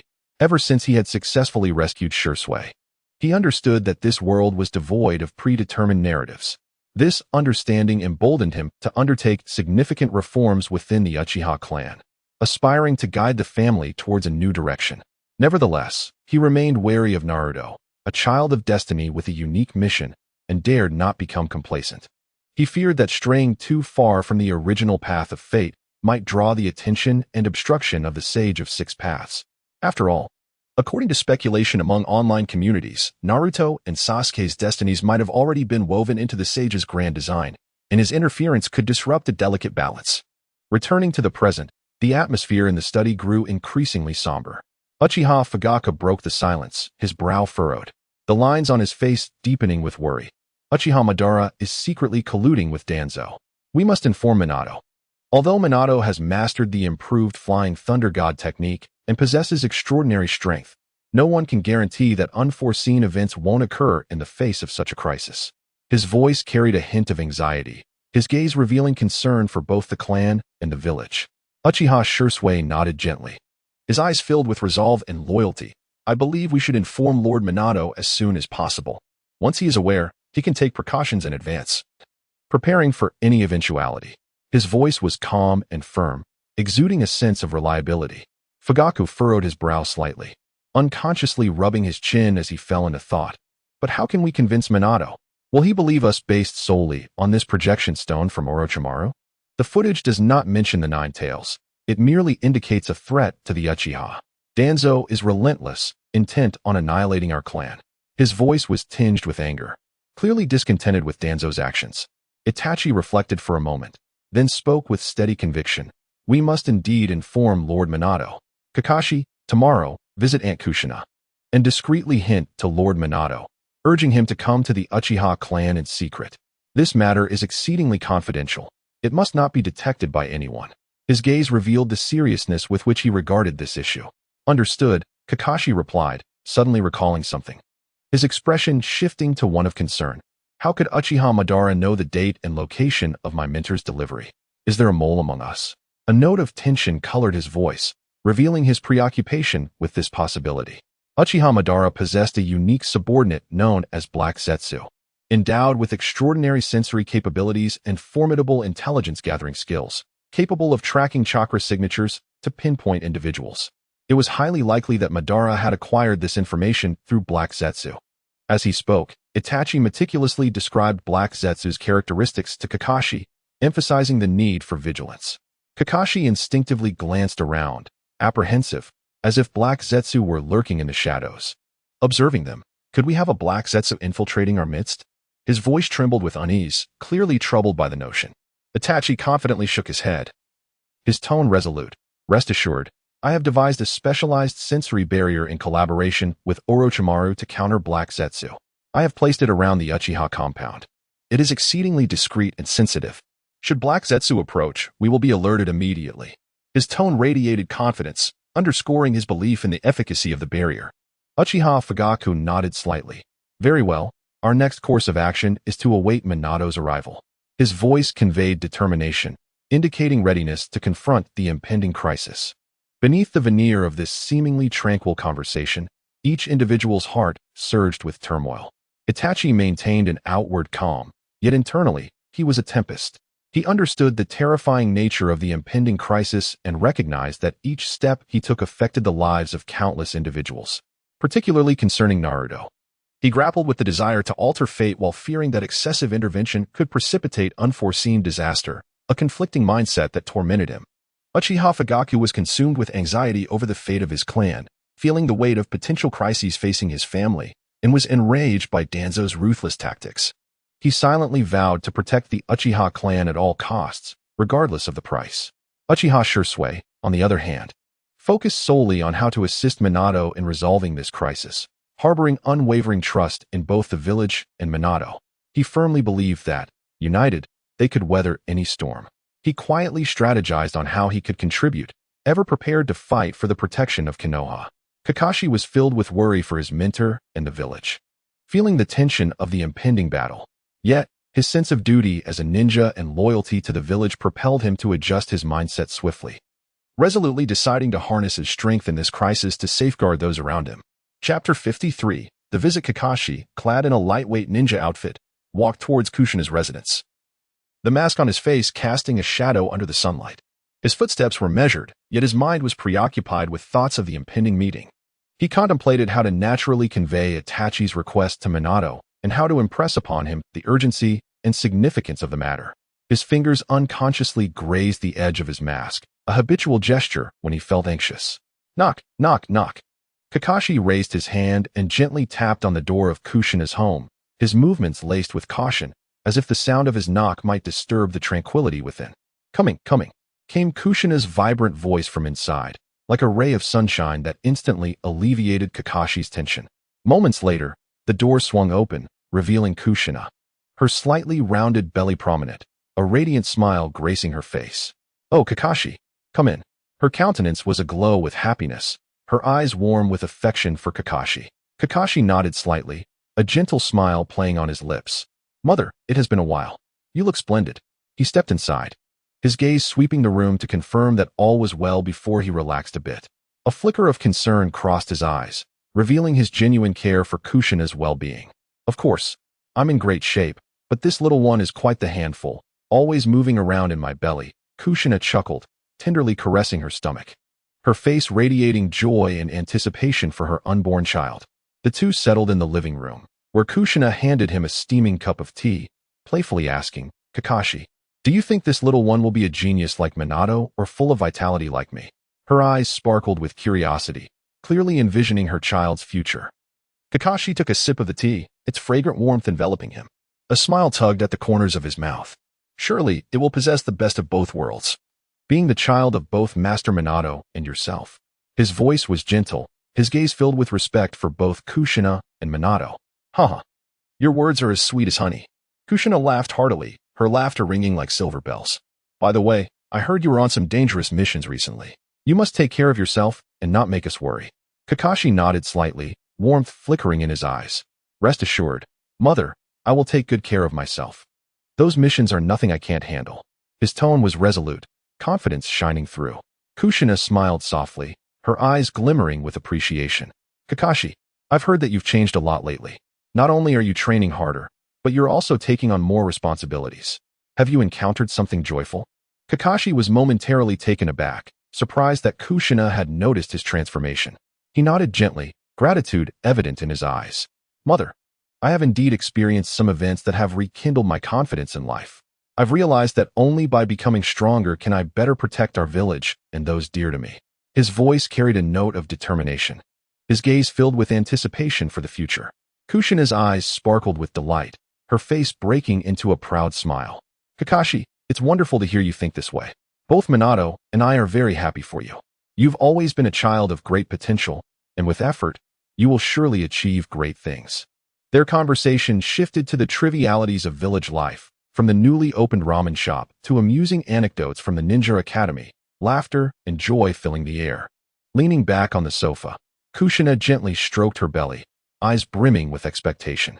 Kakashi, I sometimes think that if it's a boy, I hope he inherits Minato's formidable jutsu and becomes a pillar of the village, safeguarding the peace of Konoha. And if it's a girl, I wish for her to be like me, cheerful and kind, bringing happiness wherever she goes. Kakashi listened attentively, nodding occasionally. Whether a boy or a girl, they will undoubtedly be remarkable. Perhaps they will even rise to greatness like Master Minato. His voice was laced with reverence, admiration for Minato evident in his gaze. Just then, familiar footsteps echoed from the entrance. Minato had returned. His steps were light and steady, exuding a reassuring strength. Minato, you're back, Kushina exclaimed, rising to greet him, her face aglow with joy. Minato entered, momentarily pausing upon seeing Kakashi, before a warm smile spread across his face. Kakashi, you're here. Surprise flickered in his eyes, clearly not expecting Kakashi's visit. Kakashi stood, respectfully addressing him. Master Minato, I have something to discuss with you privately. His tone turned serious, his eyes conveying the urgency of the matter. Minato nodded slightly, a hint of curiosity shadowing his expression. He glanced at Kushina before turning back to Kakashi. All right, let us talk in the study. His voice was gentle, filled with trust. Once in the study, Minato closed the door and turned to Kakashi. What's on your mind? Kakashi? His tone remained warm, concern evident in his gaze. Kakashi took a deep breath, lowering his voice. Master Minato, I have come to relay a message from Itachi. He hopes you can visit the Uchiha compound tonight, as there are matters of utmost importance that he needs to discuss with you. His voice was tinged with tension. Seriousness reflected in his eyes. Minato furrowed his brow, confusion clouding his features. Itachi Uchiha? Since when have you become so close with the Uchiha clan? And why the secrecy? Minato's discerning gaze scrutinized Kakashi, aware of his typically composed demeanor, sensing that there was more to this situation than met the eye. Kakashi met Minato's gaze steadily, responding calmly. Master Minato, the situation is complex and urgent. Only Itachi can explain it fully to you. You are aware of the current circumstances surrounding the Uchiha clan. Although relations with the village have softened, there are still those in the higher echelons who keep a watchful eye on them. They fear that Danzo's collaboration with Uchiha Obito might intensify scrutiny on the Uchiha, thus deciding to send me under the guise of a visit. Minato crossed his arms, contemplating for a moment before speaking. The Uchiha clan has always had a unique approach to their affairs. This sudden caution, coupled with reaching out to you, raises questions about other motives. His gaze remained fixed on Kakashi, searching for deeper insights in his expression. Kakashi paused for a moment. Minato's perceptiveness was indeed sharp. He replied softly, Master, my interactions with the Uchiha have indeed given me a fresh perspective, especially Itachi, who is a person of great responsibility and wisdom. The message he conveys pertains to the village's safety, and I believe it is crucial that I inform you. Minato nodded thoughtfully, a glimmer of realization crossing his eyes. Kakashi, has your recent transformation anything to do with the Uchiha clan? I heard from Guy that you've not only intensified your training, but also begun to take on more tasks, which is quite different from your previous behavior. Kakashi blinked in surprise, not expecting Minato to inquire about this. He nodded softly, speaking candidly. Master, it is indeed related to Itachi. He has shown me a different viewpoint and made me understand that only through relentless effort can I better protect our village and those close to me. I realize that I cannot remain stagnant due to past shadows. I must grow stronger and contribute more to the village. A glimmer of satisfaction crossed Minato's eyes as he gently patted Kakashi's shoulder.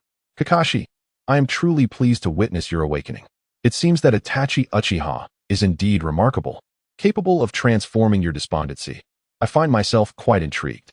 However, you must always remember that you are a ninja of Konoha, and your duty is to safeguard the village and its inhabitants. Upon hearing his teacher reflect on his former self, Kakashi felt a tinge of shyness but nodded slightly, a flicker of determination shining in his eyes. Yes, Sensei, I understand. I will remain steadfast in my responsibilities. Minato nodded slightly, retrieving a kunai. I comprehend your resolve. Take this kunai, for I have inscribed the Flying Thunder God seal upon it. His voice bore a note of seriousness, revealing his earnestness regarding the matter. Kakashi accepted the kunai, replying, Understood, Sensei.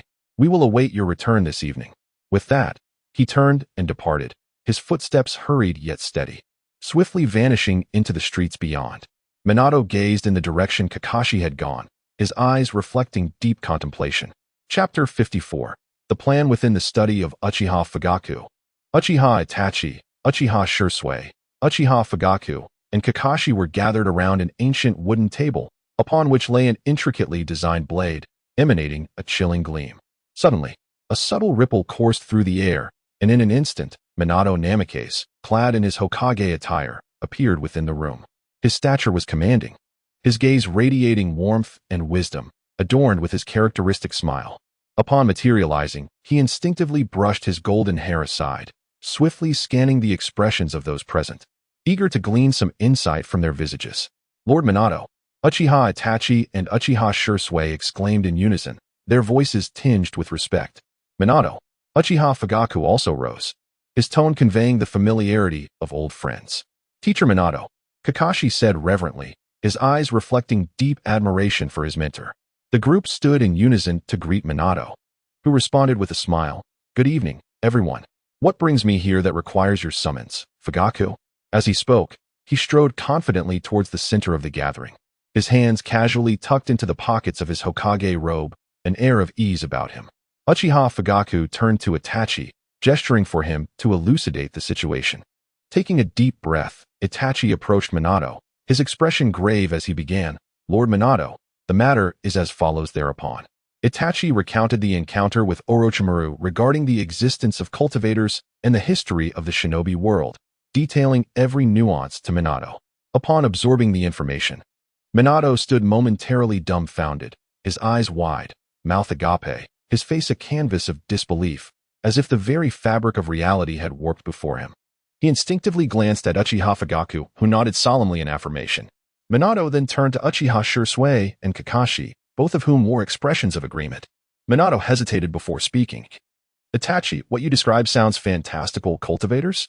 And potential calamities to come. I find myself somewhat alarmed." He furrowed his brow, confusion and concern etched across his features, one hand unconsciously scratching the back of his head in an attempt to alleviate his unease.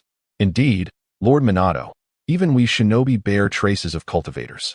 According to my master's calculations, before the arrival of Kagaya Otsutsuki, there existed cultivators in the shinobi world, albeit possibly of lesser strength. Following the divine tree's baptism, the new humanity transitioned entirely to shinobi practices, and our bodies gradually adapted to this change, yet we still retain vestiges of our cultivator lineage," Itachi explained patiently, gesturing as he spoke to enhance Minato's understanding. "Where exactly are these cultivators?" Minato inquired, his eyes widening in astonishment, leaning forward with hands pressed against the table, his face a portrait of curiosity and surprise. "The three great sage realms embody practices akin to cultivation. However, my master categorizes them as yokai practitioners," Itachi stated earnestly. In truth, these assertions stemmed from speculation among online communities, yet Itachi found them compelling. After all, why would the summoning beasts of the three great sage realms survive for so long and possess the ability to speak? Minato's thoughts wandered to Jiraiya, and he couldn't help but feel that there was indeed merit to Itachi's assertions. He scratched his head, chuckling. "Itachi, you must have learned from a rather formidable master." "Lord Minato, this is not the principal reason for my visit." Itachi maintained his serious demeanor, unaffected by Minato's lightheartedness. "Is there something even more shocking?" Minato quipped, attempting to lighten the somber atmosphere. His lips curled into a slight smile, eyes narrowing in a comical squint, but as the words left his mouth, he found all eyes upon him, causing him to feel a twinge of embarrassment as he scratched his head, his voice dwindling. "I simply thought everyone seemed so serious." Itachi felt a flush of embarrassment, realizing Naruto's carefree nature stemmed from such moments. He cleared his throat and continued, "Lord Minato, my master imparted to me the art of divination. Recently, I have foreseen great calamity befalling the village, linked to Aunt Kushina." Upon hearing Kushina's name, the previously relaxed smile on Minato's face vanished, replaced by anxiety and tension. His hands instinctively clenched into fists, knuckles whitening with the pressure, his expression taut as he spoke. "Is it possible that the Ninetales is involved?" The acumen of a Hokage was evident, as he grasped the gravity of the situation. "Yes, Lord Minato," Itachi affirmed gravely. Minato's demeanor shifted rapidly, his hands gesturing animatedly. "What have you discerned?" "I have foreseen Uchiha Madara using the Sharingan to control the Ninetales, resulting in catastrophic losses for Konoha, involving you and Aunt Kushina." Itachi hesitated, his words trailing off. Minato grasped the implication of Itachi's unfinished thought.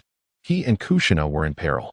His body swayed slightly, his voice dipping into a tremor. Can the outcome of this divination be altered? He was unafraid of his own demise, yet the thought of Kushina's safety gnawed at his heart, his eyes mirroring the anguish and concern within. "Lord Minato, I have conducted experiments that suggest it is indeed possible. You have witnessed the transformations within the Uchiha clan, have you not?" Itachi gazed up at Minato, his eyes brimming with hope. Could it be? Minato's eyes shimmered with a flicker of excitement. Leaning forward eagerly in search of affirmation, Itachi nodded emphatically, and a look of joy spread across Minato's face as he exhaled deeply, the tension easing from his features. "Lord Minato, to what extent have you mastered the improvements to the Flying Thunder God technique?" Itachi inquired.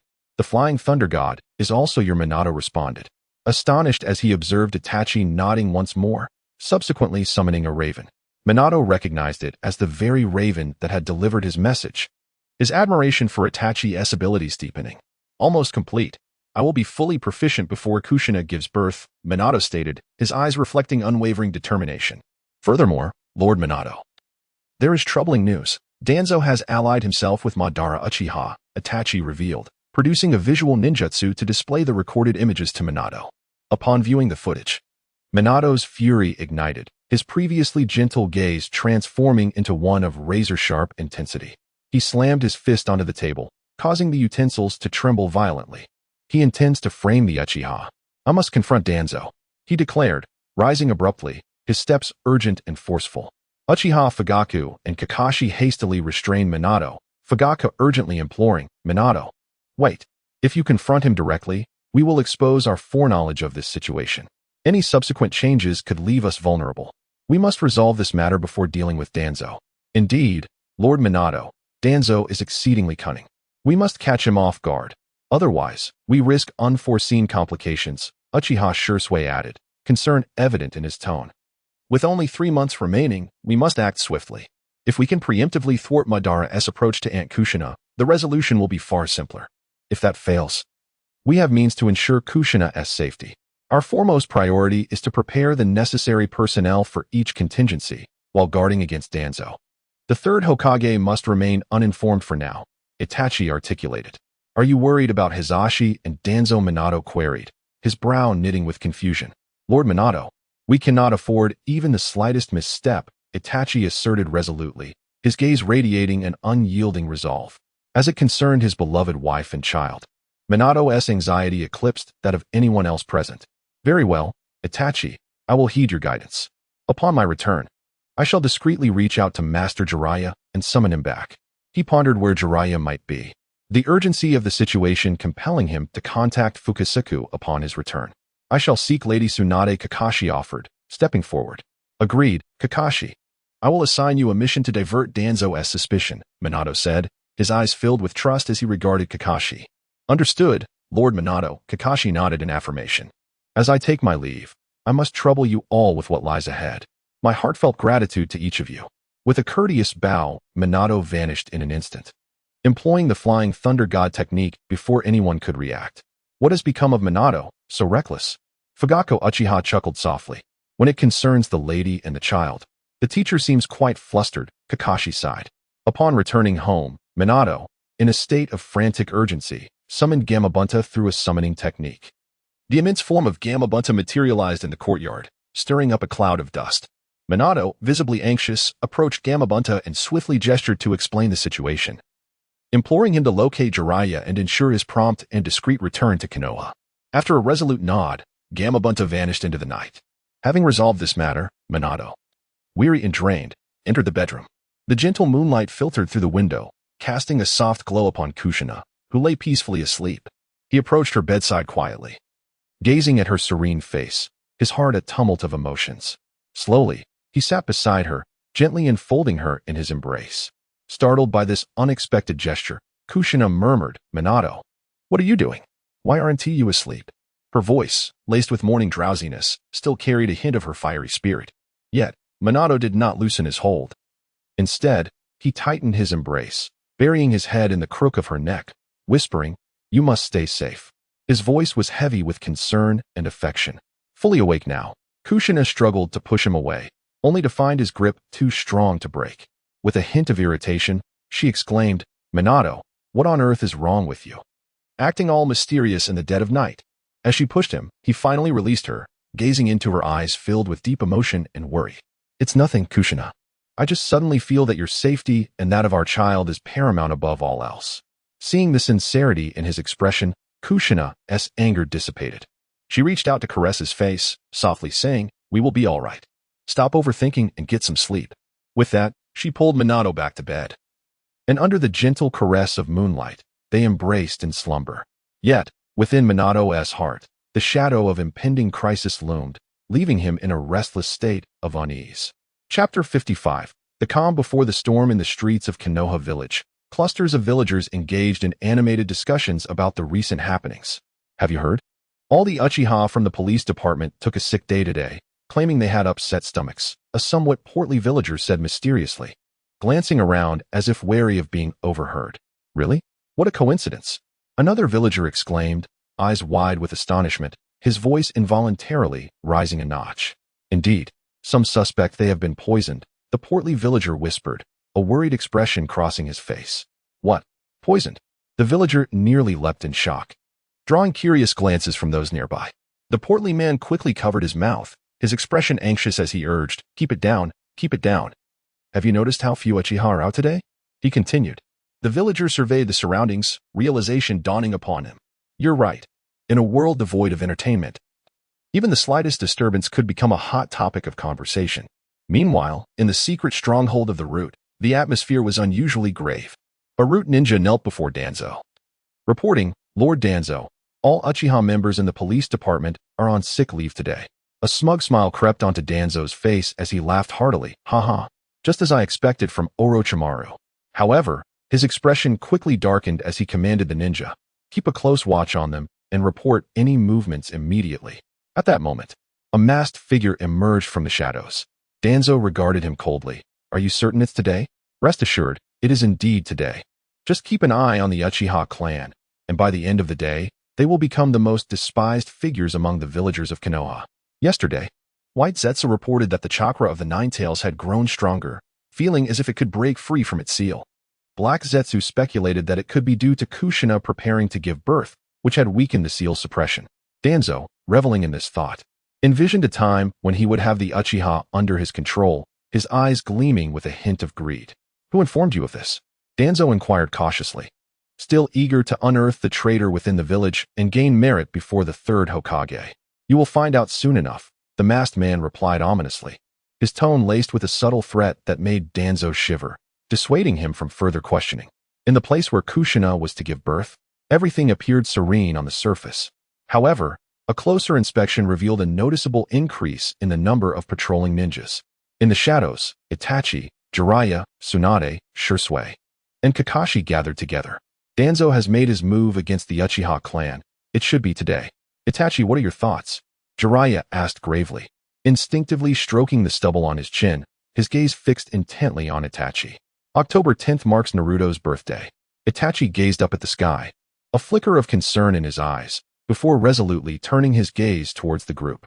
My predictions indicate that it is indeed today, he replied in a low, steady voice. Upon hearing this, the others gasped, their faces etched with shock and confusion. Could it really be so accurate? Kushina has yet to go into labor. Jiraiya remarked with a furrowed brow, his eyes betraying his worry as he occasionally glanced in the direction of Kushina.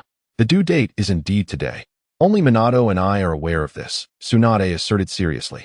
Upon her return, she had conducted a thorough examination of Kushina and established the due date.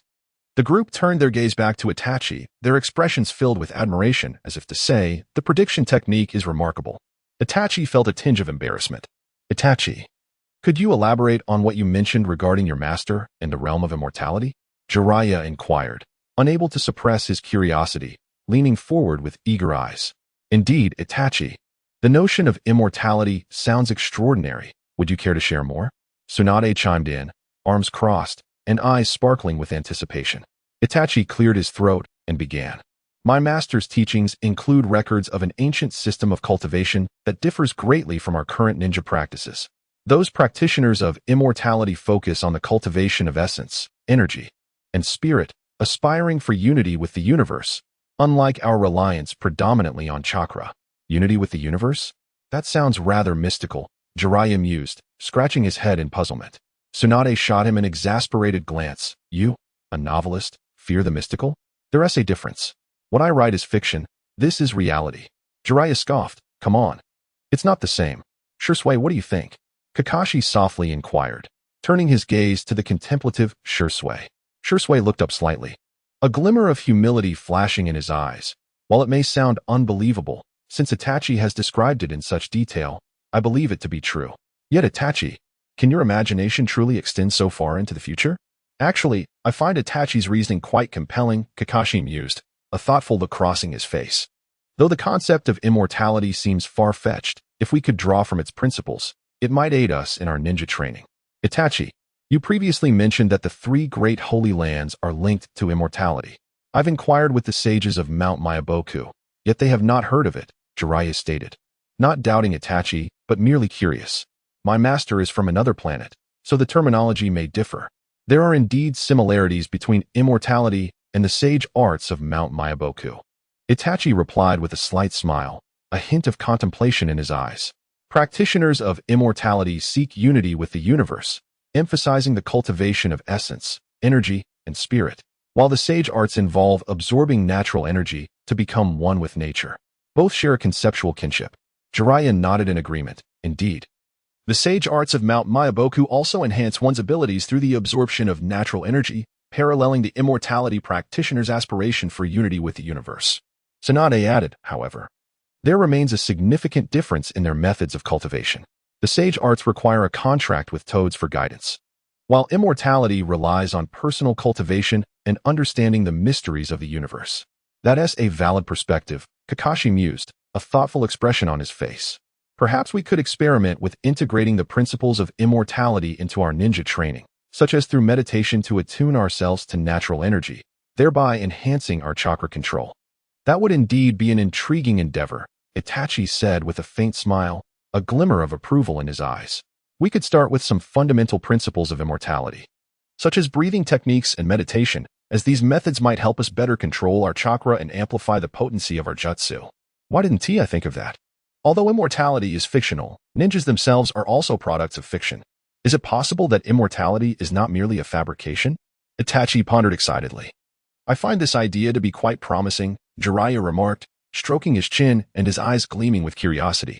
We could initiate small-scale experiments to determine if these principles of immortality could indeed assist in our ninja training. Agreed, Tsunade nodded, her eyes reflecting a sense of anticipation. If these principles of immortality can genuinely enhance our abilities, it would be a tremendous boon for all of Konoha. While they awaited the unfolding events, their discussions about the integration of immortality with ninjutsu continued, gradually leading them to new insights regarding their abilities. They realized that by drawing from the wisdom of immortality, they might unlock more powerful jutsu, bringing renewed hope to Konoha Village. Chapter 56. Tsunade's Memories. Tsunade observed their fervent discussion, her thoughts drifting back to a month ago in a bustling town on the borders of the Land of Fire, where a renowned casino stood. It resembled a mysterious labyrinth constructed of desires and wealth, its massive sign reflecting blinding light under the sun, while the entrance teemed with a crowd. The cacophony of voices composing a vibrant urban symphony. Kakashi, clad in simple attire and donning a straw hat, stealthily navigated through the throngs of people as he entered the casino, his gaze swiftly scanning every corner, fervently hoping to locate that familiar figure. In his quest to find Lady Tsunade, he had traversed nearly all the casinos in the Land of Fire, time slipping away with only a month remaining, and he feared missing his chance, which could result in irretrievable loss. At last, near the lively dice table, he spotted Lady Tsunade, a wave of relief washing over him. She was adorned in a striking crimson kimono, her hair casually gathered, with a few strands cascading down her cheeks, lending her an air of nonchalance and allure. At that moment, her eyes sparkled with defiance, and a confident smile graced her lips as she fixated intently on the dice, as if the entire world had faded away, leaving only her and the small cubes. Roll. The dealer bellowed. Small. It must be small this time. Tsunade's voice brimmed with anticipation, yet as the dice revealed their numbers, her smile froze, replaced by a visage of disbelief. Another loss. Tsunade, infuriated, slammed her chips onto the table, a flicker of regret flashing in her eyes. But soon, her indomitable spirit returned. Around her, the crowd cast knowing glances, for the moniker Tsunade the Great was well known in these parts. The money she had lost could revive several casinos. Kakashi, witnessing this scene, shook his head in resignation and hurried towards her. Lady Tsunade. Tsunade turned lazily, her expression shifting from amusement to wariness upon seeing Kakashi. How did you find me? Did that old man send you? Her brow furrowed, irritation evident in her gaze. Kakashi offered a slight bow, his tone respectful. Lady Tsunade, it is Lord Minato. With a flick of her wrist, Tsunade tossed her remaining chips onto the table, rising with her arms crossed. It doesn't matter who it is. I have long stated that I shall not return to that heart-wrenching place. A hint of anguish flickered in her eyes, but it quickly morphed back to her usual irreverence. Unfazed, Kakashi stepped closer, speaking earnestly. Lady Tsunade, this is not the place for a discussion. Very well, Shizune, let us move. Tsunade strode out confidently, with Kakashi and Shizune hastily trailing behind.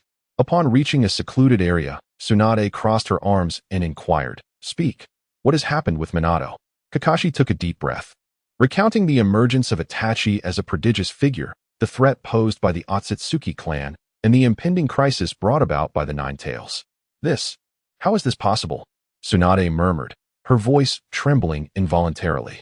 "Immortal cultivators, prophetic techniques, the Otsutsuki, all of this is beyond comprehension." Kakashi's words echoed in her mind, painting a grim picture of looming calamities for the shinobi world, instilling a profound sense of dread within her. Shizun snapped back to reality, gazing at Tsunade anxiously. "Sensei, I had no idea the village faced such a grave threat. We cannot stand idly by?" Tsunade's brow furrowed as she paced restlessly, her heart torn in conflicting directions. On one hand, Konoha held a wealth of complex emotions for her. The past pains had driven her away, and the memories still haunted her. On the other hand, she recognized the severity of the current crisis, one that threatened the very existence of the shinobi world. I need to think this through." Tsunade's voice was hoarse, her gaze filled with turmoil. Her mind wandered back to her days in Konoha, the laughter and tears, and the sacrifices made to protect the village.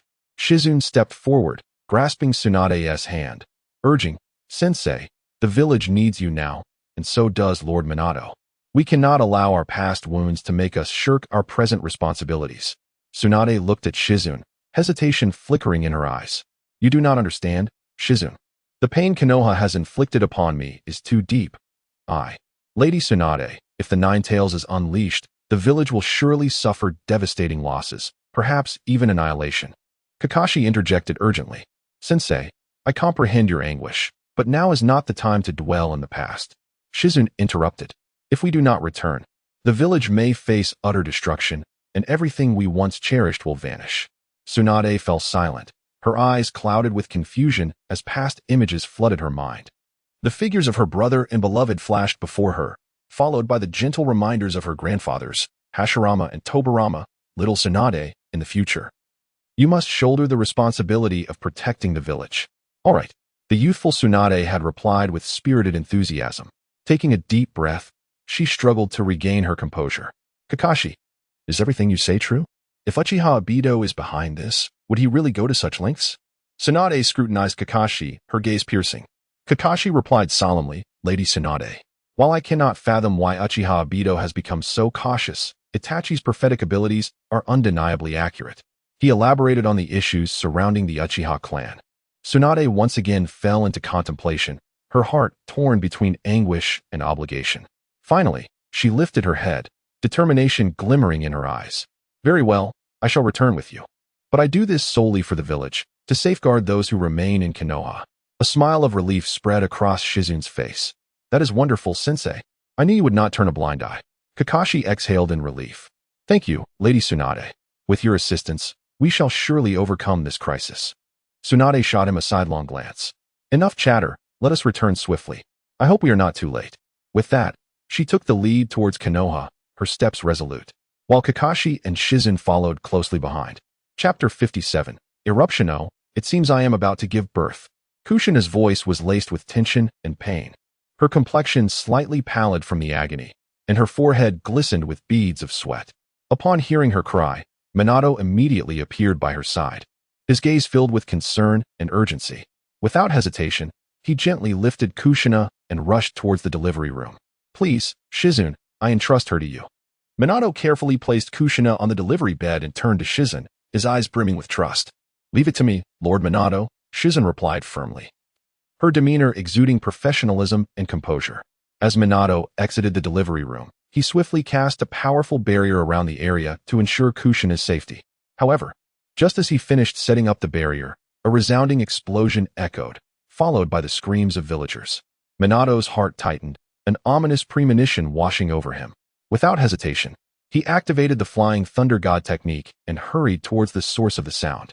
"Lord Minato, there have been sudden explosions throughout the village, and many villagers were caught off guard.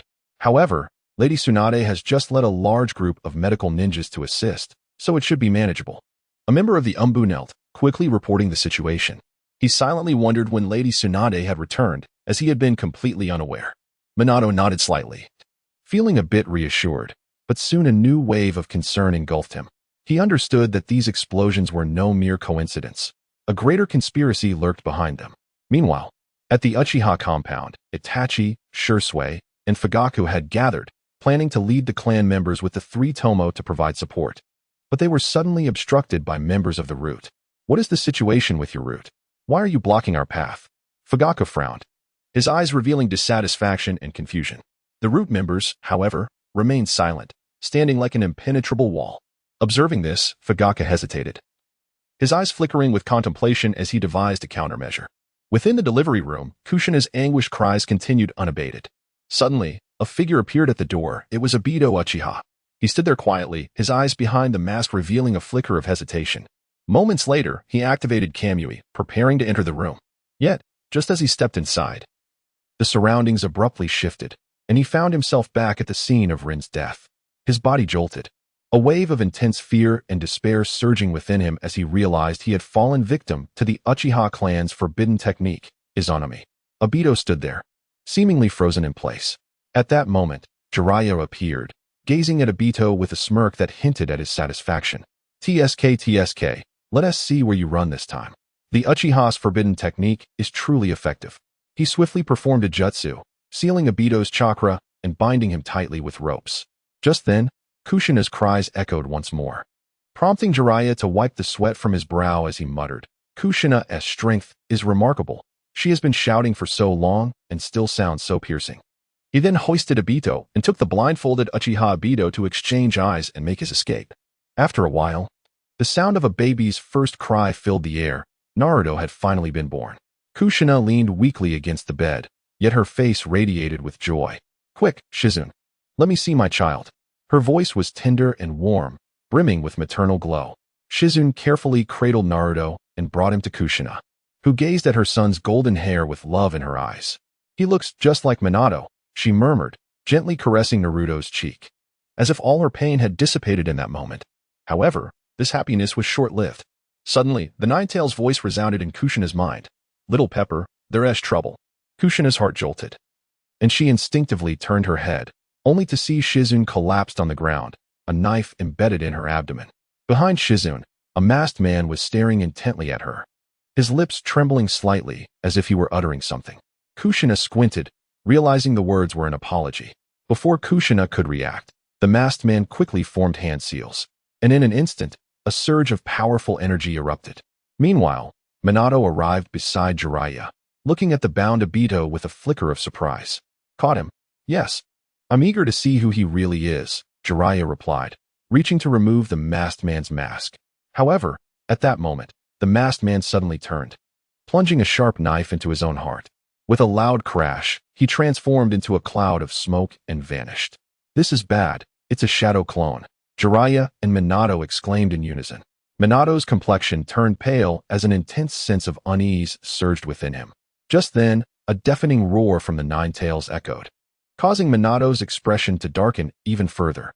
Without hesitation, he activated the Flying Thunder God technique and returned to Kushina's side. The sight before him broke Minato's heart. Shizune lay unconscious with a wound to her abdomen, while Kushina clutched Naruto tightly, gasping for breath. Minato quickly retrieved a vial of Hashirama Cell Serum, a discovery made by Orochimaru while researching how the Sharingan could mitigate vision loss. It could temporarily provide a substantial amount of chakra to the body and was a crucial item in the second plan devised by Itachi, intended to stabilize Kushina's life in the event the Ninetales was released. "Save Shizune." Kushina trembled, pointing towards her, her voice filled with urgency and concern. "Understood." Minato immediately scooped up Shizune and activated the Flying Thunder God technique once more, finding Tsunade. Seeing Shizune covered in blood, Tsunade momentarily felt dizzy, her stomach churning. But she quickly regained her composure, shouting, "Someone, take Shizune for treatment immediately." "Tsunade-sama, follow me," Minato urged, grabbing her, and without waiting for her response, he activated the Flying Thunder God again to return to Kushina's side. "Tsunade-sama, please keep an eye on Kushina," Minato said hastily before vanishing once again. Tsunade swiftly employed the 100 Healings technique, watching as Kushina's body gradually stabilized, yet her heart remained heavy with worry. According to their previous discussions, having lost the Ninetales, Kushina should be able to withstand the loss of the tailed beast due to the Hashirama Cell Serum and her unique Uzumaki clan vitality. Nevertheless, her recent examination revealed that Kushina's life force was still slowly waning. Despite her continuous application of the 100 healings technique, it was insufficient. They had to initiate Plan 3. Tsunade produced a signal flare, and upon seeing it, Minato, Jiraiya, Fugaku, Shursui, Itachi, and Kakashi steeled their gazes, knowing time was of the essence. Chapter 58. Capturing Danzo. Itachi's expression was grave, his brows furrowed as he addressed Fugaku Uchiha. Father, please take the clan members to assist with the evacuation efforts and support Lord Minato. I will seek out Orochimaru and join him on site. Fugaku nodded slightly. Very well, everyone. Charge. His commanding voice resonated powerfully, cutting through the tense atmosphere. Leading the charge, Fugaku was followed closely by Shursui and other Uchiha elites, resembling a swirling vortex of darkness as they surged toward the Root's blockade. Seeing this, the Root members immediately assumed defensive stances, and both sides were swiftly engulfed in fierce combat. The glimmer of blades flashed, and the brilliance of ninjutsu illuminated the battlefield, accompanied by the cacophony of battle cries. Fugaku's gaze was sharp, wielding his kunai with formidable precision. Each strike was imbued with tremendous force, compelling the Root members to retreat in disarray. Shursui, employing his body flicker technique, moved like a specter across the battlefield, launching unexpected strikes at the enemy's vital points. Meanwhile, in Orochimaru's experimental base, the atmosphere was unusually sinister. Danzo entered with a dark countenance and hurried steps, his face a canvas of fury and frustration. Orochimaru, you have betrayed me.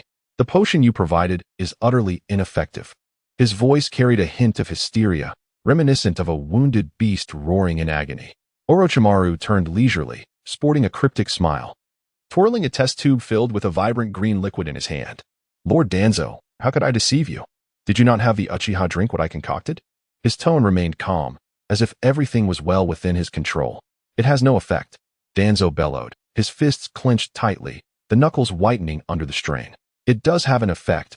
Orochimaru raised an eyebrow slightly, prompting Danzo to question, then why can they still emerge? They are strong, Orochimaru replied, his hands open in a display of innocence. What? Danzo's face contorted with rage, his eyes ablaze as if he intended to devour Orochimaru whole. Lord Danzo, you provided me with a single Tomo Sharingan. That potion is specifically designed to affect a single Tomo, and you allotted me such a brief time frame. It's remarkable that I could produce anything at all. Furthermore, you never explicitly stated your requirements. I merely followed your instructions. How can you accuse me of betrayal? As he spoke, Orochimaru gently swayed the test tube in his hand, the green liquid swirling mockingly, as if deriding Danzo's foolishness. Danzo pondered, a flicker of realization crossing his features. Had he truly misjudged Orochimaru? A shadow of doubt crept into his gaze. Do not blame me for failing to warn you. While the Ninetales is in chaos, you should make your escape, Danzo said, feigning concern, though a subtle cunning spark glimmered in his eyes. What does that have to do with me? Orochimaru replied dismissively, maintaining a languid smile, while internally he remained vigilant, suspecting Danzo's true motives. You conspired against the Uchiha. Now that they are aiding the fourth Hokage, this war will soon conclude. You must flee at once, or else the victorious Uchiha will seek retribution against you. Danzo's voice took on a note of urgency as he attempted to persuade Orochimaru. It was not I who poisoned them, Orochimaru scoffed, disdain flickering in his eyes. That was your research, Danzo retorted quickly. Then who was it that administered the poison? Orochimaru countered, his eyes brimming with mockery, as though he were witnessing a farcical performance. Of course, I shall escape as well. We are partners, after all, and I must remind you, he thought to himself, plotting to shift all blame onto Orochimaru once he successfully persuaded him to defect. However, just as Danzo was still attempting to manipulate Orochimaru, he suddenly felt his body weaken, a flicker of terror flashing in his eyes. Orochimaru, what have you done to me? Why can I not muster any strength? His voice trembled as he began to stagger backward. It's the softening powder, as Itachi provided the direction, though its effects are rather slow to manifest. I regret wasting time engaging you in idle chatter, Orochimaru replied nonchalantly, a triumphant smile gracing his features, as if admiring his own handiwork. You deceived me, Danzo roared, though his voice grew increasingly faint, his body slipping out of his control. Lord Danzo, do not underestimate my intelligence, Orochimaru remarked disdainfully, casting a dismissive glance at Danzo. Just then, Itachi burst through the door of Orochimaru's laboratory, urgency etched across his face. Orochimaru. His voice shattered the oppressive silence, reverberating through the room filled with bottles and vials, expressing a sense of dire urgency. Orochimaru, engrossed in his frenzied research, turned at the sound of Itachi's call, a strange smile curling his lips, his eyes alight with fervor, as if he had discovered a most cherished toy. Excitedly pointing at the incapacitated Danzo on the ground, he exclaimed, "Hey Itachi, look who I caught. This fellow was effortlessly brought down by my potion. This is the result of countless nights spent toiling away, crafting a miracle drug that penetrates the human nervous system, rendering one immobile while fully conscious of every moment of control. Ha ha ha, this is the allure of science." His enthusiasm grew, spittle flying as he reveled in his mad scientific triumph. Yet Itachi had no time for Orochimaru's lengthy monologue, his brow furrowed deeply in concern, interrupting. "Orochimaru, put that aside. The Hashirama cell potion has failed to resolve Aunt Kushina's crisis. Time is of the essence. You must come with me." Upon hearing this, Orochimaru's manic grin vanished, replaced by frustration and helplessness. He ran a hand through his flowing golden locks, muttering, "I anticipated the initial version would have limited effects. Time was too short. I intended to extract the extraordinary vitality and regenerative capabilities from the Hashirama cells to create a potion that would enable instantaneous rejuvenation for the user. However, this current version, while capable of momentarily unlocking latent potential, still falls far short of the energy needed for a Jinchuriki who has lost their tailed beast." As they stepped beyond the threshold of the laboratory, Itachi suddenly halted, images of villains escaping due to the protagonist's negligence flooding his mind, along with thoughts of the lurking cunning Kagaya. A wave of anxiety washed over him. No, he could not allow Danzo the opportunity to thwart their plans. He swiftly turned back, striding purposefully into the laboratory, forming seals with lightning speed, sealing Danzo's chakra.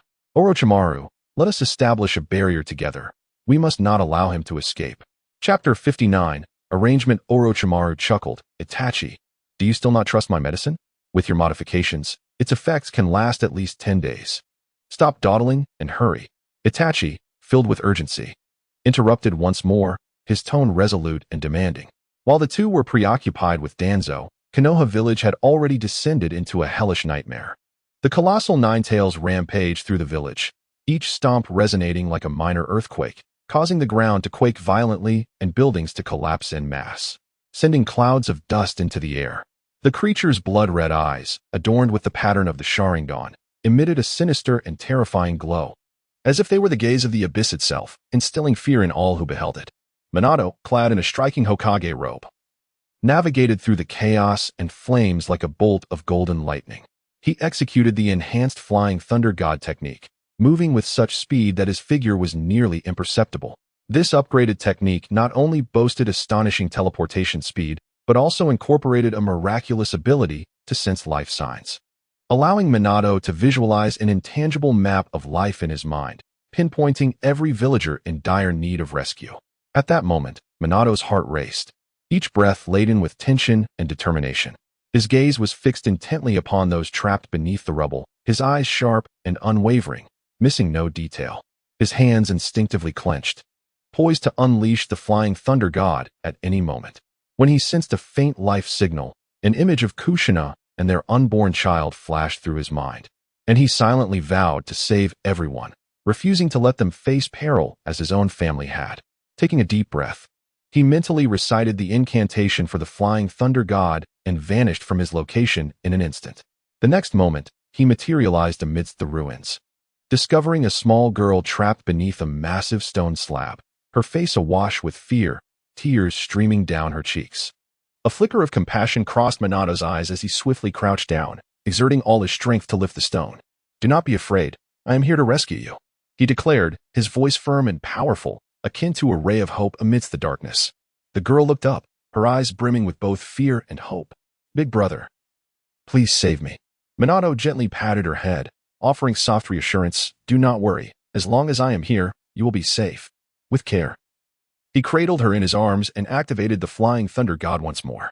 In that fleeting moment of teleportation, a multitude of thoughts raced through his mind.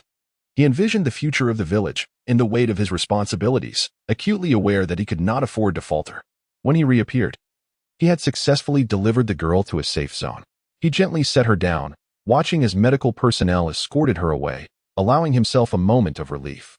Without pausing, Minato's gaze swept across the surroundings, searching for the next individual in need of assistance. His form flickered through the debris, each appearance signifying a life snatched from the clutches of death. Though weariness etched his features, his eyes radiated resolve and tenacity. A silent declaration to the calamity that he would not retreat, vowing to protect every soul in Konoha village. Behind him, the various clans of Konoha sprang into action. Nara clan's Shikaku calmly directed his kin to evacuate villagers, their strategy precise and efficient, ensuring the operation proceeded smoothly. The Hyuga clan utilized their Byakugan to swiftly locate those trapped in the rubble, rescuing them in a timely manner, and the Yamanaka clan stood sentinel in the shadows, preventing any adversaries from seizing the opportunity, their insects forming an invisible barrier around the village. Witnessing all of this, Minato's thoughts drifted back to the moment he had entrusted Kushina to silence. He traversed Konoha village using the Flying Thunder God, visiting the gathering places of each clan in turn. Upon reaching the Hyuga clan's residence, he gently knocked on the door. When it opened, Hayashi Hyuga stood before him, momentarily taken aback. "Minato, is there an urgent matter?" Minato nodded solemnly. "Hayashi, the village may be facing a grave crisis, and I need the strength of the Hyuga clan. Your Byakugan has a distinct advantage in reconnaissance and rescue. I hope you can spearhead the search and rescue efforts, especially for those trapped in the ruins." Hayashi furrowed his brow slightly, but soon nodded. "Understood, Minato. The Hyuga clan will give our all. You can count on us." Grateful. Minato cast a glance of appreciation before hastening towards the Yamanaka clan's encampment. Upon arrival, he found Inoichi Yamanaka and conveyed the situation. "Inoichi, there may be enemies who will seize this chaos to attack. Your clan's insects excel in stealth and defense. I need you to ensure the village's security and thwart any intruders." Inoichi nodded, his voice steady. "Minato, we will be ready to safeguard the village." At the encampment of the Inazuka, Nara, and Akimichi clans, Minato addressed Kiba Inazuka, Choji Akimichi, and Shikaka Nara, saying, "Kiba, Choji, Shikaku, the rescue efforts require the collaboration of your three clans. The Inazuka's sensing abilities, the Akimichi's expansion techniques, and the Nara strategies combined will efficiently accomplish the rescue mission. Shikaku, the evacuation process will need the wisdom and tactics of your clan. You shall devise the evacuation routes and guide the villagers to safety." The three nodded in agreement, determination evident in their eyes. "Minato, we will unite our efforts to fulfill this rescue mission." Minato regarded them with a heart full of confidence. He knew that with the support of these clans, the village would surely weather this crisis. Observing the rescue operations gradually becoming orderly through the collective efforts, he felt a sense of solace. He recognized that this was all due to prior meticulous planning, and the enhanced Flying Thunder God technique was undoubtedly the key to this rescue operation, allowing him to swiftly connect with all parties and coordinate actions effectively. Just as Minato took a moment to catch his breath, Hiruzen Sarutobi arrived in haste. Gazing at the chaotic scene before him, Hiruzen felt a wave of emotions. He watched Minato, tirelessly working amidst the ruins, silently admiring the growth of this young man. Faced with such an unexpected calamity, Minato had managed to orchestrate everything with remarkable order. The potency of the Flying Thunder God was indispensable, enabling him to swiftly oversee the entire situation. Hiruzen approached quickly. Concern etched across his face as he looked at Minato, his eyes filled with care. "Minato, are you all right? How is Kushina? How could this happen so suddenly?" "Lord Hiruzen, it is Uchiha Madara." Minato began to explain, but a deafening roar from the Nine Tails enveloped the village in terror once more, cutting off his words. Chapter 60. The battle. The thunderous roar of the Nine Tails reverberated through the air, unleashing a cataclysmic force that shook the very foundations of Konoha village. Buildings crumbled like fragile toys, engulfed in raging flames that soared into the sky, while thick plumes of smoke rapidly enveloped the once tranquil village, casting it into an apocalyptic shadow. Standing resolutely before the Nine Tails were Minato and Sarutobi Hiruzen, their Hokage cloaks billowing dramatically in the tempestuous winds. The vivid crimson hue a stark contrast against the inferno and smoke, embodying both brilliance and a somber grandeur. Their gazes were laden with gravity and determination, akin to two towering mountains, steadfast and immovable. Yet within their hearts, they harbored a profound awareness of the daunting challenges that lay ahead. Minato's focus was unwavering as he locked eyes with the Nine Tails' blood-red Sharingan, his heartbeat echoing in his ears, quickening with trepidation. He understood all too well that the Nine Tails might transcended the realm of ordinary comprehension, and now, under the enigmatic control of Uchiha Obito's Sharingan, the situation had become exceedingly perilous. Hiruzen, the Nine Tails is under the influence of the Sharingan. Its power is unfathomable. We must exercise utmost caution. Minato's voice was steady and composed, cutting through the chaos and clamor around them. Yet, the slight tremor in his hands betrayed the anxiety simmering beneath the surface. His mind raced, contemplating that while the Flying Thunder God technique could enable instantaneous spatial transfer, swiftly moving to any marked location, locating a viable point of attack against the colossal Nine Tails, whose every strike threatened annihilation, seemed an insurmountable challenge. Hiruzen nodded slightly, a flicker of barely perceptible worry crossing his weathered features. He instinctively tightened his grip on the Rui Jingu Bang, his voice low and resolute. Minato, the Nine Tails' power is overwhelming, beyond our comprehension. We must act swiftly to uncover a means to break Obito's control. Thankfully, all civilians have been evacuated. You have done well in that regard. His gaze swept across the devastated village, where ruins lay strewn about. The once bustling streets were now buried beneath debris, and the roaring flames reflected in his eyes, filling his heart with guilt and remorse. As a former Hokage, he had watched the village prosper under his protection for years, yet now, witnessing its descent into such despair before his very eyes tore at his soul. The Nine Tails, sensing the threat posed by the two, unleashed an enraged roar that echoed like rolling thunder through the air. It then raised a massive paw, a whirlwind accompanying its movement. The gust akin to a barrage of blades slicing through the atmosphere, aimed directly at Minato and Hiruzen. Minato's pupils contracted, fear flashing across his features as he shouted, "Be careful!" Almost instantaneously, he summoned the Flying Thunder God technique, the signature golden light flashing briefly as he appeared beside Hiruzen, his powerful arm pulling him away just in time. The enormous paw crashed down upon the earth, shattering the solid ground beneath it, spiderweb-like fissures spreading rapidly, sending clouds of dust spiraling into the air. Damn it! Hiruzen ground his teeth, fury and frustration etched across his face. He swung the Rui Jingu Bang with all his might, targeting the Nine Tails' leg. The weapon, propelled by his strength and speed, sliced through the air with a piercing whistle. Upon impact, it produced a deep thud, reminiscent of two colossal boulders colliding. Yet, the Nine Tails merely swayed, its massive form resembling an unyielding mountain, before launching another assault. It opened its cavernous maw, a colossal-tailed beast ball rapidly forming within, radiating an ominous light that contained boundless destructive power, hurtling towards the two warriors. Minato's countenance paled as he recognized the impending danger. He swiftly formed hand seals, his hands dancing like phantoms, erecting a defensive barrier of kunai marked with the Flying Thunder God technique before them. When the tailed beast ball collided with the barrier, it erupted in a deafening explosion, a sound powerful enough to shatter the very fabric of reality. The force of the impact surged like a torrential flood, pushing Minato and Hiruzen backward. Minato felt his arms tingle, sensation fading as blood trickled from the corner of his mouth, stark against his pale skin. Yet, he bore the pain, his gaze unwavering as he faced the Nine Tails, his eyes reflecting an indomitable spirit and a determination to persevere. This cannot continue. Our attacks barely affected.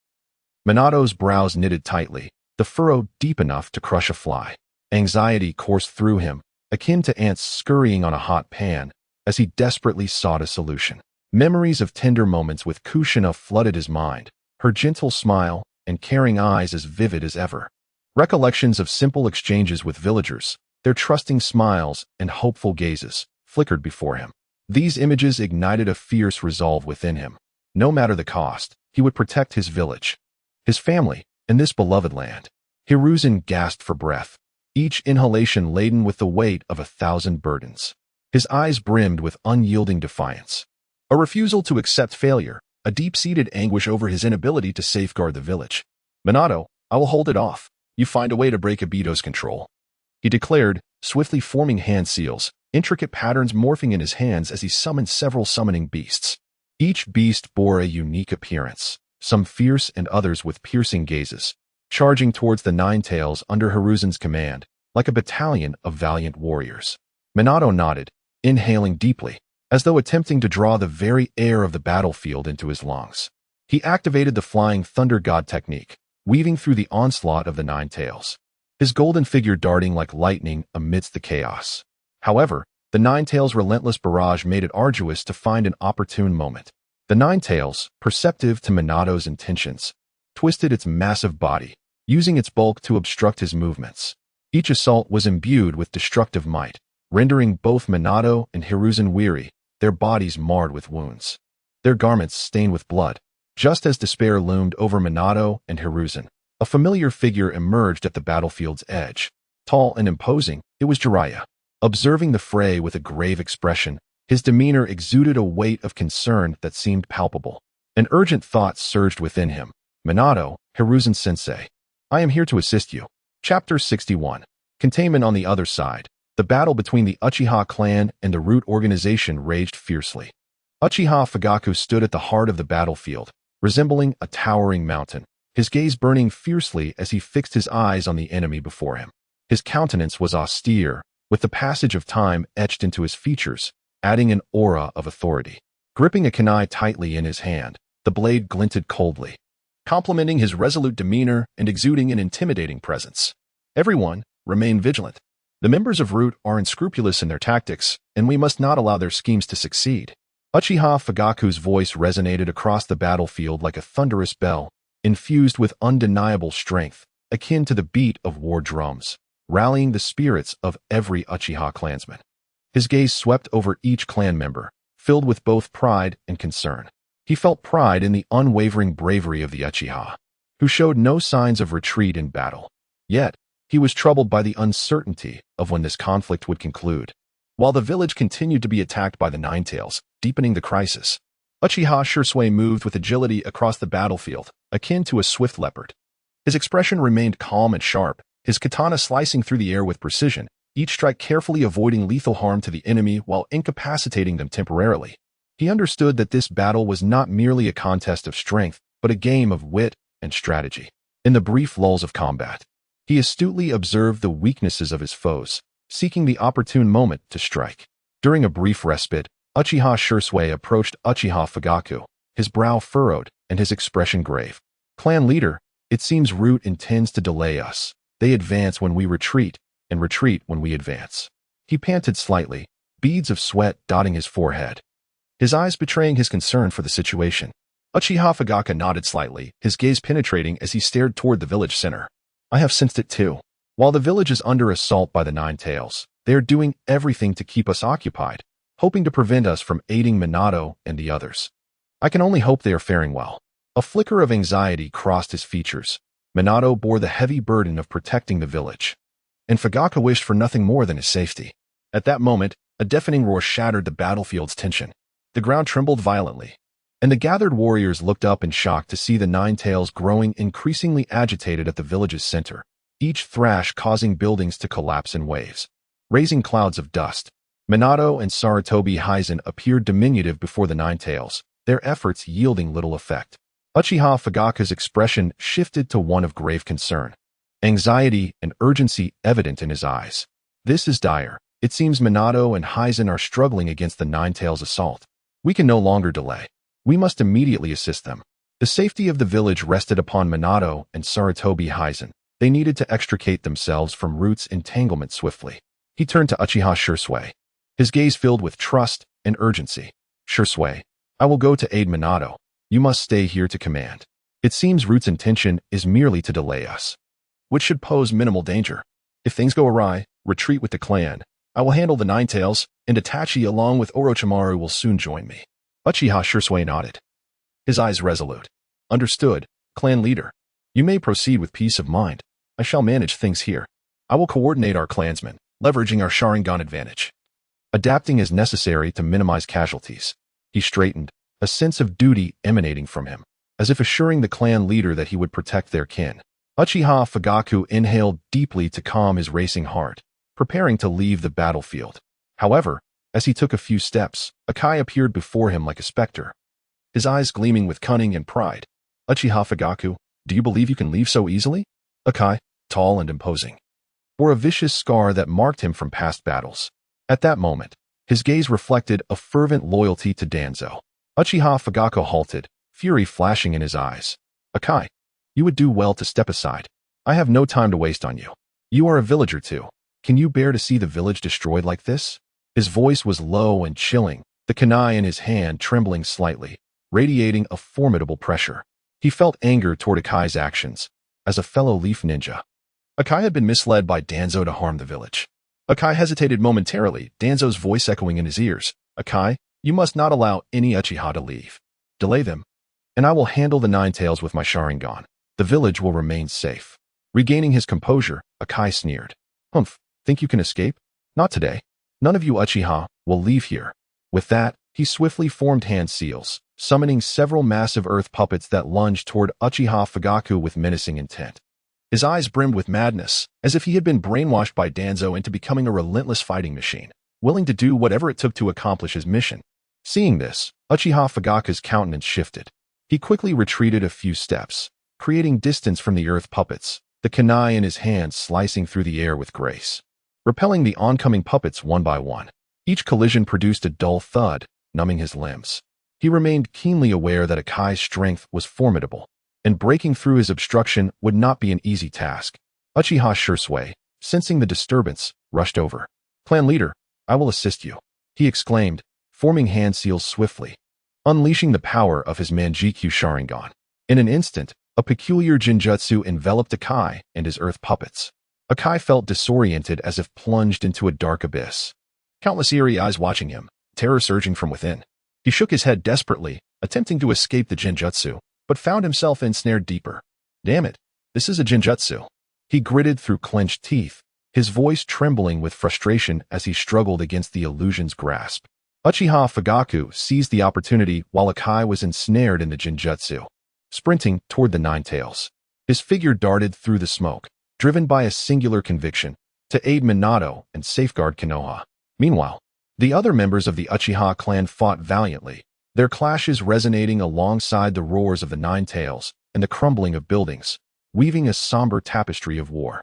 Uchiha Obito lurked in the shadows, his cold gaze fixed upon the chaos, a slight, barely perceptible smirk gracing his lips, as if plotting a grander scheme.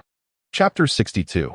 Healing amidst the chaos and clamor, Uchiha Itachi and Orochimaru hurried towards the location where Kushina was giving birth.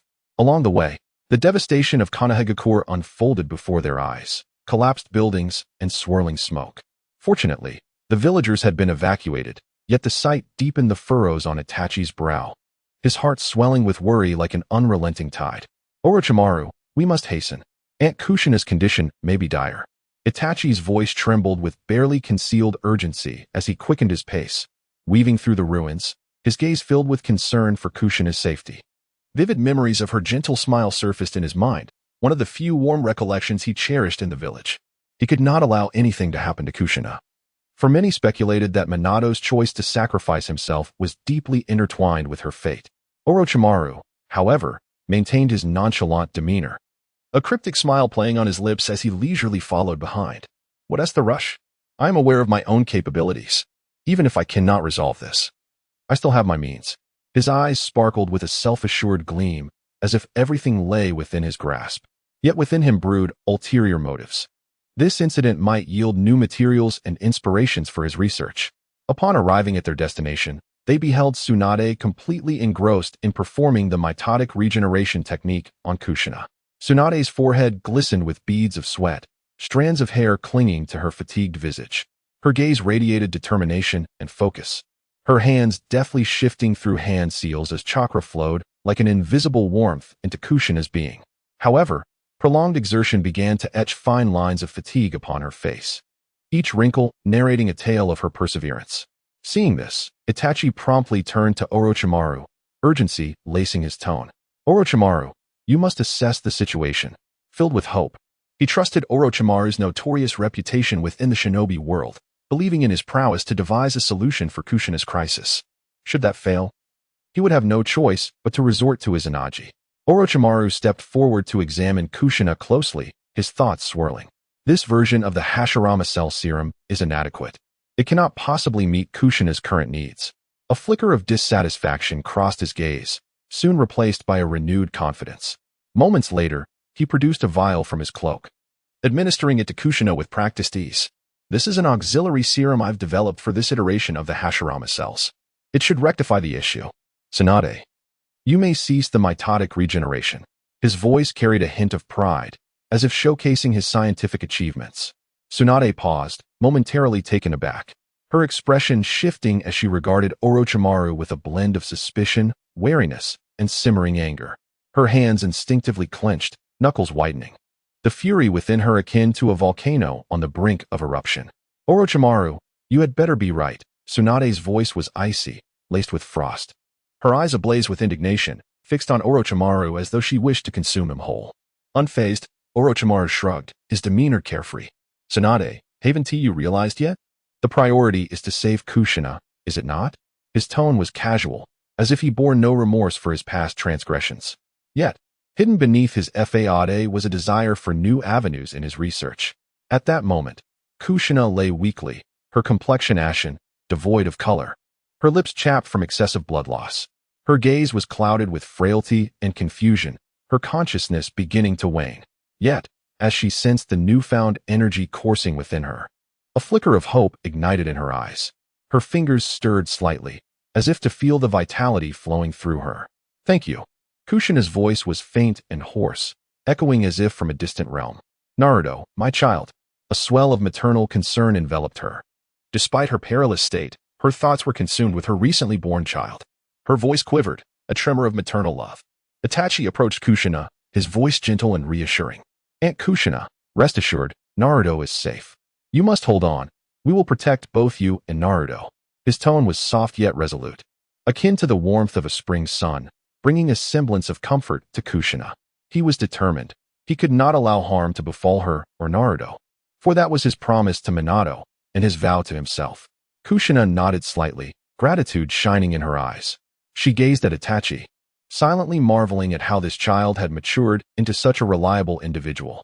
Memories of her time spent with the Uchiha family flooded her mind, the beautiful recollections surfacing in her heart. A glimmer of tears sparkled in her eyes, a testament to her emotion. Orochimaru stood aside, observing the scene with a tinge of complex emotion. His fervor for experimentation had led him down a path of moral transgressions in pursuit of power. Yet, witnessing this moment, he felt an unfamiliar sentiment arise within him, perhaps a reverence for life, or a moment of reflection on his own actions.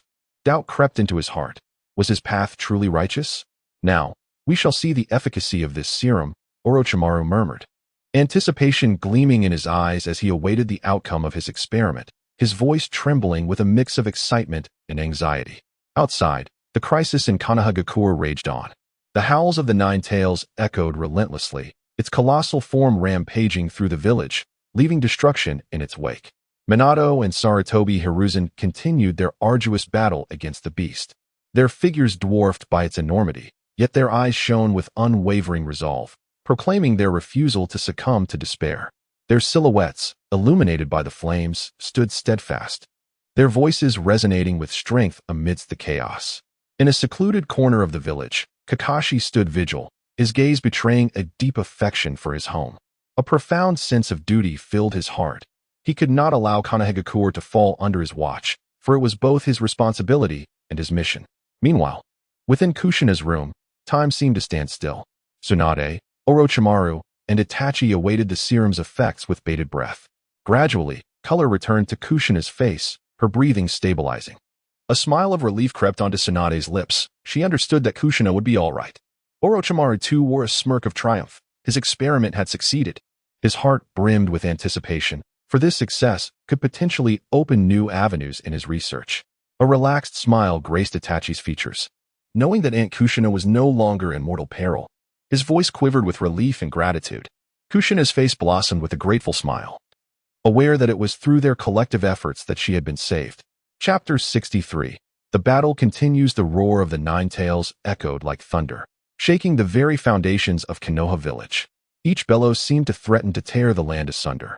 Amidst this apocalyptic scene, Minato, Hiruzen, and Jiraiya stood resolutely before the colossal beast, their figures dwarfed yet unwavering against the mountain-like presence of the Nine Tails. Jiraiya's arrival momentarily alleviated the dire situation. A customary confident smile graced his face, yet beneath it lay an undeniable fatigue and concern. Nine Tails, allow me to demonstrate the might of my sage mode, he bellowed, swiftly forming hand seals. A faint aura of sage chakra enveloped him, causing his skin to ripple with markings, exuding an air of enigmatic power. Minato nodded slightly, a flicker of relief in his eyes. With you here, Jiraiya-sensei, our chances of victory have increased. His voice, though resolute, betrayed a tremor that revealed his inner turmoil. He darted around the Nine Tails using the Flying Thunder God technique, searching for vulnerabilities, but the ferocity of the Nine Tails' assaults rendered each approach perilous. Hiruzen gripped his Rui Jingu Bang tightly, his gaze fixed on the beast. Everyone, do not let your guard down. The Nine Tails' power far exceeds our expectations. His eyes reflected deep concern, remorse flooding his heart as he surveyed the ravaged village. Once, as Hokage, he had safeguarded this land, yet now, it lay in ruins beneath the Nine Tails' rampage. The Nine Tails, seemingly incensed by their defiance, whipped its massive tail, which struck like a colossal pillar, sweeping towards them with devastating speed. Jiraiya's pupils dilated in alarm. Watch out, he shouted, leaping backward while forming hand seals, unleashing a massive toad oil fireball towards the beast. Minato instantly activated the Flying Thunder God, appearing beside Hiruzen to whisk him away from danger. Damn it, this Nine Tails is relentless. Hiruzen gritted his teeth. Anger and frustration etched across his face. He swung his staff fiercely at the creature's legs. The impact resonated with a dull thud, sending sparks flying. Yet the Nine Tails merely shook off the assault and retaliated, opening its cavernous maw to unleash a colossal-tailed beast bomb aimed at the trio. Minato's expression shifted dramatically as he formed seals, erecting a barrier of kunai infused with his technique before them. The tailed beast bomb collided with the barrier, unleashing a deafening explosion that forced them back with tremendous force. Minato felt his arm go numb, a trickle of blood escaping his lips. Yet he steeled himself to face the Nine Tails. This cannot continue. Our chakra is depleting too rapidly. Jiraiya panted, beads of sweat dotting his forehead as his earlier confidence faded, replaced by a grave demeanor. He understood all too well that the Nine Tails' chakra seemed inexhaustible, while their own reserves dwindled. Minato furrowed his brow, anxiety gnawing at him. He pondered strategies, driven by an unyielding resolve, to protect the village and safeguard his family at all costs. We must find a way to seal it. But Kushina's current state may not withstand it, Hiruzen lamented, a note of helplessness entwined with his concern. He was acutely aware of the perilous fate that awaited Kushina, the host of the Nine Tails, should she lose her beast. Yet Minato spoke of Orochimaru having a plan, combined with Tsunade's medical ninjutsu, which might save her life. This notion puzzled Hiruzen. How had their relationship become so amicable? Recalling the time of the Hokage election, he had initially considered supporting Orochimaru, ultimately choosing Minato instead.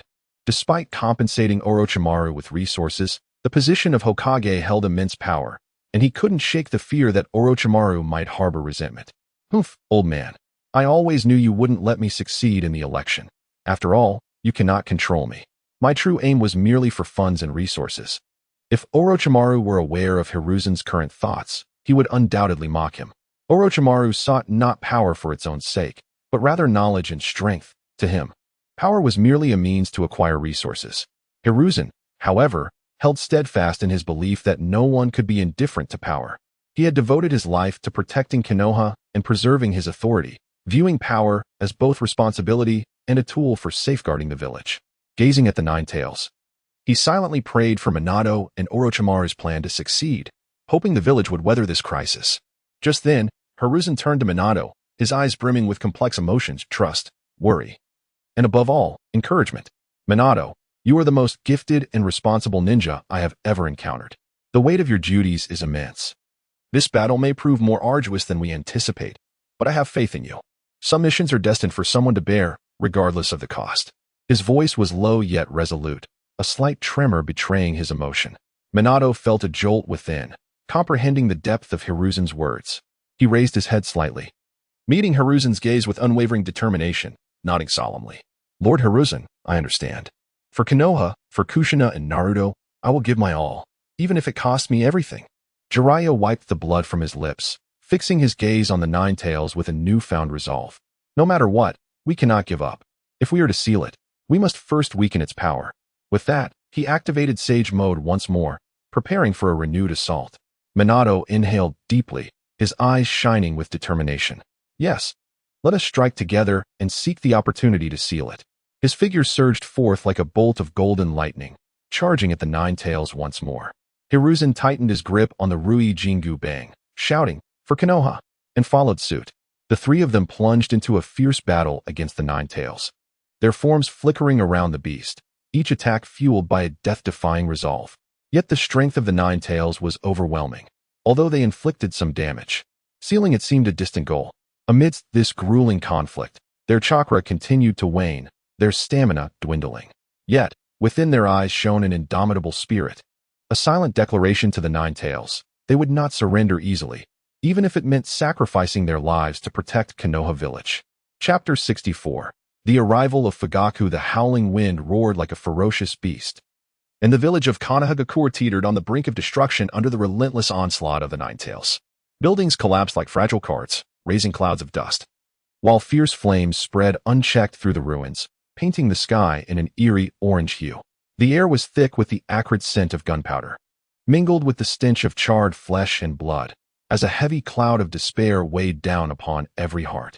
Minato, Jiraiya, and Hiruzen Sarutobi had already exerted every ounce of their strength in this arduous battle, utterly exhausted.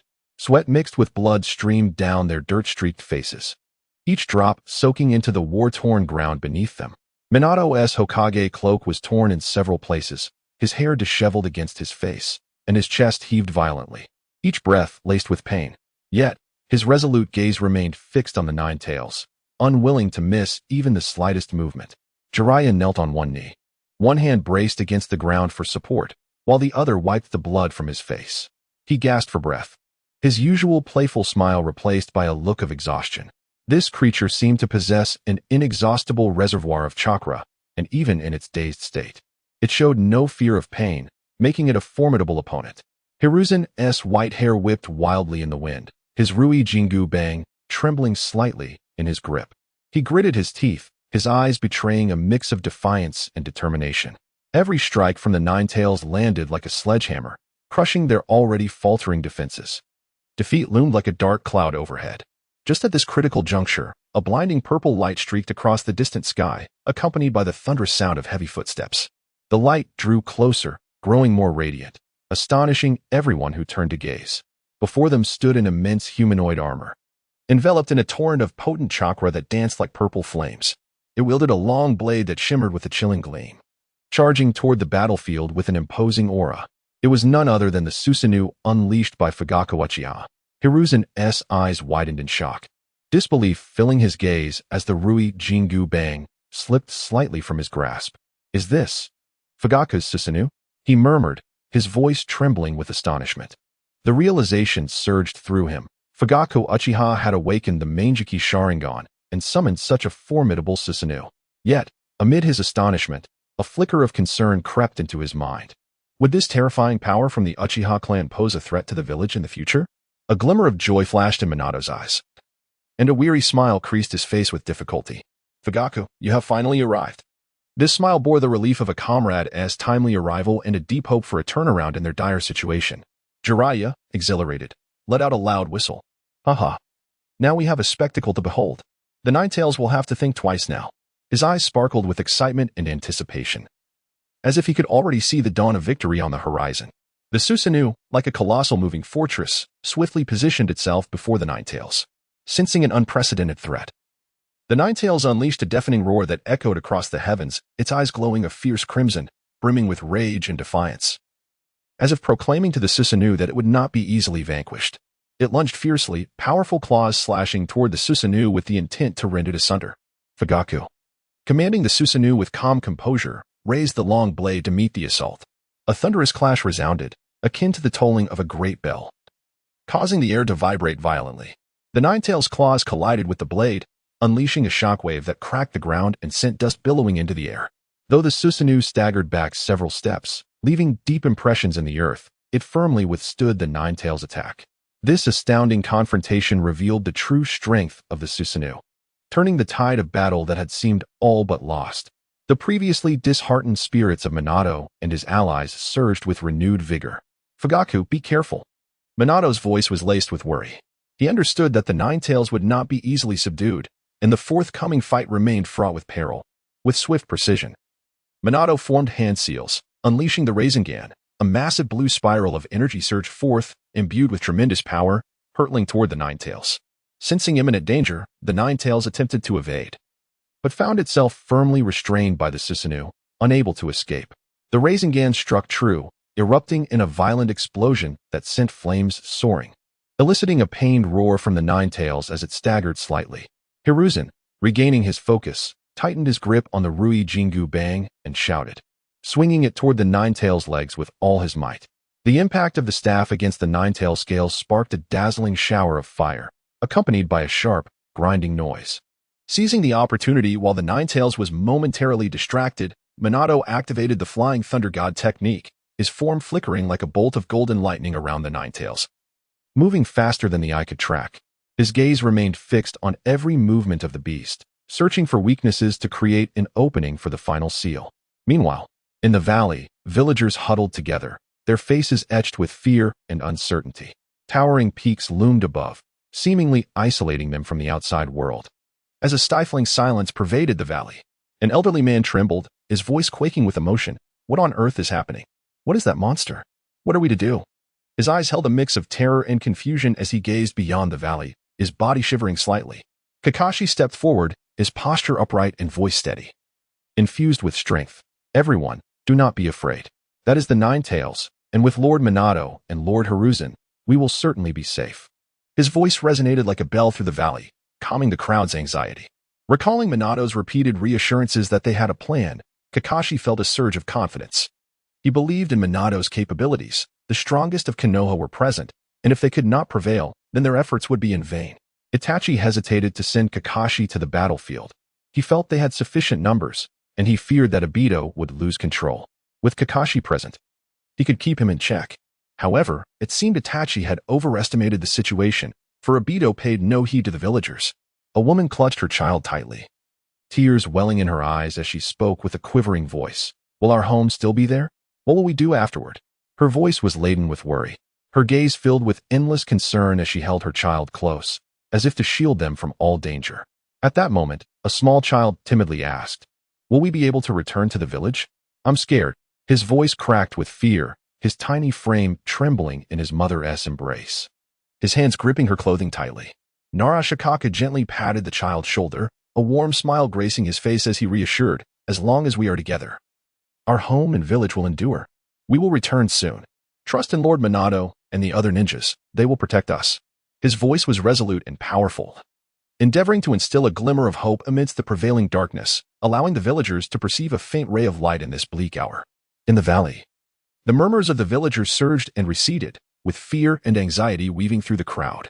Yet, deep within their hearts, they understood that, at this moment, their only solace lay in entrusting their hopes to those valiantly fighting at the front lines, silently praying for a swift end to this dreadful calamity. Meanwhile, on the battlefield, though the Ninetales had endured assaults, its strength remained astonishingly formidable.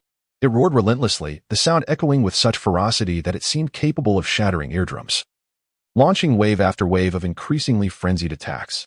Susanoo and the others, in close coordination, stood firm against the Ninetales' onslaught amidst the chaos of flying flames and explosions.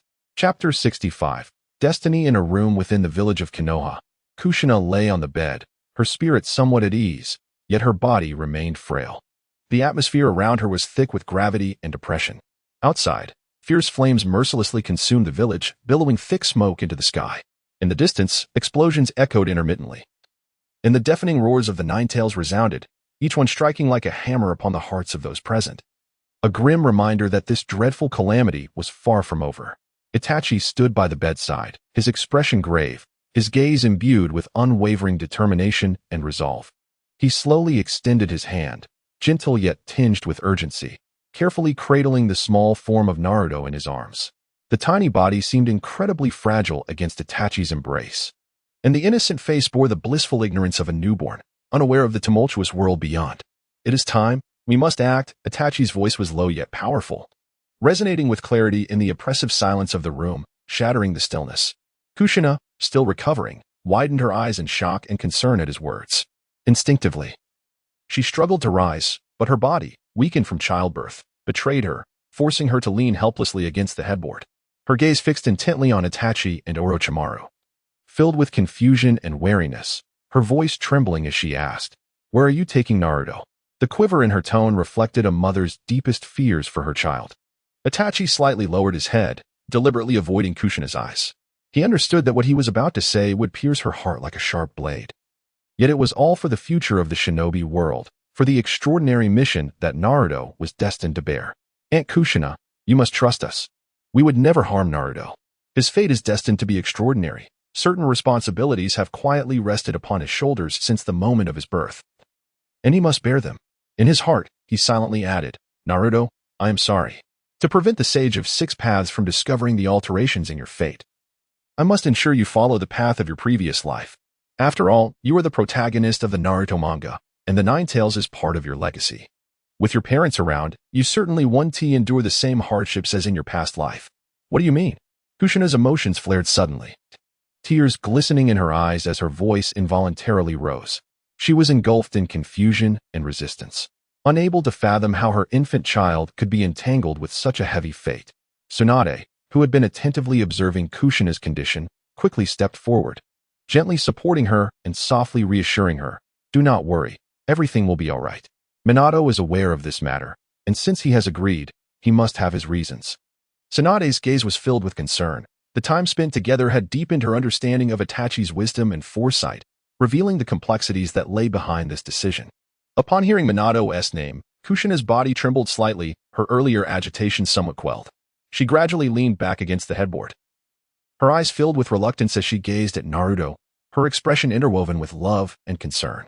She reminded herself that Minato was a responsible and wise man. He would not make a decision that could harm Naruto.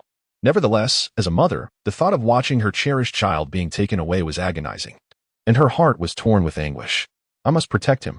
Kushina's voice was weak and trembling, tears streaming uncontrollably down her cheeks. Her eyes brimmed with sorrow, as if she wished to etch Naruto's image deeply into her heart, to remember it for a lifetime. Itachi nodded slightly, a hint of helplessness in his eyes. "And Kushina, rest assured, we will do everything in our power to safeguard his safety." He sensed her distress as if they were leading Naruto to his demise.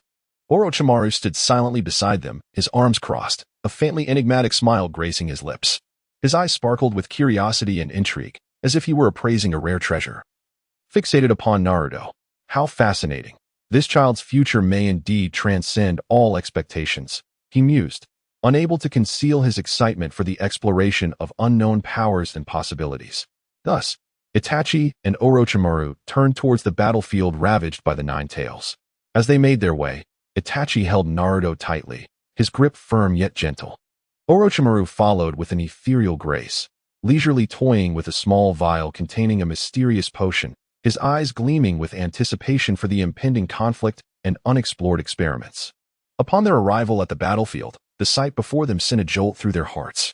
The colossal form of the Nine Tails loomed like a mountain amidst the raging inferno, its every claw strike and tail swipe wreaking havoc, causing buildings to collapse and clouds of dust and debris to swirl. Minato, Jiraiya, Hiruzen Sarutobi, and Fugaku Uchiha were engaged in a desperate struggle against the Nine Tails.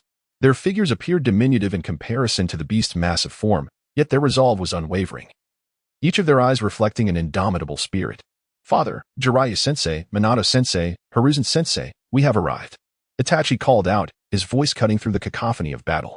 The others turned, their expression shifting to one of surprise at the sight of Naruto. Minato's eyes softened with warmth and affection as he timidly reached out, gently taking Naruto from Itachi's arms, a smile unconsciously spreading across his face. "Is this my son? His hair is just like mine. What is going on? Why have you brought a child to such a perilous place?" Hiruzen questioned sternly, his brow furrowed. However, the urgency of the battlefield left no room for answers. No one could respond to his inquiry. "Now is the time, let us begin."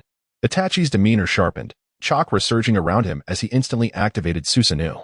Simultaneously, Fugaku Uchiha summoned his own Susanoo, the father and son standing side by side, their presence imposing. Together, they charged towards the Nine Tails, their massive forms resembling towering mountains bearing down upon the beast. Itachi and Fugaku simultaneously activated their Manjiki Sharingan, releasing their formidable ocular powers to firmly restrain the Nine Tails. Orochimaru and Jiraiya swiftly formed hand seals, their synergy evident as they executed the technique known as Senjutsu. yin-yang release twin sealing. This sealing method, restructured by Itachi and Orochimaru, drew from the Uzumaki clan's 8 trigram sealing and the sage arts of Mount Maiboku. With rapid movements of their hands, mysterious symbols materialized in the air, converging into a powerful sealing force. United in their efforts, the Nine Tails let out a painful roar as its body began to split. The yang release was sealed within Naruto, while the yin release was successfully confined within Minato. In an instant, the mighty Nine Tails was divided, sealed away within both Naruto and Minato's bodies. Chapter 66. The Child of Destiny. Time rewinds to when Tsunade had just returned to Konoha. Minato and Jiraiya hurriedly sought her out, their faces etched with urgency and gravity, their eyes reflecting the pressing nature of the situation. Lady Tsunade, this matter is of utmost importance. We require you and Jiraiya-sensei to accompany me.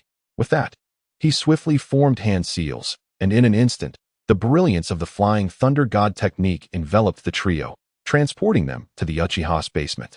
The basement was dimly lit, and there awaited Itachi Uchiha, Sasuke Uchiha, Fugaku Uchiha, and Orochimaru. Itachi's expression bore his characteristic calmness upon seeing Minato and the others enter.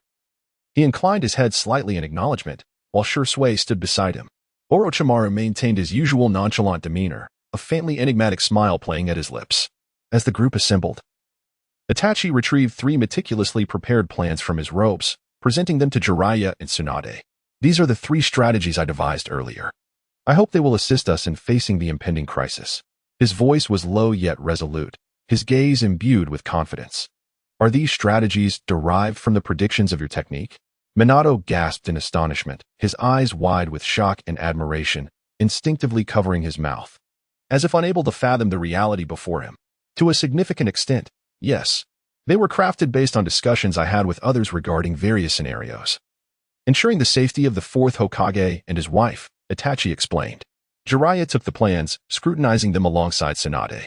The first strategy outlined Tsunade's responsibilities concerning medical duties and delineated the roles of each clan, even detailing the arrangement of the Izanami technique to capture Obito Uchiha in the delivery room of Kushina. Obito Uchiha? Tsunade furrowed her brows slightly, a flicker of confusion in her eyes. Isn't it supposed to be Madara Uchiha? Actually, it is Obito Uchiha. He claims to be Madara.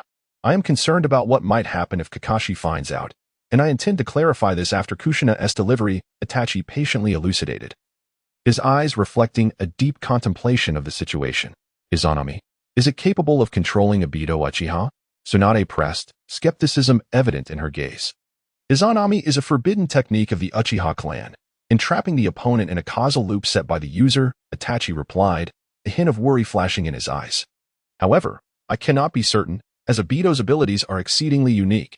His Kamui allows him to traverse dimensions freely. Yet, this is the most feasible method we have to apprehend him.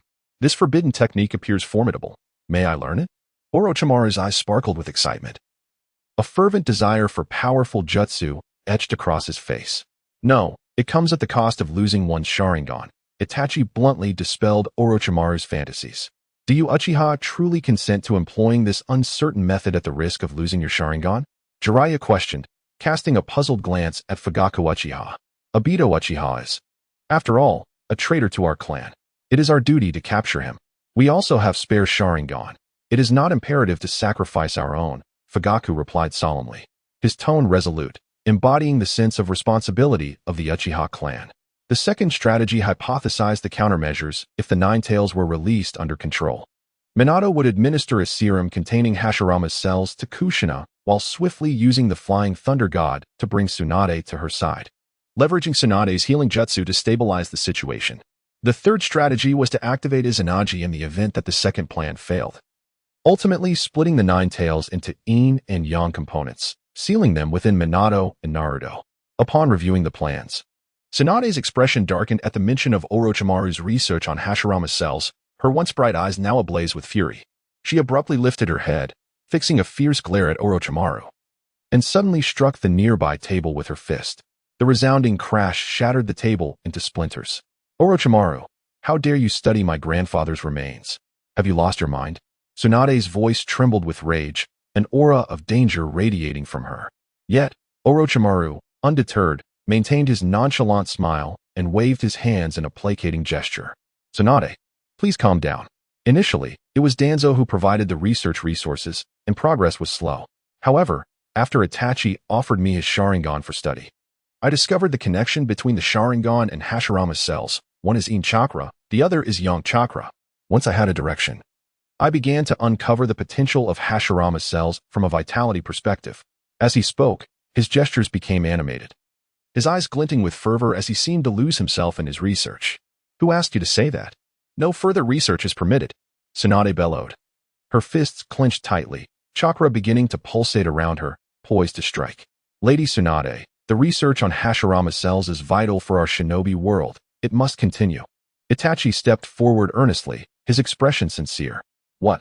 Tsunade retorted, lunging forward to grasp Itachi by the collar, her eyes blazing with intensity. Young man, do you comprehend what you are saying? Don't think I fear your master behind you. Unfazed, Itachi met her gaze calmly. Lady Tsunade, please remain composed. You understand that our chakra originates from Kagaya. With our current strength, we have no chance relying solely on ourselves. We must utilize the various resources in the ninja world for scientific research, harnessing the power of science to assist us. To speak candidly, with Lord Hashirama gone, his remains would be left untouched, yet they could provide boundless strength to our ninja world. I believe he would be pleased to know this. As Tsunade absorbed his words, she felt her heart tremble, her grandfather Hashirama's benevolent visage and selfless spirit flooding her mind. She realized that, true to her grandfather's character, if his remains could aid the ninja world, he would undoubtedly support it without hesitation. With this thought, Tsunade gradually relaxed her grip, her fury dissipating. Tsunade, do not be angry. Itachi has ensured that the Uchiha clan is cooperating with my research. I have even managed to enhance their capabilities slightly. Orochimaru chimed in with a mischievous grin. Tsunade huffed, turning her head away, choosing to ignore him, yet she remained profoundly impressed by Itachi's actions. Is the Otsutsuki truly that powerful? She found herself asking. If the Ninetales were released, you might experience its power firsthand. The Otsutsuki clan surpasses even the Ninetales. Itachi replied gravely. The consensus among online discussions is that the Ninetales pales in comparison to the Otsutsuki clan's superior beings. Very well, I shall test it, Minato declared loudly, determination shining in his eyes. After all, the Ninetales had been sealed for far too long. They had only heard of its might, but had never truly witnessed it. I shall also attempt it, Jiraiya chimed in, excitement illuminating his face as he exchanged a knowing smile with Minato. At that time, we will allocate some time before sealing the Ninetales for you to engage in battle, Itachi responded. Is this truly safe for Kushina? A flicker of concern crossed Minato's face as he looked to Itachi. Rest assured, Lord Minato, Izanagi can alter unfavorable circumstances, Itachi replied confidently. The Uchiha possess such terrifying secret techniques. It is truly alarming, Orochimaru mused, a glimmer of longing in his eyes, as if enchanted by the prospect of such formidable power. Izanagi also demands a sacrifice of the Sharingan, Itachi coldly reminded Orochimaru, once again dousing his aspirations with cold water. Minato, glancing over the plans once more, furrowed his brow in confusion and inquired, Itachi, why not seal the Ninetales entirely within me? He was acutely aware of the hardships faced by the Jinchuriki. As the husband of Kushina, he wished for Naruto to be spared from similar suffering, desiring only for him to grow up joyfully. With this thought, a bittersweet smile graced Minato's face. Lord Minato, my master once told me that he foresaw the Child of Destiny would arrive in October bearing the Ninetales. And I have a strong intuition that it is Naruto, Itachi said with a serious expression. What? Naruto is the Child of Destiny? Jiraiya exclaimed, springing to his feet, his voice echoing with astonishment. He had long been in search of the Child of Destiny, only to discover it was right beside him. Excitement flickered in his eyes, and he secretly resolved to take Naruto as his apprentice. No, Jiraiya-sensei, Minato interjected hastily, fully aware of Kushina's likely disapproval. Let's discuss this later. Jiraiya understood Kushina's stance and let out a resigned sigh. Lord Minato, this is Naruto's destiny, as well as the hope of the ninja world. Thus, I believe it is best not to interfere. Itachi spoke with earnestness. Minato pondered for a moment before nodding decisively. Very well. He recognized that if the ninja world were to fall, everything would dissolve into nothingness. As long as he and Kushina were present, they would undoubtedly safeguard Naruto. Chapter 67. Reckoning the flames of war in Konoha gradually subsided, leaving the air thick with the acrid scent of smoke. Minato appeared weary yet somewhat relieved as he carefully returned Naruto to the embrace of Kushina. Observing Kushina tightly holding Naruto, her face adorned with a smile of joy after surviving calamity, a heavy burden finally lifted from Minato's heart. The nightmare had momentarily ended. Both Kushina and Naruto were safe, and this was his greatest solace at that moment. Soon after, Minato, Jiraiya, Fugaku Uchiha, Itachi, Tsunade, and Hiruzen Sarutobi gathered in a relatively intact building. The atmosphere was laden with gravity, fatigue from battle was etched on their faces. Yet their eyes hinted at a sense of relief. Orochimaru, please bring Danzo here. It is time to reckon with his deeds. Minato's voice was low and stern, as if encased in frost, his gaze shimmering with resolve. He thought to himself that Danzo's transgressions were unforgivable, and today he must pay for his actions. As for Obito Uchiha, upon witnessing Fugaku unleash Susanoo, he had fled, indifferent to his collaborator Danzo, fully aware of the prowess of the Mangekyou Sharingan. Moreover, the memories relayed by his shadow clone left him shaken. A peculiar smile crept onto Orochimaru's lips as he licked them, intrigued by the unfolding drama. He vanished from sight, excitement bubbling within him as he eagerly anticipated the spectacle of Danzo's disgrace.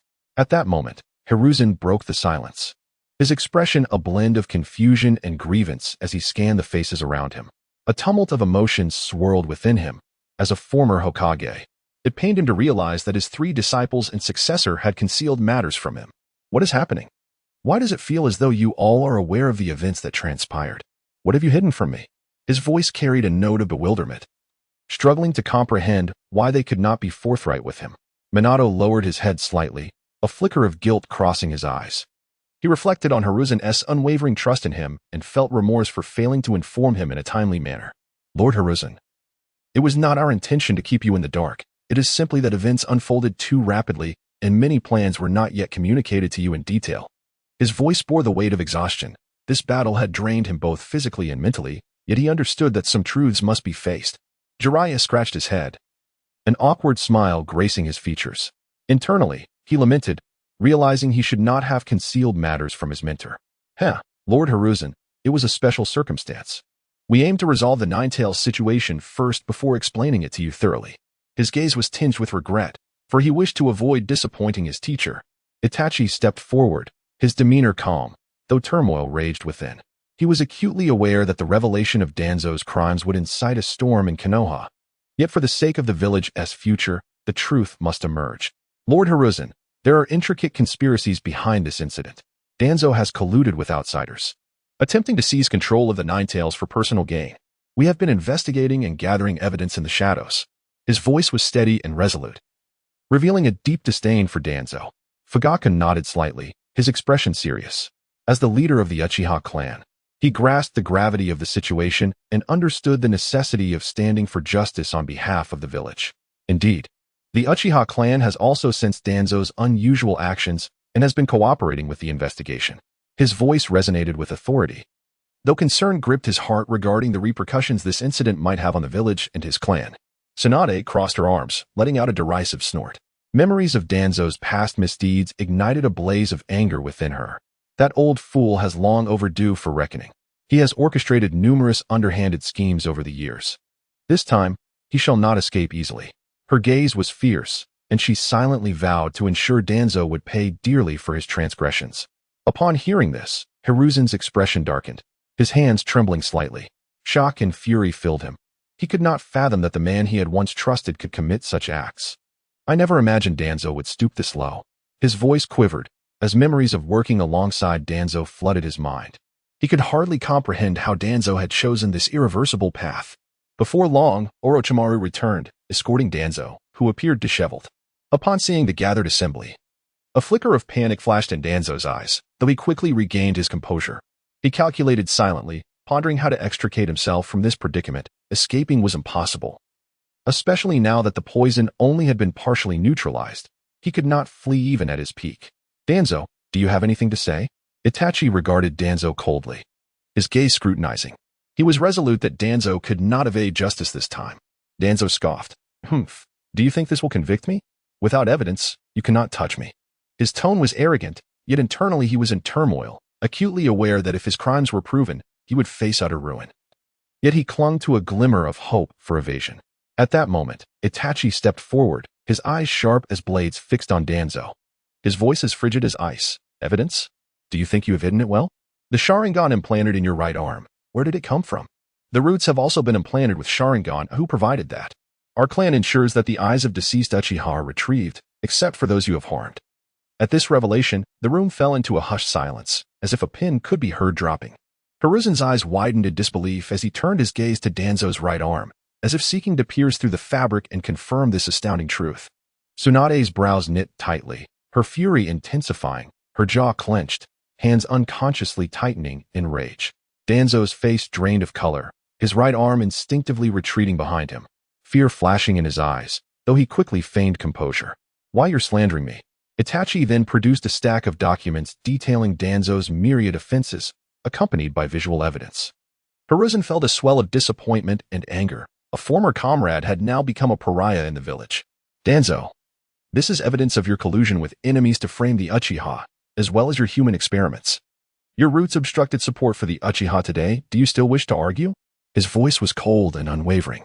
Danzo surveyed the evidence, his complexion turning ashen, his body trembling slightly. He realized he was cornered, despair and regret flooding his heart. He had never anticipated that his plans would unravel so effortlessly. Chapter 68 The Truth One Danzo fixated intently on the stack of documents in Itachi's hand, each word appearing like a sharp dagger piercing his heart. His breaths came in rapid, heavy gasps, his chest heaving violently, beads of sweat rolling down his temples and soaking his collar. He understood all too well that if this evidence were to be substantiated, he would be irretrievably doomed. Sarutobi, save me. Danzo's voice trembled, laced with a hint of desperation. His legs buckled, nearly collapsing to the ground, and his hands instinctively reached forward, as if grasping for a lifeline. I have committed so many unspeakable acts for you. You cannot simply stand by and watch me perish. At that moment, a singular thought consumed him: survival. He was acutely aware of what Orochimaru's term utilization of waste entailed. An endless cycle of torment and suffering, a fate worse than death. In this abyss of despair, the only person he could rely upon was his once comrade in arms, Hiruzen Sarutobi. Upon hearing those words, Sarutobi was struck as if by lightning, the color draining from his face in an instant. His eyes widened in disbelief and fury. Danzo, what do you mean? When have I ever sanctioned your actions? How dare you slander me? His voice cracked with rage, quivering with incredulity. He abruptly turned to face Danzo, his gaze sharp as a blade, wishing nothing more than to rend the other to pieces. The eyes of the onlookers converged upon Sarutobi like a spotlight. Itachi stood quietly in the corner, his expression serene as still water, yet his mind raced with turmoil. He scanned the faces of the gathered crowd, his thoughts swirling with memories of the manga and various discussions from the online community. He had always harbored doubts about Sarutobi's true character. Observing the fierce confrontation before him, he found himself plunged into deeper contemplation. Were Naruto's tumultuous childhood years truly intertwined with this esteemed Hokage? If these accusations held any truth, could the village's affairs be as straightforward as they seemed? Are you really denying it, Sarutobi? Danzo's wrath and despair reached a boiling point. A glint of madness flickered in his eyes. Very well, if you refuse to acknowledge your role, then I shall lay everything bare. He began recounting events from his perspective, detailing the subtle hints Sarutobi had dropped over the years. You always spoke of Kakashi as the village's hero, claiming he was fit to succeed as the next Hokage, with the villagers rallying behind him. You knew of my long-standing ambition for the Hokage position, yet when Kakashi chose to abandon his mission to save a comrade, you feigned indifference while covertly suggesting that such a ninja would undermine our village's principles and allow failure to flourish. Danzo's voice grew low and hoarse, laden with resentment as his gaze bore into Sarutobi's, seeking to unleash the pent-up animosity he had harbored for years. If you had assumed the Hokage mantle, none of this would have transpired. The village would have thrived under your leadership, and I would not have fallen prey to the malevolent Uchiha clan. Danzo had descended into madness, convinced that all blame lay with others.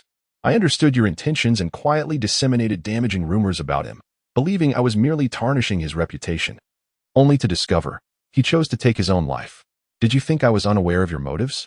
You merely wished to exploit me to pave the way for your son, Asuma. Is that not the truth? Danzo bellowed at Sarutobi. Upon hearing this, the crowd recoiled in shock. Jiraiya trembled, his eyes filled with disbelief and sorrow. Having known Kakashi for years, he recognized him as a deeply loyal ninja. and the revelation of such a dark truth behind his demise was unbearable. He silently lamented the loss of a once great friend, taken too soon due to the sordid machinations of politics. Tsunade covered her mouth, tears welling in her eyes, unable to fathom that her once respected teacher might have been the puppet master behind this tragedy. The image of Kakashi flashed in her mind, deepening her disdain for the current state of the village, which was no longer the sanctuary her grandfather had protected. But your son, Asuma, is utterly disappointing. Danzo's fervor escalated. His face contorted with rage. No one ever believed in him. He was young and impetuous, running off to serve as a guard for the daimyo, seeking to prove his worth. I thought my chance had finally come, but then you turned to Orochimaru, hoping to elevate him.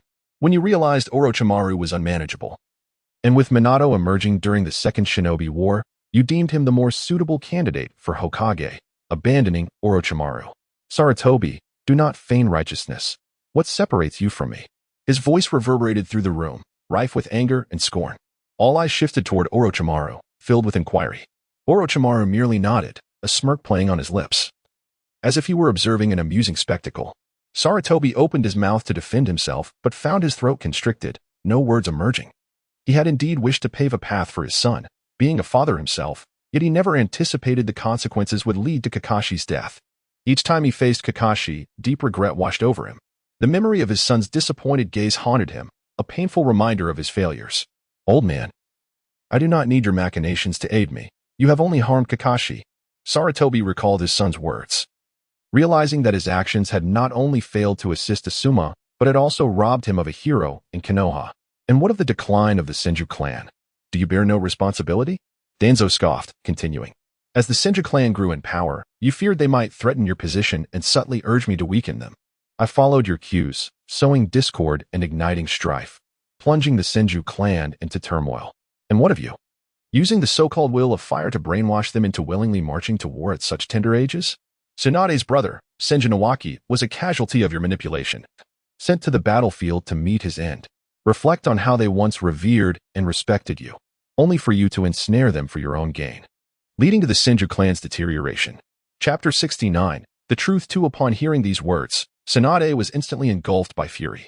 She charged forward, grasping Sarutobi Hiruzen by the collar, her eyes ablaze with rage, tears streaming down her cheeks. Old man, is what he said true? Tell me. Her voice trembled with sorrow, infused with both anger and grief. The image of her younger brother's innocent face flooded her mind, recalling his solemn vow. Sister, I too shall tread the battlefield and carve my name in history, reviving the glory of the Senju clan. At that moment, she had admired his ambition, never foreseeing the dark truth lurking behind it. Why had she not intervened? He was so young. Yet, one could hardly blame Tsunade. It was indeed commonplace for young ninjas to engage in battle. Hiruzen's countenance turned ashen, his hands quaking uncontrollably. He yearned to refute the accusations, but found his words woefully inadequate.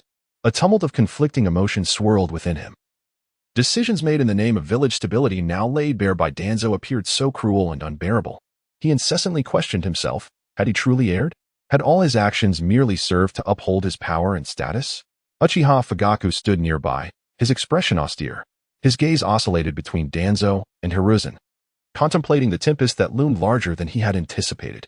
As the leader of the Uchiha clan, he was acutely aware of the undercurrents within the village.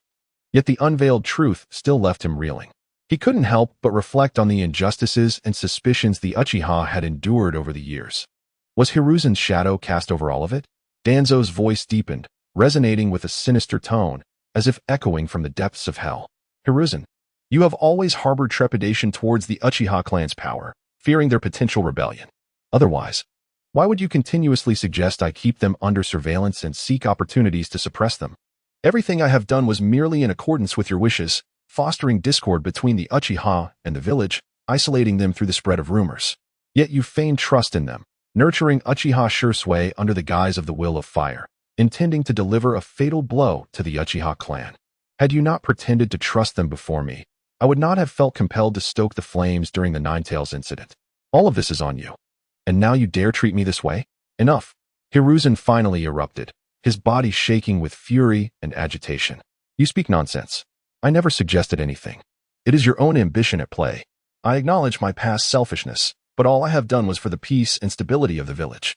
His eyes brimmed with both anger and a hint of panic as he sought to defend himself, Yet his words fell flat against Danzo's accusations. No suggestions? For the village? Then why did you never intervene in my actions? Danzo scoffed, his laughter laced with derision and despair. You constantly assert that you are the Hokage. Do you truly remain oblivious to my deeds? You are merely intent on preserving your own power and status. You profess to act for the village's sake. Yet look at the havoc you have wrought. Countless innocents have perished, plunging the village into unending despair. Have you forgotten our village's collective efforts to study the cells of Hashirama? To restore would release? Yet, as volunteers perished in the experiments, all related records were sealed as a dark history. You sacrificed those innocent volunteers for the village's future. Does that not reveal your ambition? Continuing with a hint of madness, Danzo pressed on. Hiruzen trembled slightly at the weight of the accusations. He took a deep breath, striving to steady his voice. That endeavor was for the strength of Konoha. And upon witnessing the sacrifices, I halted it. Danzo, I concede that to some extent, I have indeed considered the village's stability and development. But that does not imply I intended to harm anyone, nor did I act for my own gain. Your claims are mere figments of your imagination. He paused, casting his gaze over the assembly, seeking their understanding. Regarding Kakashi Hitaki, I did express concern over his actions, yet I never wished for him to suffer such grave harm. His death was unforeseen and has left me deeply remorseful. Hiruzen's voice carried both anguish and regret, and it was Kakashi's fate that illuminated many truths for him, prompting his support for Minato as the fourth Hokage and Kakashi as Minato's apprentice. Hiruzen continued, addressing Tsunade, as for the Senju clan. I admit I may have been somewhat overly stringent in my dealings with them, but my intentions were rooted in the village's peace. I never sought their decline. Rather, I hoped for their better integration into the village, to collectively strive for Konoha's future. The will of fire is a legacy of Master Tobirama, and I never intended for them to meet their demise. His voice bore an air of resignation, as if confessing an unspeakable truth, yet this truly reflected his innermost thoughts. Concerning the Uchiha clan, due to Master Tobirama's teachings, I have indeed held reservations about their power, but it was solely for the sake of the village's safety. I never sought to suppress them. I merely wished for them to comprehend the village's stance and to jointly uphold peace. I genuinely regard Shursui as a bridge between the Uchiha and Konoha, a prodigy of the village, and I sincerely aim to nurture him. Hiruzen's tone was earnest as he continued. As for the research on Hashirama cells, I admit I made difficult decisions for the village's future. The sacrifices of those volunteers weigh heavily on my heart, yet my intentions were to empower Konoha to face future challenges. However, upon realizing the extent of the casualties, I promptly ordered a cessation. His voice trembled, reflecting the anguish of past memories and the resolve for the future. Hiruzen's tone grew resolute. Danzo, I do not deny the truths you speak. However, I assure you, all my actions stemmed from a profound love for the village and a pursuit of peace. I never wished to harm anyone, nor did I act for personal power or status. I hope you can understand my position and grant me your forgiveness. A plea tinged his voice, a yearning for understanding and a longing for absolution. The room fell into a profound silence, with the gazes of the assembly shifting between Danzo and Hiruzen, each heart laden with shock, confusion, and uncertainty. The once revered Hokage now stood exposed. His naked truth laid bare before them, while the long-concealed realities pierced their hearts like daggers. Chapter 70. The curtain falls. The accusations made by Danzo were merely his solitary assertions, lacking any concrete evidence to substantiate his claims that Hiruzen Sarutobi intended to pursue power for his own gain. Nevertheless, it was undeniable that Sarutobi had played a role in the unfolding events. As those present contemplated the course of events, a lingering inclination to believe Danzo's words took root within their hearts. After all, the adage holds true: the one who benefits is often the one behind the scheme. Although Danzo was the mastermind, it was Sarutobi who emerged as the ultimate beneficiary. He repeatedly proclaimed his actions were for Konoha, yet the scars of harm had already been inflicted. Gazing into the complex expressions of the crowd, Sarutobi realized that no amount of justification on his part would alter their perceptions once the seeds of doubt had been sown. They would take root and flourish within the minds of the people. In an instant, it felt as if all vitality had been drained from him, aging him by several years. He trudged heavily towards Minato, his demeanor weary yet tinged with a sense of resignation, and spoke slowly. Minato, this must come to an end. I shall relinquish all the power in my hands, and the authority of my former subordinates will be reclaimed. From this point forth, you are to assemble your own team and guide Konoha towards a new future. His voice carried the weight of bygone glory, intertwined with hopes for the new generation. Soon after, Konoha convened a crucial high-level meeting. The atmosphere in the conference room was as tense as the eve of a storm, stifling and oppressive. Mito Kazumi and Tru Komatsu stood side by side.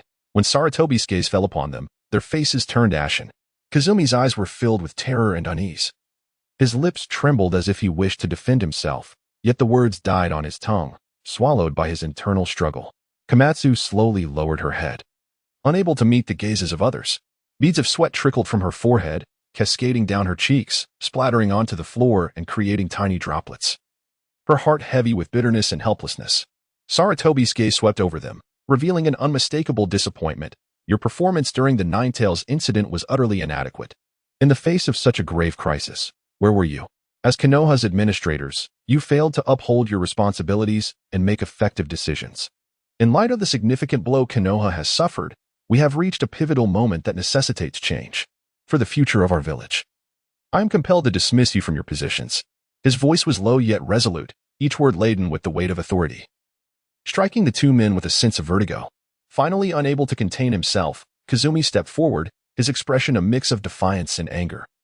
His voice trembling with emotion. Hiruzen, how can you make such a decision so easily? We have dedicated ourselves to the village for years, risking our lives. And though we may lack accolades, our efforts were not in vain. Must we be utterly condemned for a single failure, stripped of everything? And what of the casualties? Why must we bear such a heavy punishment? His voice quivered with indignation, his eyes glinting with fury as he sought any hint of doubt or hesitation in Saratobi's demeanor. Saratobi regarded him quietly, his expression unyielding, his tone calm yet imbued with an undeniable authority, had it not been for the cooperation of various clans. The casualties could have been far more severe, which only underscores our unsuitability for these positions.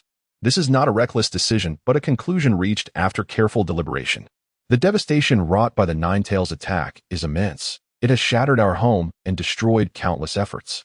We must engage in profound reflection and implement sweeping changes to prevent such tragedies from recurring. This is for the long-term development of the village and to account for the economic toll of this incident. Someone must take responsibility. At this point, Komatsu raised her head slowly, tears brimming in her eyes, her voice choked. Hiruzen, we.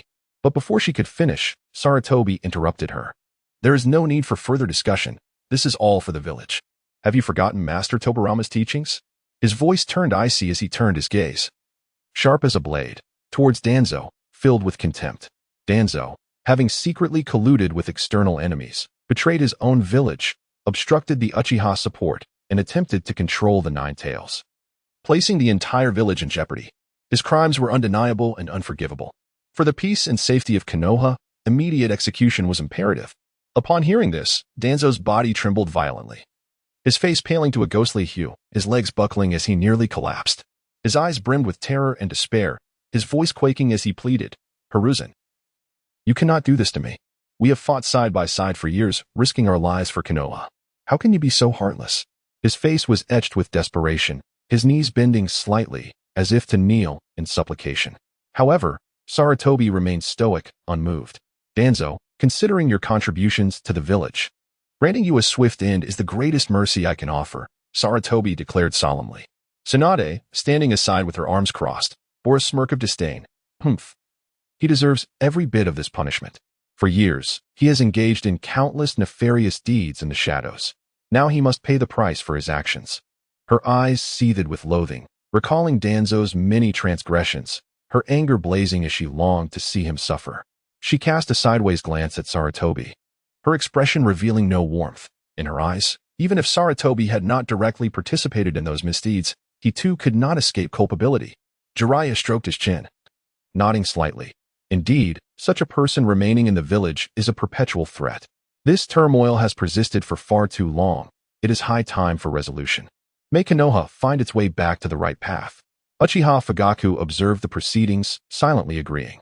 As the leader of the Uchiha clan, he keenly recognized this as a critical opportunity for Konoha to undergo a thorough reorganization, as well as a rare chance for the Uchiha clan to extricate itself from years of adversity.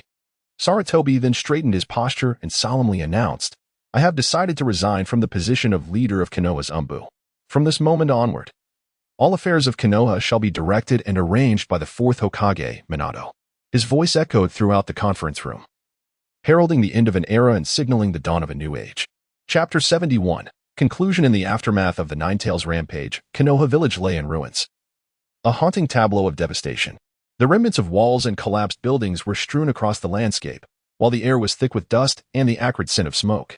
Within a hastily assembled meeting room, bearing the scars of battle, Namake's Minato sat upright at the conference table, his demeanor resolute yet gentle. As he surveyed the assembly, he began to speak. In this harrowing conflict, it was our collective resolve that quelled the chaos of the Ninetales.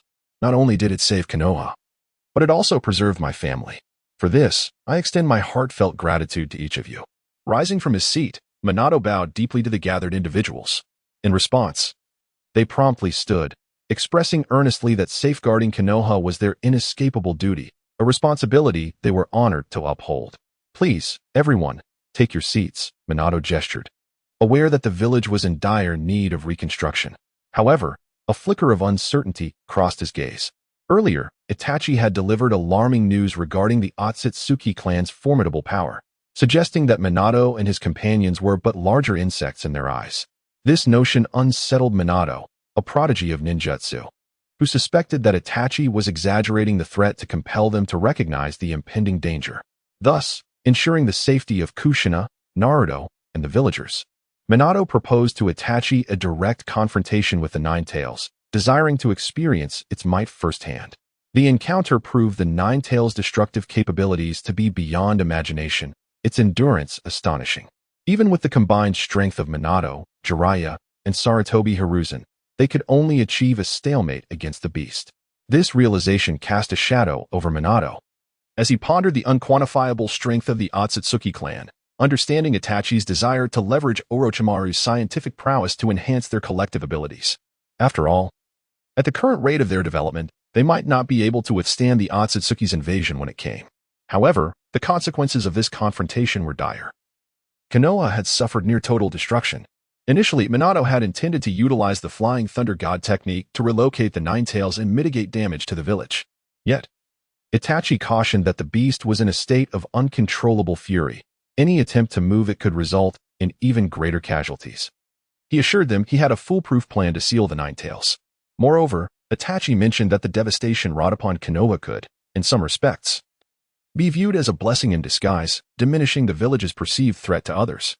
Furthermore, as Konoha was on the cusp of significant transformation, rebuilding at this juncture might prove advantageous for its future development. Minato paused, exchanging a glance with Jiraiya, both men recognizing their shared culpability in the village's current plight. He continued, advisors Mito and Keizuki have resigned due to their inability to contribute effectively during this calamity. Lord Hiruzen also stepped down for personal reasons. This was a decision he made to allow space for the new generation of leaders to flourish and to preserve his own dignity. In addition, Shimura Danzo has been executed for colluding with outsiders in an attempt to undermine the village.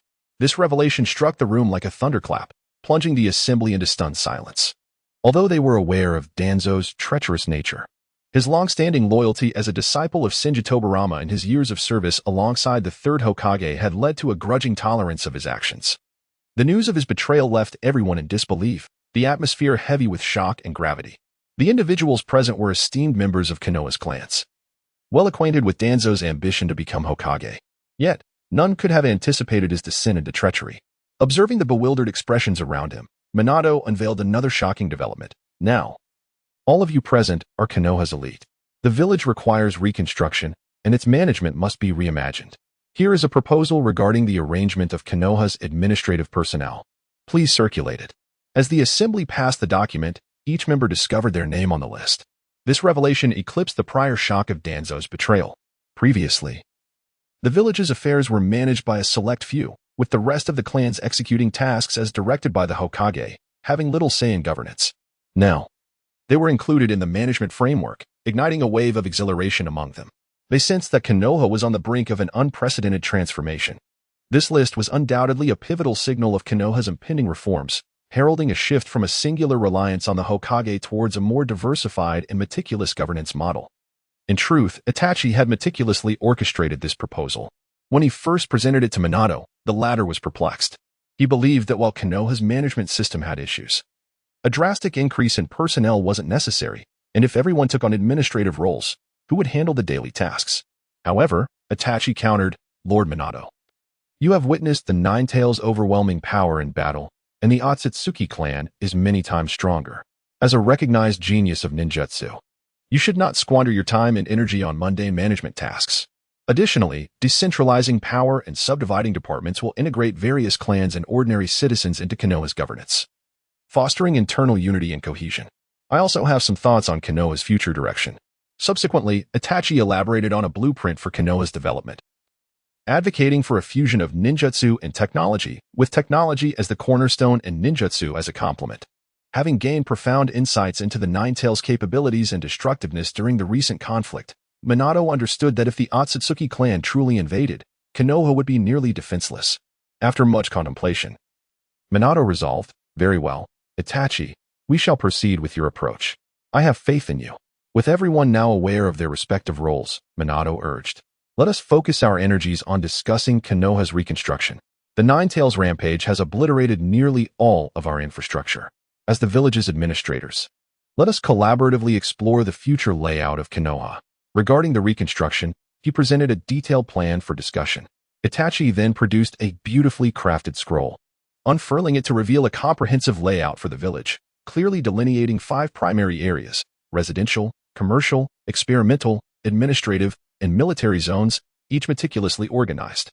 Minato regained his composure and asked the assembly, what are your thoughts on this proposal?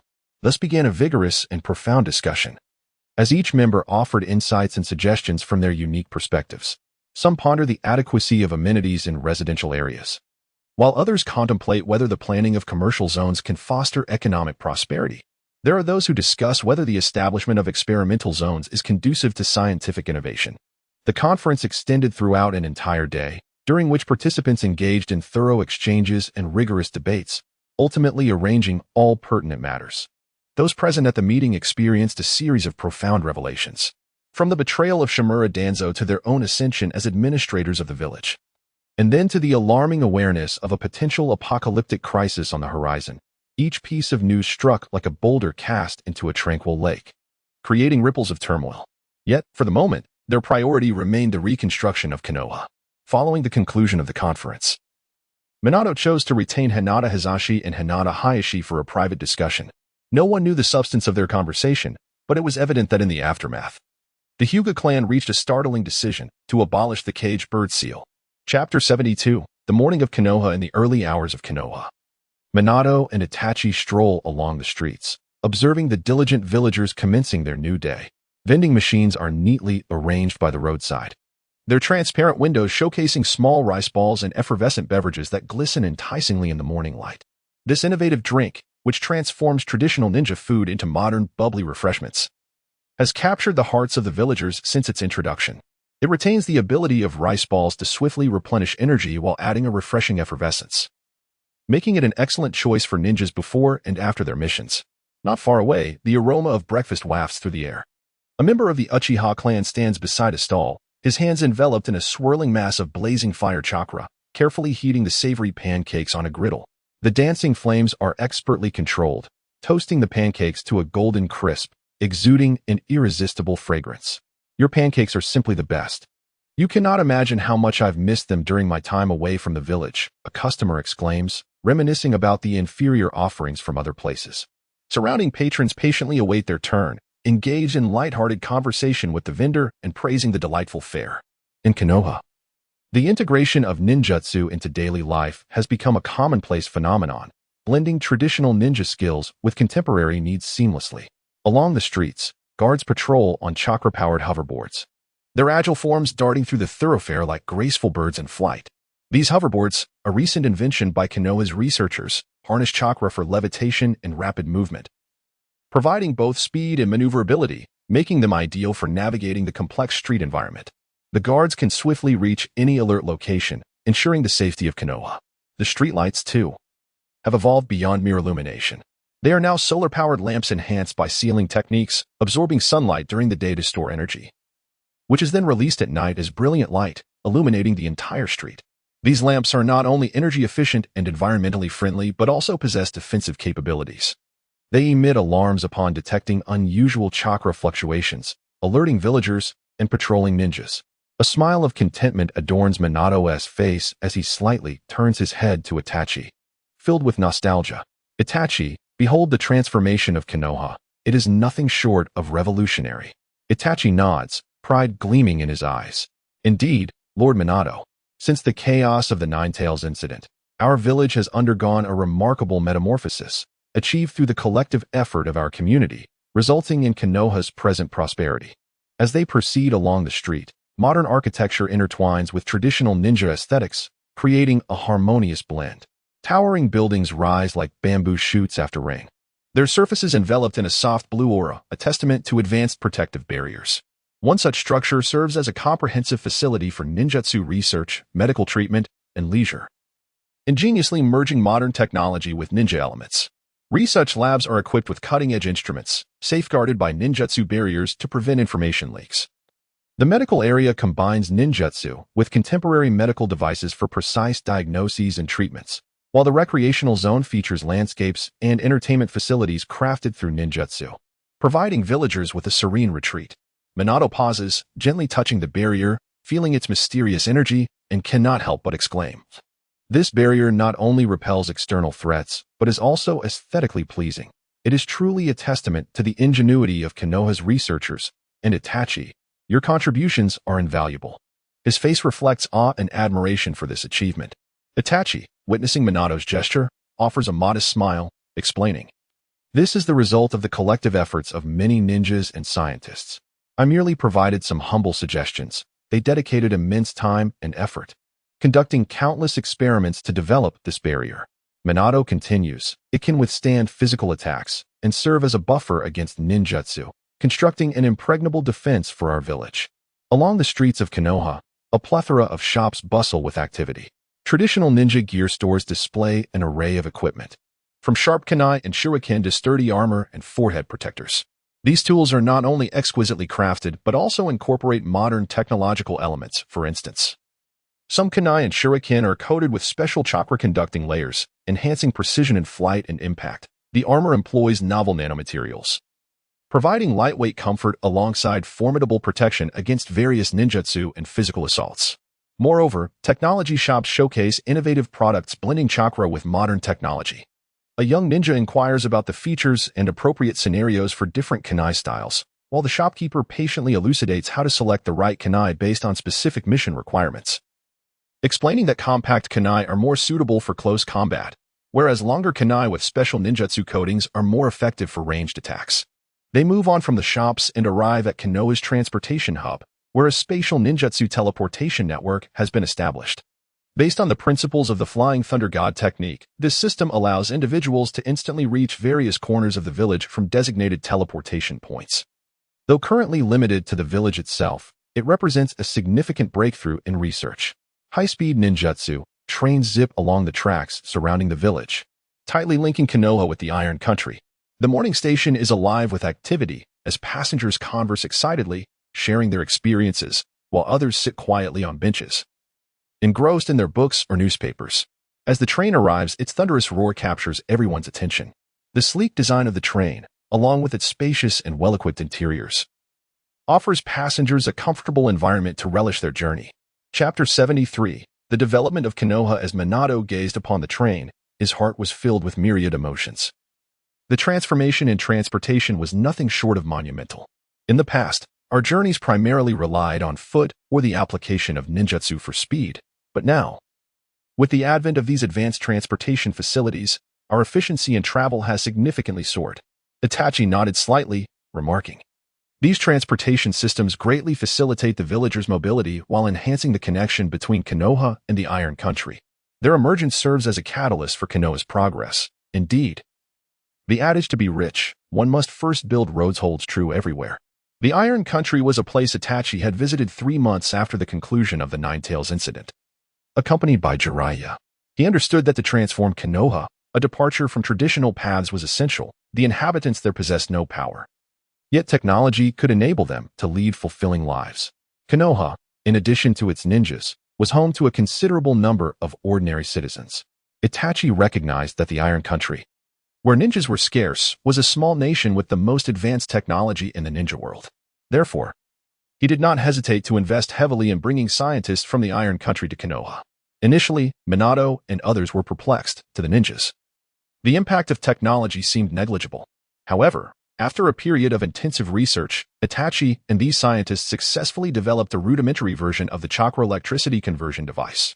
The immense capabilities it exhibited astonished all of Konoha's administrators, allowing them to truly appreciate the significance of technology as Itachi had articulated. To forge a closer cooperative relationship with the Iron Country, they promptly requested its scientists to develop high-speed transportation tools, aiming to reduce travel time between Konoha and the Iron Country, thus attracting more talent to Konoha. The flourishing development of Konoha owes much to the diligent contributions of these individuals. In reality, the Iron Country had come under Konoha's control, yet to avoid unrest. This fact had remained undisclosed. Other villages regarded this nation, devoid of ninjas, with indifference, as in their eyes, 100 civilians held less value than a single nin. Orochimaru, through his studies of the Sharingan and Byakugan, invented ninjutsu surveillance cameras and a monitoring network, which spread across the village like an intricate web. These cameras not only captured images with clarity but also keenly sensed fluctuations in chakra, triggering immediate alerts upon detecting anomalies. Minato and Itachi arrived at the monitoring center. Observing the continuously shifting images and data on the screens, Minato expressed his satisfaction, stating, "With this surveillance network, we can promptly identify and adeptly respond to various potential threats. I dare say Konoha is now the safest place." This development significantly deterred other villages from sending spies, as those who ventured forth often vanished without a trace. In recent years, their knowledge of Konoha had dwindled. The old adage that the unknown is the most terrifying held true. Presently, other villages hesitated to provoke Konoha. Meanwhile, Uchiha Obito, having discovered 3 Manjiki Sharingan within the Uchiha clan during the Nine Tails incident, had also become more subdued. The collaboration between Konoha and the Iron Country progressed remarkably smoothly, firmly embarking on a development path that intertwined ninjutsu and technology. Subsequently, they ventured into the village's experimental zone. Located in Konoha's most secretive area, safeguarded by a special barrier, a colossal energy tower loomed before them, emanating a faint purple glow. This was the chakra electricity conversion device. Minato gazed up at the energy tower, his eyes brimming with awe. This energy tower is truly magnificent and impressive. It provides a stable energy supply for the entire village, which is remarkable. Itachi regarded the energy tower, stating, "This marks a significant milestone in Konoha's technological advancement. It can convert various forms of energy, solar, wind, water, and chakra, successfully addressing the village's energy challenges while providing a continuous power source for various technological devices." Surrounding the energy tower were various facilities for ninjutsu experimentation and research centers, attracting ninjas passionate about ninjutsu and scholars dedicated to science. They engaged in mutual discussions and research, leading to the invention of many useful technologies. Consequently, Konoha birthed an entirely new profession, research personnel. This role was no longer confined to ninjas. Anyone with capability could assume it, offering salaries comparable to Konoha's administrative personnel, thus becoming an aspiration for the village's civilians, rivaling the prestige of contemporary civil servants. As a result, Konoha's educational development received robust encouragement for an extended period. After all, aspiring research personnel must first excel academically. A group of researchers was conducting experiments on the integration of ninjutsu and technology, with some investigating how to infuse chakra into mechanical devices to enhance their power, while others explored how technological means could amplify the potency and precision of ninjutsu. Through repeated experimentation, they continuously adjusted the casting methods of ninjutsu and the parameters of technological devices, striving to discover the optimal points of integration. Minato and Itachi approached to observe. "Lord Hokage, Principal Itachi, look!" a young researcher exclaimed excitedly, pointing to an experimental apparatus. "We are attempting to combine chakra with electromagnetic force to develop an entirely new type of ninjutsu weapon." As he spoke, he activated the device, and a blue current flickered and leaped in conjunction with the glow of chakra. The intensity and speed of this current far exceeded that of ordinary electromagnetic weapons, and it could flexibly alter its trajectory and range based on the caster's chakra control. Minato and Itachi watched this wondrous scene, their eyes reflecting astonishment. Minato patted the young ninja's shoulder, encouraging him. "Well done, keep up the good work. It is because of your efforts that Konoha can now thrive." Upon hearing Minato's words, the researcher trembled slightly, his eyes glimmering with tears. "Thank you for your recognition, Lord Minato. The development of the chakra energy cannon was also proceeding at an accelerated pace. Minato and Itachi regarded the massive energy cannon with anticipation. A researcher introduced Lord Hokage, Principal Itachi. This is the chakra energy cannon we are currently developing. It can gather a substantial amount of chakra and release it instantaneously, delivering a devastating blow to adversaries. We have already achieved some preliminary results, but further optimization and testing are required. They presented initial testing data on the energy cannon to Minato and Itachi, including the speed of energy accumulation, stability, and the power range post-release. While certain issues persisted, such as prolonged energy accumulation time and insufficient precision upon release, the overall effectiveness was already quite remarkable. Minato and Itachi listened attentively to the researchers' presentations, understanding that the success or failure of the chakra energy cannon's development would have profound and lasting implications for Konoha's military strength. After departing the research base, Minato expressed, "Itachi, the development of Konoha has exceeded my expectations. I am truly grateful to witness it." Itachi, too, felt a deep sense of emotion. Perhaps this was the very essence of his rebirth. "Lord Minato, it is time," Itachi said, turning to Minato. Chapter 74. The opening ceremony in the playground of Konoha Middle School. A grand opening ceremony was being meticulously prepared. In her small courtyard, Kushina called out to Naruto from upstairs, her voice tinged with a raspy urgency, infused with a mother's unique blend of impatience and anticipation, resonating brightly in the tranquil morning air. "Naruto, get up. You're going to be late. Today is the opening ceremony." Naruto's room was simply yet warmly adorned, with refreshing blue walls reminiscent of a serene sky. A photograph of the three of them laughing heartily at the village entrance hung on the wall, capturing a beautiful moment of their happy life. Nearby, a vibrant orange garment stood out on the clothes rack, Naruto's favorite. At that moment, Naruto lay sprawled across his bed, deeply asleep. Upon hearing his mother's call, he groggily extended his small hands, pulling the blanket over his head, attempting to sink back into the bliss of slumber. With a loud bang, the door swung open, and Kushina hurried into the room, yanking the blanket off Naruto's head. Her expression was a mix of exasperation and amusement. "Naruto, hurry up. Today is a significant day for you. I've been urging you to sleep early, but you never listen." She gazed at her son's disheveled state, shaking her head in mock severity as she playfully tapped his head. "Get moving. No more dawdling." With that, she turned to leave, leaving Naruto to stretch lazily in bed before reluctantly sitting up. The thought of starting middle school and the grand opening ceremony rekindled his spirit. He quickly dressed and followed Kushina downstairs. Seated at the dining table, as he savored his breakfast, Naruto eagerly inquired, "Mom, will Dad come to my opening ceremony?" His eyes sparkled with anticipation for his father's presence. "Yes, he will. Now hurry and eat, or you'll be late," Kushina replied with a warm smile. Her gaze filled with tenderness and certainty. At the entrance of Konoha Middle School, the atmosphere was already buzzing with excitement. Many parents escorted their children toward the campus. The children's faces alight with enthusiasm and curiosity, brimming with dreams of the school life that awaited them. Numerous children from non-ninja families, too, accompanied by their parents, stepped into this institution that held their aspirations. The educational system in Konoha had undergone significant reform. It encompassed not only ninjutsu but also a broad spectrum of knowledge. Itachi firmly believed that knowledge could alter one's destiny. He wished for children like Sasuke to experience a normal childhood in the perilous world of ninjas, unlike his own experience in a past life, where survival skills were the sole focus from a young age, thrusting them into the battlefield. Adler once remarked that fortunate individuals are healed by their childhood throughout their lives, while the unfortunate spend their lives healing from their childhood. Itachi aspired for Sasuke's generation to be the fortunate ones, and this was among his goals for returning to the ninja world. Naruto tugged at Kushina's hand, his eyes sparkling with curiosity as he scanned his surroundings. He spotted many familiar faces as well as some strangers, his heart swelling with excitement for the new environment. "Good morning, Kushina," a gentle voice called out, and Kushina turned to see Hinata's mother, Reiko Hyuga, approaching, holding Hinata's hand, her face adorned with a kind smile. "Good morning, Reiko. Little Hinata is starting school too. She is so adorable," Kushina responded, her eyes filled with affection as they fell upon Hinata. "Good morning, Aunt Kushina." Hinata shyly greeted, "Good morning, Naruto." "Good morning, Reiko Auntie." "Good morning, Hinata." Naruto grinned back.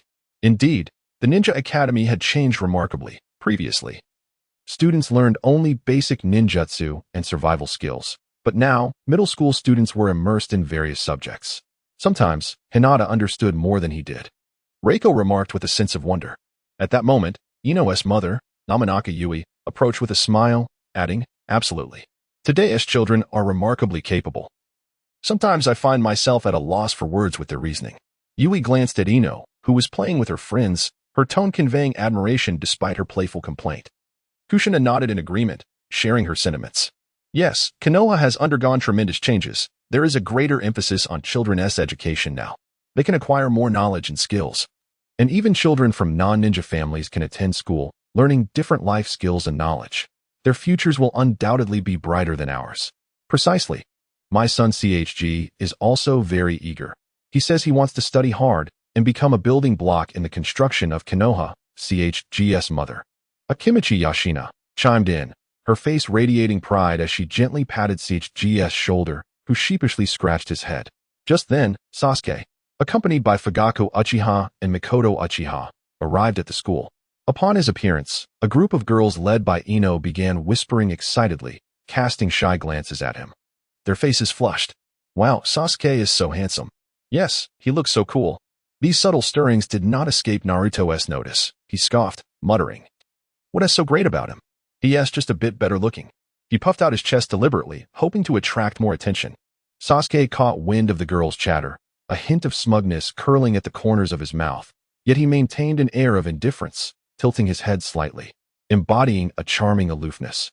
Seeing Naruto's antics, Sasuke let out a soft huff, a glimmer of amusement in his eyes, as if to say, "You think you can compete with me?"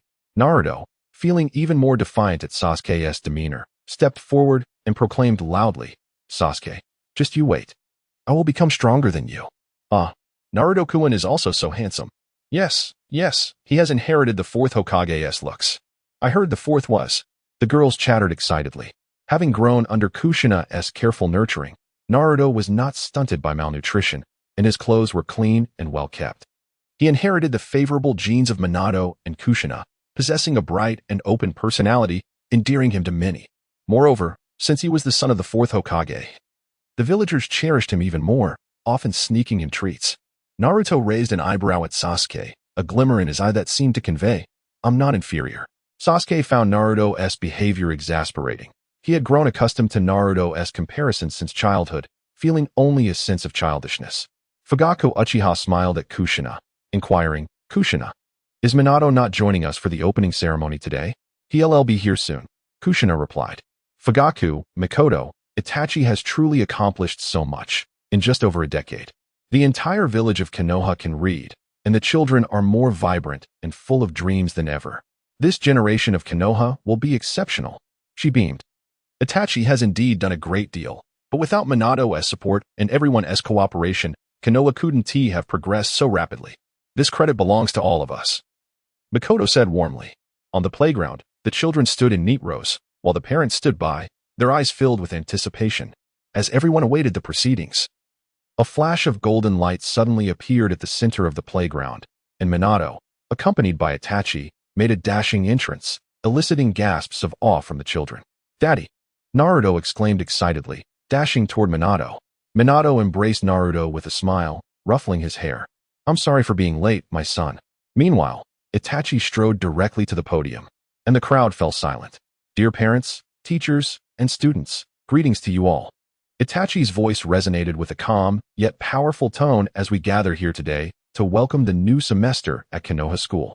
This institution has weathered storms, yet we have never relinquished our hope for the future.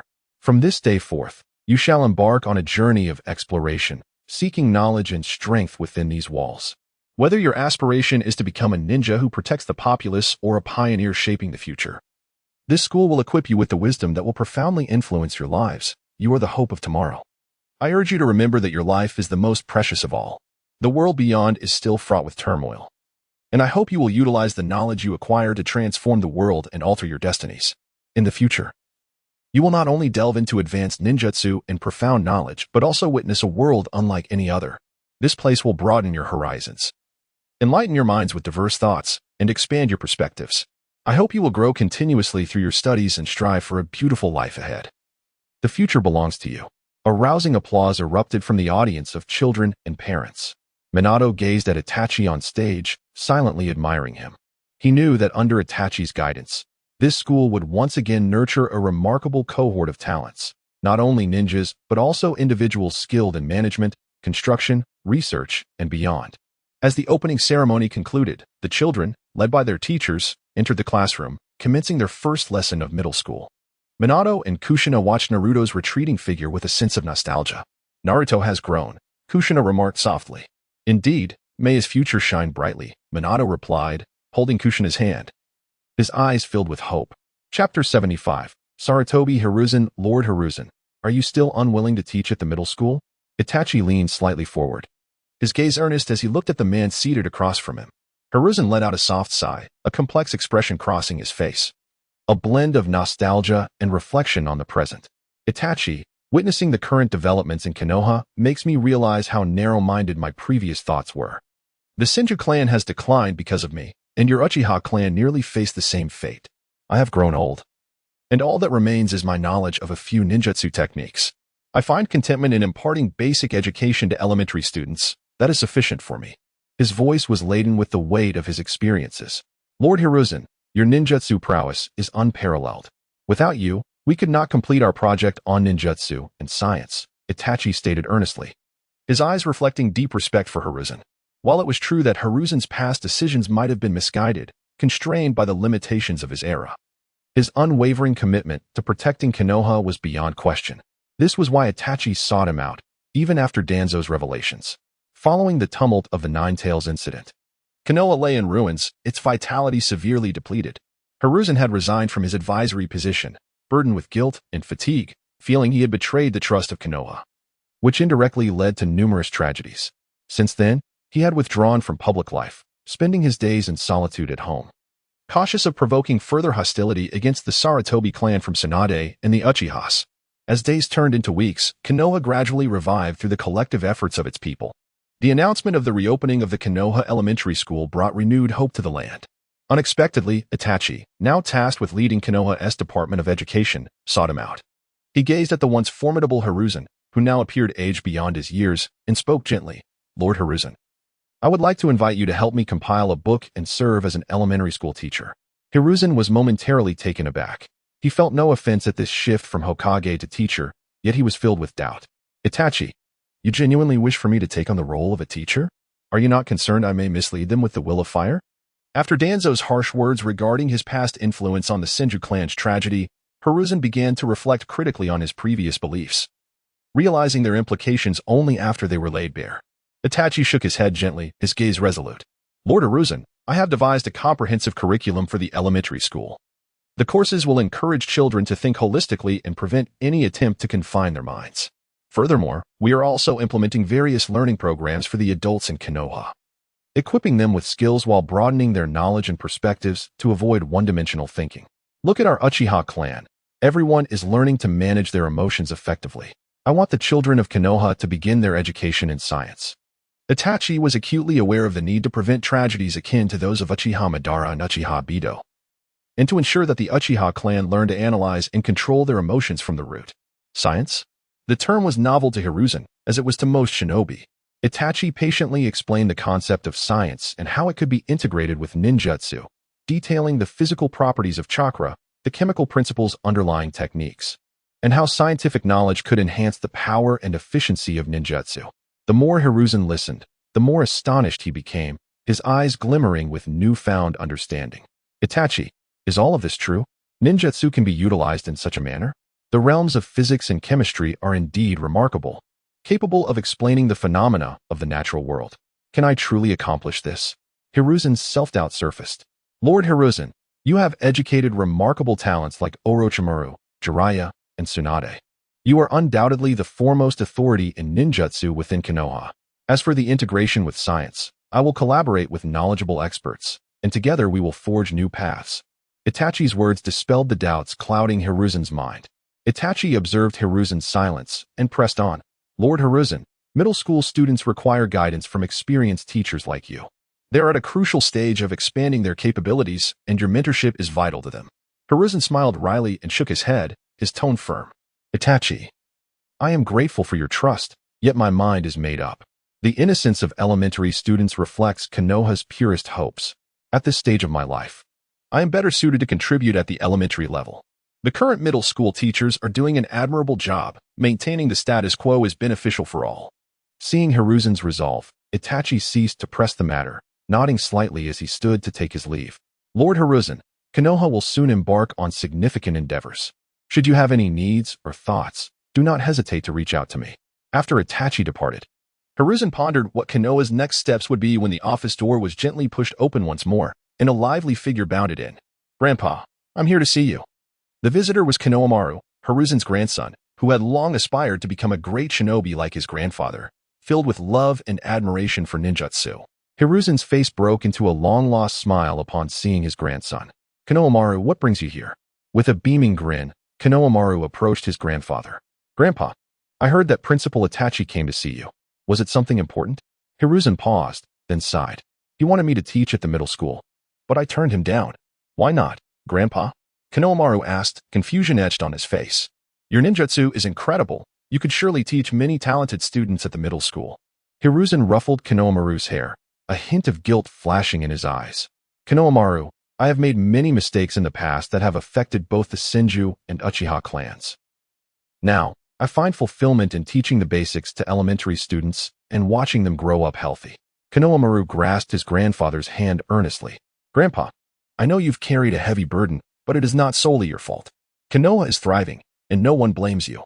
Hiruzen gazed at his understanding grandson, his eyes misty. Konohamaru, it brings me comfort to know you think this way.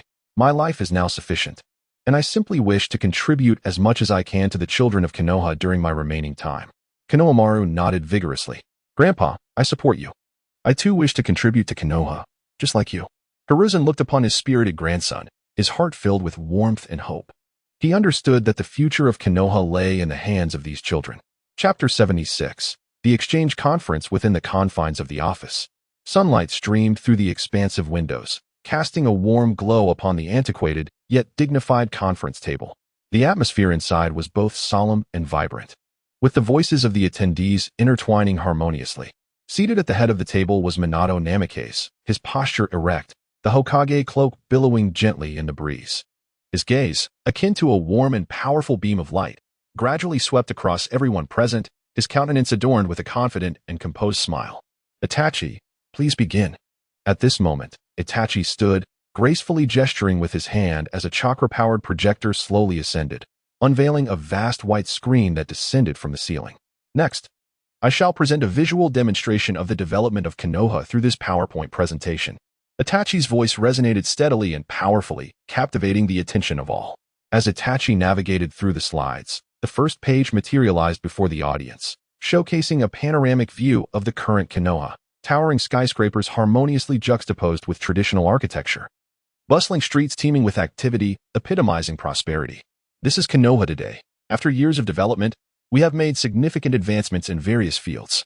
While speaking, Itachi transitioned to the next slide, which illustrated Konoha's educational system.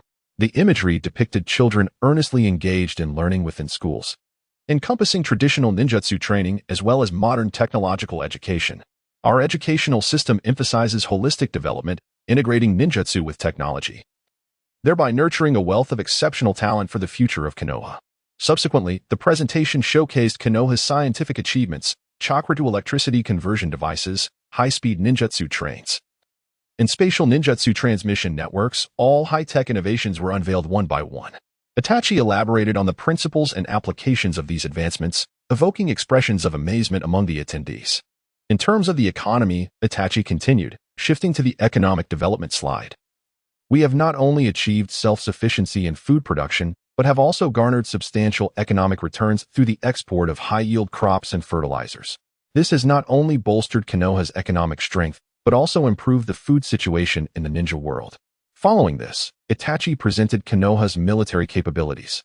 With ninjas diligently training in the training grounds, various advanced weaponry gleaming with cold light, our military strength serves as a solid backbone for Konoha.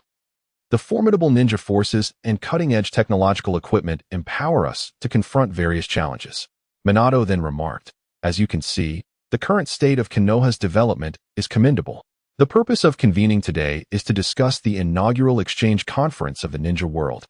As Konoha has made remarkable strides in various domains over the past 12 years since its reconstruction, with the happiness of our villagers steadily rising. However, we are all aware of Itachi's master, who once foretold a great calamity looming over the ninja world, indicating that only by uniting the forces of the entire ninja realm can we withstand it. This assertion was a collective conclusion drawn by Minato, Jiraiya, Tsunade Senju, Itachi, and others in the know. They agreed to share a portion of this information with Konoha's administrative personnel, while withholding details regarding the Otsutsuki, fearing it might undermine their confidence. After all, the disparity was too great, potentially extinguishing any sense of resistance. Yet, it was crucial to instill a sense of urgency to foster the collaborative development of Konoha. At present, Konoha's progress has surpassed that of other villages, possessing the strength of a nation. However, our capabilities alone are insufficient to counter future catastrophes. Furthermore, Konoha must expand its development outward, yet we do not intend to do so through warfare, but rather through cultural infiltration. Other villages remain significantly underdeveloped. We must utilize this upcoming exchange conference to exhibit our strength and establish ourselves as their guiding force, assisting in their development while simultaneously attracting more valuable talent. Itachi added. Nara Shikaku, Yamanaka Inoichi, Akimichi Choza, Jiraiya, Hyuga Hizashi, Senju Tsunade, and Uchiha Fugaku, among other department heads, voiced their agreement. Minato then cleared his throat and stated, "Everyone. The Konoha Ninjutsu Exchange Conference holds profound significance for our village. This is not merely an opportunity to showcase Konoha's strength. It is a pivotal step towards fostering peace and progress within the ninja world. We must exert every effort to ensure the smooth execution of the conference." Nara Shikaka nodded slightly, adjusting his glasses, and remarked, "Lord Hokage, I believe we need to confirm the theme of the exchange." Itachi, Minato prompted. "Certainly, Lord Minato." The thematic content can be divided into 3 parts. The first part, through the Chunin exams, will allow us to showcase Konoha's new rising talents while exchanging ninjutsu. The second part will display technological ninja tools, highlighting our advancements in technology. The third part will present our military strength, including the number of ninjas and military technology, demonstrating Konoha's formidable power to suppress any ill-intentioned forces. Through these 3 aspects, we aim to show other villages that there exists a stronger path to development beyond mere warfare, thereby facilitating the signing of peace development agreements and further economic advancement for Konoha. The assembly erupted in praise for Itachi's astute ideas, affirming his reputation as Konoha's beacon of development. Tsunade interjected, "Once the theme is established, we must also determine the time and location of the conference. In terms of timing, we need to consider everyone's schedules to avoid conflicts with other significant events. As for the venue, it should accommodate a large number of attendees and provide excellent conditions for displays and interactions." Akimichi Choza pondered for a moment and proposed, "I suggest we set the date for 3 months from now. This will give us ample time for preparations.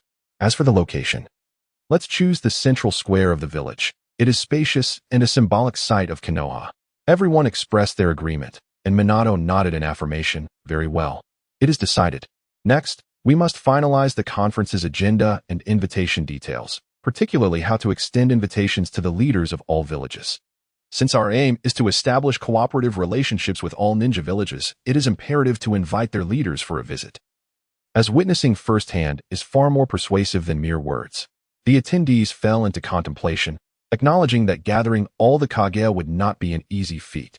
Even if initiated under the Hokage's name to convene a summit of the 5 Kage, smaller villages might hesitate to participate, especially since the exchange conference is not about waging war, but rather lacks the need for such a solemn approach. We could entice them with the promise of sharing high-yield crops and fertilizers, Itachi proposed. In any world, food is a fundamental necessity. He offered the hybridization techniques from reality to the researchers here, along with insights into high-yield fertilizer research directions. Indeed, within a mere 2 years, Konoha had completely severed its reliance on the Land of Fire support, achieving food exports, significantly lowering food prices, and amassing considerable wealth. This abundance provided Orochimaru with ample resources, accelerating research progress and propelling Konoha's development to new heights, indirectly alleviating starvation and reducing conflicts within the ninja world. Upon hearing this arrangement, the reactions among the attendees varied.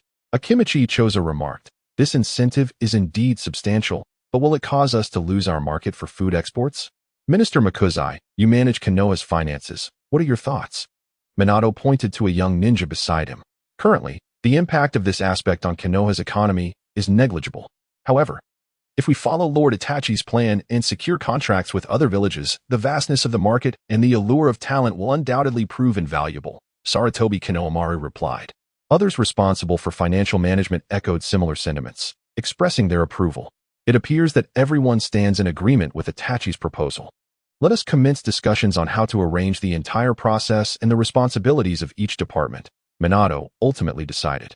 Chapter 77, Daily Life in Konoha. One, the streets and alleys of Konoha village were permeated with an ineffable sense of excitement. The news of the upcoming exchange conference, mentioned in the meeting, spread rapidly like the catkins of spring, especially on the forums accessed via communication devices, where the discussions exploded fervently. A user with the moniker I am the handsome guy of Konoha excitedly commented, "Finally, I can showcase my skills without restraint. Every time I returned from missions in other villages, I couldn't help but feel the urge to flaunt our progress. Only to be reminded by the office that Konoha is still developing and should maintain a low profile. It was utterly frustrating." In Konoha, the term office was a euphemism for the administrative body, universally understood among the villagers. Indeed, every time I face those uninformed villagers, my desire to boast grows. Replied a user named First Runner of Konoha. The advancements in Konoha over the past few years have been nothing short of remarkable. If I weren't here all the time, I'd think Konoha was an extraterrestrial high-tech village. The forum buzzed with lively exchanges as everyone eagerly anticipated the arrival of people from other villages, hoping to showcase the brilliance of Konoha. In a classroom, sunlight streamed through the windows, casting a warm glow on the desks.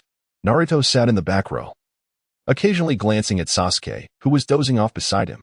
Sasuke's head bobbed slightly, and his eyelids began to droop, a clear sign of fatigue from last night's rigorous training. As Naruto's eyes darted around, a mischievous idea took root in his mind. He stealthily retrieved his communication device, activated the camera function, and aimed it at Sasuke, capturing a humorous photograph of his slumbering friend. Struggling to contain his laughter, Naruto quickly shared the photo on his social media, captioning it with, "Look at Sasuke sleeping. Haha." The moment the post went live, it garnered instant likes and comments from classmates, demonstrating their fondness for scrolling through their phones during breaks. Shikamaru remarked, "This guy must have trained secretly last night. With such strength, why is he still pushing himself? Is he trying to make life unbearable for the rest of us?" Ino added, "Sasuke actually snoozes. He looks so cool even when asleep. I'm saving this." Accompanied by a smiling emoji. Naruto chuckled heartily at the comments. Hinata hesitated, her gaze drifting back to Sasuke, filled with inner turmoil. She understood that Naruto meant no harm. He was just being playful, yet she worried that Sasuke might be upset upon waking. Her fingers fidgeted nervously as she whispered, "But Sasuke-kun might get mad." Naruto, unfazed, blinked playfully and reassured her, "Don't worry, don't worry." Meanwhile, far away in the office, Itachi received the same social media notification. He glanced at the photo of Sasuke, who appeared endearingly silly, and a subtle smile graced his lips. After a moment's hesitation, he tapped the screen to save the image, his eyes reflecting a brother's tenderness. Unbeknownst to Sasuke, who had succumbed to sleep due to the previous night's intense training, he was jolted awake by the faint sound of a camera shutter and the stifled laughter of his classmates. He lifted his head groggily, only to catch Naruto grinning at him, holding up the communication device. Realization struck him instantly. He had been caught in a candid moment. His expression darkened, and he shot a piercing glare at Naruto, emanating an icy aura. "Deleted, Naruto." Startled, Naruto recoiled but maintained a facade of calmness, grinning, "Hey, Sasuke. You look too funny while sleeping. I just had to capture the moment." Sasuke stood up, advancing towards Naruto with an intimidating presence, each step radiating pressure. "Delete the photo." Seeing Sasuke's determination, Naruto quickly hid the device behind him, retreating while protesting, "Don't be so petty, Sasuke. It's already on the Konoha social media. Everyone has seen it. Deleting it would be such a waste." Sasuke's expression deepened with irritation, veins popping slightly on his forehead. He lunged forward, attempting to seize the communication device from Naruto. However, Naruto nimbly dodged, tauntingly chanting, "Come on, come on. If you get it, I'll delete it." The two engaged in a playful chase around the classroom, drawing curious glances from their peers. Some stifled laughter while others cheered them on. The classroom erupted into delightful chaos. Eventually, Sasuke cornered Naruto against the wall, looking down at him with an authoritative glare. Delete it now, or else. Recognizing that pushing further would genuinely upset Sasuke, Naruto reluctantly opened the device, mumbling, all right, I'll delete it. Once Sasuke saw Naruto deleting the photo, he huffed and returned to his seat, smoothing his tousled hair. Still wearing a slight frown. I was just trying to show Itachi how hard you've been working. Don't overtrain yourself, Naruto said as he leaned over. Wrapping an arm around Sasuke's shoulders, after school, let me treat you to some fancy ramen. Meanwhile, a sudden groan of discomfort echoed through the classroom. It was Akimichi Choji, clutching his stomach and looking pale as he lay on his desk. The school nurse promptly arrived but struggled to diagnose the issue. Just then, Neji stepped forward, his eyes transforming into the pristine Byakugan, an invisible wave of chakra emanating from his gaze. His Byakugan enabled him to serve as a human scanner, accurately assessing the internal condition of others. With intense focus, Neji scrutinized Choji's body and soon discovered something unusual within his stomach, remnants of 3 packets of spicy snacks. Choji, did you sneakily eat 3 packets of spicy snacks? Neji inquired, astonished. Taken aback by the question, Choji sheepishly nodded. The school nurse finally understood and hurried to provide the necessary treatment for him. As the class bell rang, signaling the commencement of a new lesson on chakra dynamics, the teacher initiated a holographic projection that enveloped the classroom. A realistic model of chakra flow rotated slowly in midair, vividly illustrating complex dynamics through engaging visuals and text.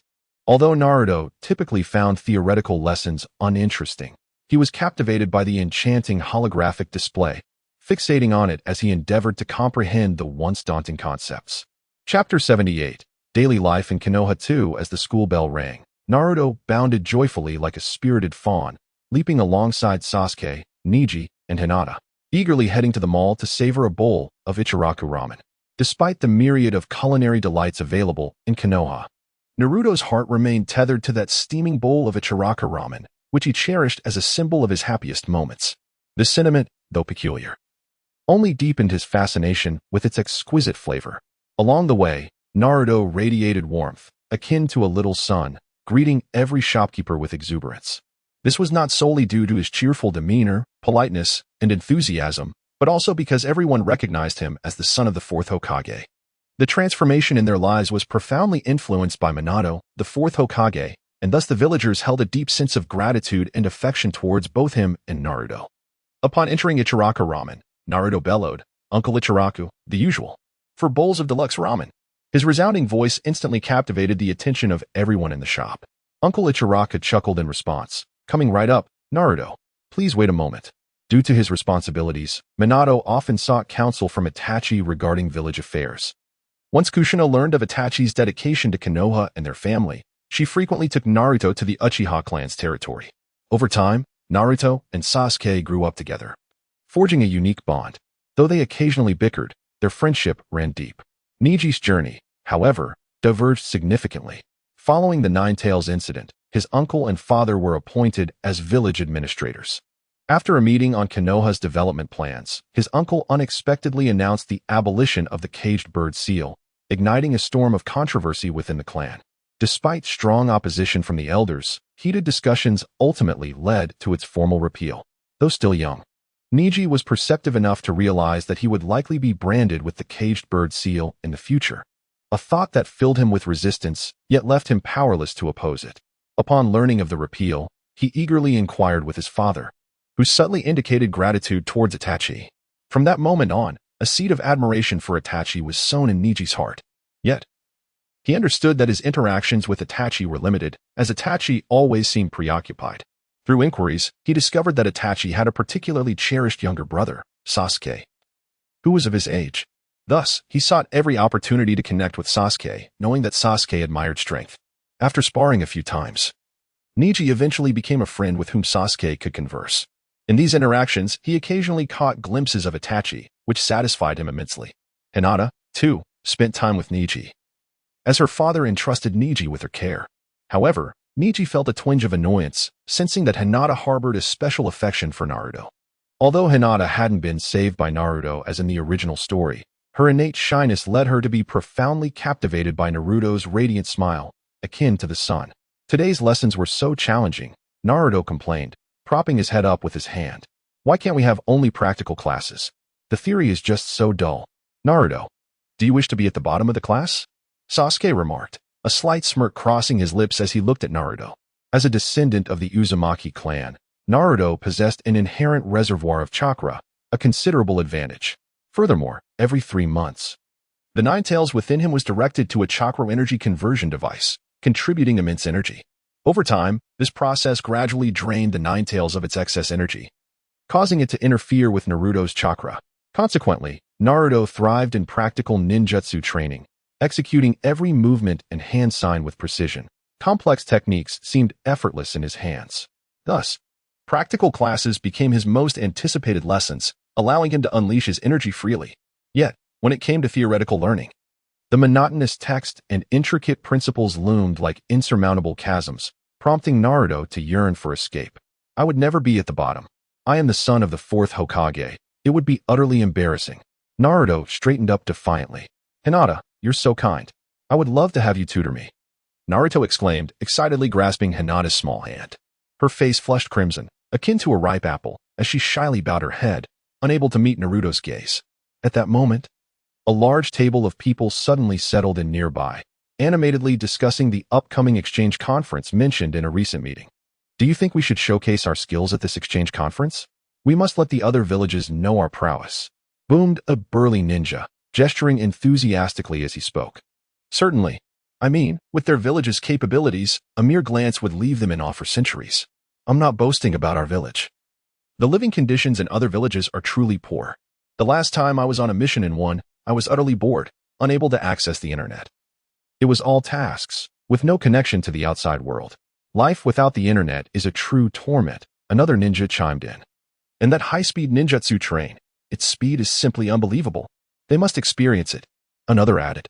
Naruto and his friends were drawn into their discussion, unintentionally straining to listen. Hey, Sasuke. Do you think there will be anything fun at this exchange conference?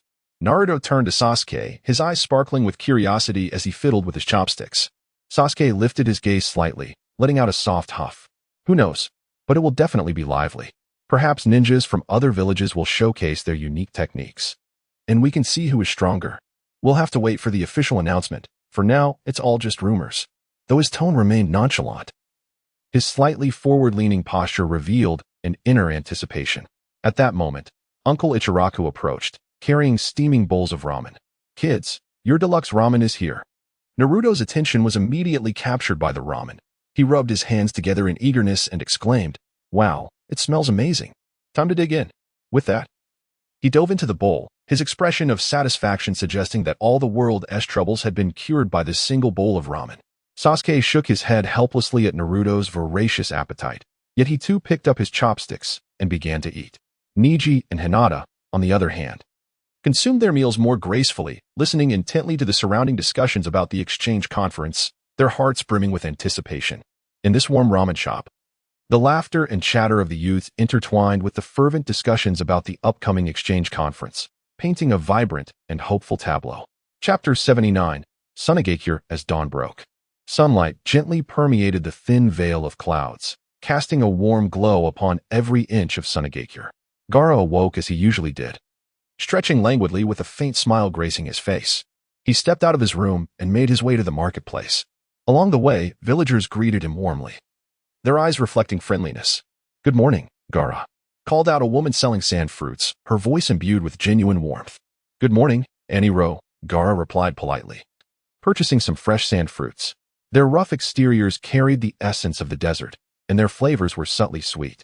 The marketplace bustled with life, a vibrant array of stalls beckoning from all corners. The rich aroma of spices wafted through the air, mingling with the enticing scent of grilled meats. Handcrafted goods were neatly displayed, showcasing the ingenuity and craftsmanship of Sunagakure's residents. Gaara navigated through the lively scene, his heart swelling with warmth. Passing by the Ninja Academy, Gaara paused to observe a group of children training on the playground, their clothes drenched in sweat, yet their eyes sparkled with an insatiable thirst for ninjutsu. Upon spotting him, the children rushed over, their eyes gleaming with admiration.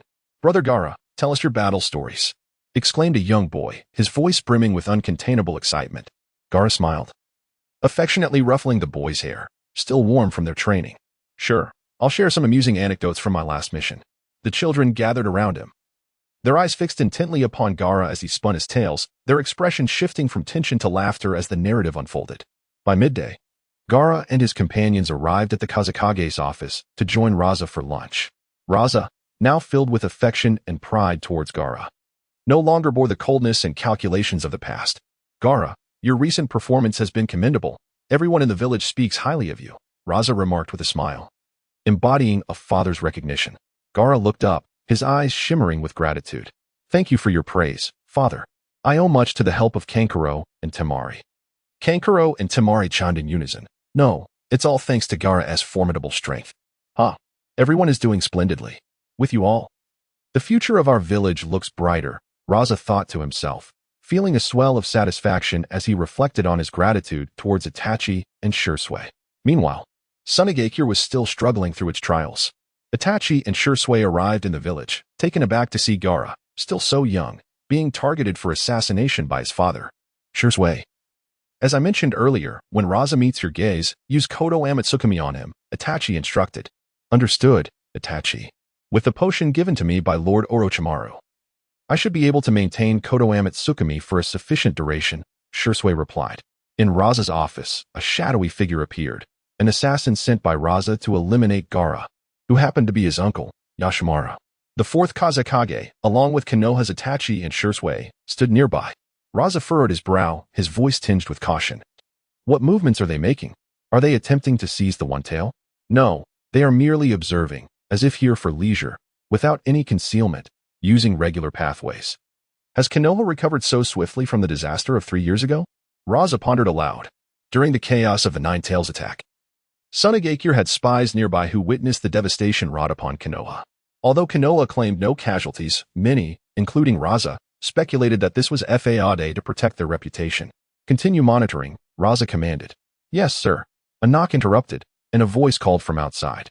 Come in. Lord Fourth, Itachi Uchiha, and Shursui Uchiha request an audience. Raza's mind raced with thoughts of conspiracy. Let them enter. Itachi and Shursui, clad in form-fitting black attire adorned with the Uchiha clan emblem, exuded an aura of mystery and severity. Upon locking eyes with Shursui, Raza felt a surge of trust. What brings you to Sunagakure? Raza inquired.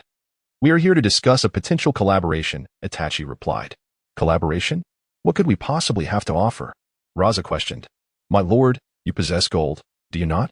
Shursui remarked, noting Raza's reputation for gold mining, which sustained the village. What do you have to offer? Raza countered. We have food that you desire. The Fire Country has supplied you with provisions, and you have surplus to sell. Is it true that you have recovered so quickly from your recent calamity? Raza asked. His curiosity piqued. Lord Raza, you need not delve into such matters. Simply answer if you will cooperate, Shursui urged. Certainly, it would be foolish to refuse food. Raza agreed with a smile.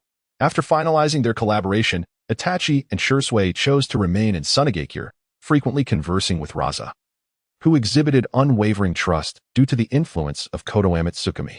One day, as Itachi and Raza enjoyed tea in the courtyard, the atmosphere was relaxed. Itachi set down his cup, his expression turning serious. Lord Raza, I have discovered that you have sent an assassin after Gaara, yet he is merely a child. What is your reasoning behind this? Raza's hand trembled slightly, a complex expression crossing his face. After a moment of silence, he spoke slowly. Sunagakure is situated in a desert. Resources are scarce.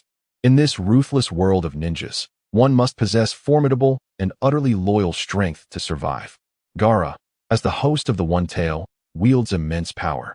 Yet his emotions and attitude towards the village are fraught with uncertainty. I fear he may not fully align with our interests and could potentially be exploited by our adversaries. Hence my actions. Itachi furrowed his brow, gazing at Raza. Lord Raza, I understand your concerns, yet treating a child in such a manner seems excessively cruel. His uncertainty stems from a lack of love and trust. Consider this. A child who has been hunted by his father and feared by the villagers cannot help but harbor resentment and confusion. Raza's gaze dimmed as he fell into contemplation. Itachi continued, if you could provide him with love and care, allowing him to feel like a valued part of Sunagakure, he would undoubtedly protect the village with all his heart. Pushing him into a corner would only transform him into an enemy. When a heart is filled with love, its power radiates warmth and strength. When it is consumed by hatred, that power leads to destruction. Raza's fingers lightly tapped the table, his inner turmoil evident. Seizing the moment, Itachi added, "Moreover, I possess the means to help him become the perfect Jinchuriki, to truly harness the power of the One Tail.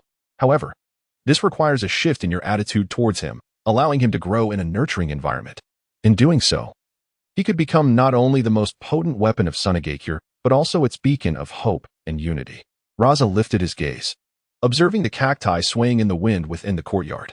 After a long silence, he finally sighed, "Itachi, you are right. Perhaps I have been misguided. As a father, I have indeed failed him in many ways." From that moment on, Raza began to alter his demeanor towards Gaara. Before departing, Itachi ensured to reinforce Gaara's seals and impart wisdom on coexisting with the tailed beast. Once they finished their lunch, Raza returned to his work. A knock echoed through the office. "Come in. Lord Forth, we have a letter from Konoha." "Hand it to me." Upon reading the letter, Raza's expression shifted subtly, prompting him to call for a meeting. Chapter 80. Iwagakure. In the streets and alleys of Iwagakure, a rustic yet resilient atmosphere permeates the air. The villagers' homes, predominantly constructed from local stone, stand robust and sturdy. Though lacking in opulence, they excel in practicality. At the marketplace, stalls are neatly arranged, offering primarily essential goods. Due to its mountainous location, land resources are scarce, resulting in a limited variety of grains at the food stands, which are priced relatively high, underscoring Iwagakure's agricultural shortcomings. Within the blacksmith's workshop, artisans toil diligently, crafting ninja tools, the rhythmic clanging of metal echoing throughout. These tools may be rudimentary, yet each piece embodies the craftsman's dedication, ensuring durability and resilience. On the streets, ninjas come and go, clad in the distinctive attire of Iwagakure, their strides steady, their eyes reflecting determination.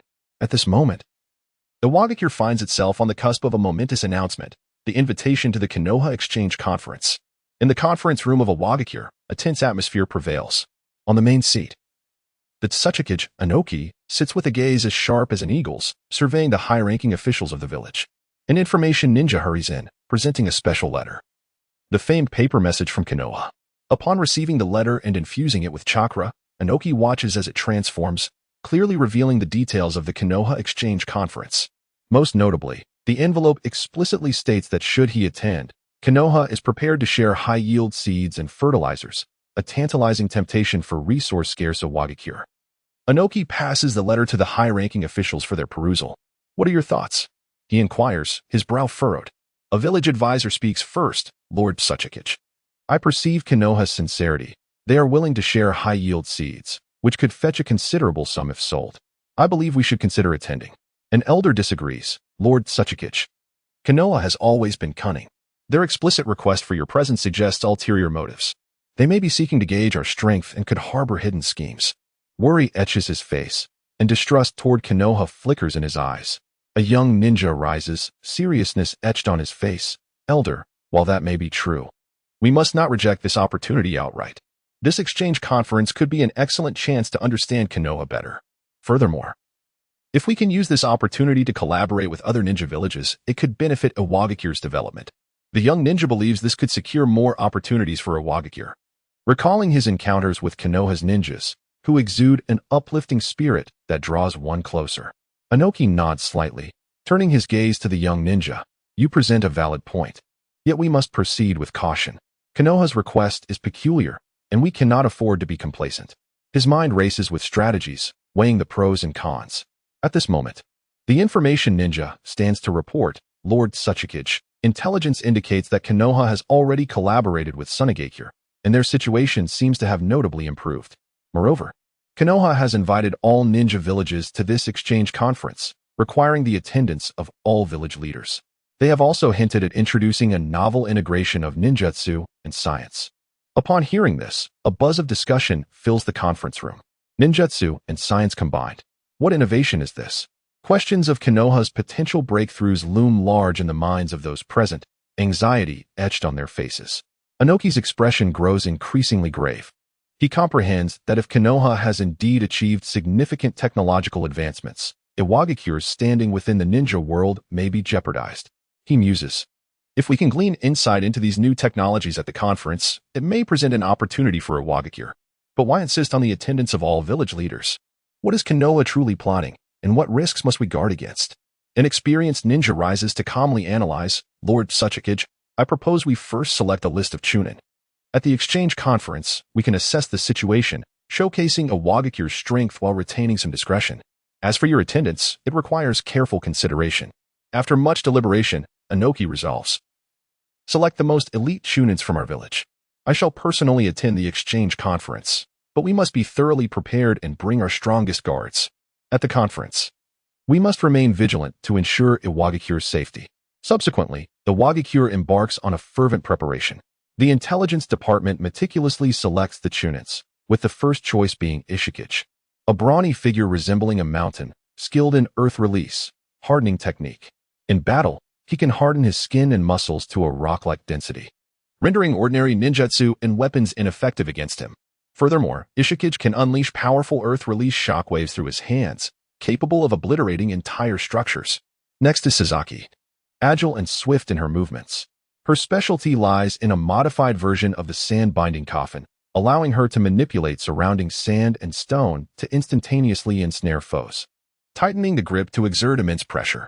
She can also infuse chakra into the sand, inducing a state of chakra disruption in those bound. Lastly, there is Goyen, a meticulous strategist.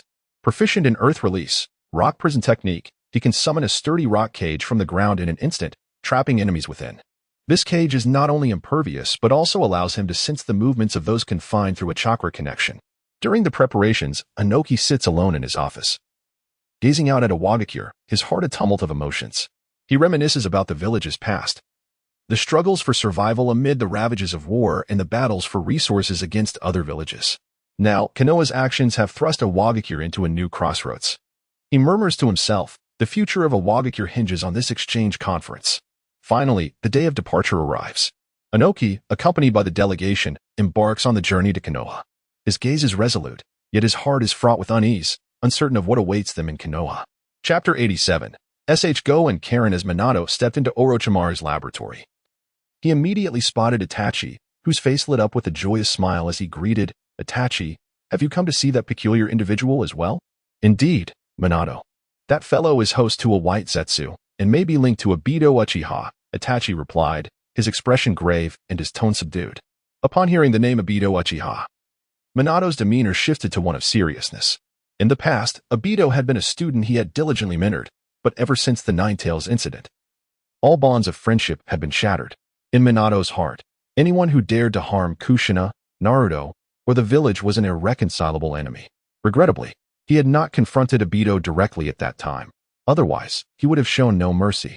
At that moment, Orochimaru also took notice of Minato. Minato, you've arrived as well. I presume for the matter concerning the white Zetsu? Yes, I heard from Ibiki that you captured an unusual individual, and I wanted to investigate. Minato nodded in response. This entity is indeed known as white Zetsu, and it is remarkably unique. I actually captured one a long time ago, and its abilities are quite formidable. The one we have now is utilizing a parasitic technique, but I have successfully developed a spray that can identify them.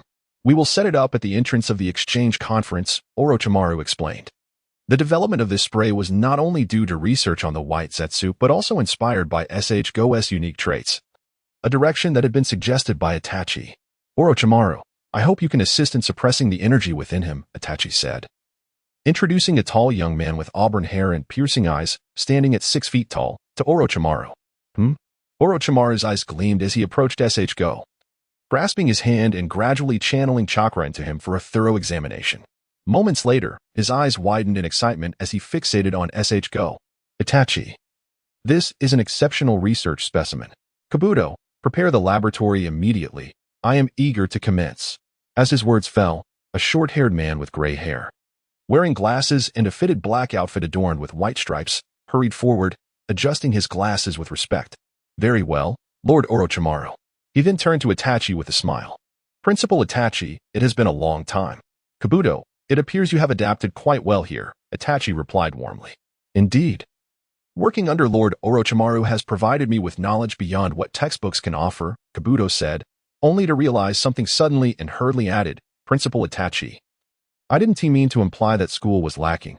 I learned a great deal there too.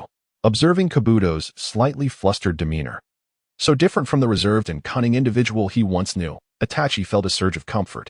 I understand. Schools primarily focus on foundational knowledge. Orochimaru is Konoha's most outstanding scientific expert, and your ability to learn here reflects your exceptional talent. Keep striving to surpass Orochimaru. I will give it my all, Kabuto vowed. After Danzo's death, all members of Root were sent to psychological treatment. Most were unfortunate souls of Konoha, chosen by Danzo to be mere tools. Minato and the others, filled with compassion, endeavored to treat them. If the treatment proved ineffective, they planned to have Orochimaru erase their memories, allowing them to return to ordinary lives. Now, most of these individuals had shed their identities as ninjas, becoming merchants or workers, gradually leading normal lives. Kabuto's mother, Tsunade, was also called back to resume her role as the director of the orphanage, caring for children like Kabuto who had lost their families in the war. Itachi. The energy within this individual seems remarkably similar to that of the three great sacred lands, Orochimaru remarked as he continued to examine SHGo's body. Orochimaru, your perception remains keen. Indeed, his physique is exceedingly unique. It is the energy sacred body my master spoke of. Itachi invoked the identity of his master again, hoping that Orochimaru would prioritize the study of SHGo's energy rather than merely focusing on developing cursed seals. In Itachi's view, the energy within SHGo might hold significant potential in combating the Otsutsuki clan. Could his body possess the ability for immortality? Orochimaru's eyes sparkled with desire as he gazed at SHGo, as if wishing to see through him. SHGo's towering form quivered slightly, instinctively retreating behind Itachi to evade Orochimaru's intense and somewhat frightening gaze. Itachi gently tugged at SHGo's hand, soothing his unease. SHGo held profound trust in Itachi. When his energy had once gone out of control, threatening the small bird he had been playing with, Itachi had intervened just in time to halt him, temporarily sealing his energy, allowing him to frolic with the small creatures without worry. Therefore, when Itachi mentioned a place that could help him control his energy, SHGo followed without hesitation. Yet, the penetrating gaze of Orochimaru filled him with dread. Though his energy is unique, it does not confer immortality. My master once stated that our bodies have been altered. Even absorbing his energy cannot grant longevity. Only the Otsutsuki clan possesses that. However, I believe his energy could assist us in our future endeavors against the Otsutsuki clan. I hope you can delve deeper into this research and help him control his internal energy. I wish to see what the white Zetsu truly looks like. I've heard so much about it, but have never seen it, Minato expressed with curiosity. Kabuto, take Minato to laboratory number 3, Orochimaru commanded. Lord Minato, please, this way. Kabuto guided Minato away. Orochimaru, what is the condition of SHGo's body? Rest assured, as long as we absorb the excess energy within him and ensure it remains within his body's limits, his physique is even more robust than Guy's. That unique energy can enhance physical strength, and I plan to utilize it to develop equipment. At that point, the physical capabilities of ninjas will experience a qualitative leap. Even if Guy opens the 8 gates, he will suffer no injuries and may even further tap into his potential. Itachi, you have truly brought me a tremendous treasure. Although Itachi had stated that SHGo's energy would not grant ninjas immortality, Orochimaru could not resist delving deeper into his research. During his studies, he discovered the uniqueness of SHGo's cells. By combining Hashirama's cells with SHGo's, Orochimaru's body could now regenerate almost infinitely, akin to Haiden's immortality, but without many of Haiden's limitations. Additionally, Orochimaru was developing cursed seals not for the purpose of finding a vessel for his own rebirth, but to absorb external energy and restore his own strength. After all, chakra relies on the development of one's own cells, and each individual's cellular potential has its limits. However, through cursed seals to absorb and transform natural energy, ninjas could potentially transcend their limitations. Currently, this research remained in the experimental phase, but Orochimaru was confident that success would come soon, and he intended to present Itachi with a grand surprise. I shall go check on SHGo, Itachi remarked. He is outside in the forest, together with Karen, Orochimaru responded. Karen was rescued by Itachi from the village hidden in grass. At that time, after her mother's death, she was forced to take over her mother's work and suffered under the oppression of the Grass Village ninjas. Upon Itachi's arrival, he took her away from that painful place. Young Karen was deeply worried about being abandoned once her utility was lost. Itachi brought her before Kushina, and upon seeing the same red hair, Karen felt a sense of relief. Kushina, moved by the plight of this unfortunate child, cared for her as if she were her own daughter. Under Kushina's nurturing affection, Karen's personality gradually blossomed, becoming increasingly vibrant and lively like Kushina herself. After graduation, Yakushi Kabuto arranged for Yakumo to be placed in Orochimaru's laboratory, hoping that Orochimaru would investigate her unique constitution and develop therapeutic instruments. It was here that Yakumo met Jago. Upon learning of Jago's tragic past, she found herself harboring special feelings for this boy with auburn hair and a gentle, sincere demeanor. Influenced by Kushina, Yakumo developed a fondness for individuals with a gentle temperament like Minato, and Jago's inherent kindness drew her closer to him irresistibly.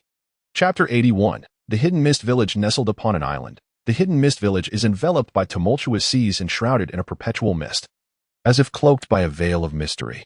This distinctive geographical setting renders the village easily defensible and endows its ninjas with a unique affinity for water-based jutsu.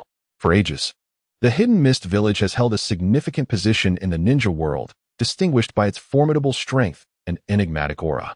Kagura Yagura sat at the head of the conference room in Hidden Mist Village, clutching a letter from Konoha. The eyes of the village's senior ninjas were fixated upon him, the letter having disrupted the calm facade of the Hidden Mist. The impending exchange conference with Konoha bore great significance, and I intend to lead Kisame, Zabuza, and several jonin on this journey. An elder with graying hair furrowed his brow and spoke. Lord Mizukage, what could Konoha's sudden decision to hold a ninja exchange conference signify? Will our journey not pose a risk? Although Kisame and Zabuza are capable, we must deliberate with caution regarding this undertaking. The elder's face was etched with concern. Scanning the crowd for supportive glances, Kagura Yagura gently waved his hand, responding, I understand your apprehensions, yet this exchange conference may present a rare opportunity for our village. Ever since the incident, we have remained obscured from the eyes of the world. Hence, it is time for Hidden Mist to re-emerge. As for Kisame and Zabuza, they are elite ninjas of our village, and I have faith in their strength and adaptability. He also trusted Itachi, not solely because of his past rescue, but due to Itachi's foresight. Itachi had sent him a letter urging him to bring Hidden Mist Elite to witness the future developments he had foretold about Konoha. At that moment, Kisame rose, his excitement palpable. Lord Mizukage is correct. We cannot remain stagnant. Engaging with other villages is essential to recognize our shortcomings. Zabuza and I will excel in our mission. His eyes sparkled with anticipation, yearning for external engagement. Ever since the Lord Mizukage's unfortunate encounter, the Hidden Mist had closed its borders, allowing only a narrow passage for the exchange of provisions. It had been far too long since he had ventured beyond. And deep within, he longed for the chance to meet the man who had altered his fate. Kagura Yagura nodded slightly, casting a glance at Kisame, revealing a hint of approval. You speak wisely. Our village has endured much, and it is time for change. Lord Mizukage, we have thrived in our seclusion these past years, enjoying a rare tranquility. Why should we plunge into this tumult? The elder remained steadfast, his face a mask of reluctance. Having distanced themselves from the conflicts of the ninja world, many villagers now preferred a tranquil existence, wishing to avoid the turbulent days of resource struggles and warfare. Elder, our stable life is largely due to Konoha's contributions. Have you considered from where our daily sustenance originates? It comes from the seafood we trade with Konoha. If any village harbors no ulterior motives towards us, it must be Konoha. Otherwise, they would not extend such unwavering support. Kagura Yagura continued. We must approach this visit with a spirit of learning and exchange, while also showcasing the strength and elegance of Hidden Mist. I have received word that Konoha aims to foster peace and promote mutual development among the villages. Kisame and Zabuza stood in unison, proclaiming, Rest assured, Lord Mizukage, we shall not disappoint Hidden Mist. Elder, what is your perspective? Kagura Yagura inquired of the opposing elder. Lord Mizukage, I have been short-sighted. I did not realize Konoha's profound benevolence towards our village and their genuine concern for us. I now support this expedition. The elder's face reflected guilt, his tone tinged with regret. In truth, one cannot entirely fault the elder for his cautiousness. In the harsh reality of the ninja world, villages often clashed over resources, leading to relentless conflicts and devastating wars. Who could have foreseen Konoha's remarkable transformation, exhibiting such a broad-heartedness? Subsequently, the assembly began to deliberate the specifics of their journey to Konoha, meticulously considering every detail from the gifts to be presented to the topics of exchange. After the meeting, Zabuza hurriedly made his way to where Haku was practicing diligently. Upon noticing Zabuza's approach, Haku ceased his training and respectfully greeted Lord Zabuza. Though Zabuza's face bore little expression, his eyes sparkled with excitement. Haku, I have significant news. Lord Mizuki's has decided that Kisame and I shall attend the exchange conference in Konoha. Haku blinked in surprise, a glimmer of joy crossing his face. Is it true, Lord Zabuza? You will have the opportunity to witness many powerful jutsu and formidable ninjas. Zabuza revealed a mysterious smile. Haku, there is more good news. You will accompany me to Konoha as well. Haku's eyes widened, filled with astonishment and disbelief. Really, Lord Zabuza? I can go too? Zabuza nodded solemnly. Indeed, Lord Mizuki believes this is an excellent opportunity for your growth. In Konoha, you will engage with your peers from other villages, showcasing the strength of Hidden Mist while also learning from their advantages. Haku's cheeks flushed with excitement as he vigorously nodded. I will not let Lord Mizuki or you down, Lord Zabuza. I will strive to communicate and absorb as much knowledge of jutsu as possible. Zabuza patted Haku's shoulder, offering encouragement. I believe in you, Haku. Your talent and dedication have not gone unnoticed. This exchange conference will be a valuable experience for you. When sparring with ninjas from other villages, maintain your composure and display your true capabilities. Haku took a deep breath, calming his excitement. I understand, Lord Zabuza. I will give my all to demonstrate the strength of the younger generation of Hidden Mist. Then, Zabuza began to share with Haku important considerations for engaging with ninjas from other villages, as well as how to best showcase his strengths. Haku listened intently, frequently posing questions, brimming with anticipation for the forthcoming exchange conference in Konoha. Meanwhile, the streets and alleys of the village buzzed with discussions regarding the impending journey. Villagers congregated, exchanging their thoughts. Some expressed deep concern, fearing potential dangers in light of the complex and perilous ninja world. Others, however, were filled with excitement, hoping this opportunity would allow Hidden Mist to shine again in the ninja realm, eager to witness the vast and splendid world beyond, especially after such a long period of isolation. Chapter 82. The past of Kirigakure. At that time, Kirigakure was on the brink of being engulfed by the ominous blood mist. Internal conflicts were rampant, while external threats from other ninja villages loomed ominously. A confrontation between the Kagaya clan and Kirigakure was imminent, casting a pall of tension and fear over the entire village. The villagers lived in constant dread, uncertain of when disaster would strike. As Itachi stealthily infiltrated the Mizuki's office, he discovered the corridor walls smeared with congealed blood, and several corpses of Umbu ninjas hung grotesquely from the rafters, their necks glimmering with the chilling light of ice release, a hallmark of the Kagaya clan's combat style. Mizuki, the head of the Kagaya clan, requests an audience. Came the voice of the guard from outside. Itachi quickly melded into the shadows. Through the crack of the door, he observed Kagaya Yagura seated behind an office desk reminiscent of the Hokage's, his eyes swirling with an eerie crimson light. The fluctuations of the Sharingan's Genjutsu rippled like waves. Let them in, Kagaya Yagura's voice, tinged with an uncharacteristic rasp, commanded as his fingers unconsciously caressed the chakra controller at his waist. Itachi's Sharingan spun rapidly, and through the power of his potent eyes, he glimpsed the truth hidden in the darkness. Uchiha Obito had inserted chakra threads into Yagura's brain, manipulating him like a puppet. This is your final ultimatum. The head of the Kagaya clan flicked his sleeves. I see shards coalescing in his palms as he retracted the order for the cleansing of the bloodline limit. Before he could finish, Kagaya Yagura suddenly erupted, the tail fins of the three tails bursting forth from his back, as water arrows composed of chakra surged towards the clan leader's heart. In that critical moment, Uchiha Itachi appeared. Beneath the sanguine moonlight of the mental realm, Itachi materialized Obito's chakra threads into chains and severed them with the Tatsuka blade, the sound of metal snapping echoing sharply. Kagaya Yagura's consciousness curled in the corner, the chakra of the three tails inundating his form like a relentless tide. Did you see? Itachi whispered, his voice resonating clearly yet ethereally in Yagura's mind. Simultaneously, Itachi cast a genjutsu, projecting the harrowing images of slaughtered Kagaya children into this mental space. Innocent lives lay in pools of blood, a scene that shattered the heart. If this continued, Kirigakure would be transformed into a living hell. Kagaya Yagura's pupils dilated in horror. Why? Why are you helping me? Perhaps to alter the tragedy, Itachi replied softly. After the Nine Tails incident, as Konoha was in the throes of reconstruction, Itachi had approached Minato to inform him of his need to embark on a journey during the school's ongoing development, intending to seize this opportunity to undertake significant matters. In reality, Itachi beheld the tragedy of Kirigakure.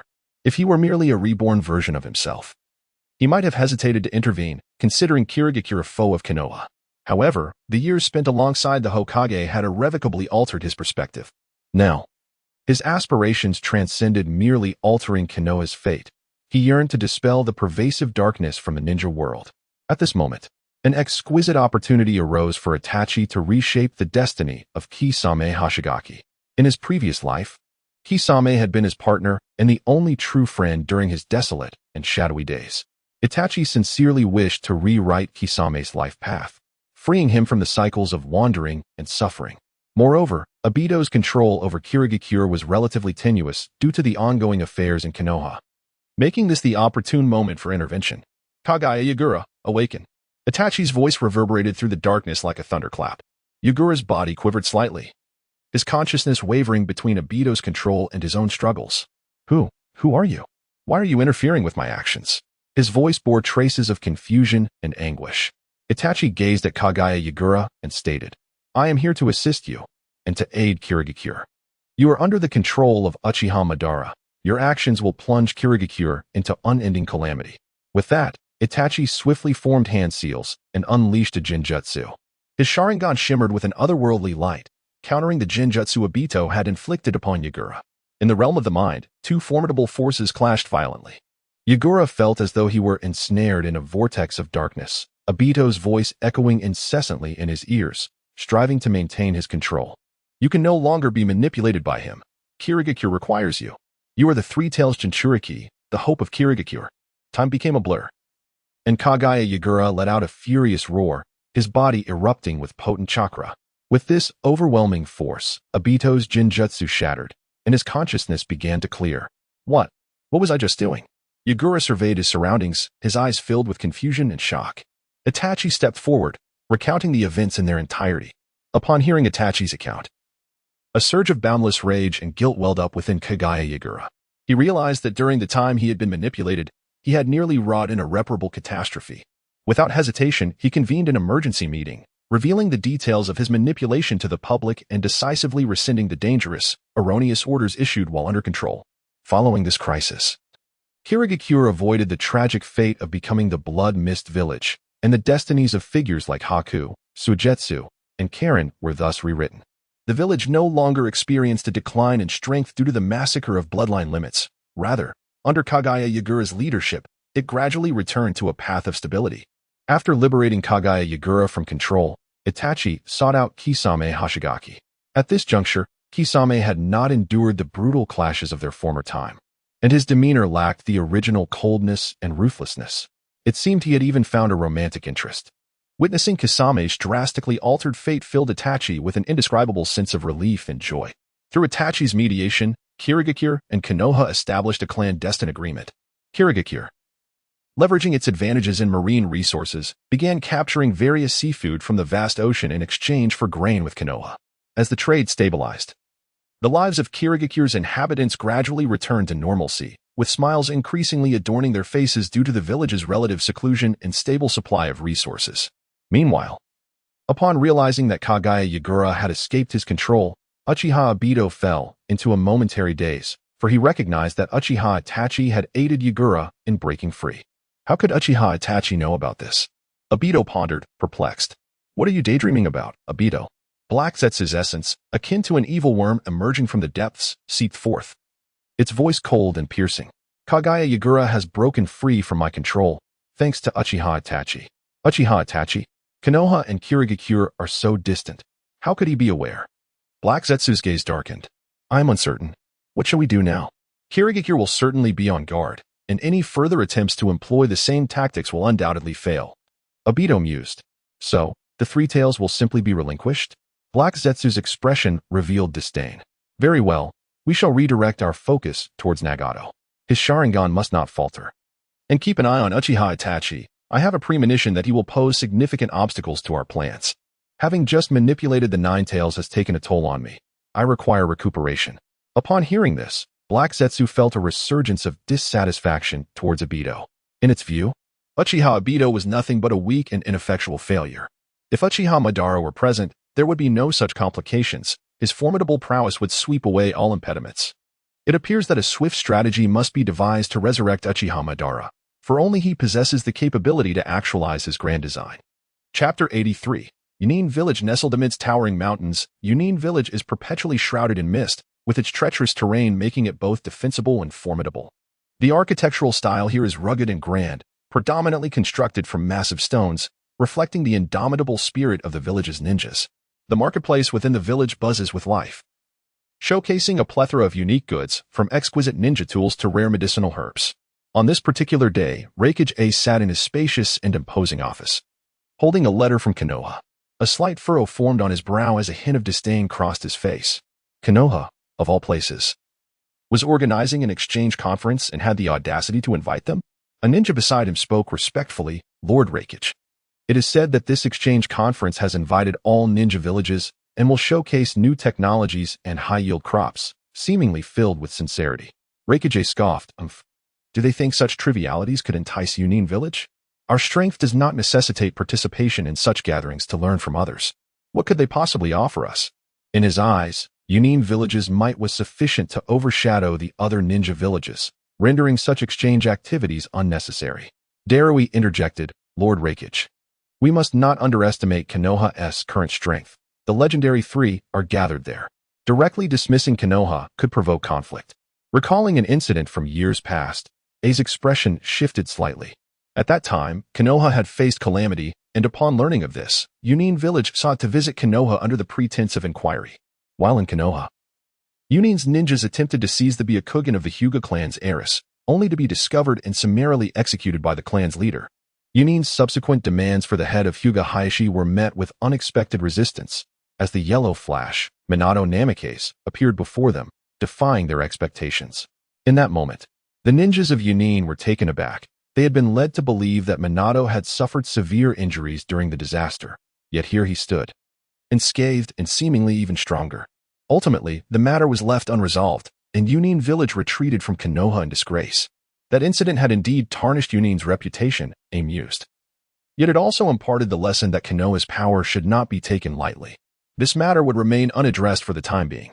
Days turned into weeks, and Yunin Village continued to operate at its own pace.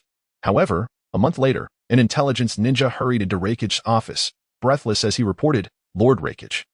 Other villages are fervently preparing for the exchange conference at Konoha. It appears they regard this event with great importance. Upon hearing this news, Reikage felt a stir of concern.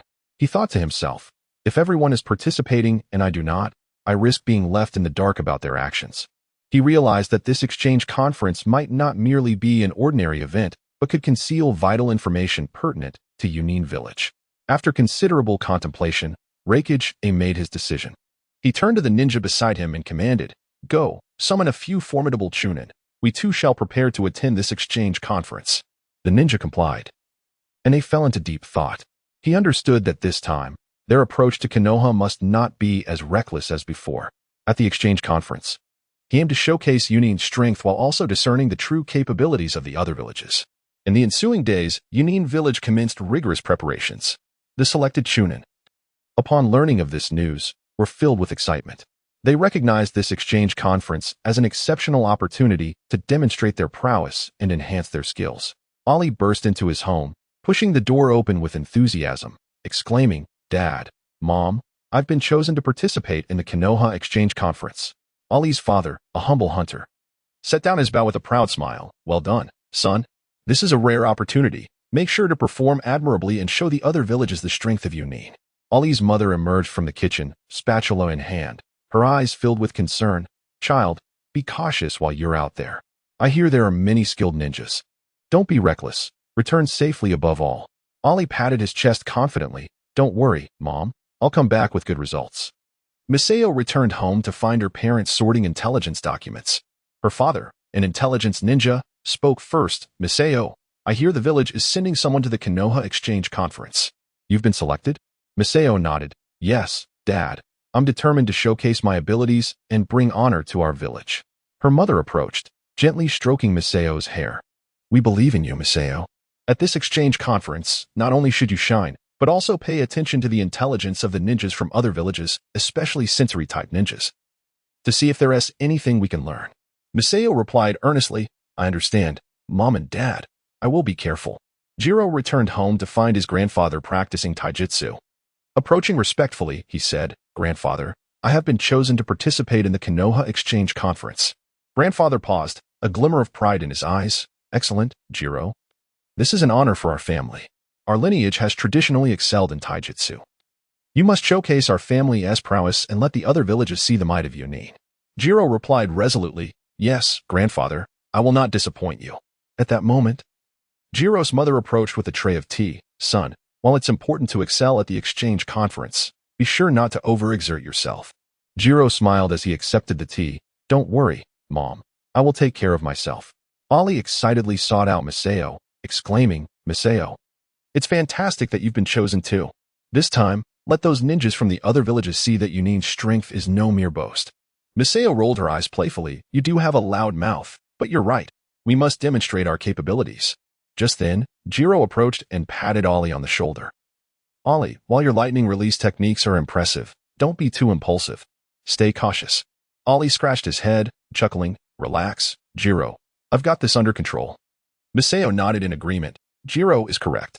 I've heard Konoha has grown considerably strong, yet our intelligence on them remains scant, particularly regarding the Uchiha clan and their Sharingan, which may pose the greatest challenge for us. Chapter 84. Selection. Hey, Sasuke, have you heard? Next month, we will participate in the exchange conference. I've heard there will be competitions against other villages. I'm so excited. I wonder what the outsiders look like and how strong they are. Naruto rushed to Sasuke's desk, his voice igniting the entire classroom. The previously quiet class erupted into a frenzy. Inuzuka Kiba sprang from his seat, rushing over to Naruto and eagerly gripping his shoulders, with Akamaru bouncing excitedly on the desk, shouting, Naruto, how did you find out? Why didn't we get the news? Can I participate? Naruto, with a proud tilt of his head, exclaimed confidently, I heard that only the top 5 performers in this semester's practical exams can participate. Kiba scoffed, crossing his arms defiantly. Isn't the exam next week? How can you be so sure you'll make it? Naruto thumped his chest with a loud thud. Raising his chin arrogantly, I'm going to be Hokage. Do you really doubt my strength? A chorus of boos and laughter erupted from the class at Naruto's boast. Meanwhile, Hinata, who had been quietly sitting in her seat, felt her cheeks flush slightly. With her hands nervously clutching her clothing, she softly yet firmly said, Naruto, you can definitely do it. Sasuke, seated nearby, merely cast a fleeting glance at Naruto without voicing a word, but internally resolved, I must participate. Amidst the heated discussions, their teacher, Aoi Konoha, entered the classroom in a vibrant outfit. Once just a common ninja, she had struggled to make ends meet with low-level tasks. However, after Itachi revived the school and established programs to educate the villagers, she seized the opportunity to study diligently and eventually became a teacher at Konoha Middle School. She cherished her position immensely, now living a stable and happy life, blessed with a particularly adorable child. With a warm smile, Aoi surveyed the bustling classroom and gently clapped her hands to signal for silence. It appears everyone is aware that students will be selected from the ninja class to participate in the ninja competition. This is a rare opportunity to test your abilities and engage with children from outside. Everyone must strive hard. Time flew by, and soon a week had passed. On the playground of Konoha Middle School, the atmosphere was tense yet vibrant. A spacious area had been cleared, with marked boundaries designating different zones. Students were eagerly preparing, their eyes gleaming with fervent determination.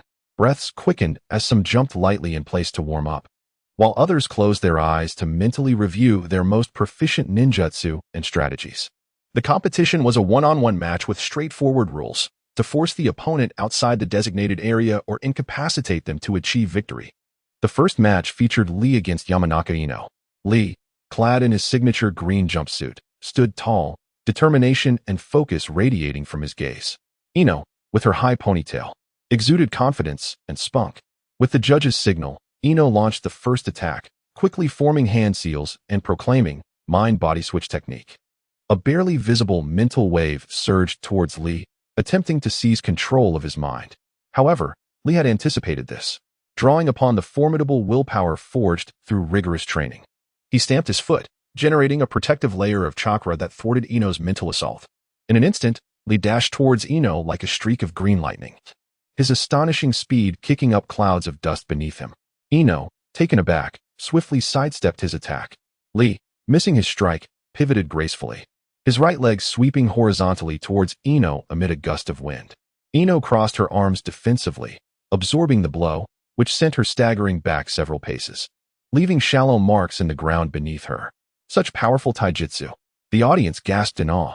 Lee pressed on relentlessly, his attacks raining down like a tempest, leaving Ino scrambling to defend herself without a chance to counter.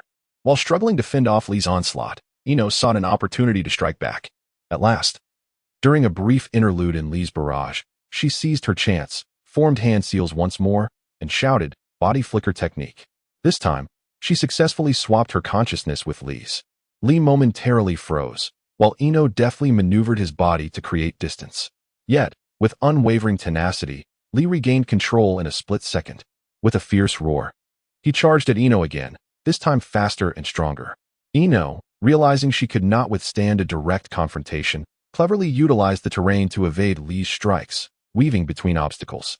Ultimately, during a fierce exchange, Lee capitalized on an opening, delivering a powerful kick that sent Ino flying out of the designated area, securing his victory in the match. This is youth. I won. The next match featured Sasuke against Choji. Sasuke stood calmly in the center of the arena, while Choji munched on chips, a good-natured smile on his face, albeit with tightly clenched fists revealing his inner tension and anticipation.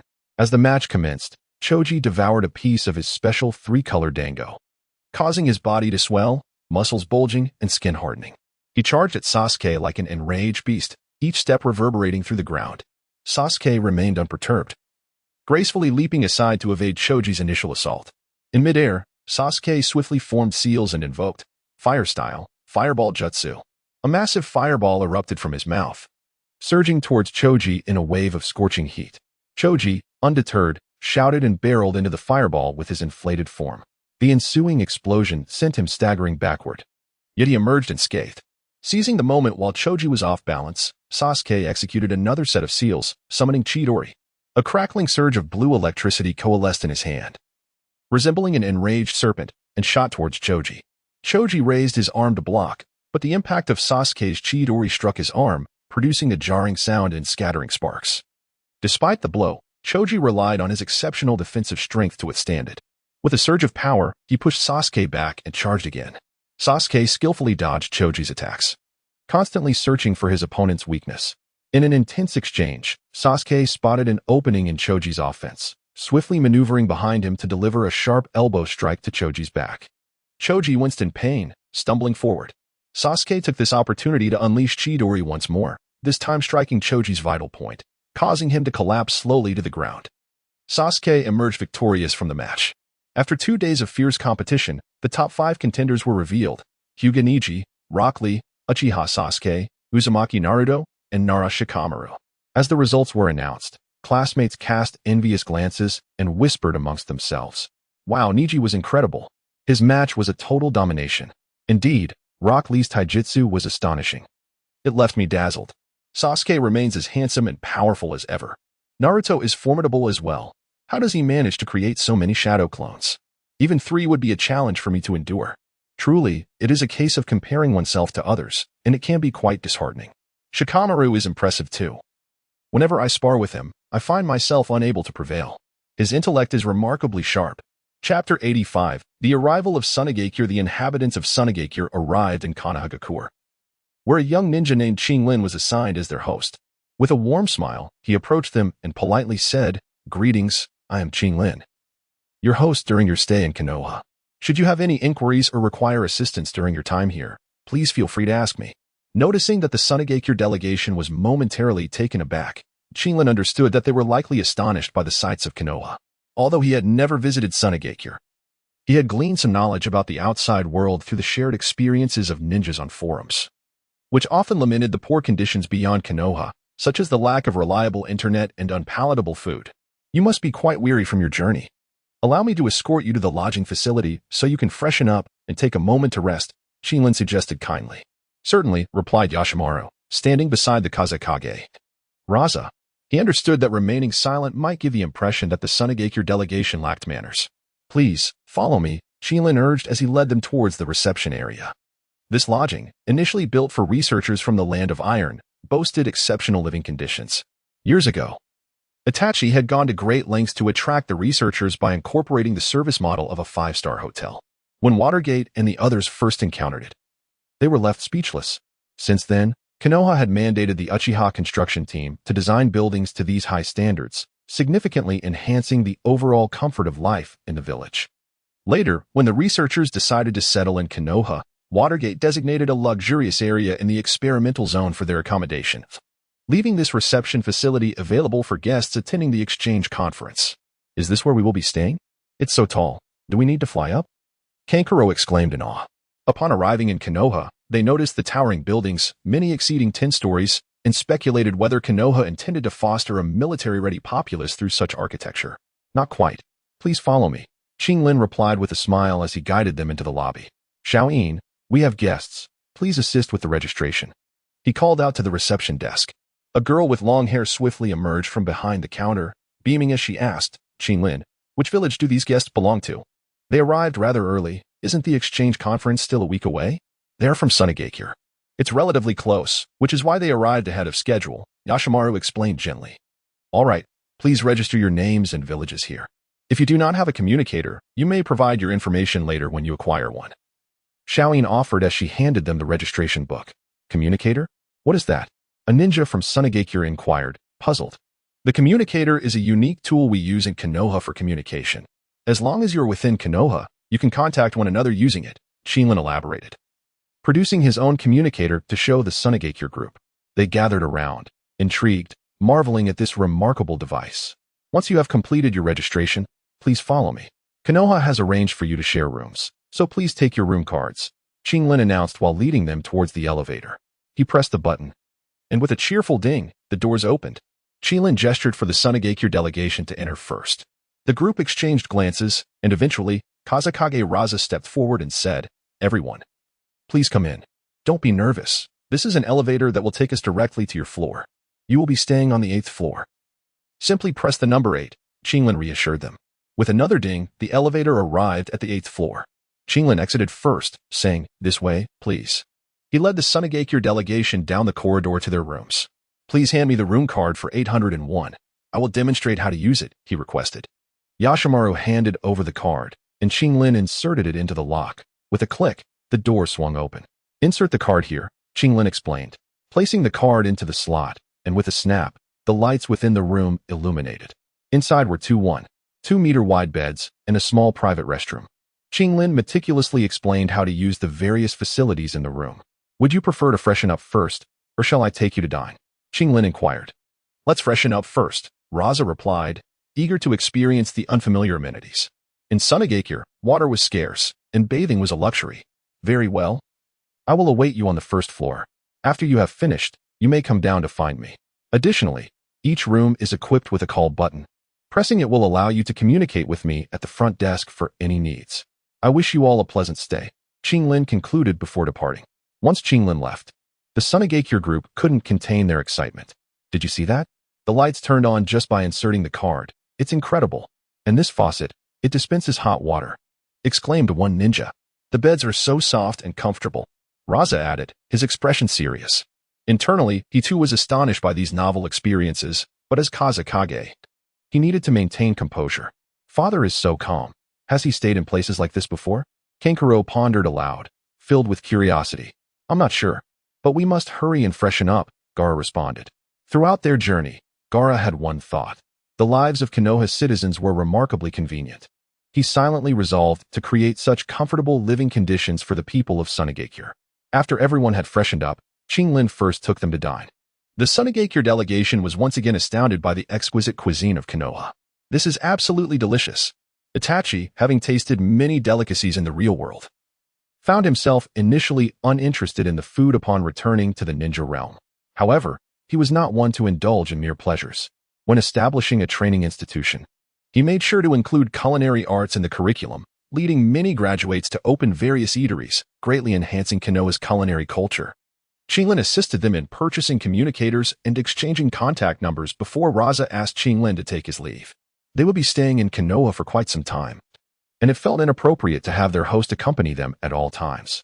Temari, captivated by the myriad of street snacks, bounced excitedly, pulling Kankuro and Gaara along as she exclaimed, Wow, there are so many intriguing items, and it smells amazing. I want to try everything. Especially that one called hand grab pancake, and look at that. It looks delicious too. The rest of the Sunagakure delegation stood in awe, taken aback by the towering buildings, diverse goods, vibrant life, and various recreational facilities that stood in stark contrast to their arid, harsh village in the desert. Chapter 86. A gathering of many. As the date of the exchange conference draws near, various ninja villages, akin to the Sand Village, arrive in Konoha one after another. Each delegation is met with awe at Konoha's novel attractions, their astonishment palpable. Without exception, they express great appreciation for the amenities provided at the reception center. Today, the contingent from the Cloud Village arrives with great fanfare, led by the formidable Itachi. His imposing stature and remarkable presence are complemented by the composed and capable Darui, along with the incessantly chattering Omoi, trailed by a throng of Cloud ninjas. The welcoming committee is headed by Kiyomizu, an ordinary Konoha citizen with scarcely any chakra. Yet, through sheer determination, he successfully passed the selection exam to become one of the reception staff for this highly anticipated exchange. Kiyomizu is filled with hope to contribute to his village during this event, a sentiment echoed by many ordinary citizens of Konoha. In unity, they strive to create a warm and hospitable atmosphere, eager to showcase the beauty of Konoha to their visitors. Over the past decade of flourishing development, the citizens of Konoha have shed their previous trepidation towards ninjas. While they understand that the outside world is not as tranquil as Konoha, this realization only deepens their appreciation for their home. Through shared experiences on forums, they speculate that this exchange conference may serve as a pivotal opportunity for fostering peace within the ninja world. Perhaps, in the near future, they might venture beyond alongside the ninjas of Konoha. Greetings, I am Kiyomizu, responsible for your reception, he says, a warm smile adorning his face. Is there no one else in Konoha? They sent you to welcome us? If something goes awry, can you handle it? Omoi bombards him with questions upon arrival. Since stepping into Konoha, his curiosity about everything here has been insatiable. The stark contrast between Konoha and the Cloud Village fuels his intrigue. Rest assured, we have an advanced network of surveillance systems in place, with highly trained guards patrolling throughout the village. No matter the situation, we are well prepared, Kiyomizu explains with poise. Previously, a few individuals with ill intentions attempted to infiltrate Konoha under the guise of the exchange conference to gather intelligence, blatantly disregarding Konoha's regulations. They were swiftly apprehended by the Konoha Guard and are now awaiting their punishment in prison until the conference concludes. Right this way. Kiyomizu gestures for the Cloud delegation to follow him as he leads them to the reception center for registration before heading upstairs. During their ascent, they encounter Suigetsu and Mangetsu from the Mist Village in the elevator. You are from the Mist Village, aren't you? Itachi inquires, noticing their forehead protectors. Indeed, you must be from the Cloud Village. Why did you arrive so late? You could have come earlier and enjoyed all the fun Konoha has to offer. Suigetsu exclaims boisterously, dragging his brother Mangetsu out of the elevator before they can respond. The Mist Village seems to have come alive as well. One wonders what has transpired there. As the village has been in seclusion, ceasing to undertake missions, it piques Omoi's curiosity about how they sustain themselves. Itachi ponders, recalling that the Mist Village had suddenly closed its doors after Konoha faced a significant disaster. Since then, Cloud's intelligence operatives have been unable to establish contact, and the entrance to Mist Village has been securely locked. Could there be a connection to Konoha? The demeanor of those two young ninjas suggests their lives in the Mist Village are quite satisfactory. It appears that this exchange conference will yield substantial intelligence. Brother, let us go to that roasted goose restaurant. Their roasted goose is simply divine. Suigetsu exclaims, his face alight with anticipation. Sure, Mangetsu replies with a smile. During their stay in Konoha, the brothers have savored nearly every delicacy the village has to offer, each dish more delicious than the last. They are acutely aware that upon returning to the Mist Village, such culinary delights will be hard to come by, which is why they indulge in multiple meals daily, spending a considerable amount of time relishing the local cuisine. Brother, Uchiha Itachi is truly remarkable. I hear many of Konoha's reforms are tied to him. I'm quite eager to visit the school he established to see what they teach. The brothers excitedly share their delightful experiences in Konoha. After completing their check-in, the Cloud villagers, having listened attentively to Kiyomizu's thorough explanations, express their desire to explore Konoha independently, assuring him that they can maintain communication via their devices. To facilitate their guests, the reception center has introduced a service for purchasing communication devices, ensuring that visitors can acquire them as soon as they arrive, which has also proven to be an effective revenue-generating measure for the center. Konoha, in turn, adopts a notably gentle approach toward the invited ninja villages. The training provided to the reception staff emphasizes that their role is to guide, and if guests wish to explore on their own, it should be respected, as the purpose of having reception staff is not to supervise. Thus, when the Cloud delegation makes their request, Kayamiza readily agrees and subsequently departs. Meanwhile, the Cloud ninjas appear to be enjoying their time in Konoha, all the while harboring intentions of gathering intelligence. As they delve deeper into their explorations, they find themselves enchanted by Konoha's myriad wonders and delectable cuisine. Even the usually serious Reikage A finds himself captivated. He muses that it would be wonderful if his brother Aoi were here to experience these delights as well.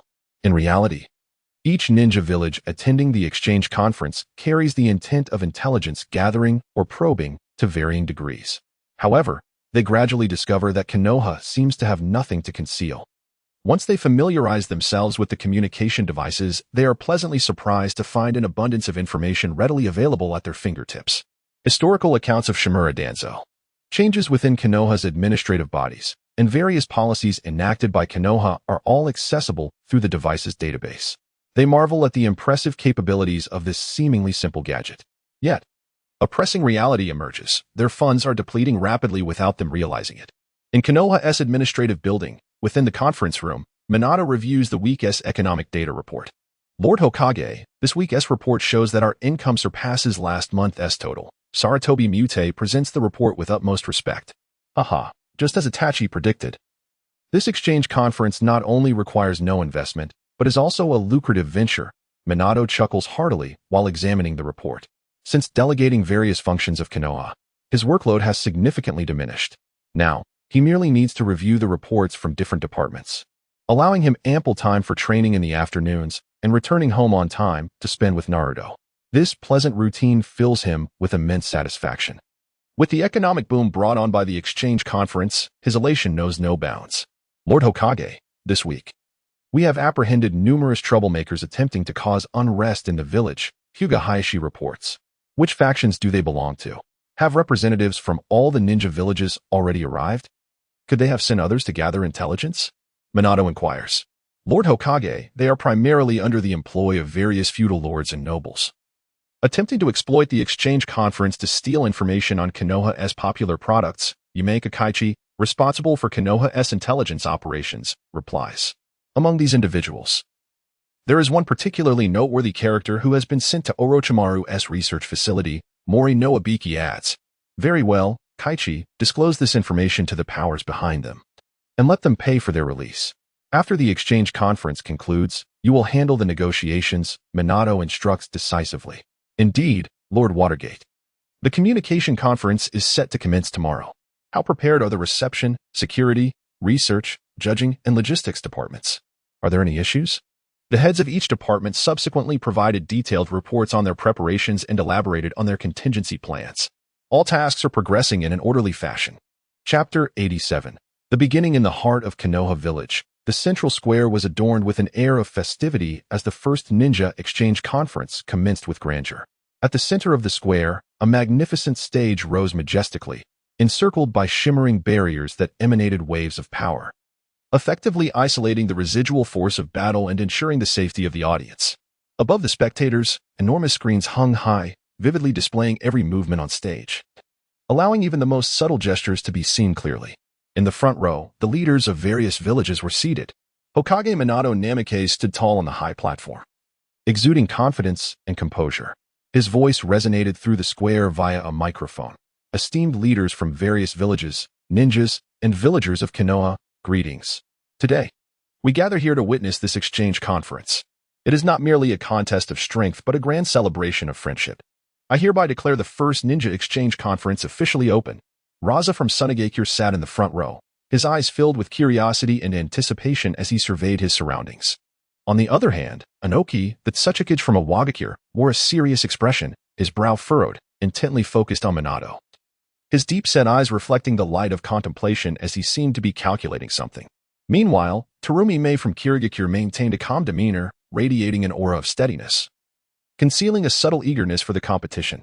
In stark contrast, the Reikage from Kumogakure wore a look of disdain, a slight smirk gracing his lips, hinting at arrogance. The leaders of the smaller villages appeared somewhat anxious, their hands instinctively clenching, their eyes revealing worry. Although Konoha had assured that the exchange conference would not jeopardize lives and that their advanced medical facilities would guarantee everyone's safety, apprehension lingered. Had it not been for the promise of substantial participation rewards, they might not have attended. Fully aware that their Chunin were vastly inferior in both ability and heritage compared to the 5 great shinobi villages, understanding that they were merely there to fill the numbers. The competition rules had already been announced. The participating Chunin from each village would draw lots to determine their opponents, with a maximum of 5 participants per village. During the matches, should a contestant lose their combat capability or voluntarily concede, the battle would conclude immediately, and any form of deliberate killing was strictly prohibited. These regulations were established to ensure fairness, justice, and safety, allowing ninjas to showcase their prowess without reservations while avoiding unnecessary casualties. As the first match was announced, the results flashed across the large screen. Shirho from Iwagakure versus Mizuno Kunibai from Kirigakure. Shirho, a robust and imposing figure, strode confidently onto the stage, each step resonating with power. His gaze was filled with arrogance as he cast a sidelong glance at the slender Mizuno Kunibai, seemingly dismissive of his opponent. Bai, dressed in white, exuded a tranquil composure as he ascended the stage gracefully, his movements light and steady, akin to a gentle breeze. The audience erupted in a flurry of discussion. Could this delicate figure from Kirigakure possibly contend with the formidable brute from Iwagakure? It seemed unlikely. Did you not pay attention during your studies? Ninja abilities are diverse and not merely dictated by physique. Surely, you are not a product of the 9 years of compulsory education. What do you mean? While I may lack talent in ninjutsu, I excel in other subjects. Oh, then who do you believe will win? I think Iwagakure will prevail. Earth can obstruct water, that is common knowledge. A seemingly scholarly individual earnestly analyzed, prompting nods of agreement from the crowd, who suddenly appeared enlightened. Voices of support for both Iwagakure and Kirigakure surged through the audience, culminating in a cacophony of debate. As the match commenced, neither Shirho nor Bai exchanged superfluous words. Tension thickened in the air. Shirho initiated the attack, swiftly forming hand seals with lightning speed, proclaiming, Doton, Keikan no Jutsu. Instantly, his body became enveloped in a layer of impenetrable rock-like skin, rendering him nearly invincible. He charged toward Bai with immense force, each step causing the ground to tremble and dust to billow, as though intent on crushing Bai underfoot. Bai's expression sharpened, a glint of determination flashing in his eyes as he swiftly retreated, simultaneously forming hand seals before exclaiming, Suiton, Surin no Jutsu. A colossal water dragon surged forth from his hands, roaring ferociously as it lunged at Shirho, disturbing the air with a resonant hum. In response, Shirho rapidly formed more hand seals, declaring, Doton, Dorya-hiki. A robust earthen wall erupted from the ground, steadfastly blocking the water dragon's advance. The water dragon collided with the wall, producing a thunderous roar and splintering the surface, sending droplets flying and transforming into a mist. The audience erupted in exclamations. The Reikage, displayed visible displeasure at Konoha's dramatic reactions. Seizing the opportunity amidst the rising mist, Shirho charged like a raging bull toward Bai, raising his massive fist high, accompanied by a gust of wind, ready to deliver a devastating blow. A flicker of surprise crossed Bai's face, but he quickly regained his composure, nimbly dodging to the side while swiftly forming hand seals, declaring, Hayaton, Hayakan no Jutsu. Instantly, countless sharp ice crystals shot forth from his hands like a volley of silver arrows, aimed directly at Shirho. Shirho, refusing to underestimate his opponent, formed seals and shouted, Doton, Doryuden no Jutsu. A torrent of earth erupted from his hands, surging forth like a roaring mudslide, shattering the incoming ice crystals with a delightful chime. The two engaged in a breathtaking battle on stage, Shirho, utilizing Doton, Keikan no Jutsu and his considerable strength, unleashed a fierce offensive, while Bai, with his adept use of Suiton and Hayutan, displayed agility and finesse, evading Shirho's assaults while seeking opportunities to counterattack. The audience watched with rapt attention, hardly daring to blink, fervently cheering for both competitors, their voices blending into a deafening roar. After a series of intense exchanges, Bai finally discerned a slight opening in Shirho's defense.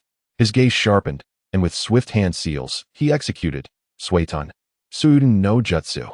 A more robust water dragon surged forth, menacingly barreling toward Shirho. Seeing this, Shirho hastily formed seals, shouting, Doton, Dorya-hiki. However, this time, As the water dragon neared the earthen wall, it unexpectedly veered.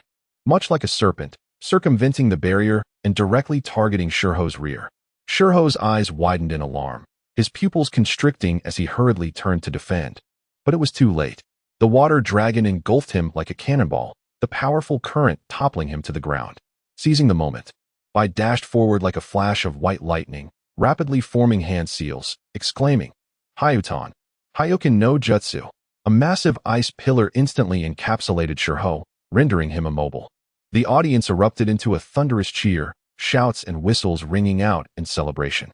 The announcer hastily ascended the stage, excitedly proclaiming, "This match goes to Bai."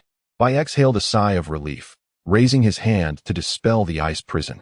In the subsequent 5 matches, the ninjas from the smaller villages showcased their unique jutsu and combat skills on stage.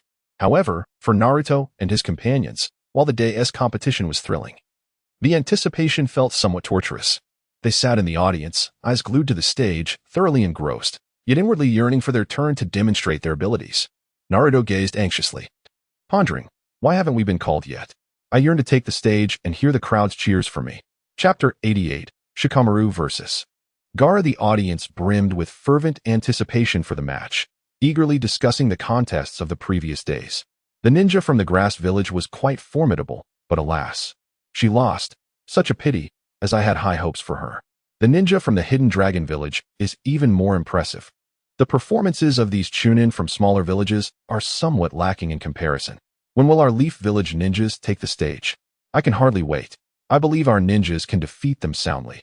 I'm especially looking forward to Naruto's appearance. As the competition commenced, a grand screen illuminated the results of the draw. When the names Nara Shikamaru of the Leaf Village and Gaara of the Sand Village flashed prominently, the crowd erupted into a cacophony of deafening cheers. Go Shikamaru! Teach him a lesson. Shikamaru! Shikamaru! The chants echoed relentlessly. Shikamaru rose leisurely, his expression seemingly nonchalant. Yet, those who knew him well understood that his mind was racing, rapidly devising strategies to counter his opponent. Gaara, calm as still waters, radiated confidence as he stepped onto the stage with unwavering poise. As the match began, Shikamaru sprang into action decisively. He had not anticipated confronting such a formidable opponent. He had hoped for a more manageable challenge, but now he found himself up against a seemingly insurmountable obstacle. Internally, he lamented his dismal luck. He was acutely aware of Gaara's prowess, particularly as the Jinchuriki of Shikaku, wielding incredible sand manipulation abilities, a fact that had been emphasized by their instructors. Determined to seize the initiative, he swiftly formed hand seals, uttering the words, Shadow Imitation Jutsu. A shadow darted forth like a bolt of black lightning, racing towards Gaara in an attempt to immobilize him. Unfazed, Gaara remained composed, his eyes glinting with a cold determination. He lifted his hand, and in an instant, the surrounding sand began to swirl, coalescing into an impenetrable wall that easily thwarted Shikamaru's shadow attack. Is that all you've got? Gaara remarked flatly, his tone tinged with disdain.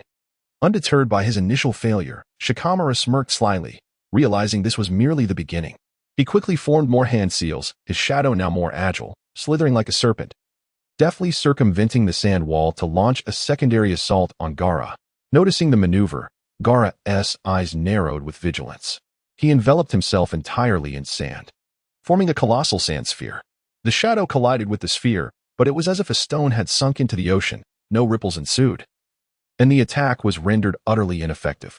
Impressive defense, indeed, for a Jinchuriki from the Sand Village, Shikamaru mused inwardly. His mind raced like a finely tuned machine, contemplating various tactics in search of a weakness in Gaara's formidable defenses. Gaara, too, remained vigilant.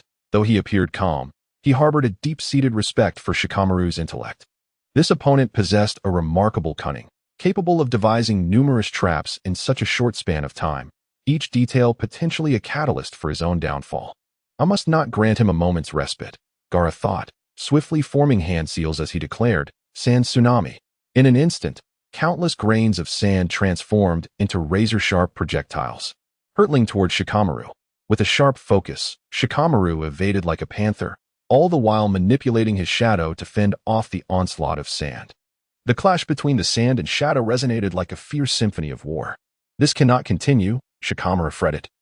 acutely aware of his dwindling stamina while Gaara appeared to possess an inexhaustible reserve of energy, desperately scanning his surroundings for any advantageous elements. Shikamaru's gaze fell upon scattered stones at the edge of the stage, and a brilliant idea sparked in his mind. He dashed towards the stones, swiftly collecting them, and with the power of his shadow, he propelled them like cannonballs toward Gaara. Gaara, with a dismissive huff, commanded the sand to deflect the projectiles. However, in that critical moment, Shikamaru altered the direction of his shadow attack.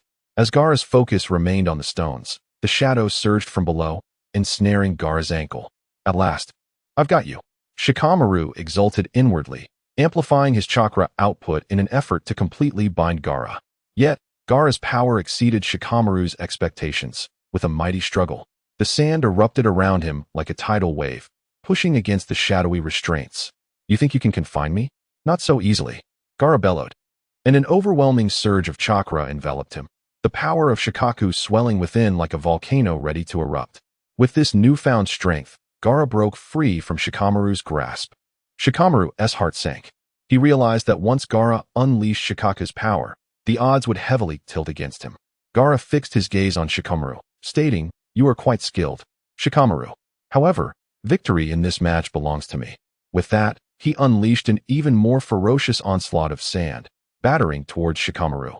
Gritting his teeth, Shikamaru summoned every ounce of strength to resist, but his stamina had reached its limit. Ultimately, he succumbed to Gaara's overwhelming assault. The announcer's triumphant voice echoed throughout the square. Gaara emerges victorious. Oh no, Leaf Village's debut ends in defeat. Who exactly is this Gaara? A stunned Leaf villager exclaimed, hastily accessing the forum on their communicator.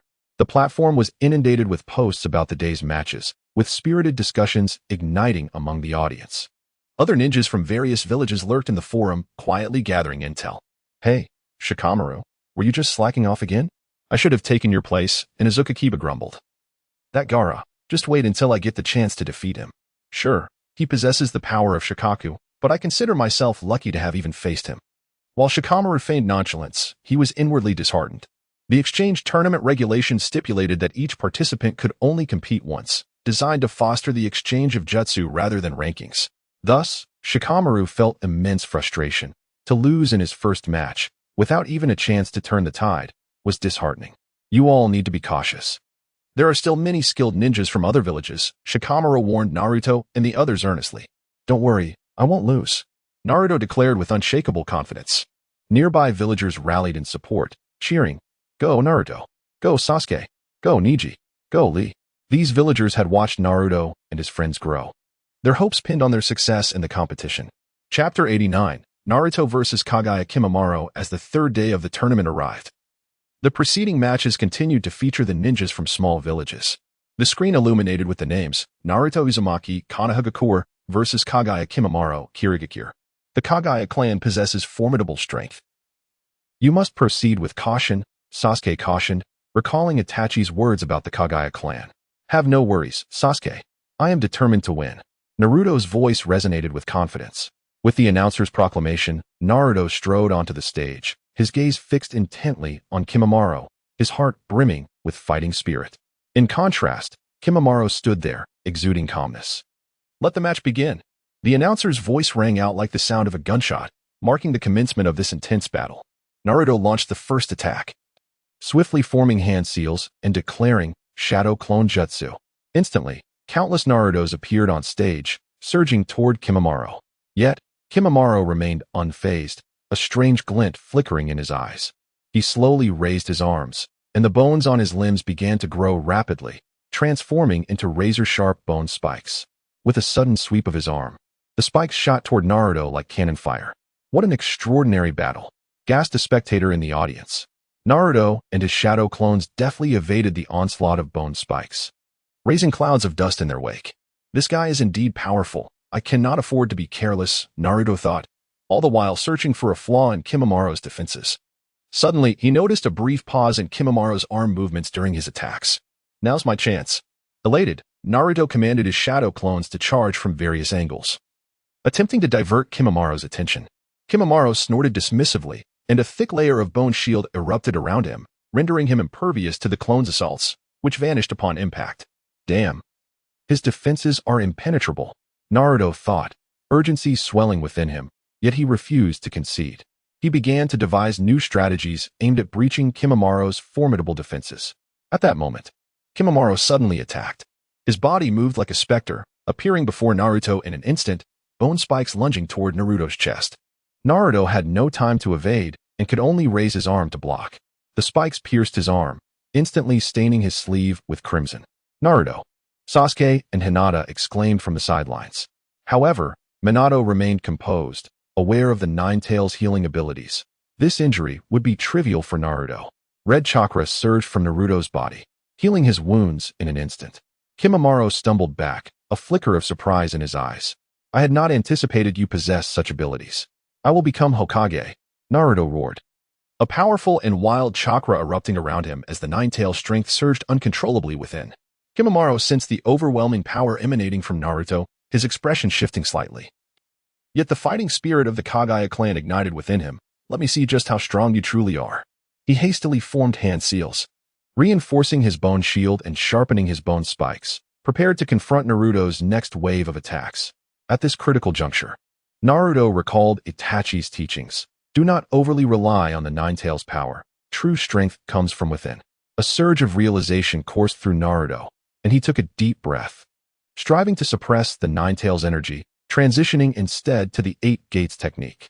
In an instant, a different and formidable aura enveloped Naruto as he opened the first gate, the Gate of Life, releasing a torrent of chakra.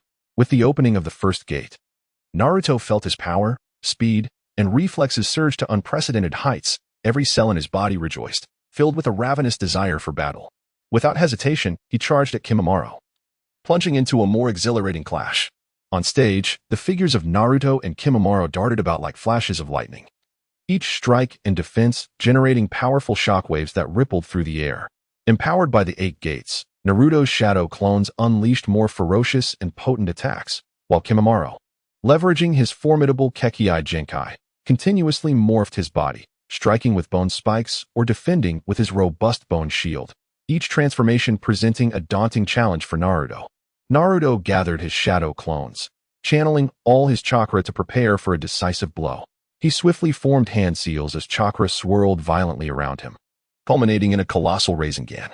The Rasengan spun at high velocity, emitting a resonant hum, as if harboring the power to obliterate everything in its path. Kimamaro sensed the terrifying force of Naruto's attack and did not dare to underestimate it. He maximized his Kekkei Genkai, surrounding himself with an even thicker bone shield while his bone spikes became more acute, densely arranged like a forest of steel. Yield! Naruto shouted, thrusting the Rasengan towards Kimamaro. The attack surged forth like a comet trailing a long tail. Kimamaro countered, unleashing a volley of bone spikes like a rain of arrows directed at the Rasengan. As the Rasengan collided with the bone spikes, an earth-shattering roar echoed through the arena. The immense force radiated outward from the point of impact, creating a powerful shockwave that lifted dust and debris into the air. The entire stage trembled under the force of the clash, leaving the audience in awe. Many spectators pondered, is this truly a Chunin battle? Raikage gazed in astonishment at Minato and Kurama, seemingly questioning if they were certain this was a Chunin match. Kurama, equally astonished by Kimamaro's prowess, recognized the strength of the Kagaya clan's Kekkei Genkai, but was surprised that Kimamaro had attained such power at such a young age. It appeared that Kirigakure had produced yet another prodigy. As the smoke gradually cleared, Naruto stood panting heavily, drenched in sweat, visibly fatigued. Meanwhile, Kimamaro knelt on one knee, his body marred with wounds, the remnants of his shattered bone shield strewn about him. This match concluded with Naruto's victory. The announcer's excited voice rang out across the square, shattering the brief silence. The audience, momentarily stunned, erupted into thunderous cheers and applause, the entire arena engulfed in a fervent celebration. Naruto. Chapter 90. The Eight Gates of Duinjia. A radiant smile blossomed on Naruto's face as he approached Kimamaro with a light step. He extended his hand and sincerely declared, "You are formidable, Kimamaro. This battle has enriched me greatly. I have learned so much." Kimamaro raised his gaze, meeting Naruto's eyes with admiration. "You have won, Naruto. I look forward to our next encounter." With that, he firmly grasped Naruto's hand, and in that moment, a unique bond seemed to form between the two adversaries. A mutual recognition of each other's strength, Upon returning to the Konoha contestants' resting area, Rock Lee rushed over, his expression one of astonishment, his eyes wide as saucers. Naruto, you have actually learned to open the 8 gates. That is incredible. Naruto scratched the back of his head, chuckling, hee. Brother Itachi said that taijutsu is vital for the future, so I dedicated a shadow clone to study it specifically. I practiced diligently for quite some time before I could barely open the 3rd gate. Standing nearby, Sasuke chimed in, I have been training in the gravity chamber, hoping to soon grasp the threshold of the 8 gates. Niji, calm and composed, added, I can also open the 8 gates now, though I can only reach the 4th gate. Upon hearing their words, anxiety stirred within Lee. He had always kept pace with his peers through relentless dedication and hard work in taijutsu. Yet now, with everyone advancing in both ninjutsu and taijutsu, he feared he would soon be left behind. Lee's concerns were not unfounded. Itachi believed that while ninjutsu was powerful, it often faced limitations against the Otsutsuki clan. Thus, he placed great emphasis on cultivating physical prowess among his students. Collaborating with researchers, he developed the gravity chamber, a wondrous space where ninjas could adjust gravity according to their needs, creating optimal conditions for taijutsu training. To prepare for the looming threat of the Otsutsuki clan, Itachi meticulously devised various strategies. Aware of the immense physical toll the 8 gates imposes, he tasked Orochimaru with researching relevant potions to mitigate the damage caused during training and usage.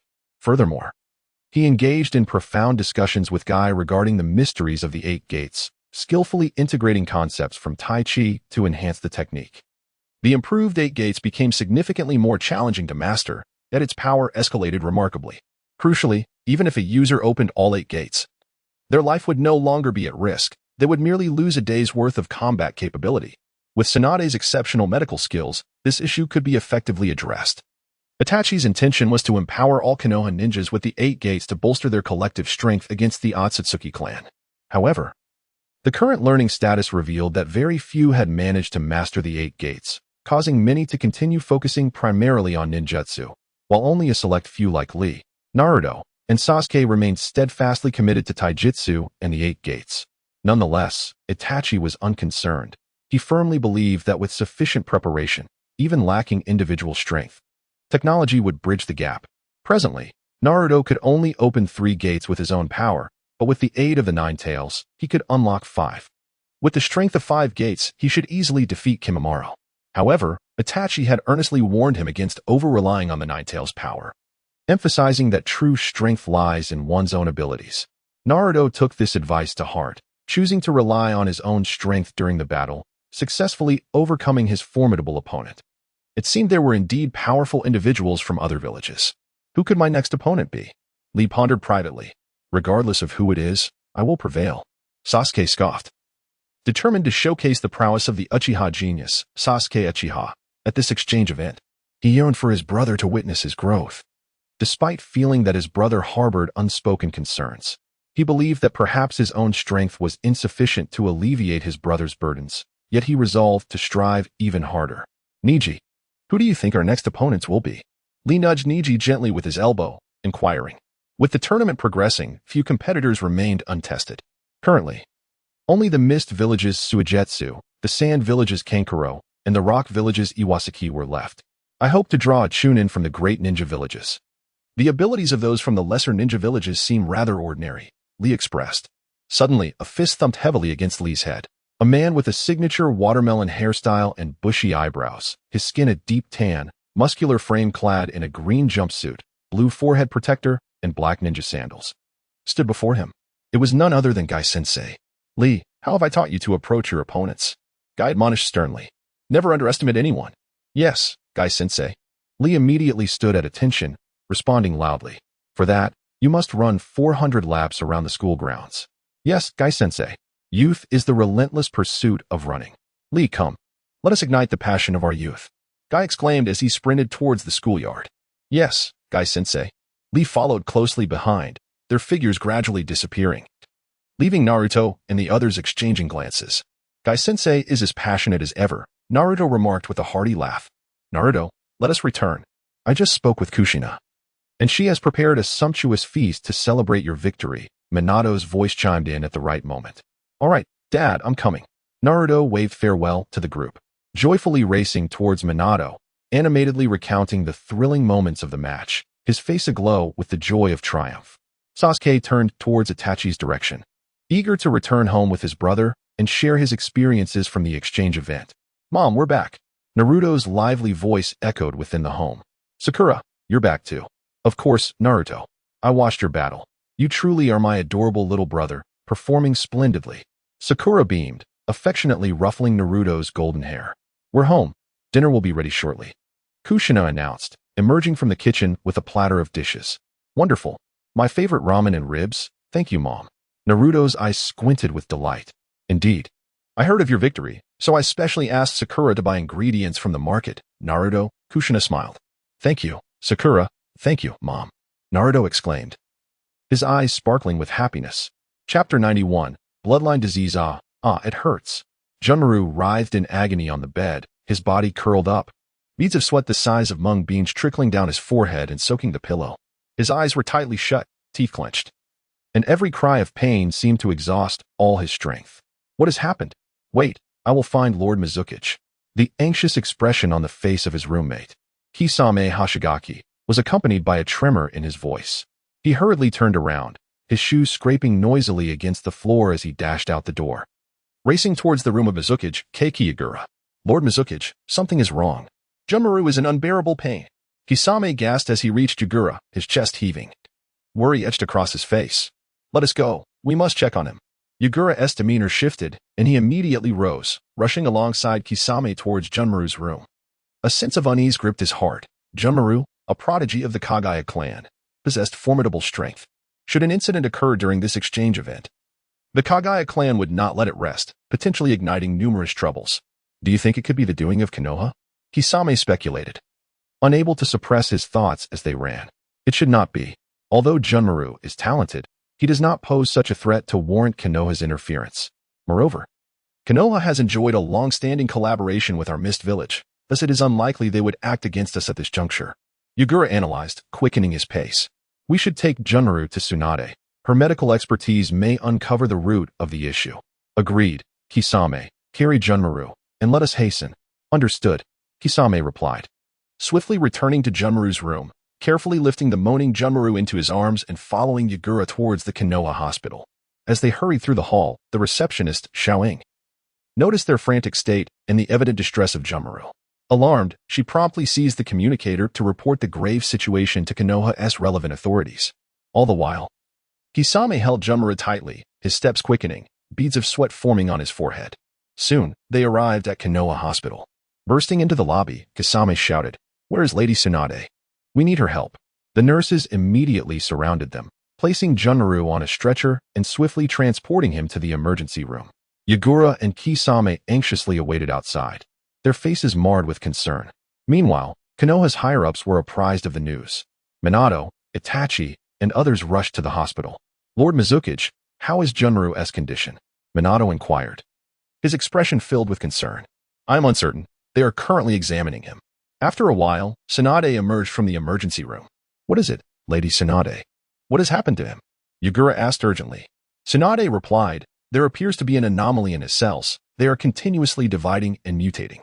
We have never encountered such a phenomenon. Could it be an issue with his bloodline limit?" Itachi pondered aloud. "I had thought that the Kagaya clan, having not perished, would possess a means to address Junmaru's bloodline disease. It seems we must consult Orochimaru. I wonder if he has any solutions now." "It is possible. The Kagaya clan's bloodline limit is exceedingly unique. Perhaps excessive use has triggered a rejection response in his body," Tsunade speculated. "Is there a treatment?" Tsunade fell silent for a moment before responding. "We will endeavor to explore options, but this situation is incredibly complex and will require time to develop a treatment plan. We have managed to alleviate his pain for now, and he is stable." Upon hearing this, Yagura and Kisame felt a weight settle in their hearts. They had not anticipated Junmaru would suffer from such an ailment. It explained why his strength had never been fully realized. He simply could not utilize it for extended periods. Now that his body was in such a state, they had to inform the Kagaya clan. "Our Mist Village will fully cooperate with the treatment. We will provide whatever is necessary," Yagura affirmed. "Very well. We in Konoha will also do our utmost," Minato added. "Yagura, perhaps we should take Junmaru to Orochimaru. He might have a solution," Itachi proposed. Before Yagura could respond, Tsunade's displeasure was evident. Itachi, do you doubt my medical skills? Not at all, Lady Tsunade. It is merely that Orochimaru seems to have made progress in his research on recovery potions. He may offer a viable solution. Humph. Tsunade felt a surge of indignation. Ever since discovering Orochimaru's use of her grandfather's cells for research, she had held a strong aversion towards him. However, she could not deny Orochimaru's exceptional research capabilities, as his findings had greatly benefited Konoha. Nevertheless, she would not easily concede. Could her medical ninjutsu not resolve a mere ailment caused by a bloodline limit? She would not allow herself to be outdone by that man. Once Junmaru awakens, we shall inquire about his thoughts and respect his wishes. All eyes turned towards Tsunade, seemingly waiting for her to announce the final diagnosis of the patient. He will awaken shortly. Lord Mizuki, rest assured, I will certainly find a way to cure him. Afterward, when Junmaru regained consciousness, Yugura explained the situation to him, and he consented to seek out Orochimaru. His initial arrival in Konoha was to find a resolution for his affliction. Father, I wish to participate in Konoha's exchange event. Upon learning that the Mist Village would partake in Konoha's exchange, Junmaru hurried to his father, who was the younger brother of the Kagaya clan leader. Little Jun, but your health condition. Utilizing the Shikatsu Miyaka could trigger your ailment. Kagaya Suga sighed helplessly. When Junmaru first exhibited the ability of Shikatsu Miyaku, he had been filled with joy, believing a peerless genius had finally emerged from their clan.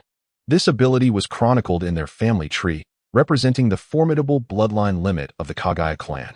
However, as Junmaru practiced further, the side effects began to manifest. The exposure of his bones to the outside world would infect him with pathogens, leading to excruciating pain, and in severe cases, could even threaten his life. He could not help but lament the unfairness of fate. Father, Konoha boasts the top medical ninja, Tsunade Senju. I do not wish to become a burden. Junmaru's gaze was resolute as he looked towards his father. When he heard Mizuki mention that Orochimaru might assist him, a strong determination surged within him.